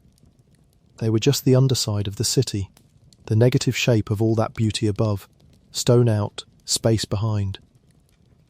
Out and behind, for hundreds of years. Let us rest here, with the gentle picture of it, the cathedral rising in the light, the cool empty galleries below, two halves of one city, both made of the same ancient stone. In the next chapter we will leave the tunnels for a while and go up into the streets, into the daylight of old Paris, because to understand why the dead would one day come down into these galleries, we first have to understand the trouble that was brewing up above. But that can wait. For now, just breathe and let the maze grow softly in the dark and let yourself begin to drift. Chapter 3. The City of the Dead Above. Now we climb back up, out of the cool galleries and into the daylight, into the crowded streets of old Paris. And we have to talk, gently, about the dead, because for 1,000 years the city had a problem with its dead that it did not know how to solve. In the heart of Paris, on the right bank, near the great central market, there stood for centuries a place called the Cemetery of the Holy Innocents. The French called it the Cimetière des Innocents, and it was the oldest and the largest burial ground in the city. People had been laid to rest there since the Middle Ages, and very likely since long before. For roughly 10 centuries, generation after generation of Parisians had been carried to the Holy Innocents and given over to the earth. Kings and beggars, merchants and children, the famous and the forgotten. All of them came at last to the same small square of ground near the market, century after century after century. Try to imagine what that means. A cemetery is not a place that empties. People are always dying, and in a great city, they die in great numbers, and they all need somewhere to go. The Holy Innocents was not large. It was a modest rectangle of land hemmed in on every side by houses and streets and the bustle of the market. And into that modest rectangle, for 1,000 years, the city poured its dead. There was simply nowhere near enough room, and so the ground was used and reused and used again in ways that we would find very hard to look at today, but which seemed at the time like the only thing that could possibly be done. The dead were buried in great common pits, vast trenches that could hold hundreds of bodies at once. A pit would be dug, and the poor of the parish would be laid in it as they died, wrapped in cloth, one upon another, until the pit was full. Then it would be covered, and a new pit opened beside it, and when there was no more room for new pits, the oldest pits would be opened again, and the bones of those who had been buried long ago, now dry and clean with the passing of years, would be lifted out to make room for the newly dead. The old bones did not leave the cemetery. There was nowhere for them to go. Instead, they were stacked in long galleries called charnel houses, built into the walls that ringed the burial ground, open arcades where the skulls and the long bones were piled up under the roof, sorted and stacked, out of the way but never gone. It is worth resting for a moment on how strange and how ordinary that place was, because to the people of old Paris, it was not a place of horror at all. It was simply part of the city, woven into daily life in a way we would find very hard to imagine now. The Cemetery of the Holy Innocents was not a quiet, fenced-off garden of the dead, visited only in grief. It was a busy public square.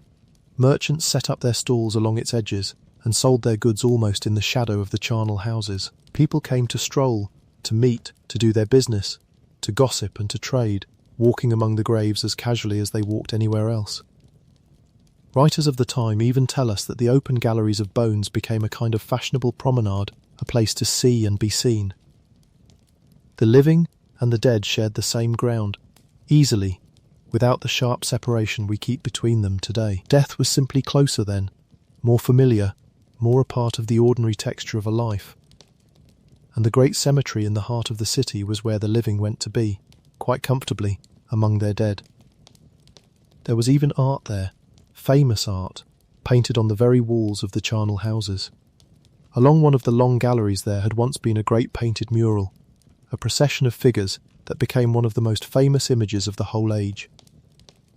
It showed death, drawn as a skeleton, leading away people of every kind and every rank, the king and the bishop, the merchant and the labourer, the young and the old, each taken by the hand and led into the dance. They called it the Dance of Death, and in French the Danse Macabre. Its message was the same message the catacombs would one day carry in their carved inscriptions, the oldest and gentlest lesson there is. Death comes for everyone, the great and the humble alike, and so we are all, in the end, equal. And so we might as well be kind to one another in the brief time we have.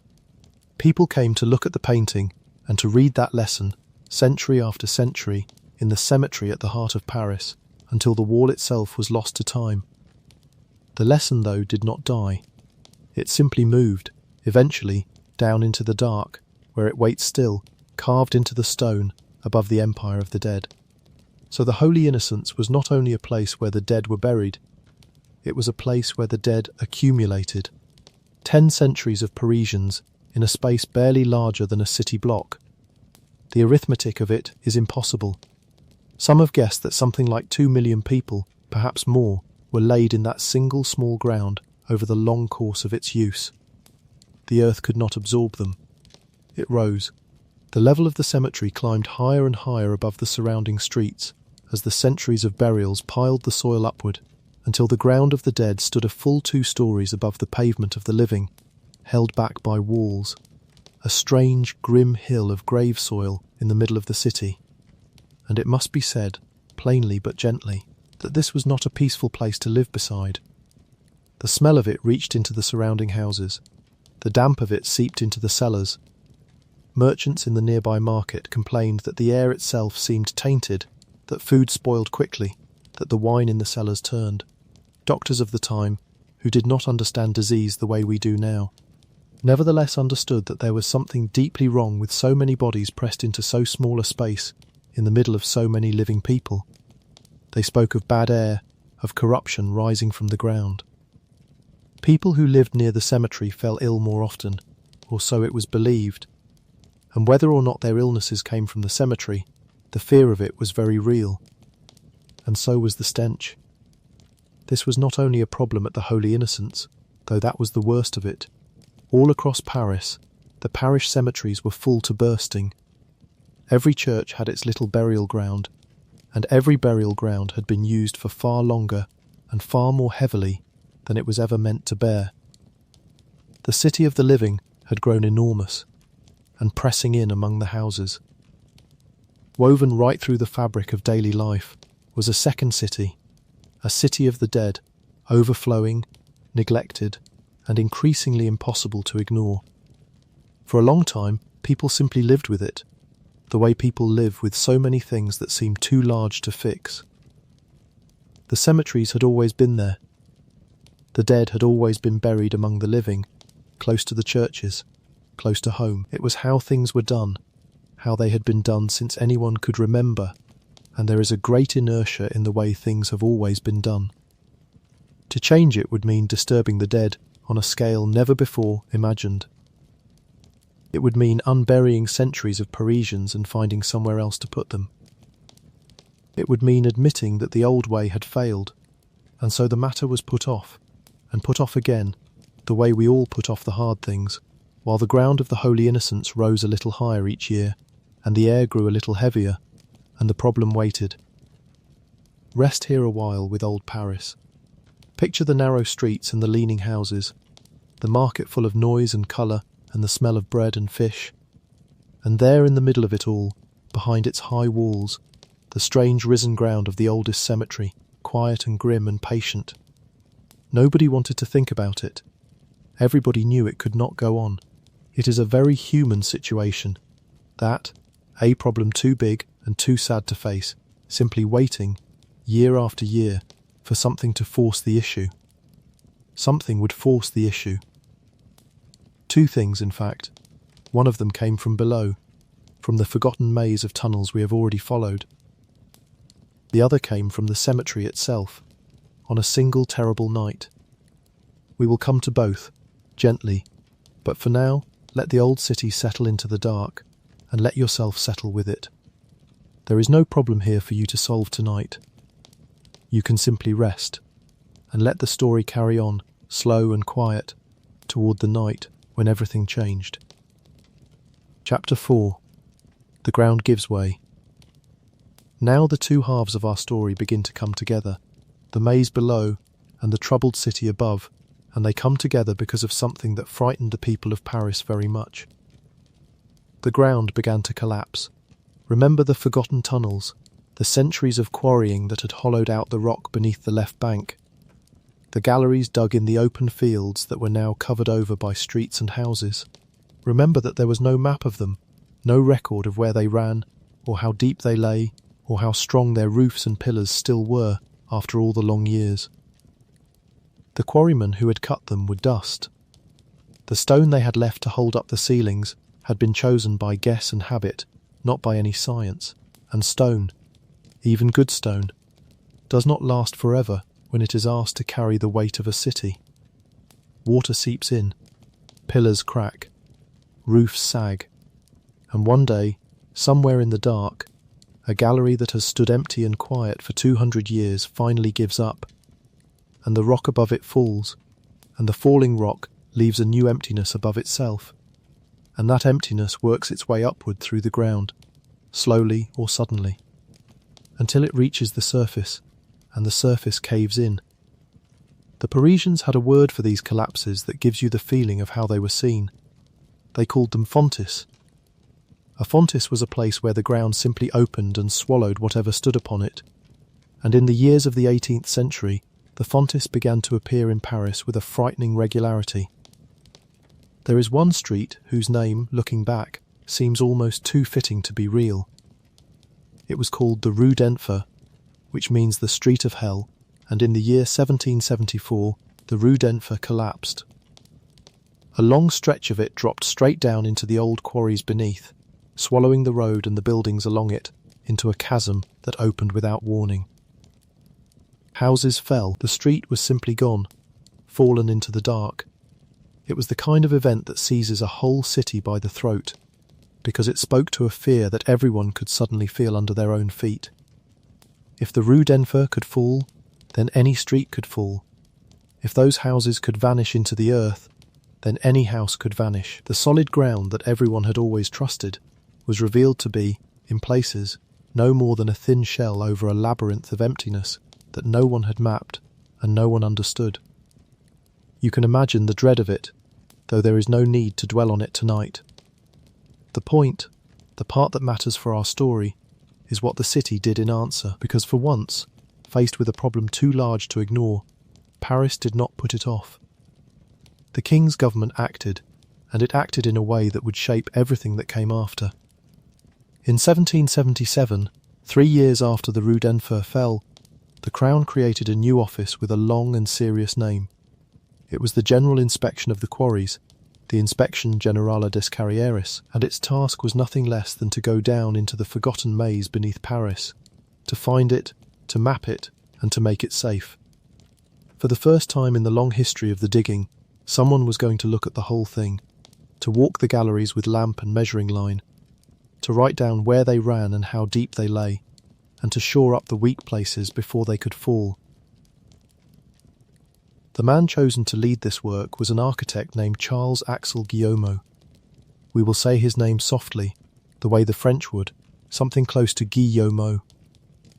He was a careful, methodical, deeply patient man, and the task he was given would occupy the rest of his life.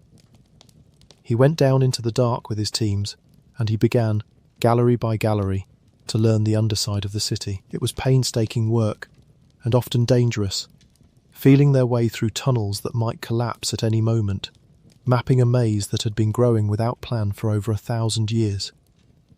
Guillaume and his men measured and recorded. They marked the galleries. In many places where the old roofs sagged and the old pillars crumbled, they built new ones, raising sturdy walls and arches of fresh masonry deep underground to carry the weight of the streets above.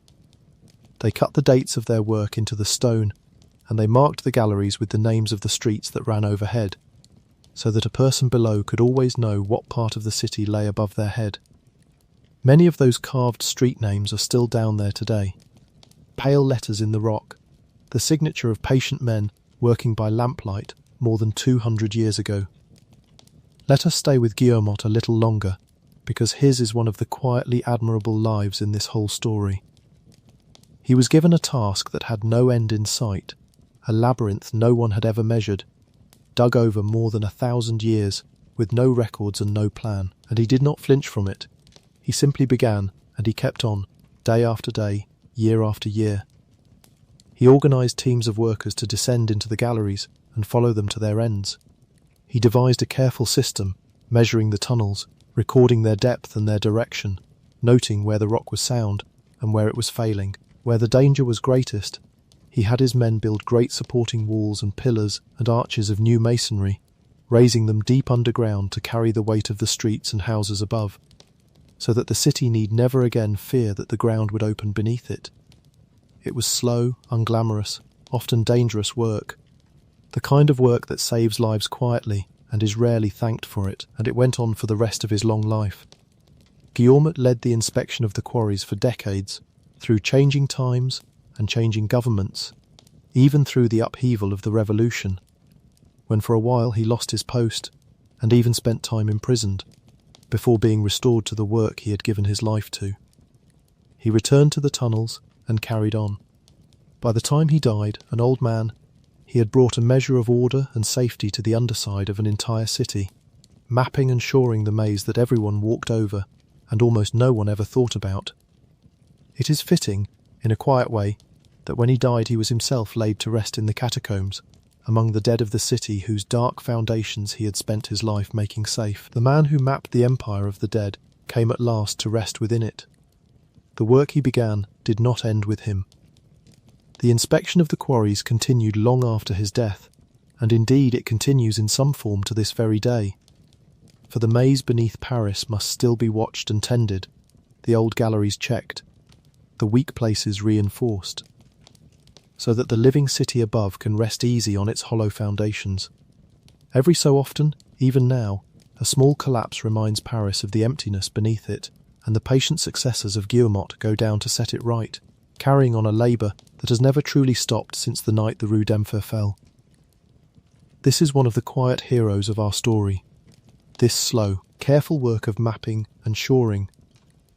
It does not have the drama of a collapse or the strangeness of what would come later. It is simply the work of making something safe, of bringing order to a buried chaos, of replacing fear with knowledge one measured gallery at a time. And it mattered enormously, because without it, what came next could never have happened. The reason the tunnels could one day receive the dead of Paris is that Guillemot and the inspection of the quarries had first made the tunnels known and made them sound. They turned a dangerous, forgotten emptiness into a mapped and reinforced underground, a true second city, ready, though no one yet knew it, to be put to an extraordinary use. So as you rest tonight, hold the image of those patient men with their lamps, far below the streets, walking the dark and writing it down, building their strong new arches to hold up the sleeping city overhead. There is something reassuring in it. The ground had given way, and people had been afraid, and in answer to that fear a few careful souls simply went down into the dark and got to work, and made it better. The collapses grew rarer, the maze became known. And up above, in the daylight, the city's other great problem, the overflowing cemeteries, was about to reach its breaking point too. We will go there next. But first, let us rest here in the safe and quiet galleries, newly mapped, newly strong, lit by a single steady flame in the dark. Chapter 5. The Wall That Could Not Hold. It was the spring of 1780, and on a particular evening, in a cellar in the heart of Paris, a wall gave way. This is the night that finally forced the issue. We will tell it gently, because it is not a pleasant thing, but it is the hinge on which our whole story turns, and so we have to walk through it, softly and without lingering. You remember the cemetery of the Holy Innocents, the oldest burial ground in the city, its earth risen high above the streets after 1,000 years of burials, its great common pits and its charnel houses heavy with bone. And you remember that the cemetery was hemmed in on every side by houses, pressed right up against the homes and shops of the living. There was a wall between the cemetery and the buildings next to it, an ordinary wall, and on one side of it lay the cellars of a row of houses, and on the other side lay the enormous sodden weight of the burial ground, raised 2 stories high and saturated with the rain of a wet spring and the slow work of centuries. A wall is only as strong as what it is asked to hold. And on this evening in the spring of 1780, the wall between the cemetery and the cellars was asked to hold more than it could bear. The mass of grave soil behind it, swollen with rain, simply pushed it over. The wall collapsed into the cellar of the neighbouring house, and with it came what the wall had been holding back. We will not dwell on the scene. It is enough to say that the contents of the old burial pits spilled through into the cellars where people lived, and that it was a horror, and that the people of that house and that street were faced, in the most direct and undeniable way, with the consequence of 1,000 years of burying the dead in a space far too small to hold them. The smell, it was said, was unbearable. People in the surrounding houses fell ill. For those who lived through it, it must have been a nightmare that did not fade with the morning. But here is the thing to hold on to, the thing that matters, and that turns the horror towards something better. After this night, the matter could no longer be put off. The problem of the dead, which everyone had known about and no one had been willing to face, had now broken through, quite literally, into the homes of the living. It could not be argued away. It could not be left for some future government to deal with. The collapse of that wall did what 1,000 complaints and 1,000 worried reports had failed to do. It forced a decision. The authorities moved with what, for the 18th century, was remarkable speed.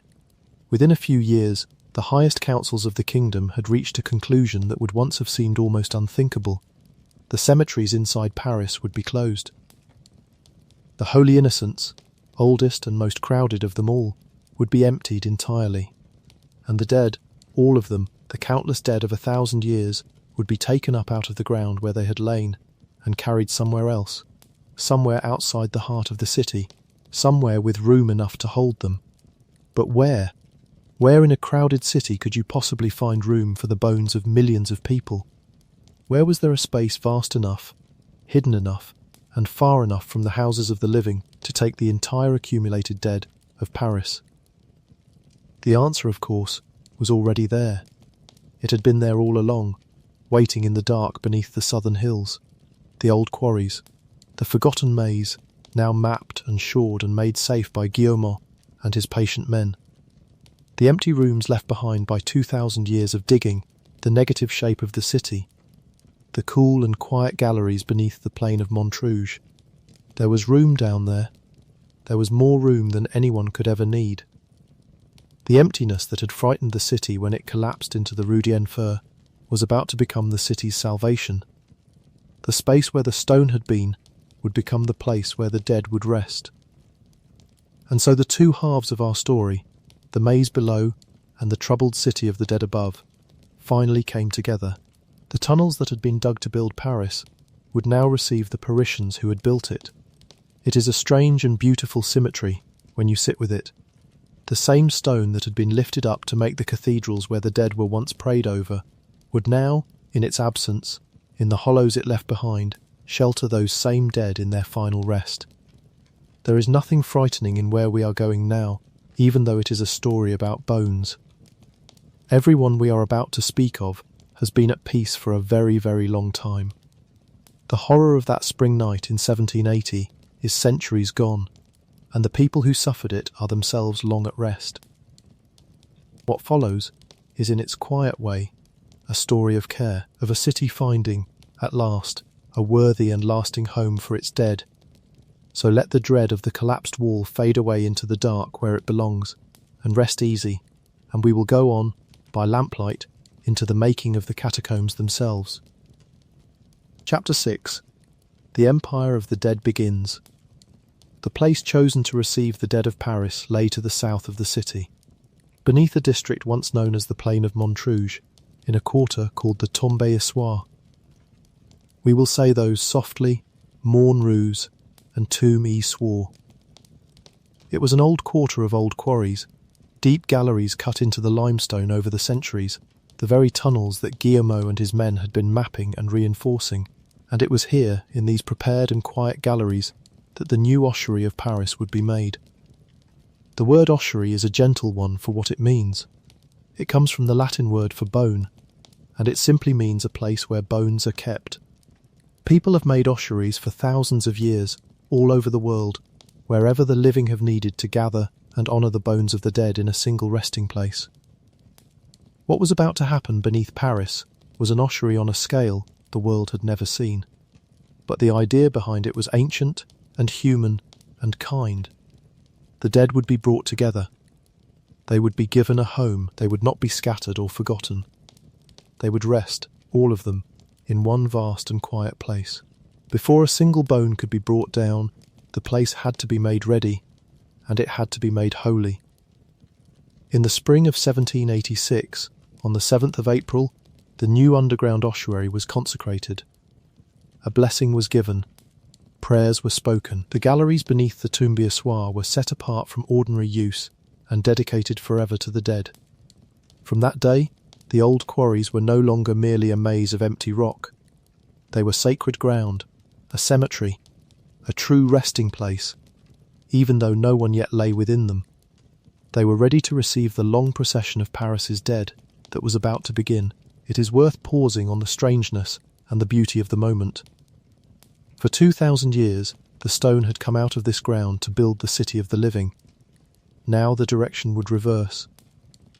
The dead of the living city would come down into the ground, into the very spaces the stone had left behind.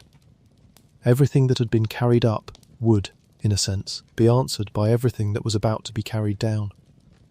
The city above and the city below, so long separate, would become two expressions of the same Paris, the bright one in the daylight and the quiet one in the dark, each made of the same pale stone, each holding the same people, the ones still living and the ones long gone.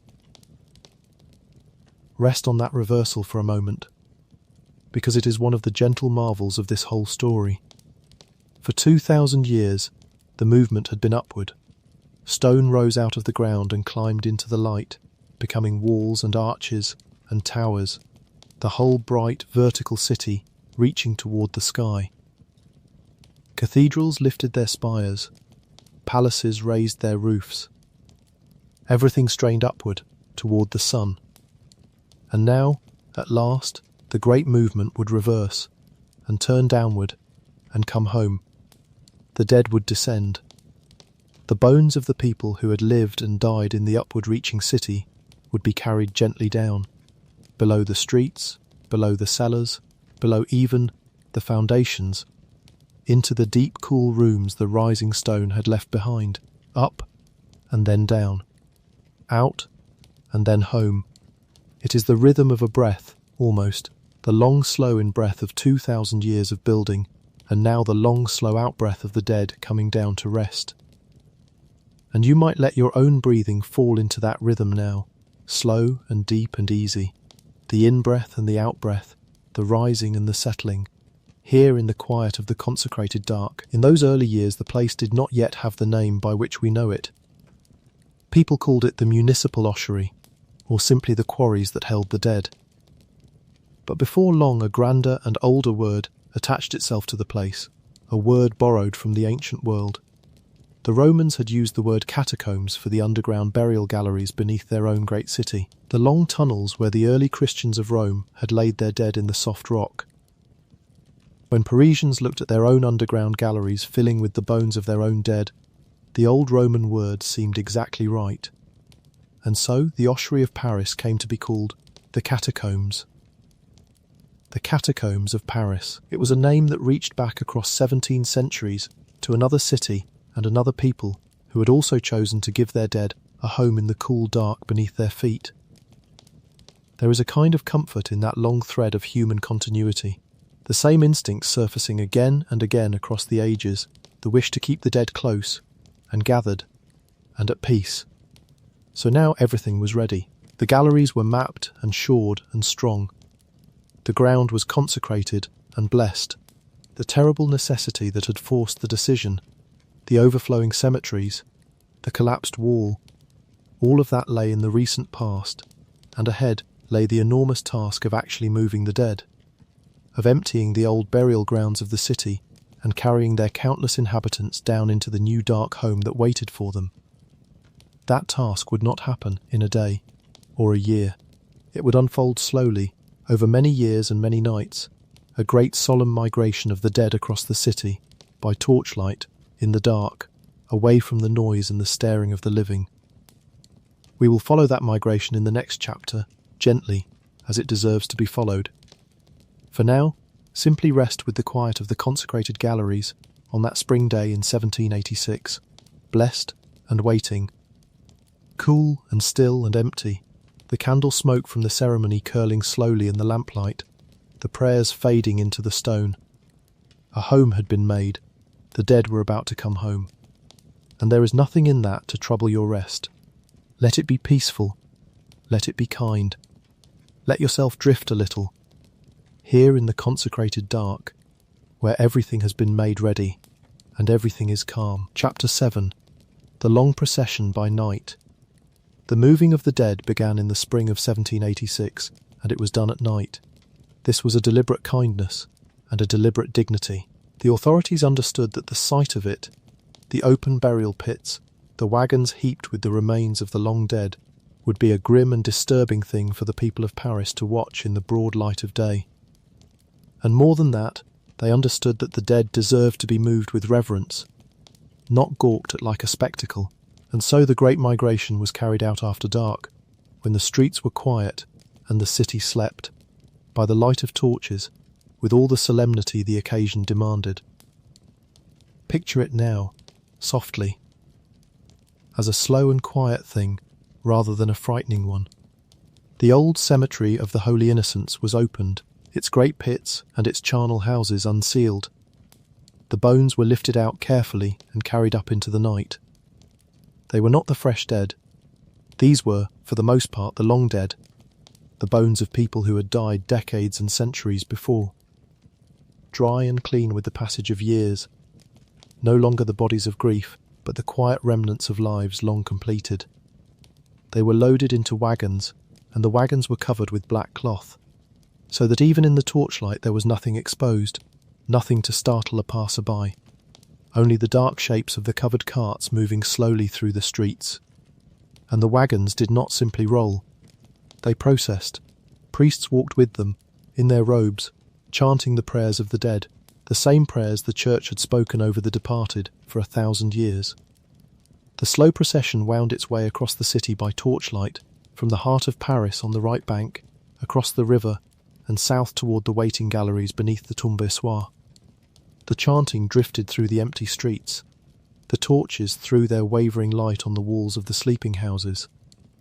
And the dead of Paris made their last journey through the city they had lived in, accompanied by prayer, moving through the dark toward their new and final home.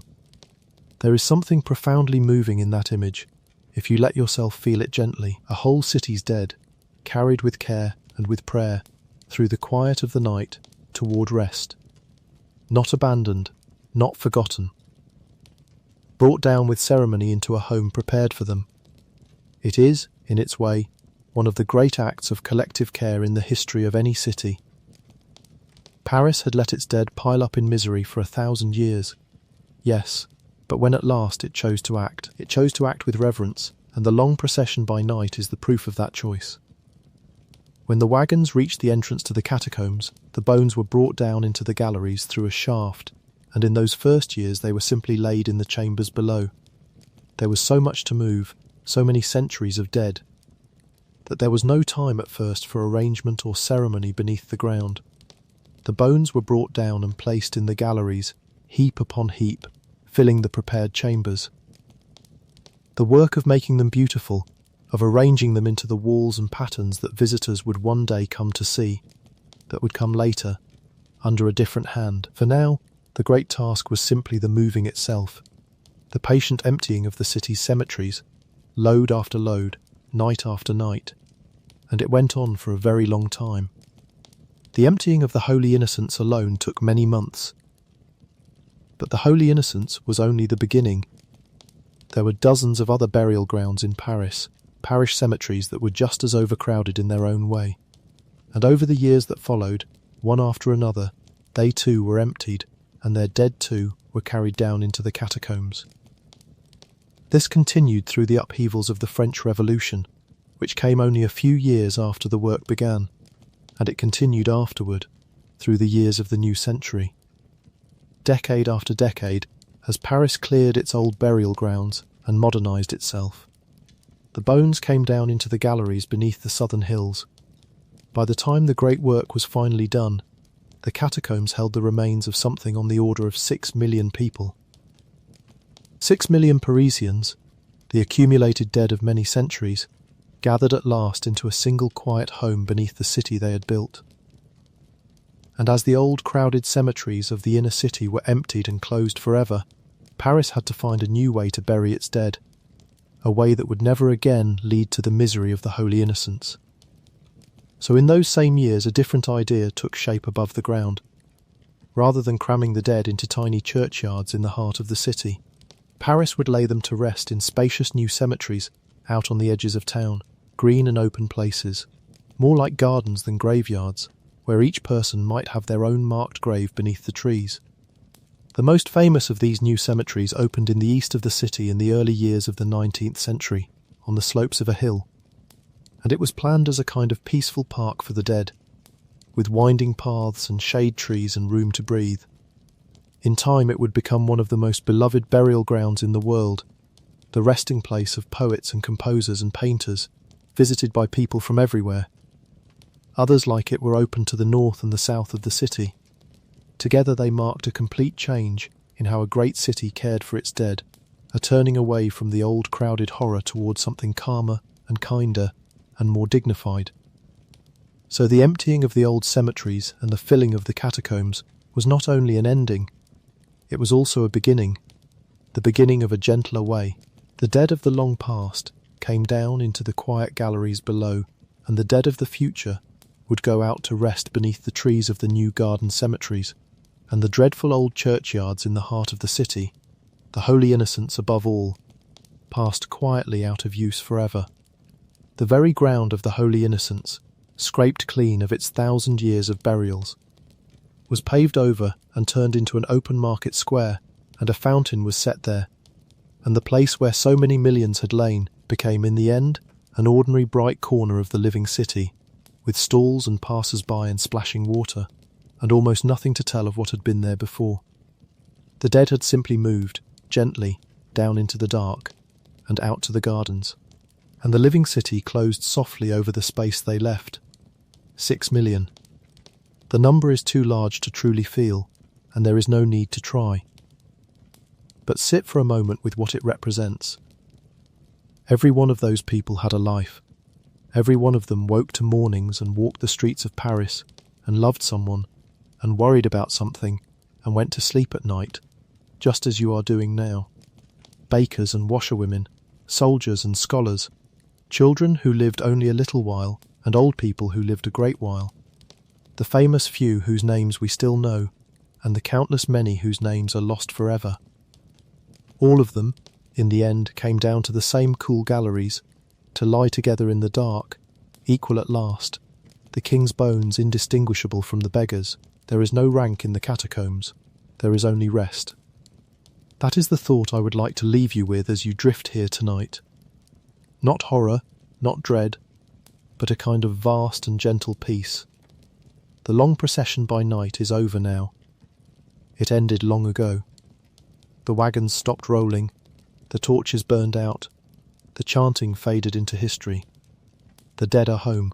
They have been home for more than 200 years, lying quietly in the cool dark beneath the busy city, undisturbed, untroubled, at rest. And the city above them goes on living, as it should, never far from its dead, carrying them always just beneath its feet. Let us rest here a while, in the quiet of the filled galleries, with the work of the moving done at last. In the next chapter we will meet the man who took these heaped bones and turned them into something strange and solemn and almost beautiful, who gave the catacombs the face they wear today. But there is no hurry. Breathe slowly. Let the torchlight fade. Let the procession reach its end. Everyone is home now. Everyone is at peace. Chapter 8. The Man Who Arranged the Bones. For a long time after the dead were first brought down, the catacombs were not the strange and ordered place we picture today. They were simply full.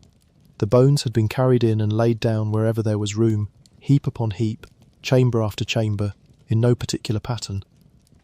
It was a resting place, certainly, and a consecrated one, but it was not yet a place that anyone would think to visit. It was a vast underground store of bones, quiet and dark, and largely closed away. Then, in the early years of the 19th century, the catacombs came under the care of a man who saw in them something more than a place to put the dead. His name was Louis Etienne Héricart de Thury. We will say it softly. Henri Cardechu Ray. He became the director of the quarry inspection, the same office that Guillemot had founded, and in 1810 he turned his attention to the ossuary beneath the southern hills, and he had an idea that would transform it completely. Héricart de Thury looked at the heaps of bones in the galleries and decided that they should not lie in disorder. He believed that this place, holding the dead of all of Paris, deserved to be a place of dignity and even of beauty, a place that the living could visit and walk through and reflect upon, a place that would speak to the heart about life and death and the passing of all things. And so he set about transforming the catacombs from a bone store into something closer to a monument. The work he ordered is the work whose results you can still see today, and which gives the catacombs of Paris their unmistakable face. Under his direction, the bones were taken up from their disordered heaps and arranged. The long bones, the femurs and the larger bones of the arms and legs, were stacked carefully to form solid walls, neat and even, like the facings of a fortress, and into these walls of long bones were set the skulls, arranged in patterns, in lines and crosses, and great sweeping curves, their empty faces turned outward toward anyone who would one day walk past. The effect was, and is, extraordinary. Wall after wall of carefully stacked bone, the smooth ranks of femurs broken by the patterns of skulls. Stretching away into the dark on either side of the visitor, mile upon mile in the cool silence. It might sound macabre, described that way, and perhaps it is. But to stand before it, by all accounts, is not so much frightening as it is overwhelming and strangely solemn. There is too much of it to feel as horror.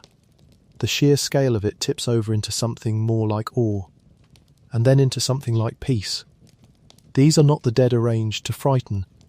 They are the dead arranged with a kind of terrible tenderness, gathered and ordered and made into a single great memorial to the simple fact of human mortality. And Heracart de Thury wanted the visitor to feel exactly that. He did not only arrange the bones, he set up plaques and tablets among them, carved with verses and inscriptions, lines of poetry and scripture and philosophy, meditations on death and time and the brevity of life, so that the visitor walking through would be led not toward fear, but toward reflection. The most famous of these inscriptions stands above the doorway that leads from the ordinary quarry galleries into the ossuary itself, the threshold where the world of the living tunnels gives way to the realm of the dead. Carved above that doorway are words that every visitor reads as they cross over. In French they say, "Arrêtez, c'est ici l'empire de l'amour."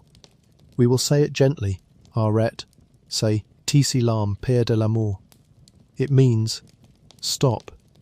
This is the empire of death. It sounds stern, even forbidding, but read in the spirit Heracart de Thury intended.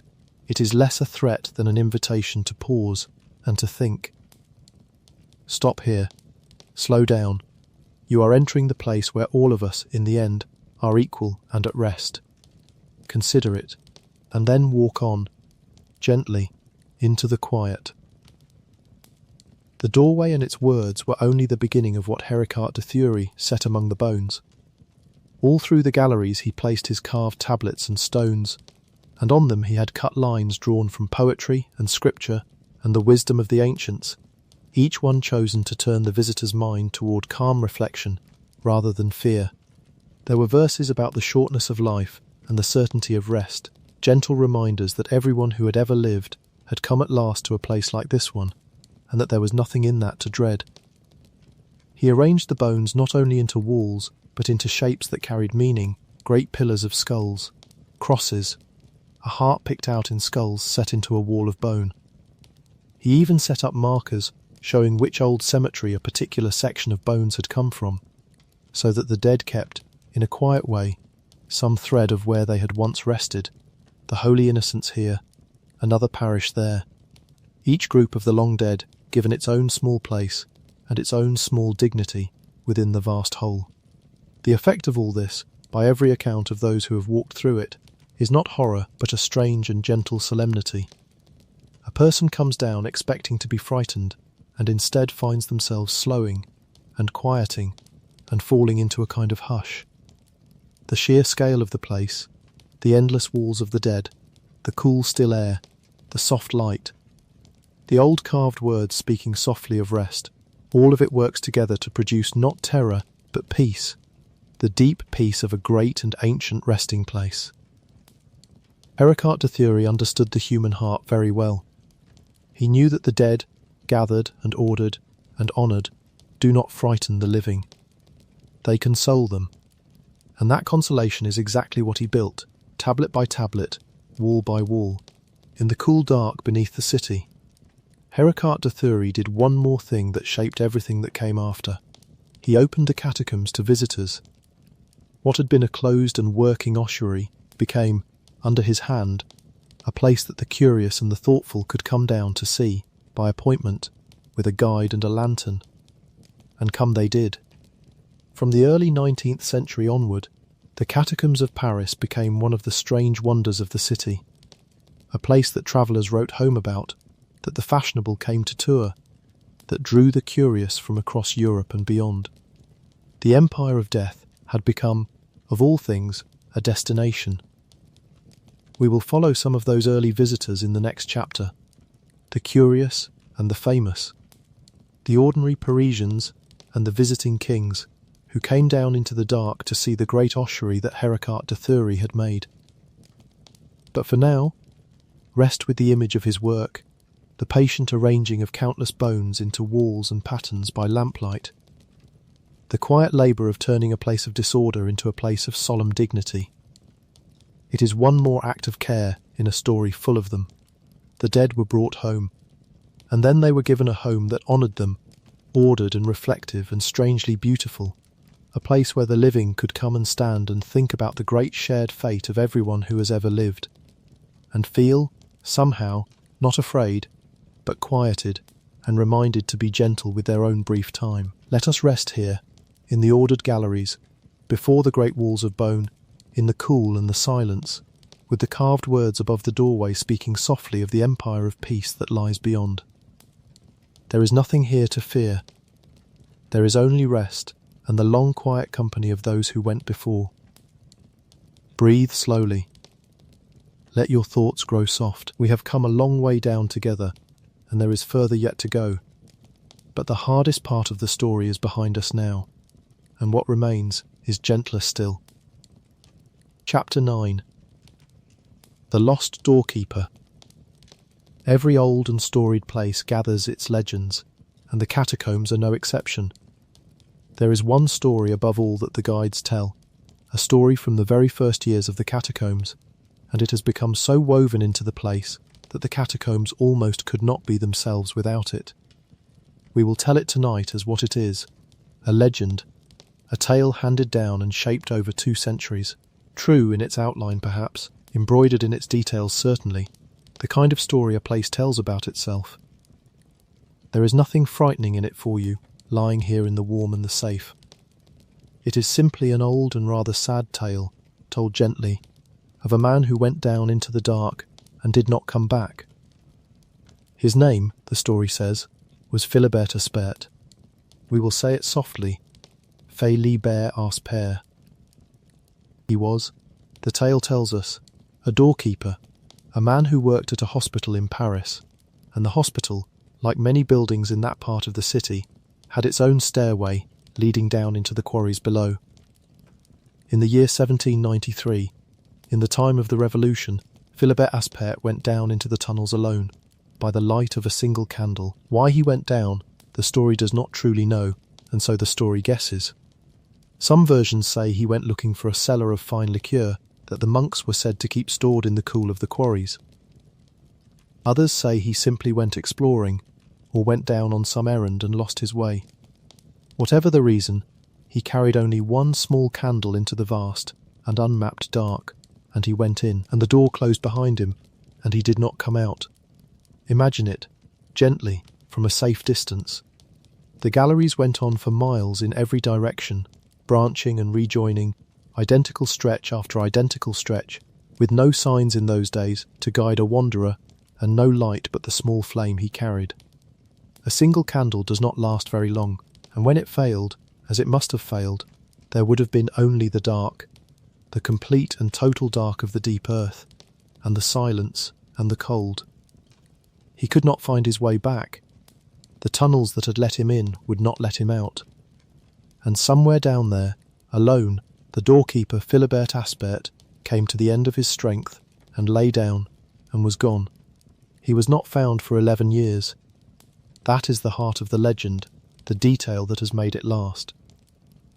11 years later, the story says, in 1804, workers in the tunnels came upon his remains, still where he had fallen, and they were able to know who he was, the tale tells us, by the keys he still carried, the keys of the hospital where he had worked. And so they buried him there, in the catacombs, on the very spot where he had been found, and they set a stone over him. The stone is said to still be there to this day, deep in the off-limits galleries, carved with his name and the years, marking the place where the lost doorkeeper rests. And among those who explore the tunnels, Philibert Aspert has become a kind of patron of the catacombs, the first of them to be lost in the dark, and the one who watches over all who venture down after him.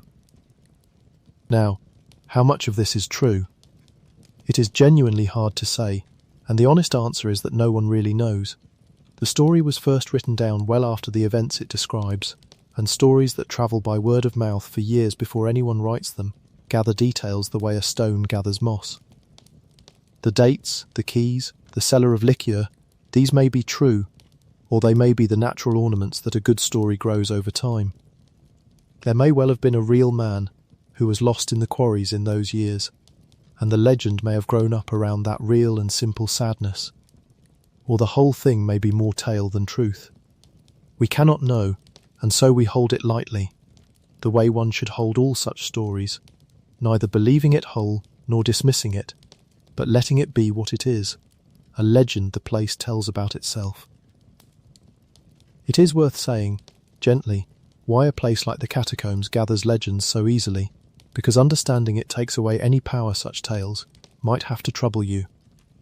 A vast dark space, deep beneath the earth, filled with the bones of millions and wrapped in total silence, is exactly the kind of place that the human imagination cannot leave alone. We are storytelling creatures, and the dark is where our stories grow most freely, because the dark gives us so little and asks us to fill in so much. Stand in a lit room and you see only what is there. Stand in the deep dark and your mind supplies the rest, the shape half glimpsed, the sound not quite placed, the sense of presence where there is only stone. And so, over 2 centuries, the catacombs have grown a whole quiet garden of tales, and the story of Philibert Aspert is simply the oldest and best loved of them. None of it need disturb you in the slightest. These are stories, the natural blossoms of the human mind in the presence of the deep and the dark, and they tell us far more about ourselves, about our wonder and our unease in the face of mortality, than they do about anything that actually walks the galleries. What actually walks the galleries is nothing at all. There is only the stone, and the cool air, and the long untroubled rest of the dead. And what it tells, underneath the details, is something true even if the facts are uncertain. It tells of the vastness of the dark below the city, and of how easy it would be to be lost in it, and of the strange pull the tunnels have always had on the curious and the bold. It tells, too, of a kind of tenderness, because notice how the story ends. The lost man is found.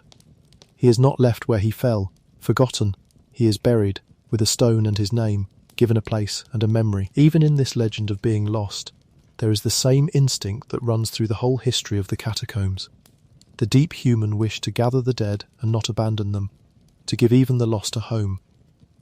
So let Philibert Aspert rest, in his story and in his stone, deep in the quiet galleries. If he was real, he has been at peace for more than 200 years. If he was only ever a tale, then he is a gentle one, and harmless, and he can keep his quiet watch over the dark without troubling your sleep in the least. There are no ghosts here tonight, only an old story, softly told, and the long peace of the galleries. Rest easy. We will go on in a moment up toward the light again, to meet the living visitors who came down to wonder at this place. Chapter 10. The Visitors and the Wonders. Once Heracart de Thury had opened the catacombs to the public in the early 19th century, the place took on a second life, a life it has never really lost. For alongside the dead who rested there, the catacombs began to receive a steady stream of the living, the curious and the fashionable and the famous, who came down by lantern light to see the great ossuary for themselves and to walk among the walls of bone. In those days a visit was not the simple thing it is now. You could not just buy a ticket and walk in. A visit had to be arranged in advance, with permission, and you went down with a guide who carried the light and knew the way through the galleries. This gave the whole experience an air of privilege and adventure, and it made the catacombs a sought-after destination for the well-to-do and the well-connected. To have descended into the empire of death and walked among the 6 million was something to talk about at dinner, something to write about in letters home. And so they came, in their fine clothes, down the worn stairs and into the cool dark, to be led through the silent galleries by the wavering light of the guide's lamp. There was a particular flavour to those early visits that is worth resting on. In the 19th century, people had a great appetite for what they called the sublime, for experiences that mingled beauty with a touch of awe and even a shiver of the solemn. A storm at sea, a vast mountain range, a ruined abbey by moonlight, these were the things that thrilled the imagination of the age, and the catacombs fit perfectly into that taste. To descend into the earth, to walk by lamplight among the bones of millions, to feel the weight of the city and the weight of mortality pressing close in the dark, and then to climb back up into the sunlight and the ordinary world. This was an experience of exactly the kind that age prized, beautiful and grave and unforgettable all at once. Visitors wrote of it in their journals and their letters with a kind of hushed excitement, struggling to put into words the strange calm that the place had laid upon them. The guides who led these tours became figures of the place in their own right. They knew the galleries, knew the histories, knew which carved tablet said what and where the most striking arrangements of bone could be found. And they led their little parties through the dark with their lanterns held high, the light sliding over the pale walls of the dead, the visitors keeping close together in the cool silence. It was an age before electric light, remember, so the only illumination was the soft, living, flickering glow of flame, which made the shadows move and gave the whole experience an atmosphere that our brighter modern lights can never quite recover. To walk the catacombs by candle and lamp must have been a profoundly different thing than to walk them now, more intimate, more uncertain, more like a true descent into another world. Among the visitors over the years were some very grand names indeed. It is said that kings and emperors came down to see the catacombs. There are accounts of royal visits, of foreign monarchs touring the galleries, of the heir to one throne or another being brought down to view the great ossuary. Whether every such story is exactly true is, as with so many old tales, hard to be certain, but it is clear that the catacombs drew visitors from the very highest ranks of society, and that a descent into them became, for a time, one of the things a distinguished visitor to Paris simply had to do. There is one famous story from later in the century that captures the strange glamour the place had taken on. In the year 1897, it is recorded, a secret concert was held in the catacombs. Late at night, by candlelight, a group of musicians is said to have gathered down among the bones and played for a small invited audience, a programme of solemn and fitting music. Imagine that scene, if you can, gently, the cool dark galleries, the walls of skulls and femurs receding into shadow, the small flames of the candles, and music rising up into that silent space where music had surely never been heard before, the slow grave notes drifting among the dead. It was a daring and strange and rather beautiful thing to do, and it has become one of the famous episodes in the long history of the place. The newspapers wrote about it afterward. It added one more layer to the legend of the catacombs, as a place not only of the dead, but of the strange and the unforgettable. What is it, do you think, that drew all these visitors, then and now? It is worth resting on the question for a moment, here in the quiet. The catacombs are not, after all, a cheerful place. They are dark and cold and damp, and they are filled with the bones of millions of the dead. And yet people have always wanted to go down into them, century after century, and they still do, in great numbers. Today, there is something in us, it seems, that is drawn towards such places, not out of morbid delight, but out of something deeper and quieter, a wish to come close, just for a little while, to the great fact that we usually keep at arm's length. Down in the catacombs, surrounded by the gentle company of all those who went before, a person is reminded, softly and without panic, that they too are mortal, that their own brief life is one among countless billions, that the whole vast crowd of the dead were once as alive as they are now. And strangely, this reminder is not depressing. By all accounts, it is calming. It puts the small worries of life into their proper place. It makes a person feel held within something far larger and far older than themselves. That, perhaps, is what the visitors have always come down to find, whether they knew it or not. And so for 2 centuries the catacombs have kept their double life, a resting place for the dead and a place of pilgrimage for the living, the two existing together in the same cool dark, the visitors moving quietly past the long ranks of bone, reading the old carved verses, pausing at the famous doorway, and then climbing back up into the daylight and the noise of the city, carrying with them a kind of quiet they did not have before. It is a gift the place has always given, this strange peace, and it is, in its way, the very gift we are seeking together tonight. Let us rest here, then, among the long, quiet history of the visitors, in the cool galleries lit by the soft glow of lanterns. In the next chapter, we will follow the catacombs into darker and more recent times, into the years of war, but gently, as always, and without dwelling on anything that might disturb your rest.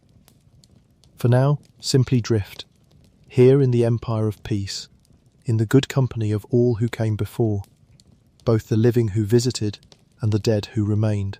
Chapter 11. The War Beneath the City.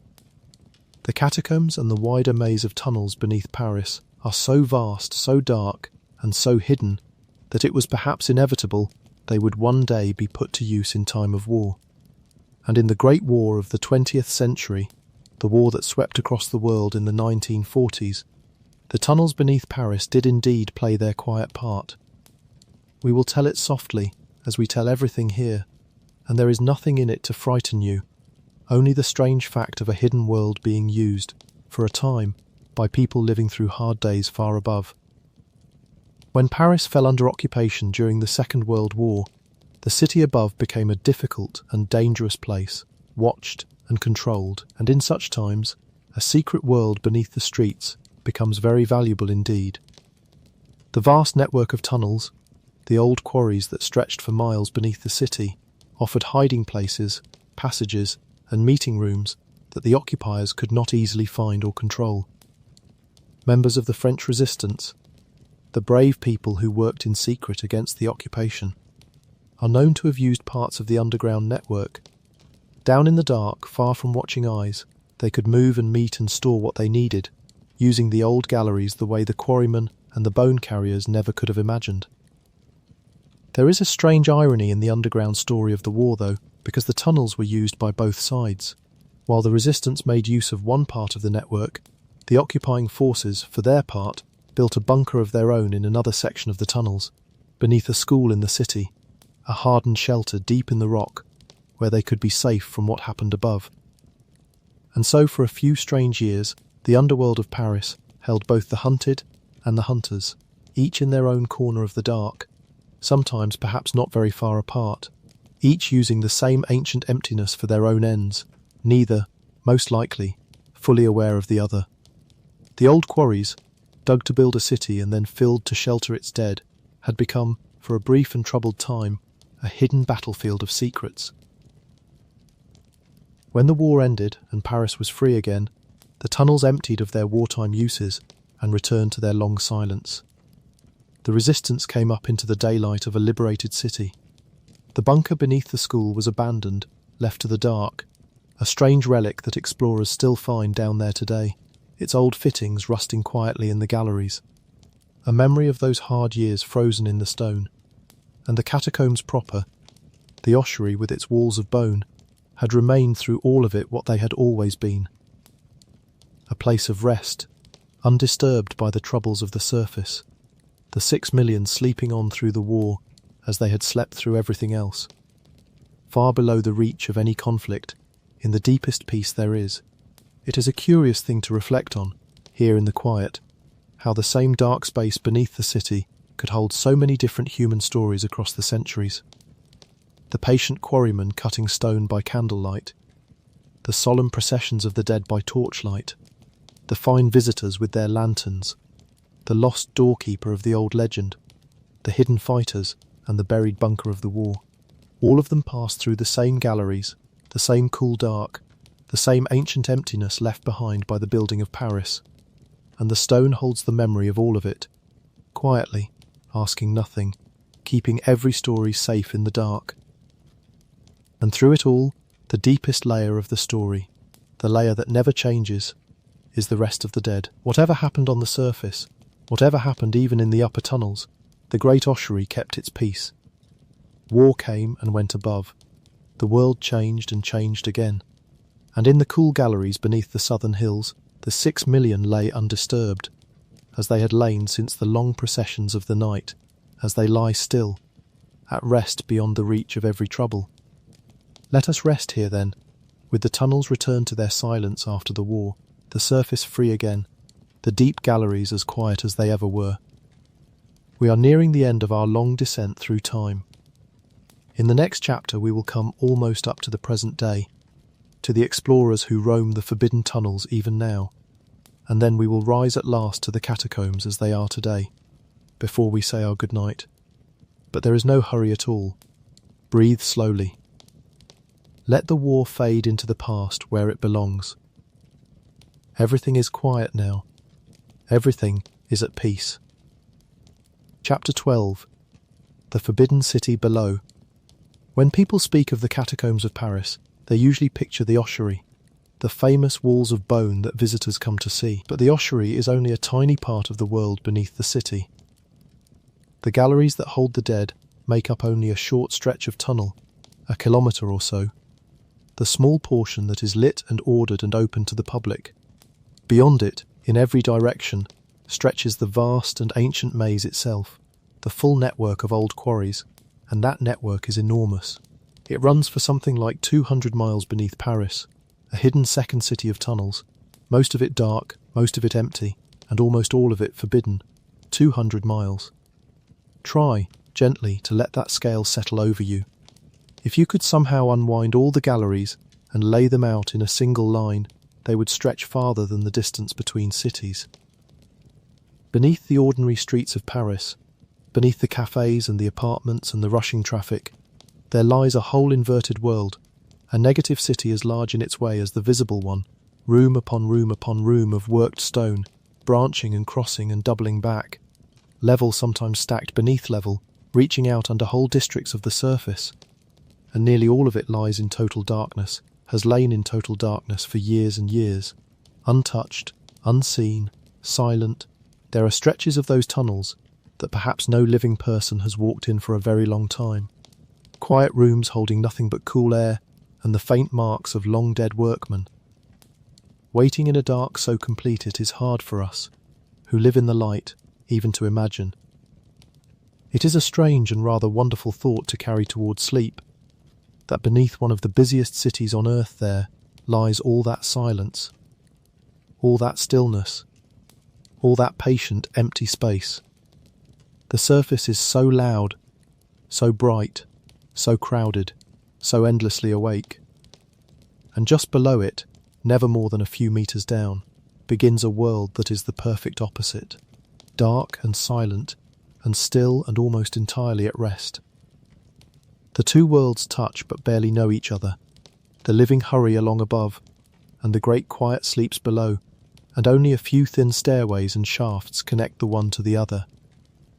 You are, in a sense, resting somewhere between them now, here in the soft dark of your own quiet room, closer to the deep stillness of the tunnels than to the bright noise of the day. For the great majority of that underground world is closed to the public, and has been for a very long time. After the lost doorkeeper and various other troubles over the years, the authorities sealed the tunnels off and made it against the law to wander in them. Only the small, safe, official stretch of the catacombs remains open, with its lights and its guides and its careful path. The rest, the long dark miles of the true maze, lies behind locked gates and barred shafts, off limits, officially silent. But a place like that does not stay entirely silent, because there will always be people drawn to the forbidden dark, and so, over the decades, there has grown up a quiet and secretive community of explorers who slip down into the off-limits tunnels and roam them for the love of it. The French have a name for them. They call them cataphiles, which simply means lovers of the catacombs. We will say it softly, cataphiles.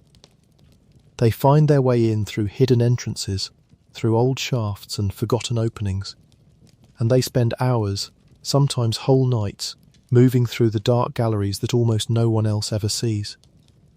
It is, of course, against the rules, and it can be dangerous, and there is no need to romanticize the risks of wandering miles of unmapped tunnel in the dark. But there is something in the impulse that is very old and very human. The same impulse, really. That drew the curious visitors of the 19th century and the lost doorkeeper of the legend, and perhaps even the patient quarrymen themselves. It is the pull of the hidden world, the wish to go where the ordinary city cannot follow, to walk in the deep quiet beneath the busy streets and feel oneself part of a secret that has lasted 2,000 years.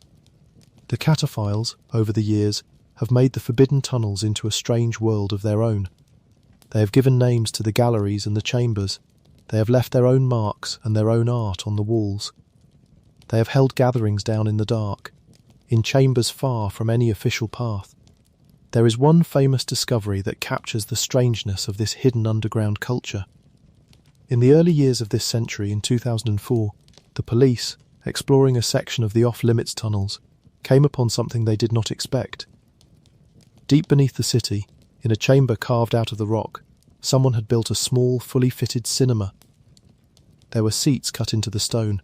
There was a screen and projection equipment, and a space nearby set up like a small bar or restaurant, with provisions and power, all of it hidden far below the streets, all of it built in secret by unknown hands. And when the authorities returned a few days later to investigate further, the equipment was gone, and a note had been left behind, telling them, in effect, not to bother looking. Whoever had built the secret cinema had simply melted back into the dark. It is a marvellous and slightly mischievous story, and it tells you something about the spirit of the place. The tunnels beneath Paris are so vast, so dark, and so hidden that they have become a kind of free territory, a shadow city beyond the reach of the ordinary world, where a small and dedicated band of explorers can build a cinema in the rock and vanish without a trace. The city above goes about its business, never suspecting.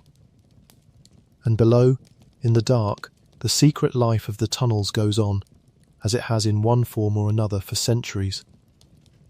Through all of this, the ossuary itself, the resting place of the 6 million, remains apart and protected. The cataphiles roam the empty quarry galleries, the parts that never held the dead, the long stretches of bare stone. The bones rest in their own sealed and consecrated section, undisturbed by the explorers of the dark. The forbidden city below and the city of the dead are not the same place, though they share the same vast network of stone. The dead keep their peace in their quiet corner, while around them, in the miles of empty tunnel, the strange and secret world of the cataphiles flickers on by torchlight, a living echo of all the people across the centuries who could not resist the pull of the dark beneath the city. Let us rest here, then, with the great hidden maze stretching away in every direction. 200 miles of quiet stone, most of it never seen, holding its secrets and its explorers and its long, long silence. We are almost at the end of our descent through time. In the next chapter we will linger on some of the strange and lovely things hidden in the dark, the wonders carved by the quarrymen long ago, and then we will rise at last to the catacombs as they are today. But for now, simply drift, here in the forbidden quiet, in the vast and patient dark beneath the sleeping city. Chapter 13. The Wonders Carved in the Dark. Before we rise back toward the surface, let us linger a little while longer in the deep galleries, because hidden in the dark beneath Paris, far from the famous walls of bone, there are quiet wonders that few people ever see, and they are worth resting on tonight, gently, the way you might rest your eyes on something beautiful before sleep. The men who dug these tunnels over the centuries spent their lives in the dark. They worked long hours by the light of small flames, cutting and hauling stone in the cool and the silence, far below the world of the sun. And some of them, in the quiet hours, did what people have always done in the places where they spend their lives. They made things. They left their mark. And a few of those marks have lasted for hundreds of years. Small acts of human creativity carved into the living rock, waiting in the dark. The most famous of these is the work of a single quarryman, a man who had once been a soldier. The story tells us that he had served in the armies of France, and that in the course of his service he had been at a place called Port Mahon, a fortress on a Mediterranean island, far from the cold tunnels where he would later spend his days. We will say it softly, Port Mahon.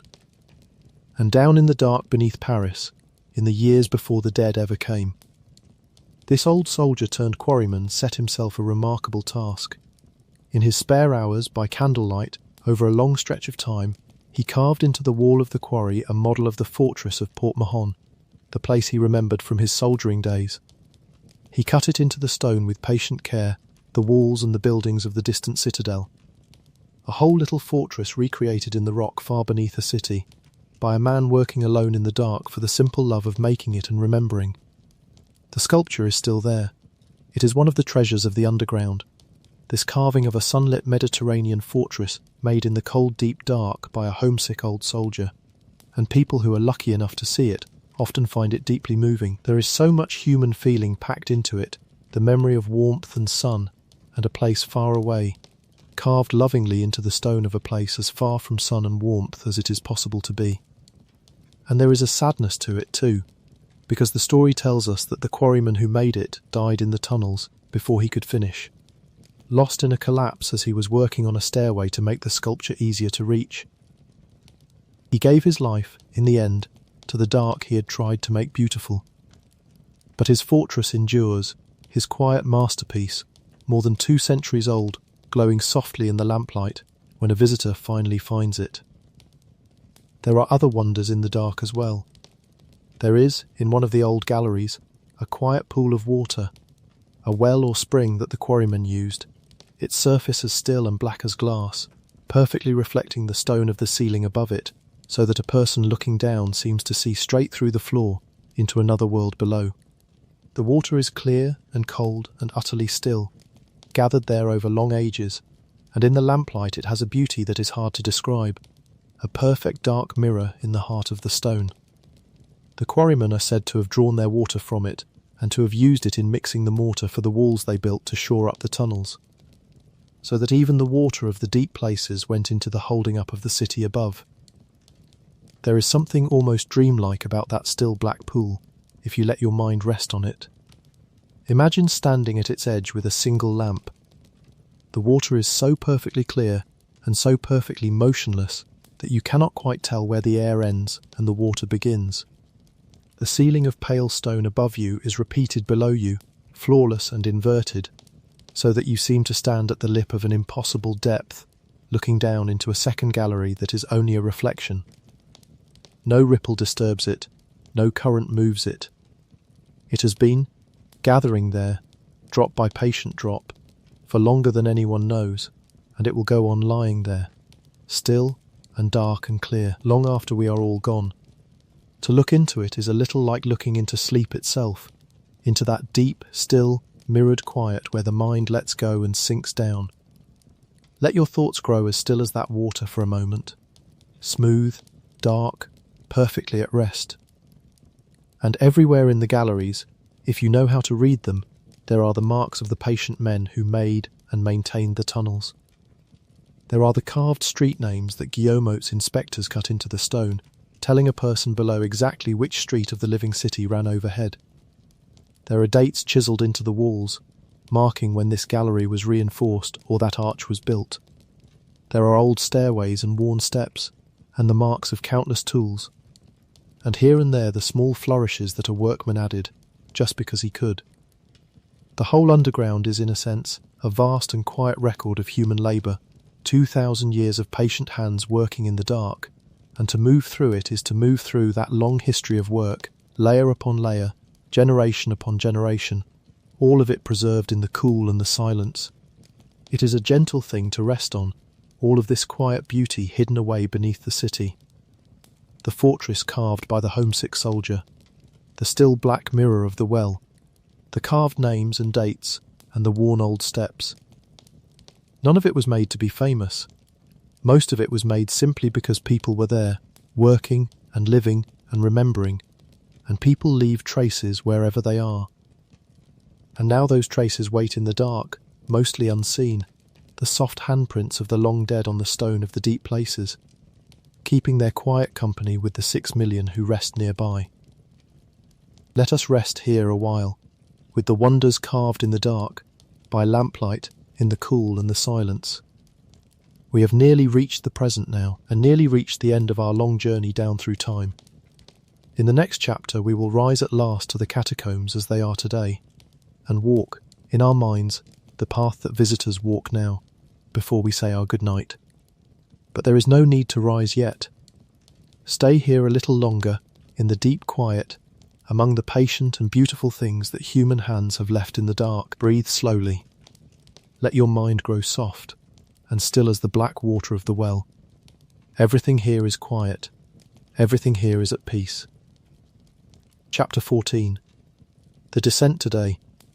Let us rise now gently, all the way back up to the present day, to the catacombs as they are right now, in our own time, and walk together, in our minds, the path that a visitor walks when they come down to see them. There is no hurry in this.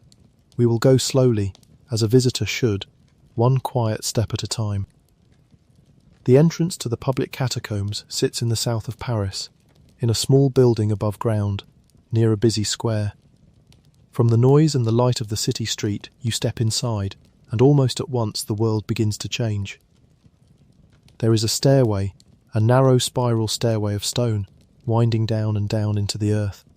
You go down it slowly, turning and turning, the daylight falling away behind and above you, the air growing cooler and stiller with every step. It is a long way down, many dozens of steps, and as you descend, the sounds of the city fade until they are gone entirely, and there is only the soft scuff of footsteps and the deepening quiet. By the time you reach the bottom, you are some 20 metres beneath the streets, down in the old world of the quarries, in the cool, unchanging air of the deep stone. That coolness is one of the first things every visitor notices, and it is worth resting on, because it is part of what makes the place feel the way it does. Up on the surface, the weather rules everything. The heat of summer, the chill of winter, the wind and the rain, and the endless changing of the sky. But down here, none of that reaches. The deep earth keeps its own steady temperature, cool and even, the same in August as in January, the same in daylight as in the dead of night. The air is still, it does not move. There is no wind, no weather, no sky, only the patient, unchanging cool of the stone, holding you gently on every side.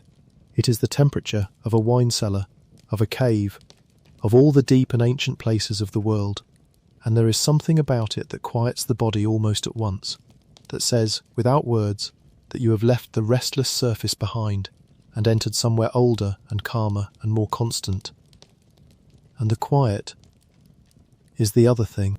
20 metres of solid rock lie between you and the noise of the city, and that rock swallows sound completely. The traffic, the voices, the endless hum of the living city, all of it is simply gone, sealed off above you, and what remains is a silence deeper than almost anything you can find in the ordinary world. It is not an empty silence. It is a full one, a held one, the silence of a place that has been quiet for a very long time and intends to go on being quiet. In that silence your own footsteps sound soft and small, and your own breathing seems loud, and your thoughts, freed from the noise of the surface, begin to slow and settle of their own accord. This is the silence the dead have rested in for 2 centuries. It is a good silence to fall asleep in. At the bottom of the stair, you do not come at once to the bones.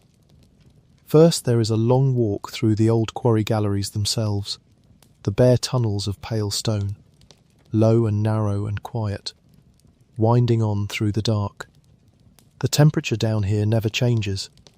It stays cool all year round, the steady coolness of the deep earth, neither hot in summer nor cold in winter, the same patient temperature that the quarrymen worked in, and the same coolness that has kept the dead through all the centuries. The walls are close on either side. The ceiling is low. Small lights guide the way now, where once there were only candles, but the feeling is much the same as it has always been. The feeling of moving through the underside of the world far from the sun, in the company of the ancient stone. It is worth pausing too on the light itself, because the light shapes everything you feel down here. For most of the history of these tunnels there was no light at all, but the small flames the quarrymen and the visitors carried with them. A candle, a lantern, a lamp held up against the enormous dark. That little circle of moving flame was all anyone ever saw of the place. A few feet of pale stone at a time, the shadows leaping and swaying beyond. Today there are soft electric lamps set low along the path, steady and gentle, and they light the way without ever banishing the dark entirely. The galleries are dim. The light pools warm and quiet on the old stone and fades away into shadow at the edges, so that you can always see where to place your feet. But the deep dark still waits patiently just beyond the reach of the lamps, as it always has. It is a kind and human light, low and golden and soft, the sort of light you might read by or fall asleep to, and it asks the eyes to rest rather than to strain. Walking through it you feel held in a gentle glow, with the patient darkness keeping its old company all around. As you walk, you pass the marks we spoke of earlier, if you know to look for them. The carved street names, the old dates, the patient signatures of 2,000 years of work. And then, at last, you come to a doorway, an ordinary-looking doorway of stone, and above it, carved into the lintel, are the words that mark the threshold of the ossuary. Stop. This is the Empire of Death. You pause there, as everyone pauses, and read the old words, and then you step through, across the threshold, out of the world of the empty quarries, and into the realm of the dead. And then you see them. The walls of bone, rising on either side, stretching away into the dim light. The neat stacked ranks of long bones, and set among them the patterns of skulls, line after line, curve after curve. On and on into the shadowed distance. It is, by every account, an overwhelming sight, but not in the way you might expect. People who go down expecting horror often find instead a deep and unexpected calm. There is simply too much of it, and it is too old and too quiet and too carefully and lovingly arranged to feel like a place of fear. It feels, instead, like a place of profound rest.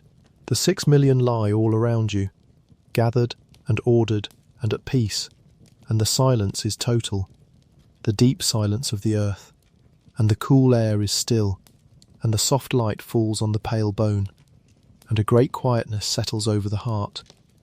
You walk slowly through the galleries of the ossuary, past the walls of the dead, past the old carved tablets with their verses about death and time and the brevity of life. The path winds on through chamber after chamber, the bones always rising on either side, the silence always deep, the air always cool and still. There is no rushing here. People move quietly, almost reverently, speaking in whispers if they speak at all, because the place asks for quiet, and it gives quiet in return. And then, after a time, the path turns upward again, and you come at last to another long stairway, and you climb, turning and turning, back up out of the deep, the air slowly warming, the faint sounds of the city slowly returning, until you emerge, blinking, into the daylight and the noise of the living world once more, somewhere a little distance from where you went down. And here is the strange thing that so many visitors describe. They come up changed, a little. Not frightened, not saddened, but quieted, calmed, carrying with them some of the deep stillness of the place.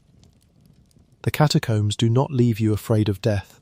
They leave you, somehow, more at peace with it, more aware of the vast and gentle company of all who have gone before, more able to hold your own brief life lightly and kindly. That is the gift the place has given to its visitors for 200 years, and it is the gift it gives still, every day, to the people who come down the long spiral stair into the cool and the quiet. This, then, is the catacombs today. A small museum, a short path through the dark, 20 metres beneath the busy southern streets of Paris. People line up to go down. They descend the long stair, walk the quiet galleries, pass beneath the carved words, move slowly past the walls of the 6 million, and rise again into the light. The dead rest on, as they have rested for more than 2 centuries, undisturbed by the soft footsteps of the living who come to visit.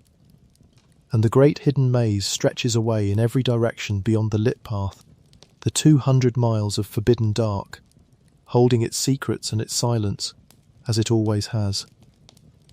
Let us rest here, at the end of the path, in the quiet of the ossuary, before we begin to say our good night. We have come the whole long way down through time together, from the warm sea of 45 million years ago to the visitors of this very day. There is only the gentlest part of the journey left now. Breathe slowly. Let the deep calm of the place settle over you, the calm that visitors carry up into the daylight. You do not even have to climb the stair. You can simply stay here, in the cool and the quiet, and let yourself drift down into sleep. Chapter 15. The city above and the city below. Before we say good night, let us rest a while longer with one last gentle thought. The thought that lies at the very heart of this whole long story. It is the thought of the 2 cities, the one above and the one below, and how they have always belonged to each other. Up above, right now, as you lie here in the dark, Paris is going about its life. It is one of the great living cities of the world, full of light and noise and movement, full of people walking its streets and crossing its bridges, and sitting in its cafes and sleeping in its houses. It is a city of art and beauty, of grand avenues and old quarters, of the river winding through it, just as it has wound for longer than anyone can remember. And almost none of the people living their lives up there think, from one day to the next, about what lies beneath them. They walk over it, they build on it, they sleep above it. And below their feet, in the cool and patient dark, lies the other Paris, the city below, the maze of stone, and the great ossuary of the dead. The 2 cities are made of exactly the same thing. We saw that at the very beginning, all those hours ago. The pale stone that was lifted out of the ground to build the cathedrals and the palaces and the houses of the living city is the very same stone. In its absence, in the hollows it left behind, that shelters the dead in the city below, Paris built itself out of the ground, and in doing so it carved out the rooms where it would one day lay its dead.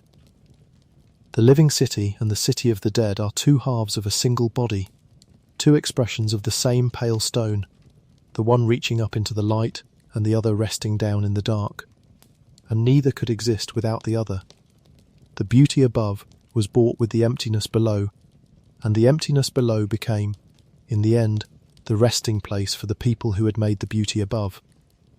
It is a perfect and unbroken circle, and there is something deeply consoling in it, if you let it settle into you here in the quiet. And think, too, of who lies below. 6 million Parisians. Not the famous, mostly, not the powerful, but the ordinary uncounted millions who lived and died in the city across 1,000 years and more. The bakers and the washerwomen, the children and the elders, the workers and the wanderers, all the countless people whose names are lost, but whose bones rest together in the dark. Up in the living city, people compete and strive and worry about their place in the world, who is above whom, who has more, who matters. But down below, all of that is gone. The catacombs are the great leveller. There is no rank among the bones. The remains of the wealthy and the remains of the poor lie side by side, indistinguishable, equal at last, all of them simply human. All of them simply at rest. Whatever a person was in life, whatever they had or did not have, whatever they worried over or longed for, in the end they came down to the same quiet galleries, to lie in the same cool dark, in the same deep peace as everyone else who has ever lived. There is a tenderness in that, and a comfort, especially in the dark hours when sleep is what we are seeking. All the striving of life grows quiet down there. All the worry falls away. The 6 million teach us, simply by resting, that the great race of life ends in the same gentle place for everyone, and that the place is not terrible but calm, not a horror but a homecoming, the long rest at the end of the long day, and the living city above, for all its noise and hurry, carries this truth always just beneath its feet, never far away, the quiet reminder under everything that all of this, all the beauty and all the striving, rests upon a foundation of rest itself, the patient company of all who came before. So when you think of Paris now, you might think of it a little differently. Not just the bright city of the daylight, but the whole of it, the living above and the resting below. The two cities together, the same stone, the same people, the same long story reaching back through the centuries to a warm and ancient sea. The cathedral and the ossuary, the street and the gallery, the light and the dark, all one thing, all Paris, and all of it, in the deep hours of the night, quiet and patient and at peace. That is the whole of the story, and that is the gentle thought I wanted to leave with you before we say our good night.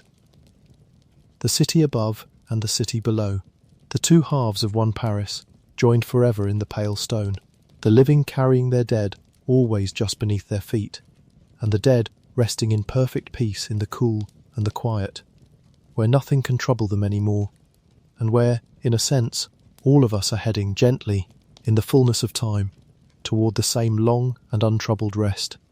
So here we are, at the end of our long, slow journey down through time and stone. We began in a warm and ancient sea, and we followed the pale limestone as it rose to build a city, and we followed the tunnels as they spread in the dark beneath that city. We saw the old cemeteries overflow, and we saw the ground give way, and we walked with the long processions of the dead through the torchlit nights, down into the home that waited for them. We watched the bones arranged with care into walls and patterns, and we read the old words above the doorway, and we met the lost doorkeeper of the legend, and the curious visitors, and the secret explorers of the forbidden dark, and we came at last to the catacombs as they are today, and to the two cities, the living and the resting, joined forever in the same quiet stone.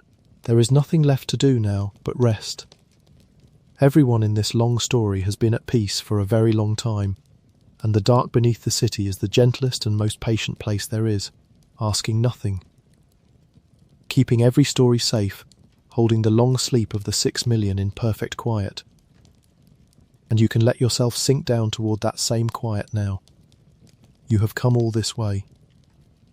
You have followed every turning of the path. There is nothing more that you need to do, and nowhere you need to be, and nothing you need to hold on to. You can simply let go and let the cool dark close around you softly, like the deep galleries far beneath the sleeping city. Let your breathing slow. Let your thoughts grow soft and dim, like a candle flame guttering low in a distant gallery. Let the weight of the day settle off your shoulders and sink away into the patient stone. There is nothing here to fear.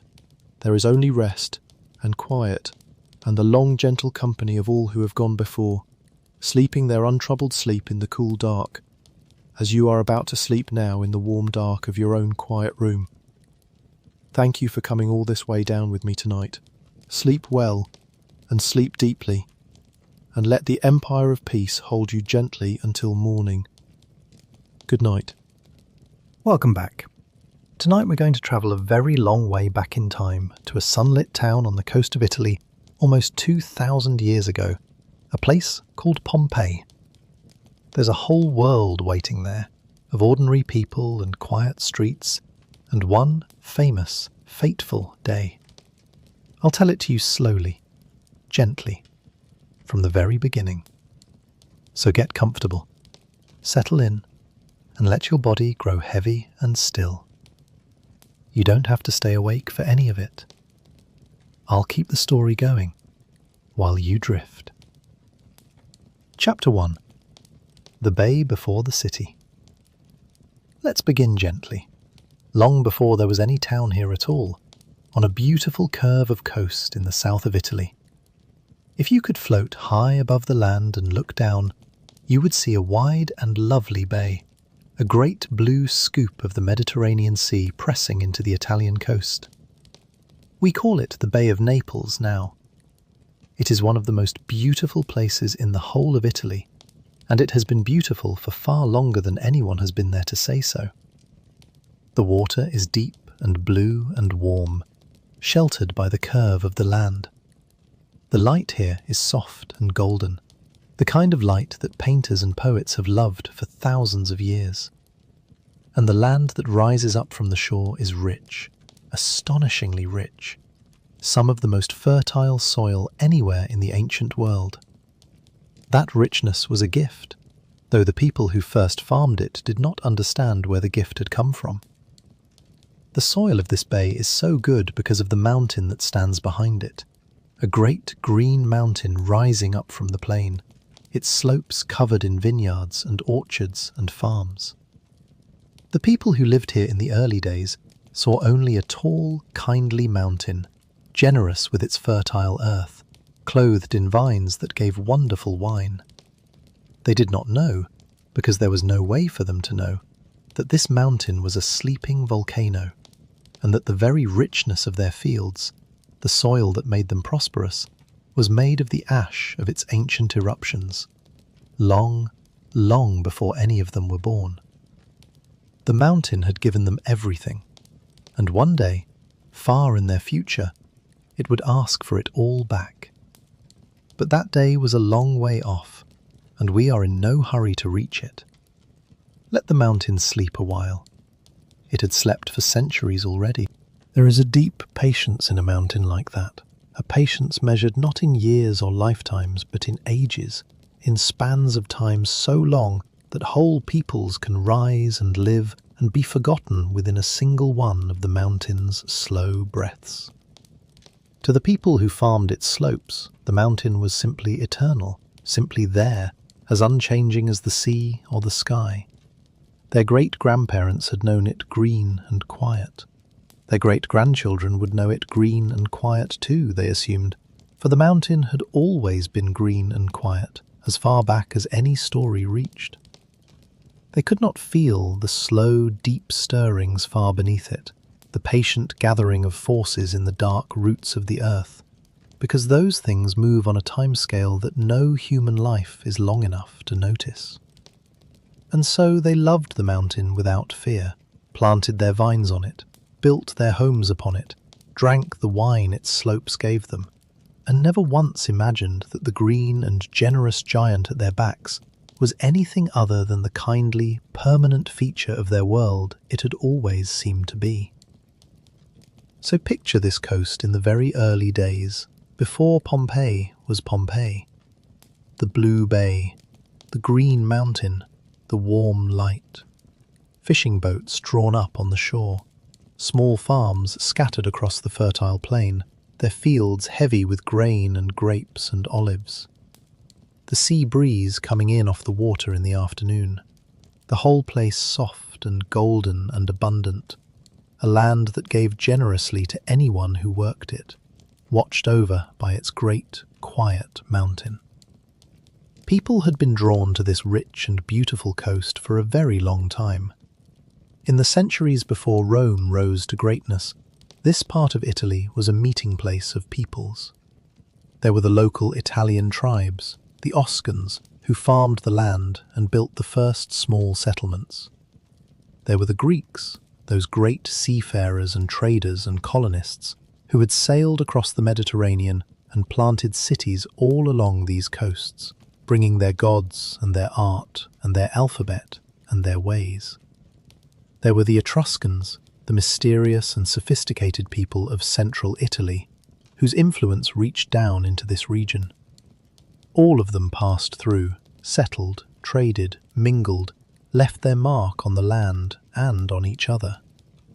And out of all that mingling, on a low rise near the mouth of a small river, near the shore of the beautiful bay, in the shadow of the great green mountain, a town began to grow.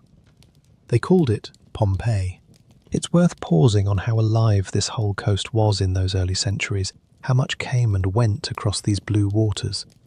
The Greeks especially loved this bay. They founded a great city not far away, and the whole region became so thoroughly settled by Greeks and so steeped in their culture that the Romans would later call this part of Italy by a name that meant, more or less, Greater Greece. So the little town that became Pompeii grew up in a cultured and connected world, not some lonely frontier, but a busy crossroads of the ancient Mediterranean, where ships came and went, where goods and ideas and gods flowed back and forth across the water, where the art of the Greeks and the skill of the Etruscans and the practical earthiness of the Italian farmers all met and mingled. The wine and oil of these fertile fields went out across the sea, and in came the goods and the influences of distant places. From its very beginnings, Pompeii was a place of trade and mixture and exchange, open to the world, enriched by it. We are not entirely sure what the name meant, or exactly when the first stones were laid. The beginnings of Pompeii are lost in the deep past, the way the beginnings of most ancient towns are lost. But by around 2,500 years ago, it was there, a real settlement, a walled town on its little rise above the plain, looking out over the fertile fields toward the sea on one side and up at the looming mountain on the other. Small at first, modest, a place of farmers and fishermen and traders, living off the richness of the land and the bounty of the sea, going about their lives under the southern sun. It's a peaceful picture, isn't it? A small, ancient town in a beautiful and generous land. Hold on to it, because Pompeii is going to grow into something much grander, and then it is going to meet its famous and terrible day. But all of that is still far ahead. For now, just let the little town sit there in the early sunlight, on its rise above the plain, by the blue bay, beneath the green and patient mountain, going quietly about the business of being alive, with no idea at all of the strange immortality that waited for it far in its future. None of them knew. They simply lived. Let them live a while, in the peace of the beginning, before any of the rest of it comes. Chapter 2. A town becomes Roman. For a long time, Pompeii was its own small place, shaped by all those peoples who had passed through and settled this coast. It grew slowly the way ancient towns grew, gathering buildings and walls and temples and people over the generations. It was a town of the Oscan people for much of its early life, with its own language and its own ways, touched by Greek culture from the colonies nearby and by the Etruscans from the north. It was prosperous, in a modest way, living off its rich fields and its position near the sea, trading its wine and its oil and its produce. It built itself a ring of walls and gates, and the beginnings of the public buildings that any self-respecting town of the ancient Mediterranean would want. But to the north a new power was rising, one that would in time swallow up Pompeii and all the rest of Italy, and far, far more besides. Power was Rome. Rome began as just one more town among many in central Italy, but it grew and conquered and grew again, spreading its control outward across the Italian peninsula over the centuries, absorbing one people after another until at last it reached down into this rich southern region. Pompeii's path into the Roman world was not entirely smooth. At one point, during a great war in which many of the towns of Italy rose up against Rome to demand the rights of Roman citizenship, Pompei took the losing side. Roman general besieged the town. You can still see, to this day, the marks on Pompeii's walls where Roman siege weapons struck them, scars from a war fought more than 2,000 years ago, still visible in the old stone. It's a strange and moving thing, those marks on the walls, long before the famous catastrophe, long before the mountain woke. The town already had its history of trouble and survival, written into its very stones. The people of that earlier age had stood on those walls and defended their town, and lost, and then gone on living, becoming Roman, prospering, raising the generations that would, much later, meet the mountain. The walls remember it all, the siege and the surrender, and the long peace that followed. The whole layered history of a town that, like all towns, had seen hard times before its hardest time, and had come through them, and gone on. There is something steadying in that, in remembering that Pompeii was not only the town of its famous ending, but a real place, with a long and varied past, that endured a war and recovered, changed hands, and changed its very identity and carried on, that had already lived several different lives before the one we remember best. But that was the way of it with Rome. You might resist and lose, but then you were brought into the Roman world, and in time you became Roman yourself. And so it was with Pompeii. After that war, Rome settled a colony of its own veterans, retired soldiers, in the town, and Pompeii became a Roman town, a colony of Rome, its people Roman citizens, its language now Latin, its life reshaped along Roman lines.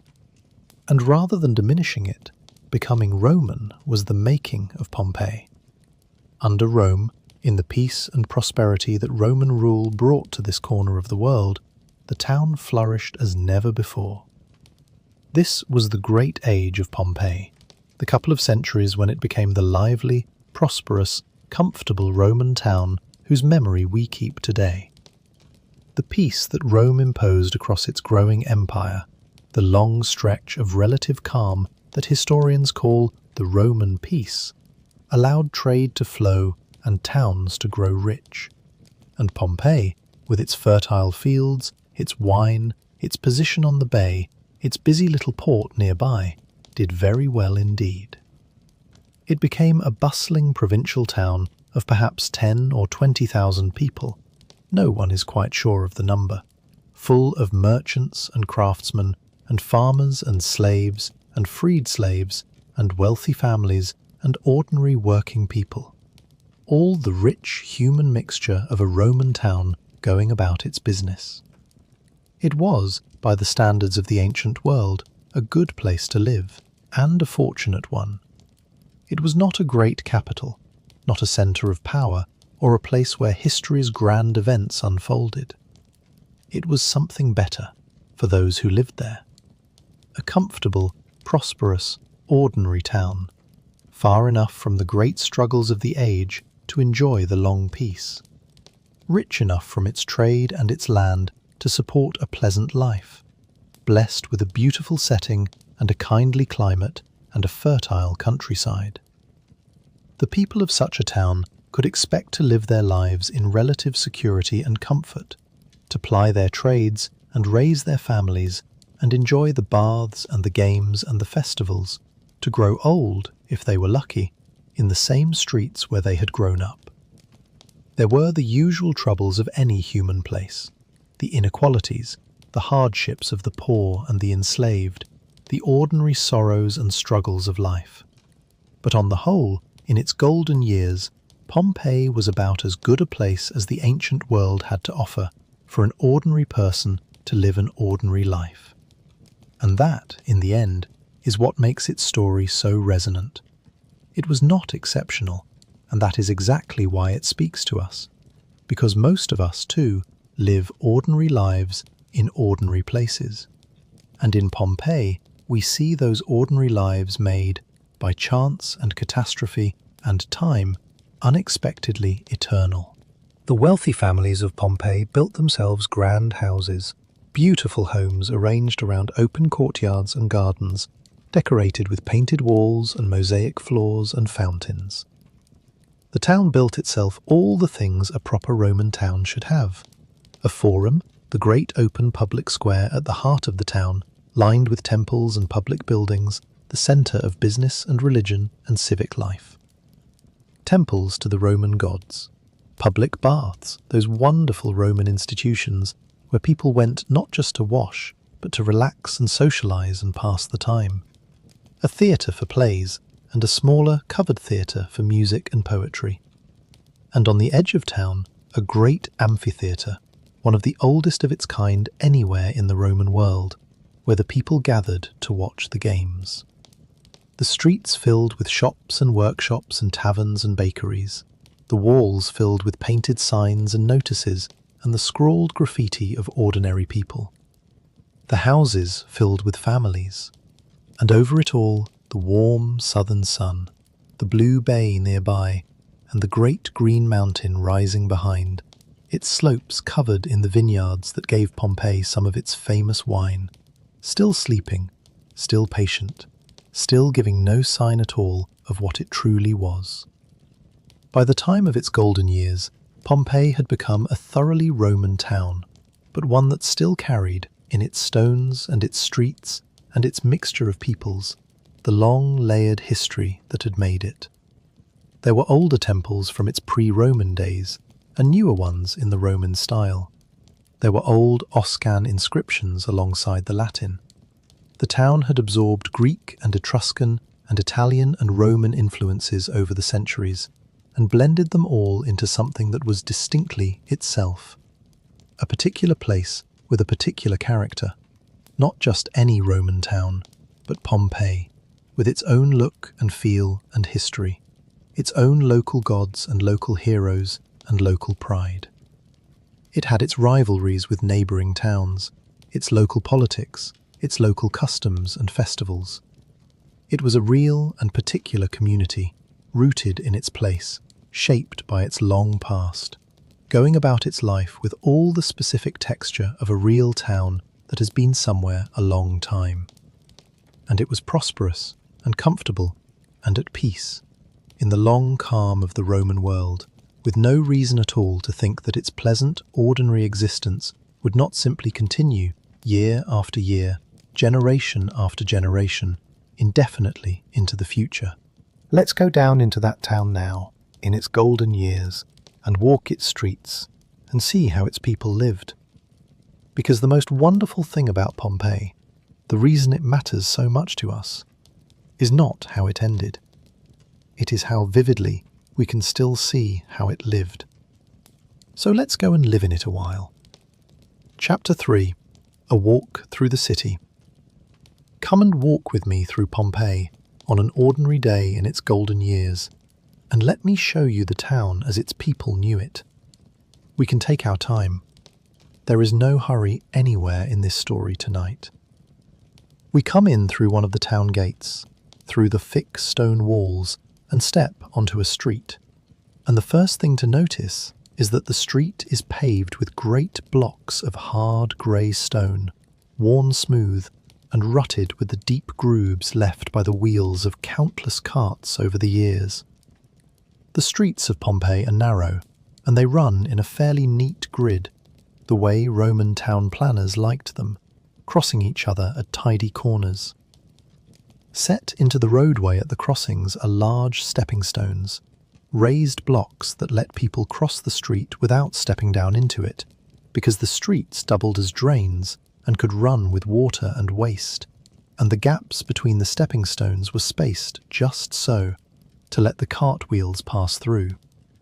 Small, practical cleverness, 2,000 years old, still sitting there in the stone. Stand a moment and just take in the street, because there is so much life in it. The fronts of the buildings rise on either side, and at intervals there are fountains, public fountains where the people of the neighbourhood came to draw their water, fed by the town's water system, a great stone basin with a spout, the stone worn smooth by countless hands resting on it as people leaned in to fill their jars.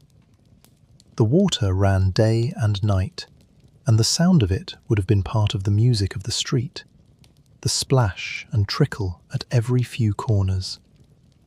There were street shrines too, little painted niches on the corners of buildings, where the spirits that guarded the crossroads and the neighbourhood were honoured, sometimes with a fresh garland or a small offering left by a passing local. And everywhere, the painted walls, the signs and notices, and the endless graffiti, so that the very surfaces of the street spoke, advertised, argued, joked, and remembered. Along the street rise the walls of the buildings, mostly 2 stories, built of stone and brick and covered in plaster. At street level, opening right onto the road, are the shops and workshops, their wide doorways open to the world. Here is a bakery, and you can smell the bread and see the great round millstones where grain was ground, turned by donkeys or by slaves, and the domed oven, much like a pizza oven, where the loaves were baked. In fact, archaeologists found in one Pompeii bakery loaves of bread still in the oven, baked on that last day and never collected, preserved for nearly 2,000 years. But we are not at the last day. We are in the golden years, and the bread is fresh, and the baker is selling it warm to the people of the street. The bakeries of Pompeii were busy places, and there were many of them, for bread was the staple of the Roman diet, the thing everyone ate every day. In the back, the great cone-shaped millstones of volcanic rock ground the grain into flour, turned round and round, hour after hour, by patient, blindfolded donkeys or by the labour of enslaved workers. The dough was mixed and kneaded and shaped into round, flat loaves, often scored into segments so they could be broken apart easily, and slid into the domed brick oven to bake. The smell of it must have been one of the constant pleasures of the Pompeii streets, the warm, yeasty smell of baking bread drifting out of the bakeries morning after morning, drawing people in to buy their daily loaves, still warm from the oven. It is one of the most homely and human things imaginable, and it was happening here, on these streets, every single day, for hundreds of years. Here is a tavern, a little bar opening onto the street, with a stone counter set with great jars sunk into it, holding wine and hot food, where working people stopped to eat and drink, much as we might stop at a cafe today. Pompeii had many of these, dotted all through the town, and on their walls you can still sometimes read the painted lists of what they sold, and the scratched graffiti of the customers, complaining about the wine, or boasting, or recording a name, or a love, or a joke.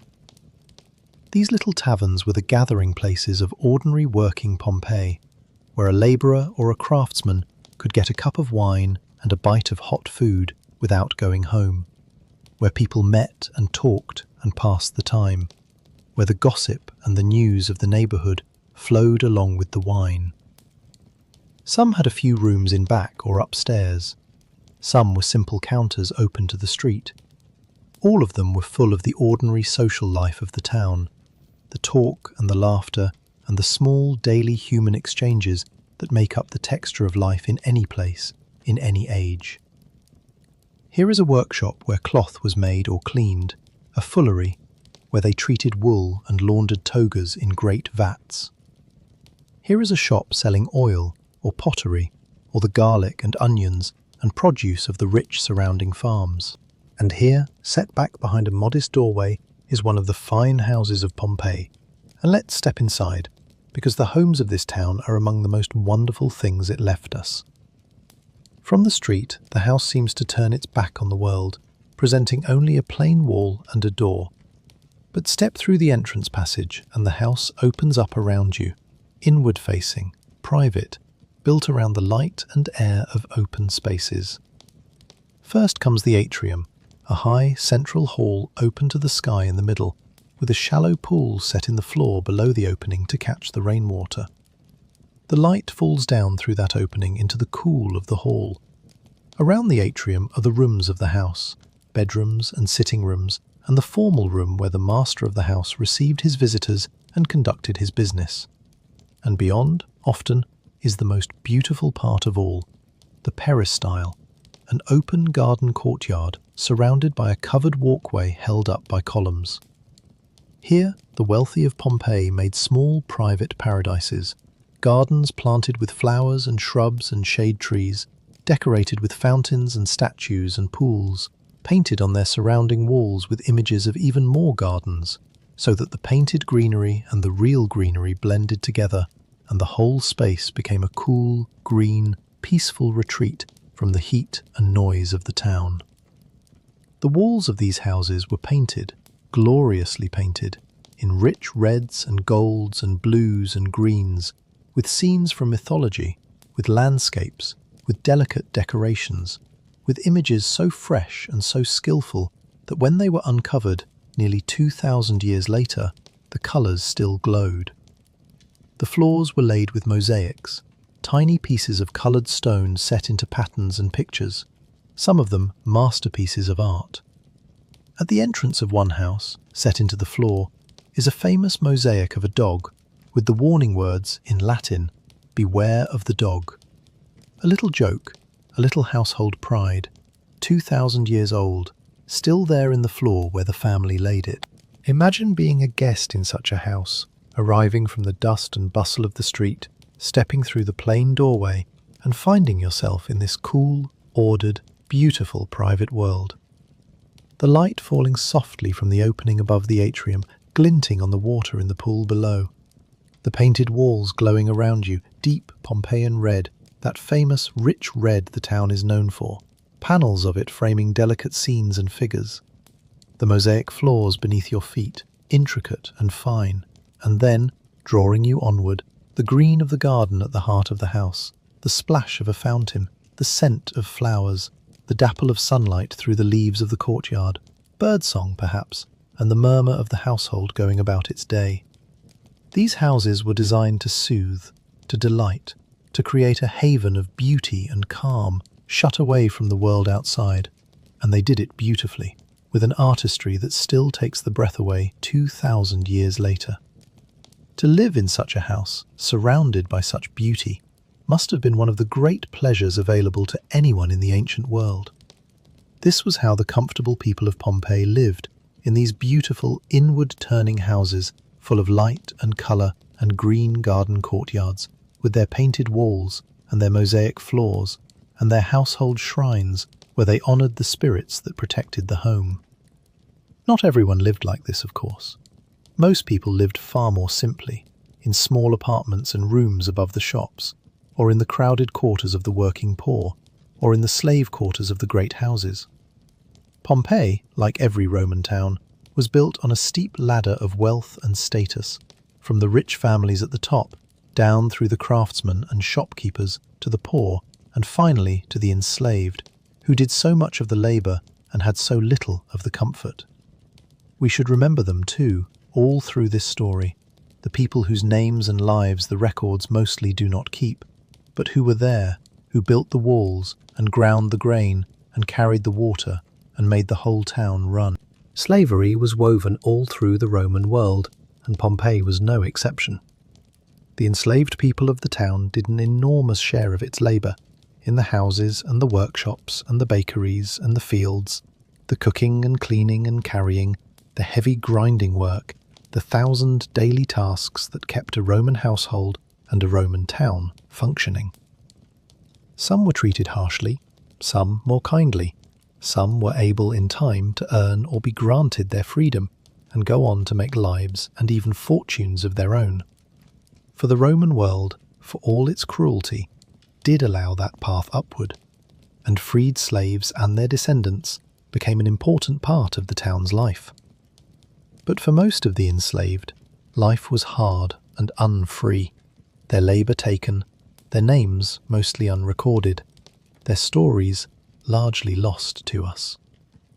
It is right to hold them in mind as we walk through this beautiful town, to remember that the comfort and the beauty rested on their unseen labour, and that they too were people, with their own hopes and griefs and inner lives, as real as anyone, however little the records kept of them.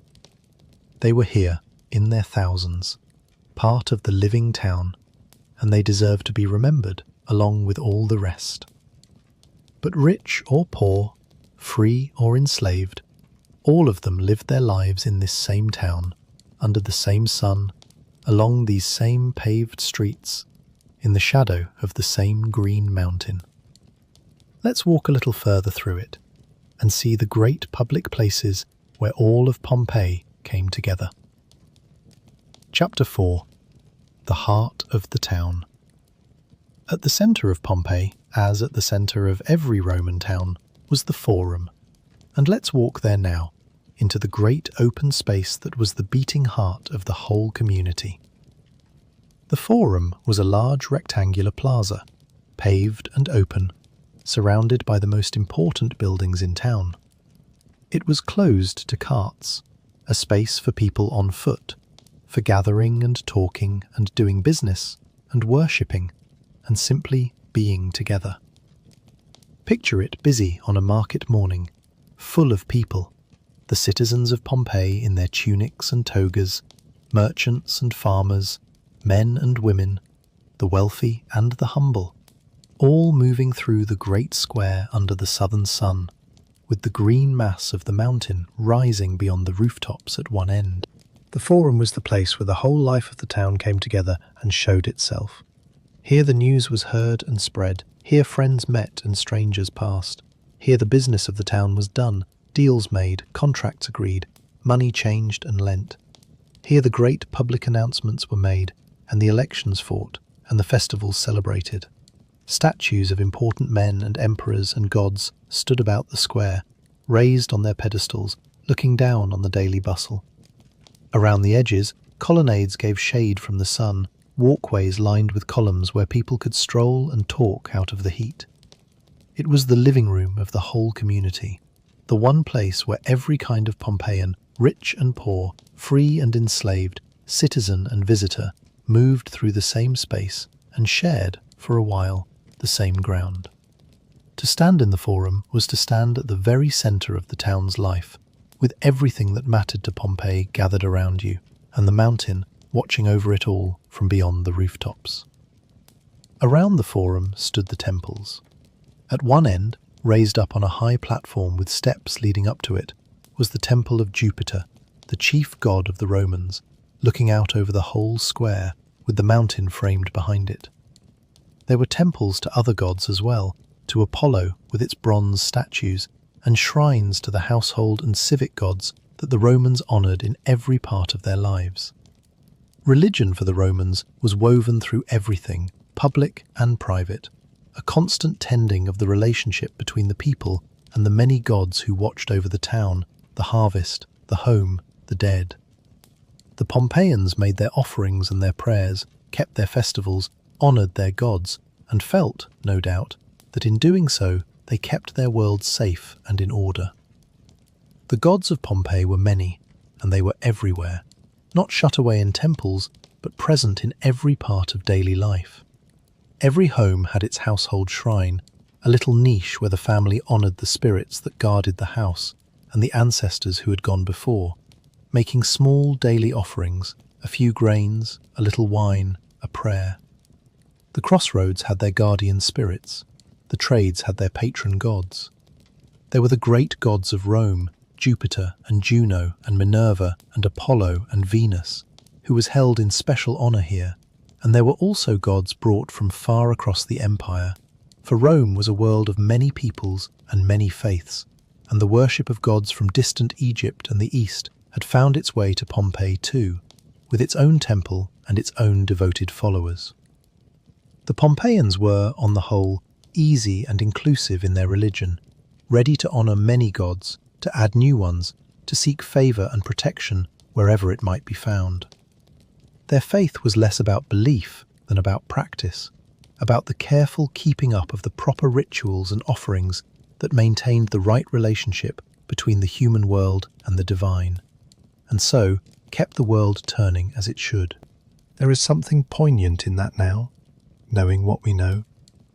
They tended their gods so carefully, made their offerings, kept their festivals, prayed for protection and prosperity, and felt themselves watched over and secure. And the one force that would actually decide their fate, the fire deep beneath their beloved mountain, was not among the gods they knew to pray to, was not understood by them at all. But we should not feel superior in this. They did their best with the understanding they had, as we all do, and their devotion, their sense of living in a world full of presences to be honoured and thanked, gave their lives a richness and a meaning that was real, whatever the truth of the gods they served. They lived gracefully, with reverence and gratitude woven through their days. That is no small thing. Around the Forum, too, stood the buildings of business and government. There was the Basilica, a great roofed hall that served as the town's law court and a centre of commerce, where legal cases were heard and deals were struck. There were the offices of the town's officials, the men elected to run Pompeii's affairs, for, like all Roman towns, it governed much of its own local life, with elections and magistrates and all the machinery of civic politics. The walls of Pompeii are covered, even now, with election notices, painted slogans urging the citizens to vote for this candidate or that, recommending them as good and honest men. The political advertising of 2,000 years ago, still legible on the plaster. There was a market building for food, and a hall for the cloth merchants, and a public weights and measures table cut from stone, so that buyers could check they were not being cheated. The whole apparatus of a busy, self-governing commercial little town gathered around its central square. Those election notices are one of the most charming things the town preserved, because they are so completely familiar. The candidates ran for the local offices, the magistracies that managed the town's affairs, and their supporters painted endorsements of them all over the walls, just as political signs cover a town today at election time. This neighbourhood backs this candidate. The mule drivers recommend this one. The bakers support that one. Vote for him, he is a worthy man. Some of the notices are earnest, some are clearly tongue-in-cheek, supposed endorsements from groups of layabouts or petty thieves meant as a joke at a candidate's expense. It is local democracy in all its colour and pettiness and humour, painted on the walls of a town 2,000 years gone, and reading it, you realise at once that the political life of Pompeii was not so very different from the political life of any small town since. The same ambitions, the same rivalries, the same endorsements and slogans and jokes, the same ordinary self-governing community arguing cheerfully about who should run things.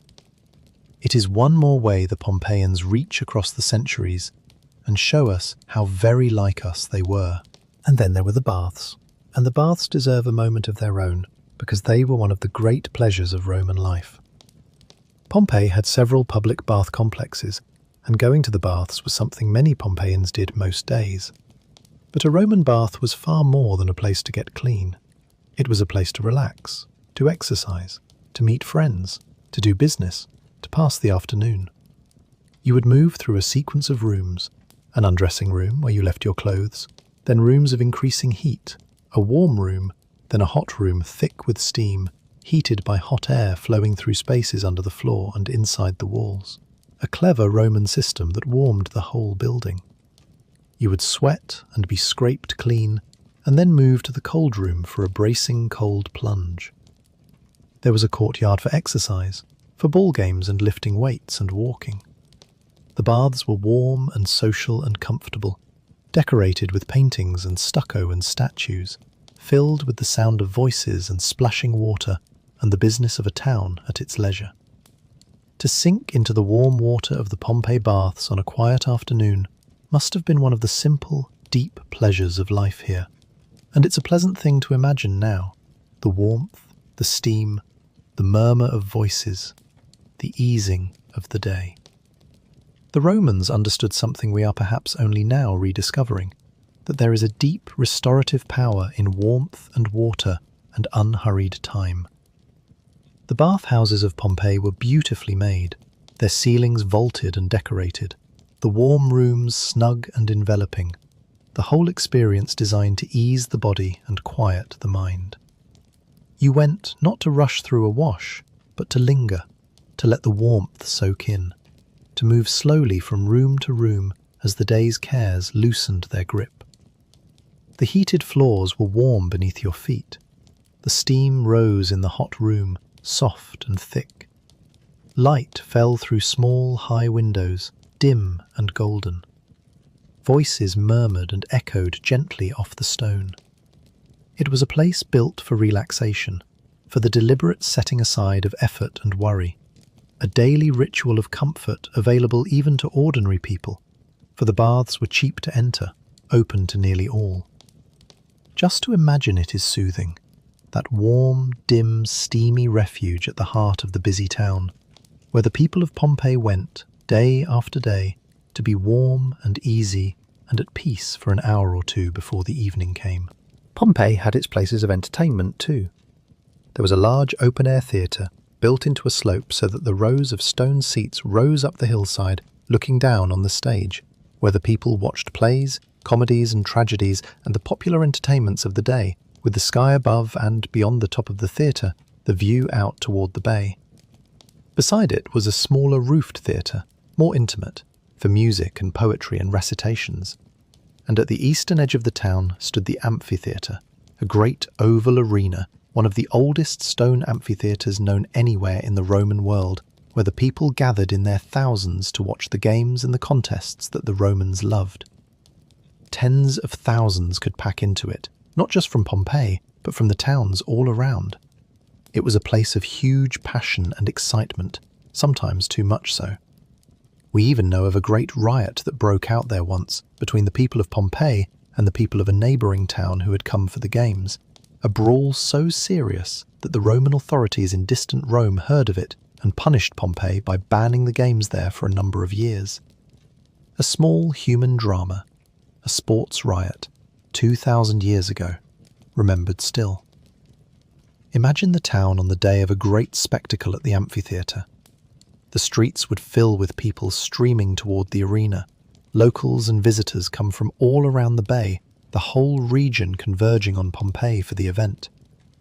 There would be a buzz of excitement in the air, the vendors selling food and drink, the crowds pressing in through the entrances, finding their places on the great curved banks of stone seats, the noise rising as the arena filled, thousands upon thousands of voices, until the whole oval was packed and roaring under the southern sun. We even know, from the painted notices on the walls, the kinds of announcements that were made to advertise these events, and from the graffiti, the names of the local heroes the crowds adored. It was the great popular passion of the town, the thing people looked forward to and talked about and travelled for, the big communal occasion that brought everyone together in shared excitement. And then, when it was over, the crowds would pour back out into the streets and disperse, the visitors heading home along the roads, the locals back to their houses, the town slowly settling again into its ordinary rhythm, the great arena left empty and silent until the next time. So there it is, the heart of Pompeii, the forum with its temples and its business, the baths with their warmth and ease, the theatres and the great amphitheatre with their crowds and their entertainments. All the rich public life of a Roman town, all the ways its people came together, worshipped together, governed themselves, did business, relaxed, were entertained. A complete little world, humming with life, under the southern sun, beneath the patient mountain. Chapter 5. The People of Pompeii. Let me tell you now about the people themselves, because the truly extraordinary thing about Pompeii, the thing that sets it apart from almost every other ancient place, is how much we know about the ordinary lives lived here. Most of the ancient world has come down to us only through its emperors and its battles and its great men. But Pompeii, because of how it was preserved, has come down to us through its ordinary people, their homes and their shops and their meals and their jokes and their loves and their daily routines. Walking through Pompeii, we are not in the company of emperors. We are in the company of bakers and shopkeepers and housewives and children and slaves, the ordinary people of the Roman world, whom we so rarely get to meet. We meet them, above all, through their writing on the walls. The Pompeians, it turns out, wrote on everything.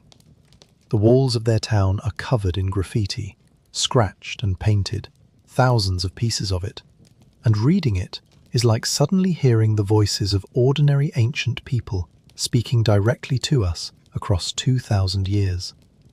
They wrote election notices recommending their favourite candidates. They wrote advertisements for goods and for rooms to rent and for upcoming games at the amphitheatre. They wrote the prices of things in the taverns. But they also wrote, simply, the things that people have always written. They wrote their names and the names of the people they loved.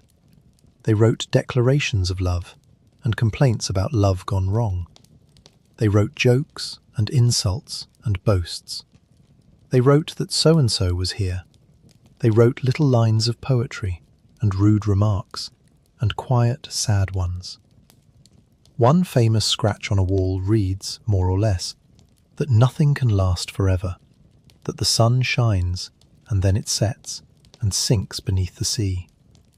Someone wrote that, an ordinary person, on a wall in Pompeii long ago, and it is still there. Think about what a gift that is across all that time.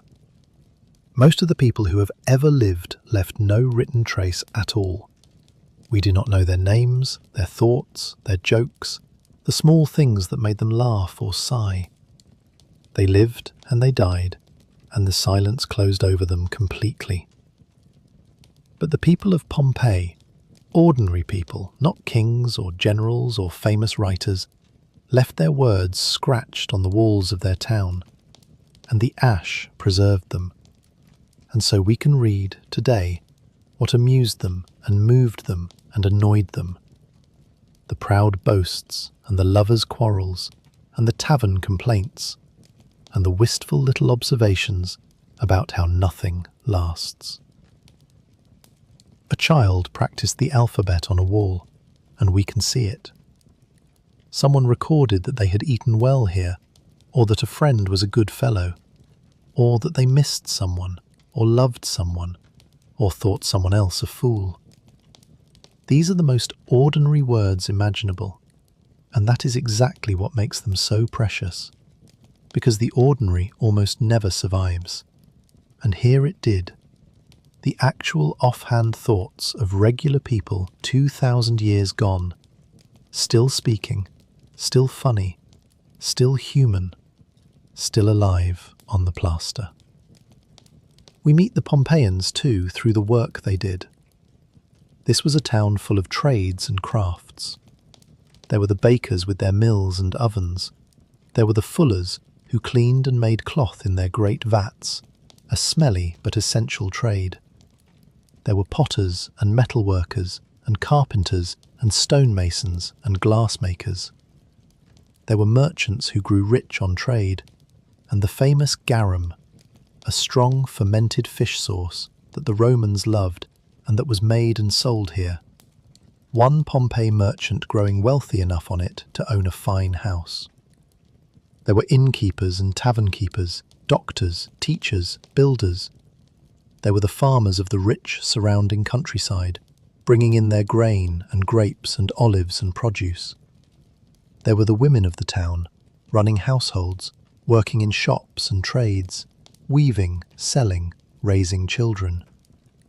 And there were the enslaved people, everywhere, doing the heavy and the humble work, the grinding of the grain and the carrying of the water, and the labour of the great houses and the workshops, mostly nameless to us now, but present in their thousands, the hidden foundation that so much of Roman life was built upon.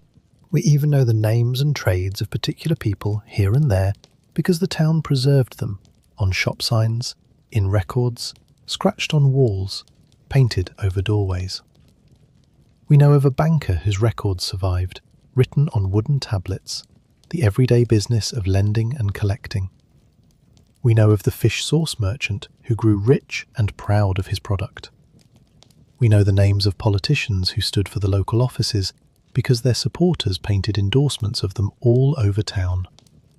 We know of bakers and innkeepers and others by the signs of their trades. Each of these is a tiny window onto a real working life. A person who got up each morning and went to a particular job and was known in the town for a particular thing, exactly as people are today. And behind the few we can name stand the thousands we cannot, the ordinary working people of Pompeii, free and enslaved, whose labour filled the days and made the town run, and who are remembered now, not individually, but together, as the living body of a working Roman town, caught forever in the middle of its ordinary working life. We meet them through their pleasures too. We know they loved the games at the amphitheatre and the plays at the theatre and the warmth of the baths. We know they loved good food and wine and the taverns where they gathered. We know they kept pets, dogs especially. We know they decorated their homes with care and pride choosing the paintings on their walls and the patterns of their floors. We know they worshipped their gods and tended their household shrines and honoured their dead, whose tombs lined the roads leading out of the town, so that the living passed the remembered dead every time they came and went. We know they were, in short, people very much like us, going about lives that, beneath the strangeness of 2,000 years' distance, we recognise completely. They worked and rested and ate and loved and worried and played and hoped and went to bed at night under the same stars, in the same town, beneath the same green mountain. We know they laughed because we can read their jokes. We know they fell in love because we can read their love notes scratched on the walls. We know they grieved because we can see the care with which they remembered their dead. We know children played here because their toys were found and the places where they scratched their early letters and drawings. We know people kept gardens for the pure pleasure of beauty, planting flowers not for use, but for delight. We know they enjoyed a good meal, a cup of wine with friends, a warm afternoon at the baths, a thrilling day at the games, all the simple pleasures that have always made human life worth living. None of this was grand. None of it was the stuff of history books. It was simply life. Ordinary, happy, human life. The kind that has been lived in every town, in every age. The kind we ourselves are living now.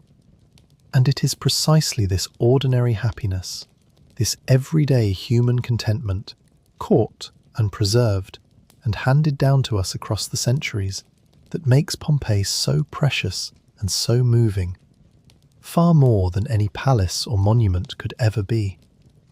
And that is the gift of Pompeii, the thing that makes it more than just another ruin. It lets us see them, not kings and conquerors, but ordinary people, frozen in the middle of their ordinary lives. And because of that, when we come at last to what happened to them, it touches us in a way that the fall of distant empires never quite can. Because by then, we know them.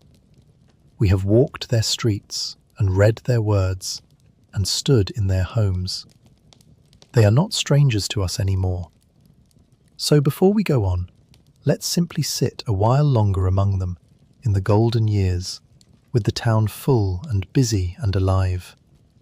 The bakers baking, the bathhouse warm, the graffiti fresh on the walls, the election notices bright with new paint, the gardens green in the courtyards, the amphitheatre roaring on game days, the children playing in the streets, the whole town living, fully and unself-consciously, with no idea that it was living the years that would one day be remembered, no idea that the patient green mountain at its back was very slowly, very quietly, beginning to stir.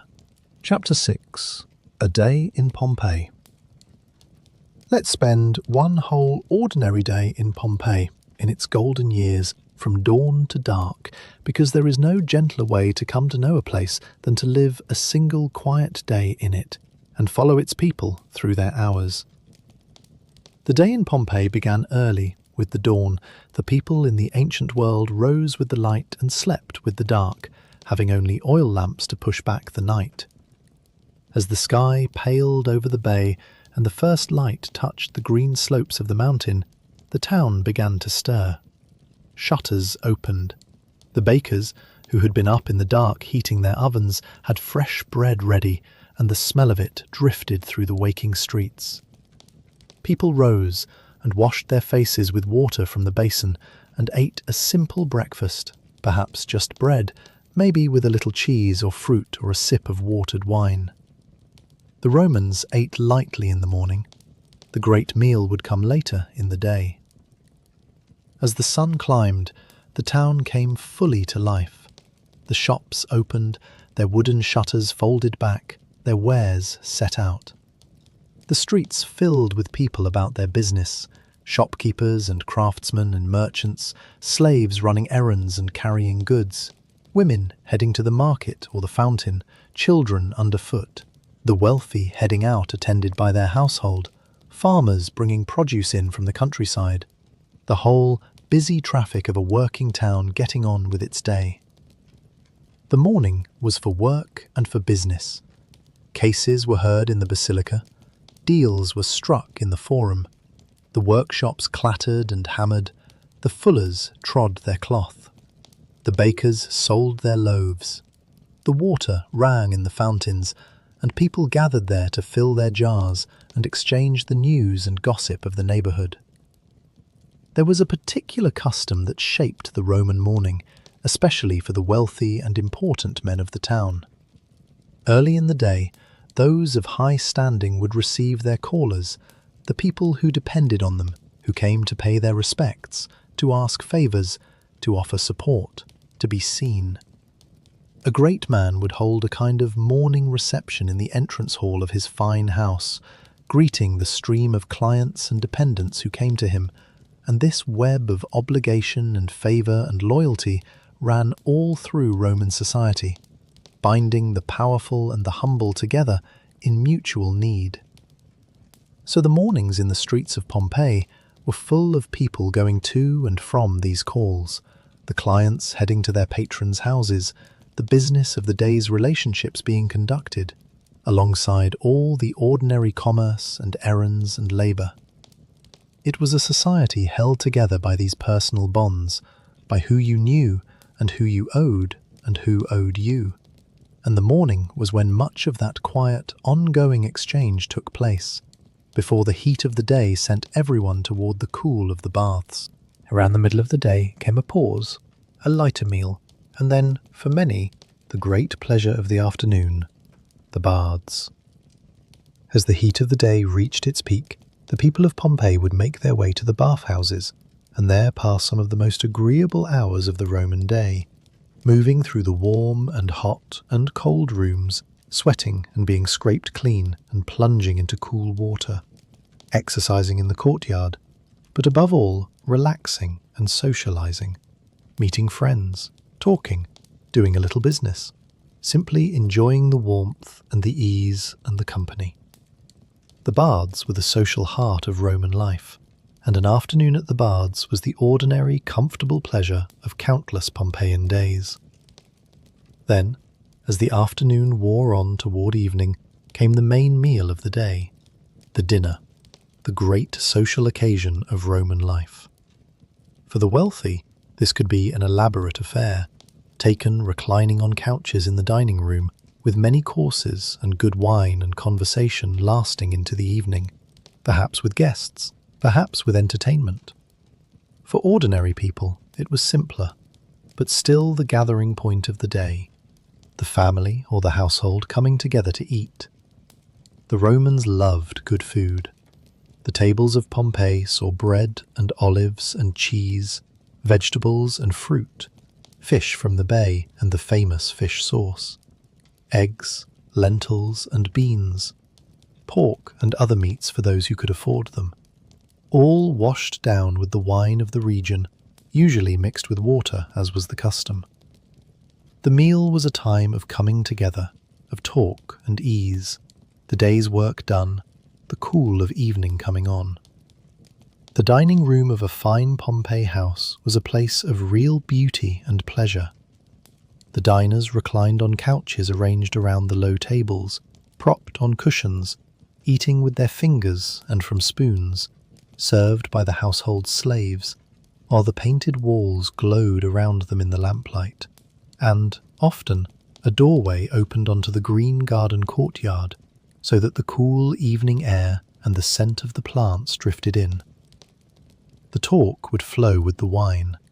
There might be music, a flute or a lyre, or poetry recited, or simply the easy conversation of family and friends at the end of the day. For the Romans, dining well, in good company, unhurried, was one of the deep pleasures and arts of life.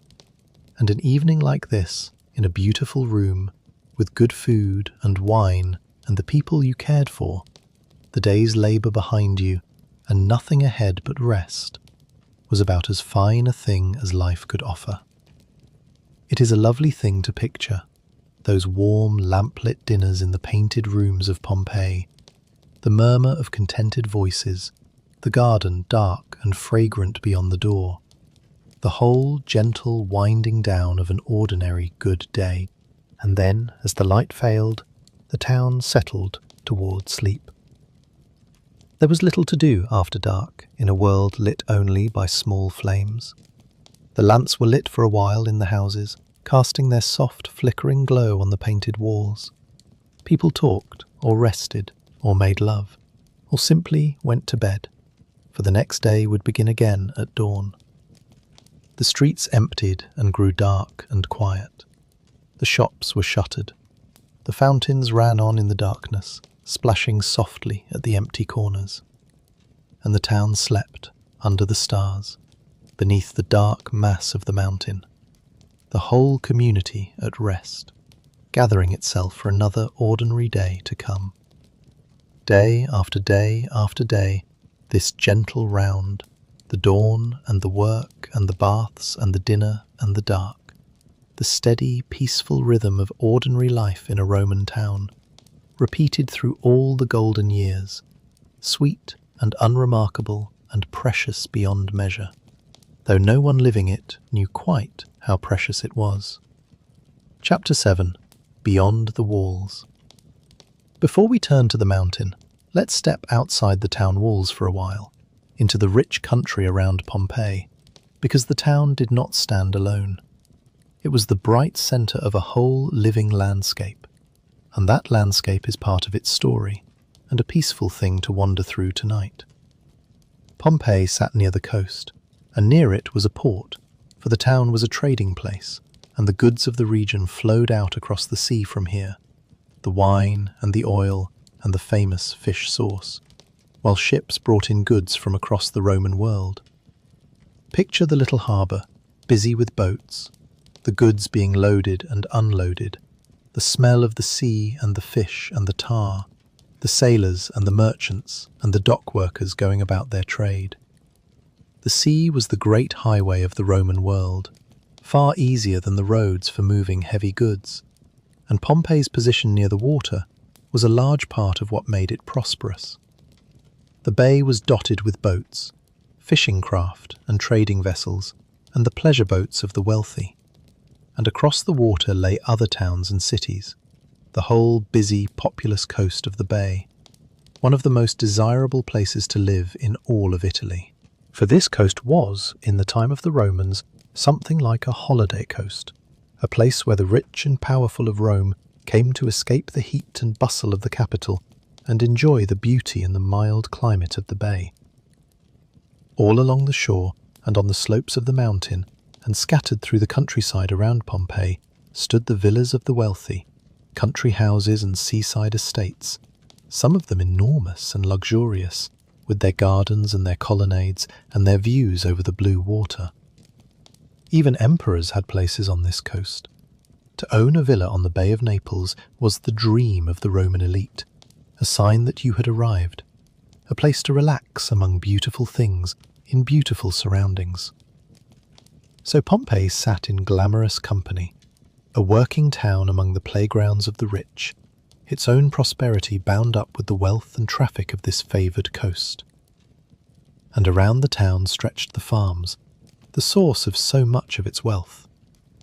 The volcanic soil, as we have said, was extraordinarily fertile, and the land was intensively farmed, covered in vineyards and olive groves and orchards and fields of grain and vegetables.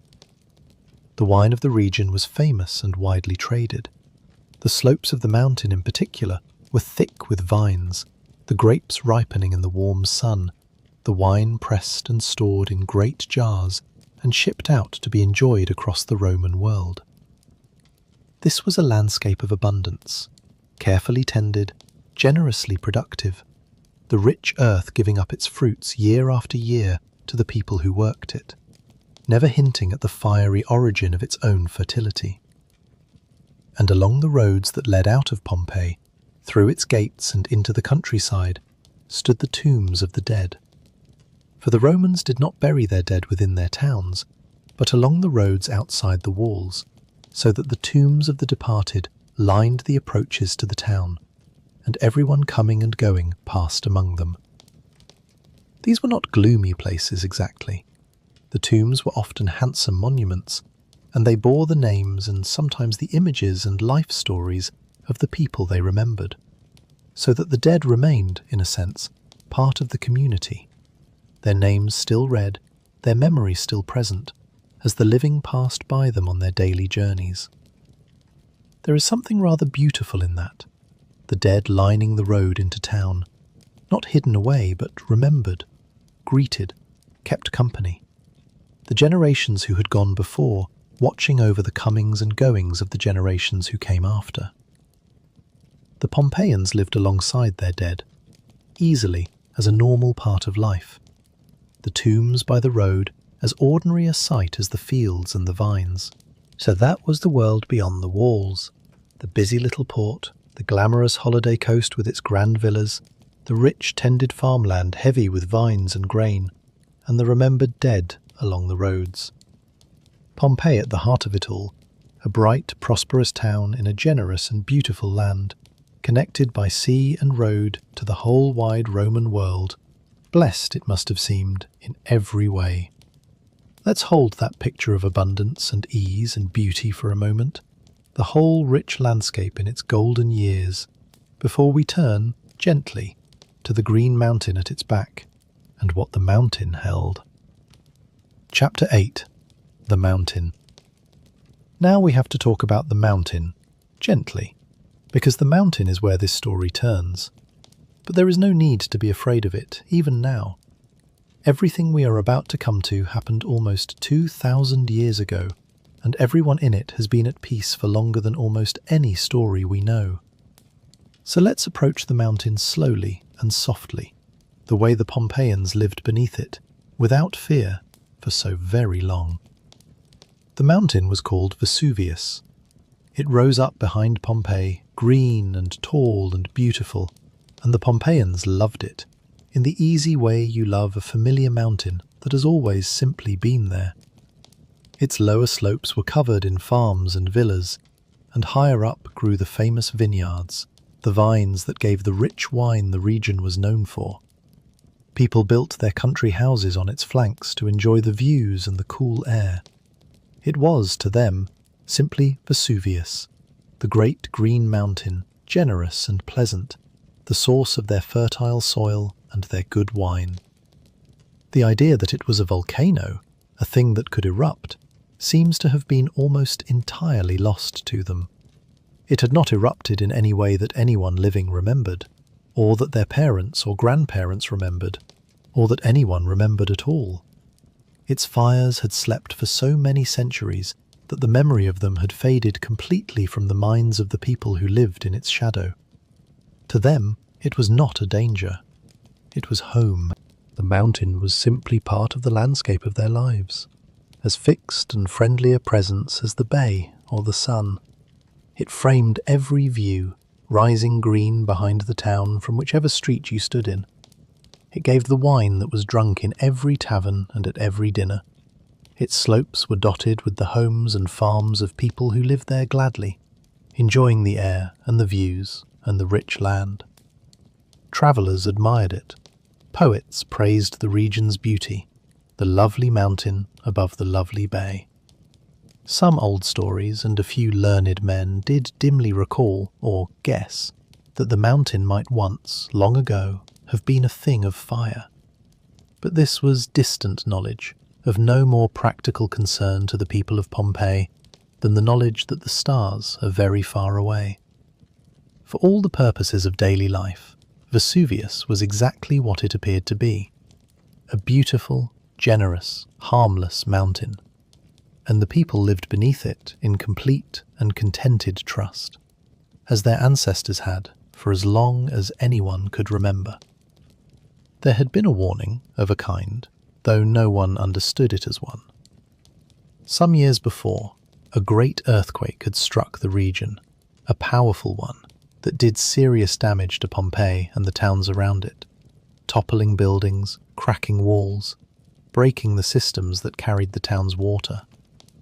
The Pompeians, being practical people, had simply set about repairing the damage, rebuilding, restoring. And, in fact, much of the town was still being repaired and rebuilt in the years that followed, the work not entirely finished. They took the earthquake for what earthquakes were in that part of the world, a misfortune, a thing that happened, to be cleaned up and recovered from.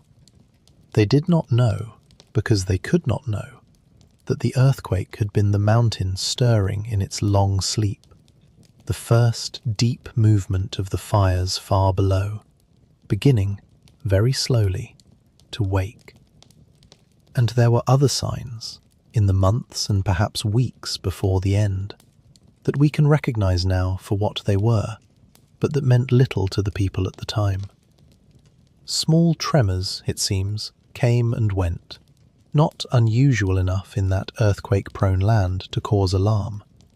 Springs and wells, some accounts suggest, behaved strangely, but none of it added up to a warning that anyone could read, because no one had the knowledge to read it.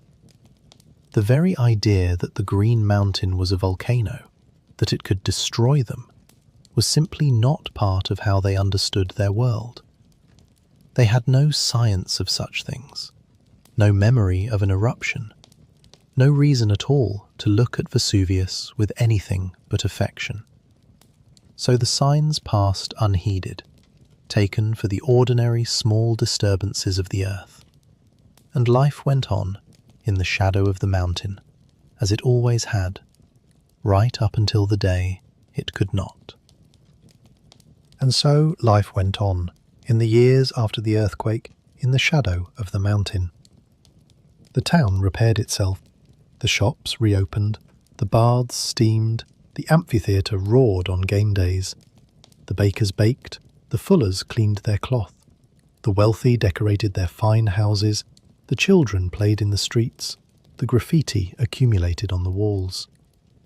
The vines grew thick and green on the slopes of Vesuvius, and the wine was good, and the soil was rich, and the bay was blue, and the sun was warm.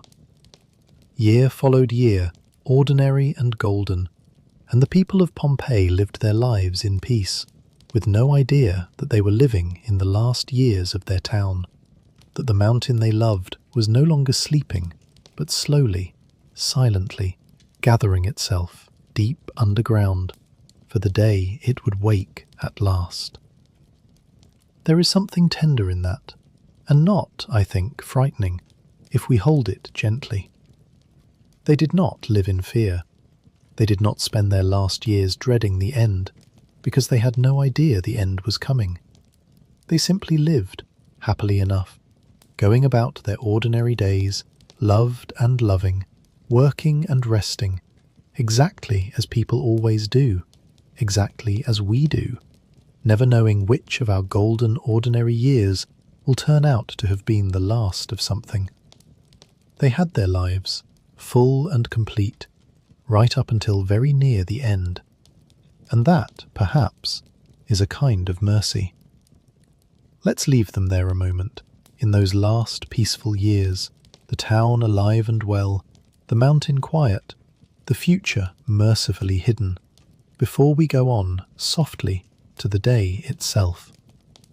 And really, when you think about it, this is how all of us live, all the time, and there is a strange comfort in it rather than a fear, if you turn it to the light the right way. None of us knows what tomorrow holds. None of us knows which of our ordinary days are numbered, or how. And yet we do not spend our lives paralyzed by that not knowing. We get up, and we go about our days, and we love the people we love, and we enjoy our small pleasures, and we make our plans, and we live, fully and forward, in the bright, uncertain present, exactly as the Pompeians did. The not knowing is not a curse. It is, in its way, a gift, the gift that lets us live freely and happily without the weight of a future we were never meant to carry. The Pompeians had that gift, right to the end. They lived their good, ordinary lives, unburdened by what was coming, and that is not a tragedy, but simply the human condition, the one we all share. And there is peace in recognizing it, in feeling our kinship with those people who lived and loved and never knew, just as we live and love and never know, and are fine, and are free, and are at peace. Chapter 9. The Day Told Gently. I am going to tell you now about the day the mountain woke, and I am going to tell it to you carefully and gently because it is the hard part of our story.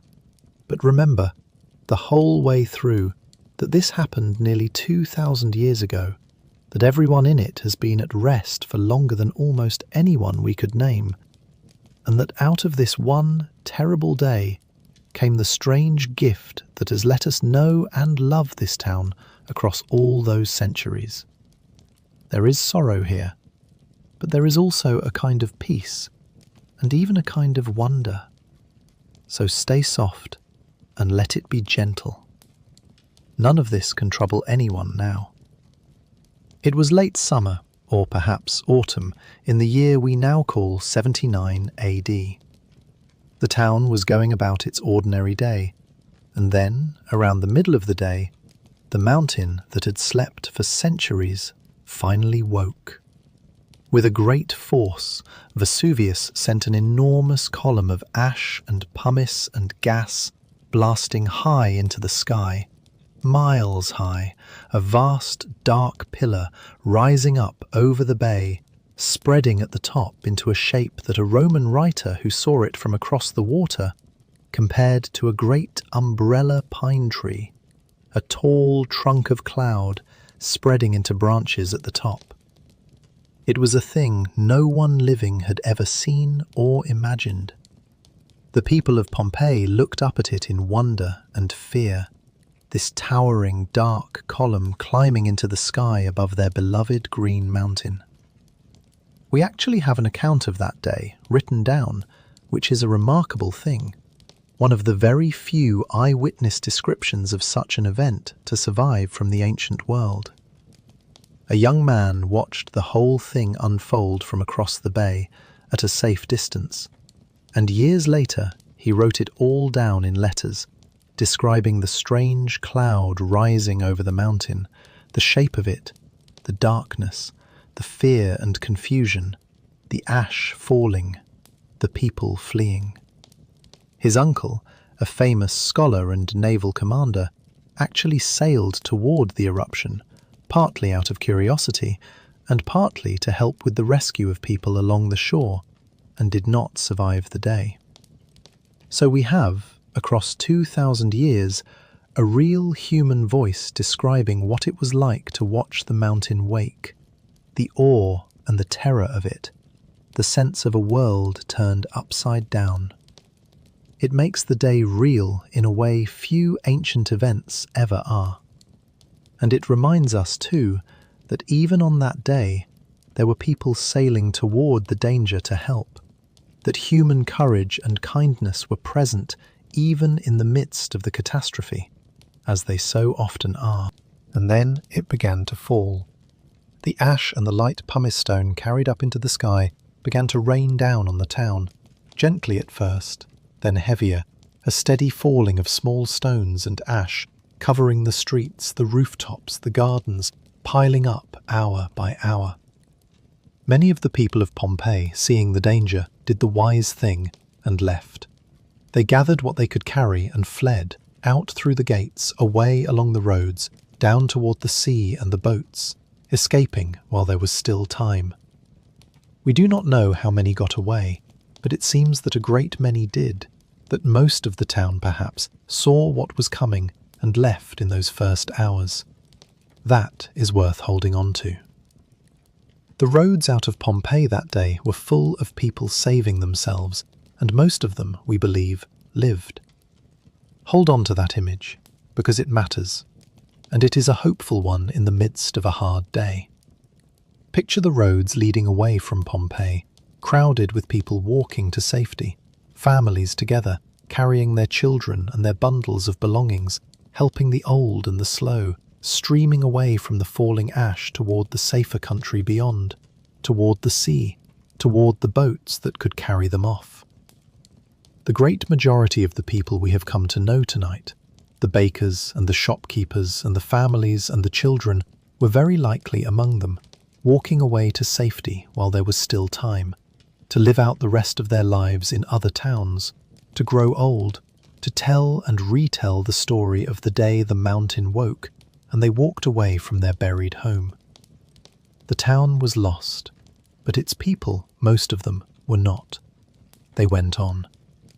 That is a true and a comforting thing, and it is right to hold it close as we come to the harder part. But some stayed.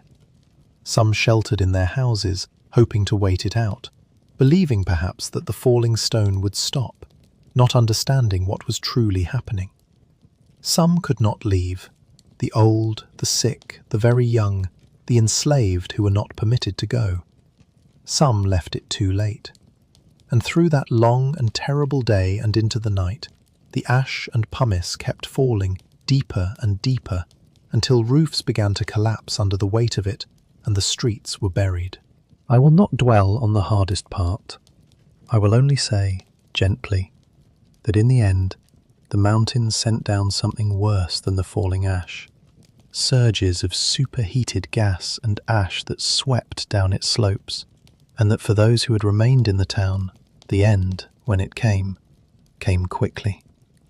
It was, mercifully, very fast. And then it was over. By the time the mountain finished, after that long day and night of fury, Pompeii was gone, buried completely, many feet deep, under a thick blanket of ash and stone. The streets, the houses, the forum, the temples, the baths, the theatres, the gardens, all of it vanished beneath the grey. Where a living town had stood that morning, there was now only a silent, smoking, featureless waste. The whole landscape changed. The very shape of the coast altered. The bright town simply gone, as though it had never been. It is a terribly sad thing, and I will not pretend otherwise. A town full of life ended in a day. But let us hold now the gentler truths that sit alongside the sorrow. Most of the people, it seems, escaped and lived and carried on their lives elsewhere and told their children and their grandchildren of the day the mountain woke. The ones who did not escape have rested in peace for nearly 2,000 years, longer than the whole history of most nations, long beyond any reach of suffering. And the very ash that buried them, the very thing that ended the town, was also, as we shall see, the thing that saved it, that wrapped it up and held it safe and whole through all the centuries that followed, so that one day, long after, it could be found again, and the lost town could speak to us, and its people could be remembered, as we are remembering them now. Out of the burial came a kind of immortality. The mountain took the town, and then, without meaning to, it kept it, perfectly, as a gift to all the ages that came after. Let's follow it now into its long sleep beneath the ash, and then, in time, to the wonderful day it was found again. Chapter 10. The Long Silence. After the mountain finished, a great silence came down over the place where Pompeii had been, and it lasted, in a sense, for nearly 1,700 years. In the days and weeks after the eruption, some of the survivors are thought to have come back, to dig down through the ash where they could, to try to recover valuables, to reach what had been their homes and their possessions. There are signs of this. Tunnels dug through the buried town in search of treasures or keepsakes. But it was hopeless mostly. The town was buried too deep, the landscape too utterly changed. There was no rebuilding Pompeii. It was simply gone. And in time, the survivors moved on, settled elsewhere, built new lives, and the buried town was left behind.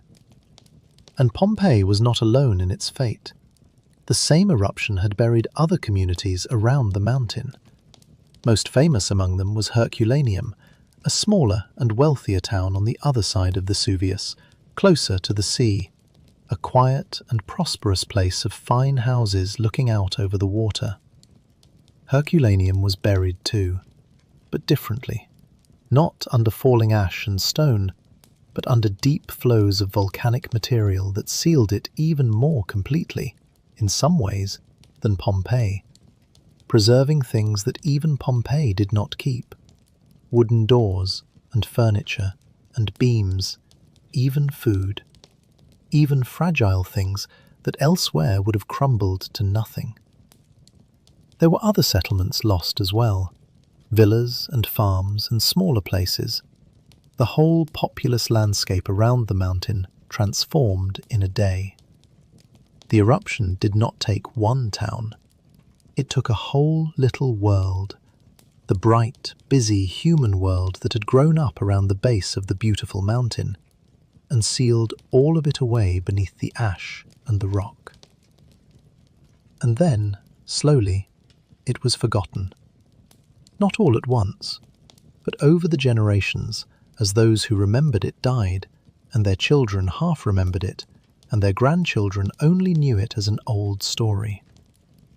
The Roman Empire itself rolled on for centuries more, and then declined and fell, and the world changed utterly, and through all of it, Pompeii lay buried and quiet beneath its blanket of ash and the soil and greenery that gradually grew over the top. The very location of it grew uncertain. People knew, vaguely, from old writings, that towns had been destroyed by Vesuvius somewhere in this region long ago. But exactly where Pompeii had stood, what lay beneath the fields and vineyards that now covered the area, was lost.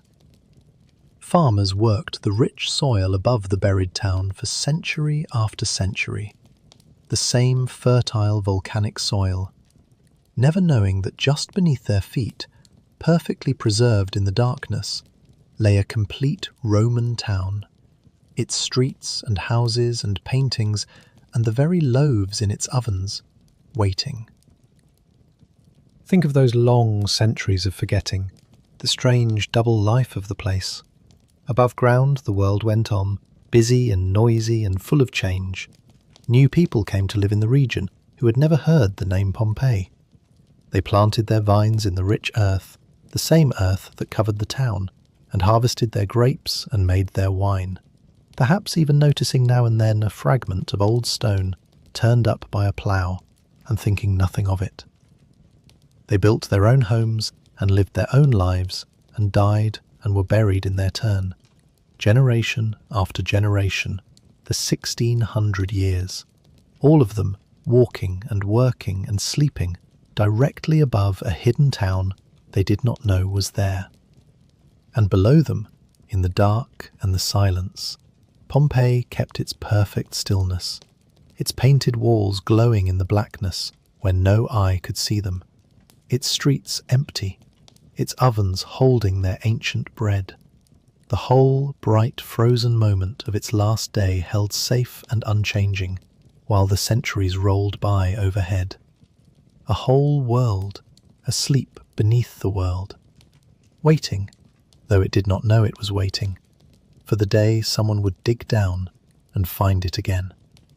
There is something strange and almost peaceful about those long centuries of forgetting. The whole drama of the town, its life and its terrible end, was over, sealed away, at rest. The world above went on through all its own dramas, the rise and fall of kingdoms, the long sweep of the centuries, while below, in the dark, the lost town simply waited, holding its moment, holding its people, holding its bright paintings and its everyday objects, exactly as they had been on that last ordinary morning. It asked nothing, it troubled no one. It simply lay there, patient and perfect and forgotten, beneath the green fields and the warm sun and the same blue bay, while the mountain that had buried it settled back, in time, into its long sleep again, green once more, peaceful once more, giving no sign of what it had done or what it guarded. And so the centuries passed, and Pompeii slept, and waited to be remembered. Chapter 11. Found Again. The waking of Pompeii, after all those centuries of sleep, came slowly and almost by accident, and then with a wonder that astonished the whole world. The first hints came when people digging in the area over the centuries occasionally turned up ancient remains, fragments of walls, pieces of marble, coins, the odd inscription, signs that something old lay beneath the ground. In time, workers digging a channel to carry water actually cut right through part of the buried town and brought up ancient stones and even inscriptions, including, it said, one bearing the very name of Pompeii, though no one yet understood what they had found. The buried town was sending up little messages, and for a long while no one read them correctly. It is almost funny, in a gentle way, how long the town tried to announce itself before anyone listened. A farmer's plough would strike old stone. A digger would turn up a fragment of painted plaster, or a coin, or a piece of marble carved with letters. Here and there someone would sink a well or a channel and come upon worked stone deep underground.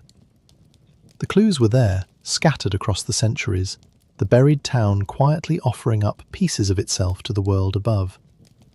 But the people who found them mostly did not know what they were looking at, had no framework to understand that a whole intact Roman town lay just beneath their fields.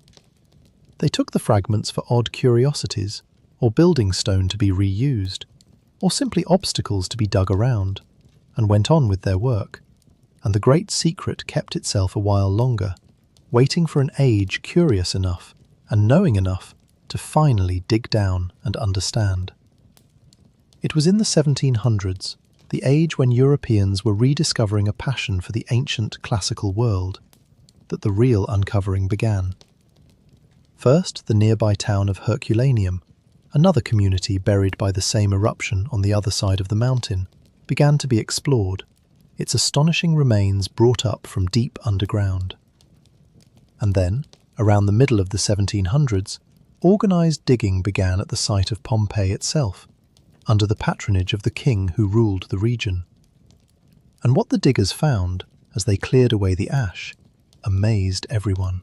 For Pompeii had not simply been destroyed, it had been preserved. The ash that buried it had sealed it away from the air and the weather and the slow decay that wears down all other ruins, and had held it, with astonishing faithfulness, almost exactly as it had been on its last day. As the excavators dug down, they uncovered not crumbled foundations and vague outlines, the usual remains of the ancient world, but a town. Streets you could walk down, houses you could enter, their walls still standing, their rooms still arranged. And on those walls, the paintings, the rich reds and golds and blues, still bright, still vivid, scenes from mythology and daily life and elegant decoration, looking almost as fresh as the day they were painted, after 16 centuries in the dark. Mosaics still set in the floors, the shapes of furniture, the objects of daily life, pots and pans and tools and lamps and jewellery and coins, the small, ordinary things people use and leave behind. Even, as I mentioned, food, loaves of bread in ovens, the remains of meals on tables, fruit and eggs and nuts, the very groceries of a Roman household. It was not a ruin. It was a moment preserved. It was an entire living town, caught and held exactly as it had been 2,000 years before. The sheer completeness of it was what astonished everyone, and astonishes still. It was not that a few fine things had survived, the way a statue or a temple survives elsewhere. It was that everything had survived, the grand and the humble together, the painted mansion and the cheap tavern, the temple and the latrine, the masterpiece on the wall and the shopping list scratched beside it. The whole texture of a real town, with nothing edited out, nothing left to the imagination. The excavators could trace the streets a person would have walked, enter the house they would have lived in, see the shop where they bought their bread, read the notice they would have passed on the wall, stand in the very rooms where they ate and slept and loved and died. No other place on earth offered anything like it. Pompeii was not a collection of relics. It was a town, whole, caught in a single ordinary moment and held for the ages. And walking into it was less like visiting a ruin than like stepping, impossibly, into the living past itself. Nothing like it had ever been found. The rest of the ancient world had come down to us in fragments, in broken statues and toppled columns and the bare foundations of vanished buildings, requiring great feats of imagination to picture how people had actually lived. But Pompeii needed no imagination. Here it simply was, the daily life of the Roman world, frozen and complete, the houses and the shops and the streets and the painted walls and the everyday things, all of it there to be walked through and marvelled at. The discovery electrified Europe. It reshaped how people understood the ancient world. Artists and scholars and the curious came from everywhere to see it, and the images and styles uncovered at Pompeii influenced art and design across the whole continent. The lost town, after 17 centuries of silence, had been found, and it had a great deal to say. It is hard to overstate what a sensation it was. In an age when educated Europeans revered the ancient classical world above almost all else, here suddenly was that world made real, not in books or in broken marble, but in whole painted rooms you could stand in. The fashionable and the learned made the journey south to see it with their own eyes, and went away changed. The elegant decorative styles found on Pompeii's walls swept through European art and design, shaping the way grand houses were painted and furnished far away in the north. The very idea of what the ancient world had looked like, how its people had actually lived their daily lives, was transformed by what came out of the ash. Pompeii did not just give up its treasures. It gave up its ordinariness, its dailiness, the texture of real Roman life. And that turned out to be the most valuable treasure of all, the thing no other ancient site had ever been able to provide. The town that had been forgotten for 17 centuries became, almost overnight, one of the most famous places in the world, and it has remained so ever since. Chapter 12. The Town That Came Back. As the excavators worked, year after year, decade after decade, and eventually century after century, for the digging at Pompeii has gone on, in one form or another ever since, more and more of the town came back into the light. And they began to find not only the buildings and the objects, but, in a sense, the people. This is the most tender part of Pompeii's rediscovery, and I'll tell it gently. As the diggers cleared the ash, they sometimes came upon empty spaces, hollows in the hardened material. And someone, a clever and thoughtful excavator long ago, realized what these hollows were, and had the idea of carefully filling them with plaster, letting it set, and then clearing away the surrounding ash. And when they did, the plaster revealed the shapes of the people of Pompeii, the forms of those who had not escaped, preserved as gentle hollows in the ash that had settled around them long ago and then hardened, while what it enclosed slowly returned to the earth over the centuries. These plaster forms show the people in their last moments, and they are deeply moving to see. A person resting, a person with an arm raised, families together even, heartbreakingly, the shapes of beloved pets. I will not describe them in detail, because they are a solemn thing, and we are here to rest. I will only say that they make the people of Pompeii suddenly, achingly real, that they have moved every visitor who has ever stood before them, and that they are treated, rightly, with great reverence and care. It is a strange and profound thing to be able to look upon the actual forms of ordinary people who lived and died 2,000 years ago. It collapses all that distance in an instant.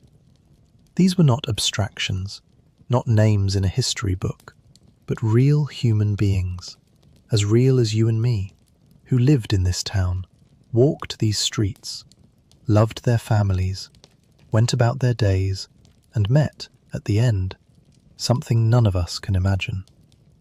And yet, even here, hold on to the gentleness. They have been at peace for nearly 2,000 years. The moment of their ending, terrible as it was, lasted only moments, and is so very long past now. What remains is not their suffering, but their memory, recovered, honoured, and held with tenderness by all the millions who have come to know them since.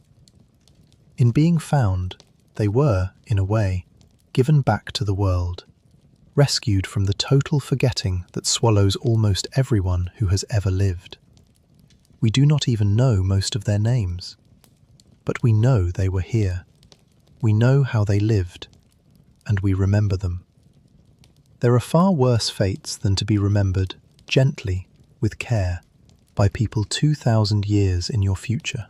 I think the reason the people of Pompeii move us so is that, through them, we feel the truth that history is not really about the great and the powerful at all. It is about ordinary people, billions upon billions of them, each living a single, precious life, each the centre of their own whole world, each loving and working and hoping and fearing, and then passing on. The emperors and the generals fill the history books, but the real story of humanity is the story of the ordinary people, the ones who built the houses and baked the bread and raised the children, in Pompeii and everywhere else, in every age. Almost all of them are gone without a trace, their names and faces and lives dissolved into the silence of time. Pompeii is one of the rare places where a handful of those ordinary lives were caught and kept, so that we can look upon them and remember, through them, all the countless others we cannot see. To honour the people of Pompeii is, in a way, to honour all the forgotten ordinary people who have ever lived, including, perhaps, our own forebears, whose names we may not even know, but to whom we owe our very existence. It is a tender and a humbling thing, and a strangely peaceful one. And the town they left, that whole preserved world, has gone on being uncovered and studied and cared for, slowly, patiently, right up to our own time. Generation after generation of archaeologists has worked there, clearing, recording, preserving, learning.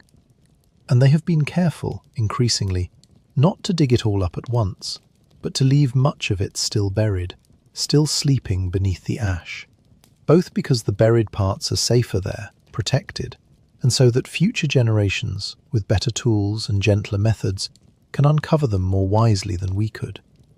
So even now, a part of Pompeii still sleeps underground, still waiting, its streets and houses and paintings still held in the dark, to be woken, perhaps, by hands not yet born.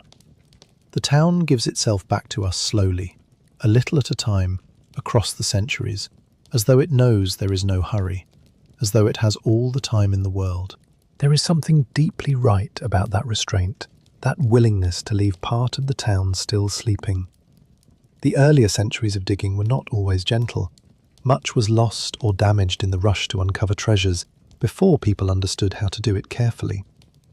We know better now, and so we go slowly and leave much undisturbed, trusting that the buried earth will keep it safe, as it has kept it safe for 2,000 years already, until a wiser future is ready to receive it. It is a kind of humility and a kind of patience that matches the patience of the place itself. The town waited 16 centuries to be found. It can wait a little longer to be fully understood. And there is something peaceful in knowing that even now, beneath the excavated streets and the walking visitors, a part of old Pompeii still rests in the quiet dark, undisturbed, perfectly preserved, dreaming its long dream, in no hurry at all to wake. Chapter 13. Pompeii Today. So what is Pompeii now, in our own time? It is one of the most remarkable places on the whole earth, and one of the most visited, a vast open-air window into the ancient world, where millions of people come, year after year, to walk the streets of a Roman town. To visit Pompeii today is to do something almost magical. You pass through the ancient gates, and you are there, in the town, on the real Roman streets, the great paving stones beneath your feet still rutted with the grooves of ancient cartwheels, the stepping stones still set at the crossings. You can walk the length of the main streets, past the shops and the taverns and the bakeries, and step into the houses, into the atriums open to the sky, into the green peristyle gardens, many of them replanted now, so that they bloom again as they once did. You can stand in rooms where the painted walls still glow with their ancient reds and golds. You can visit the Forum and stand in the great open square with the temples around you and the green mass of Vesuvius rising beyond, exactly as the Pompeians saw it.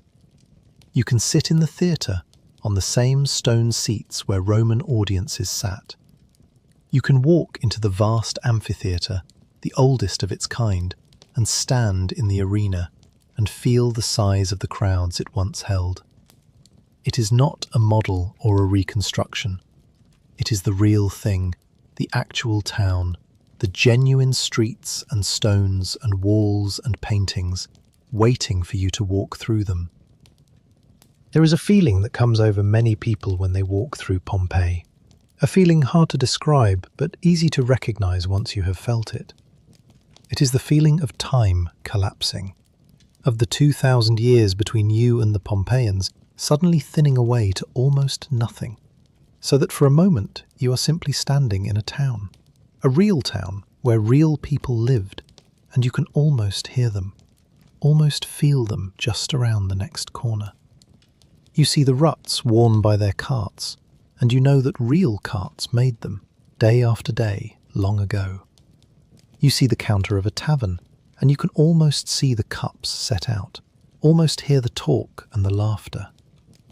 You step into a house, and the light falls through the atrium, just as it fell for the family who lived there, and their painted walls glow around you just as they glowed for them. The distance dissolves. They become real, present, near.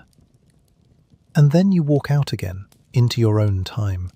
But you carry something of them with you, a sense of connection across the centuries, a quiet certainty that they were real, that they were like you, that the gulf of time between you is, in some deep way, not so very wide after all.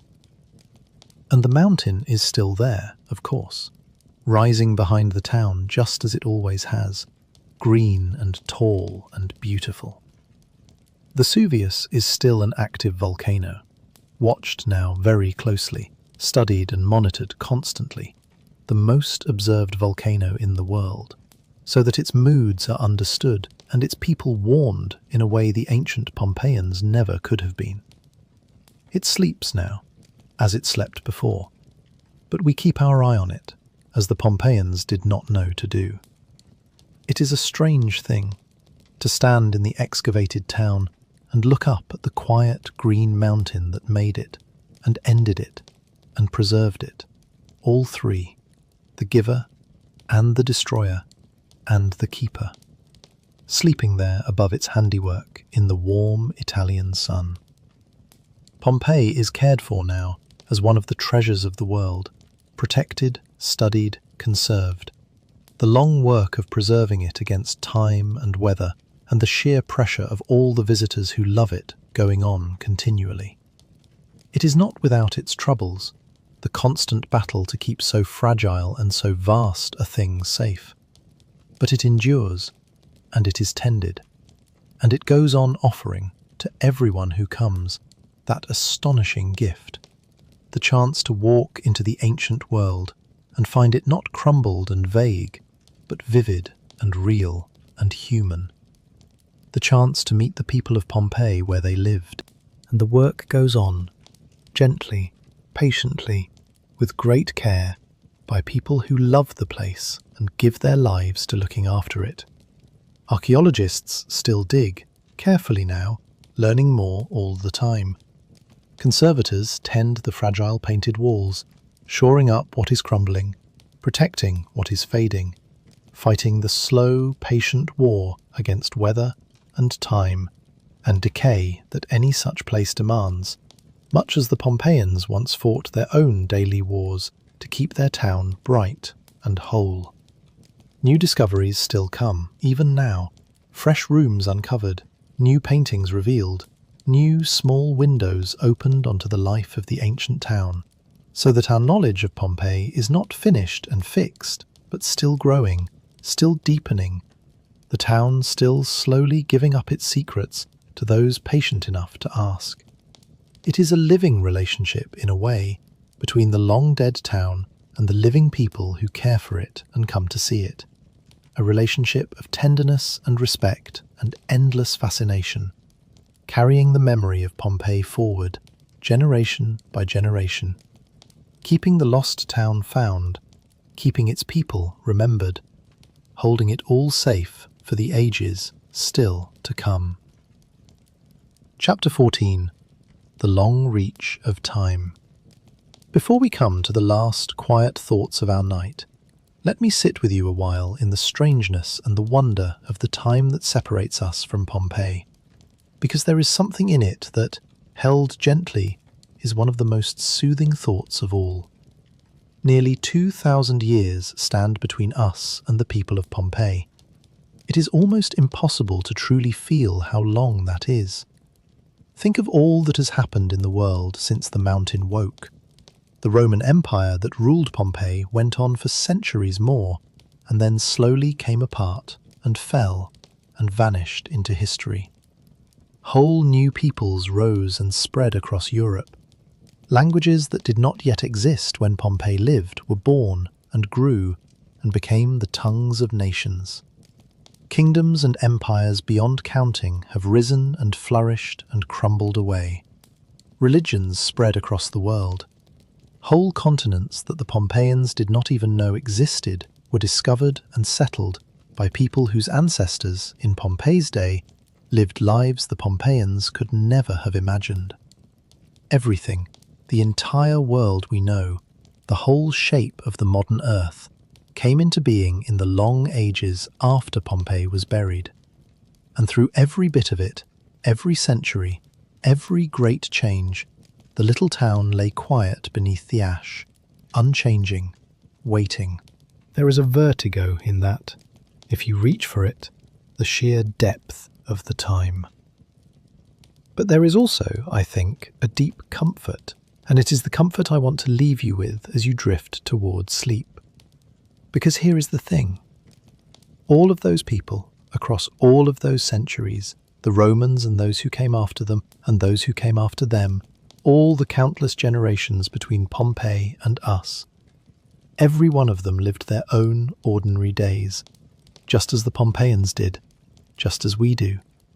They woke and worked and ate and loved and worried and rested and went to sleep at night and woke again, day after day, through all their lives, and then they passed on and were mostly forgotten, and the world went on without them, and here we still are.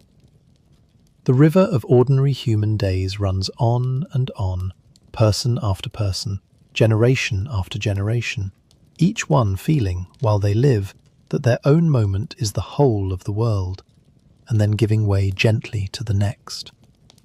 The Pompeians were one bend in that river, we are another, and the river runs on, calm and deep and unhurried, as it always has, as it always will. And there is peace in being a part of that, in feeling yourself one small, ordinary life among the countless ordinary lives that the long ages have held and let go. It takes the weight off, somehow. The Pompeians did not need to be emperors to matter. They mattered simply by living their lives. And we remember them now with tenderness precisely because their lives were ordinary, like ours.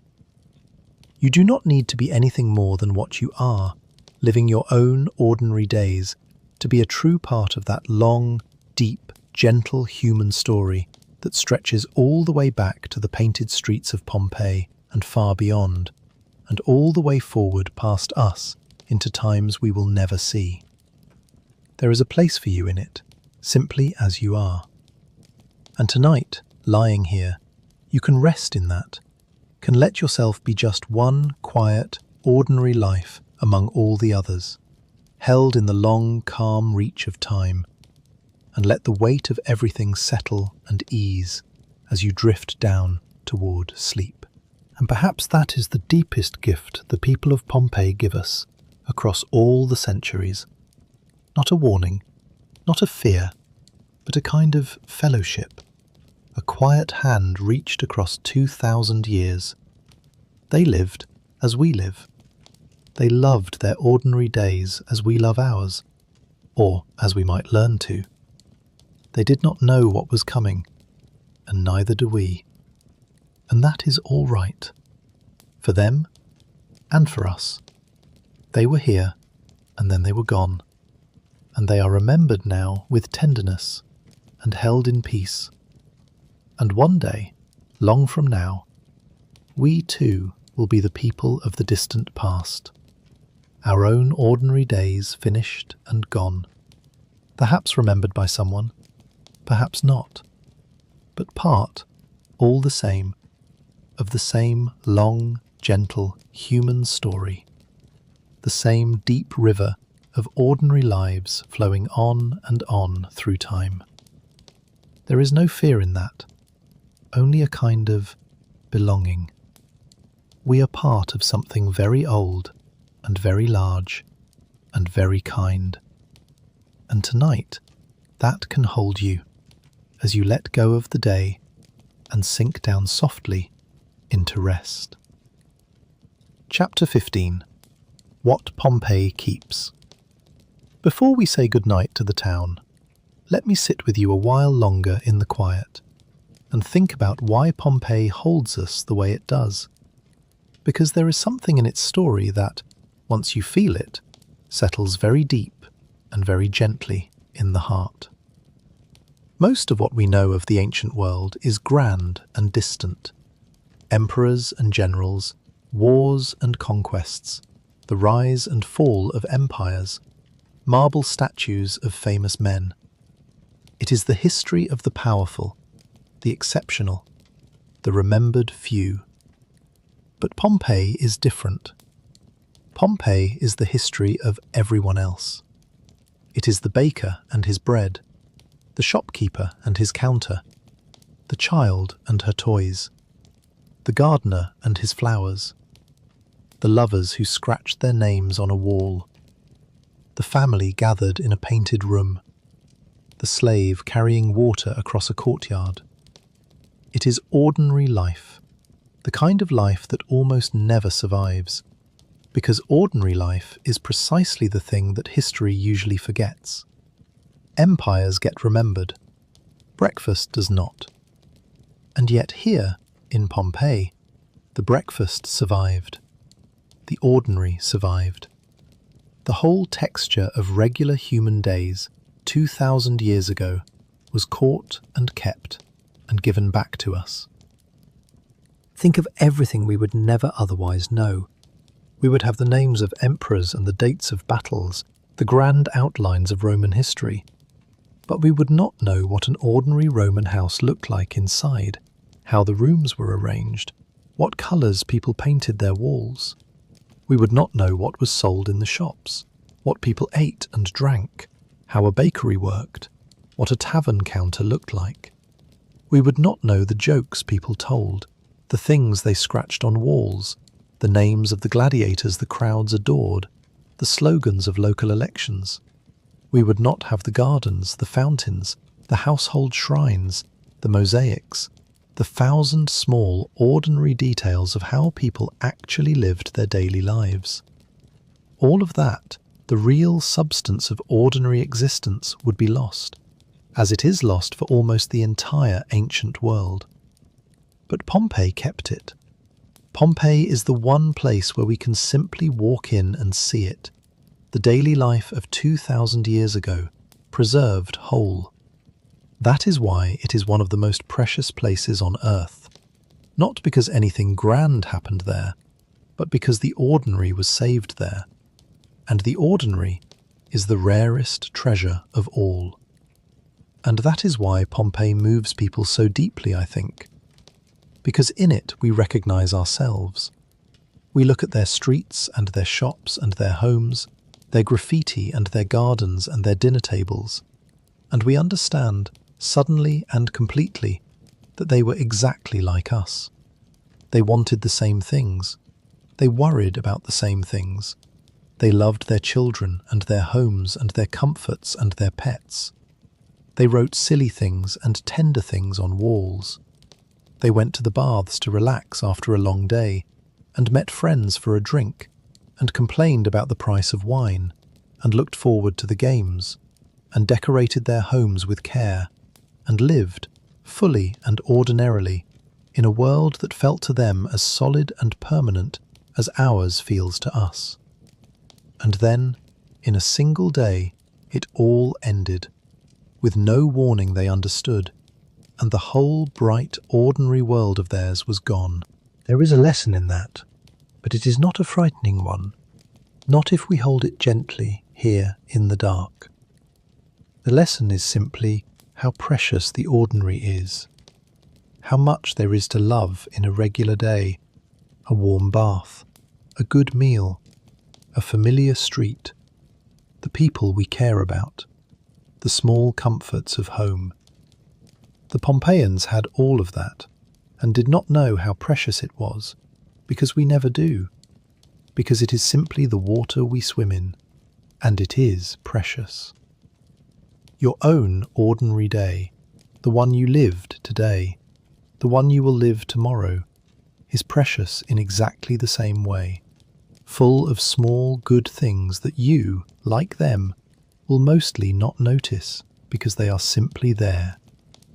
Pompeii, in its quiet way, reminds us to notice, not in fear, but in gratitude, to love the ordinary while we have it, because the ordinary is, in the end, the whole of life, and it is a sweet and a beautiful thing.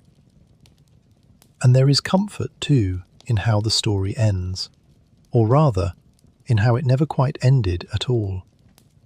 Because Pompeii was not truly lost. It was kept. The people were not entirely forgotten.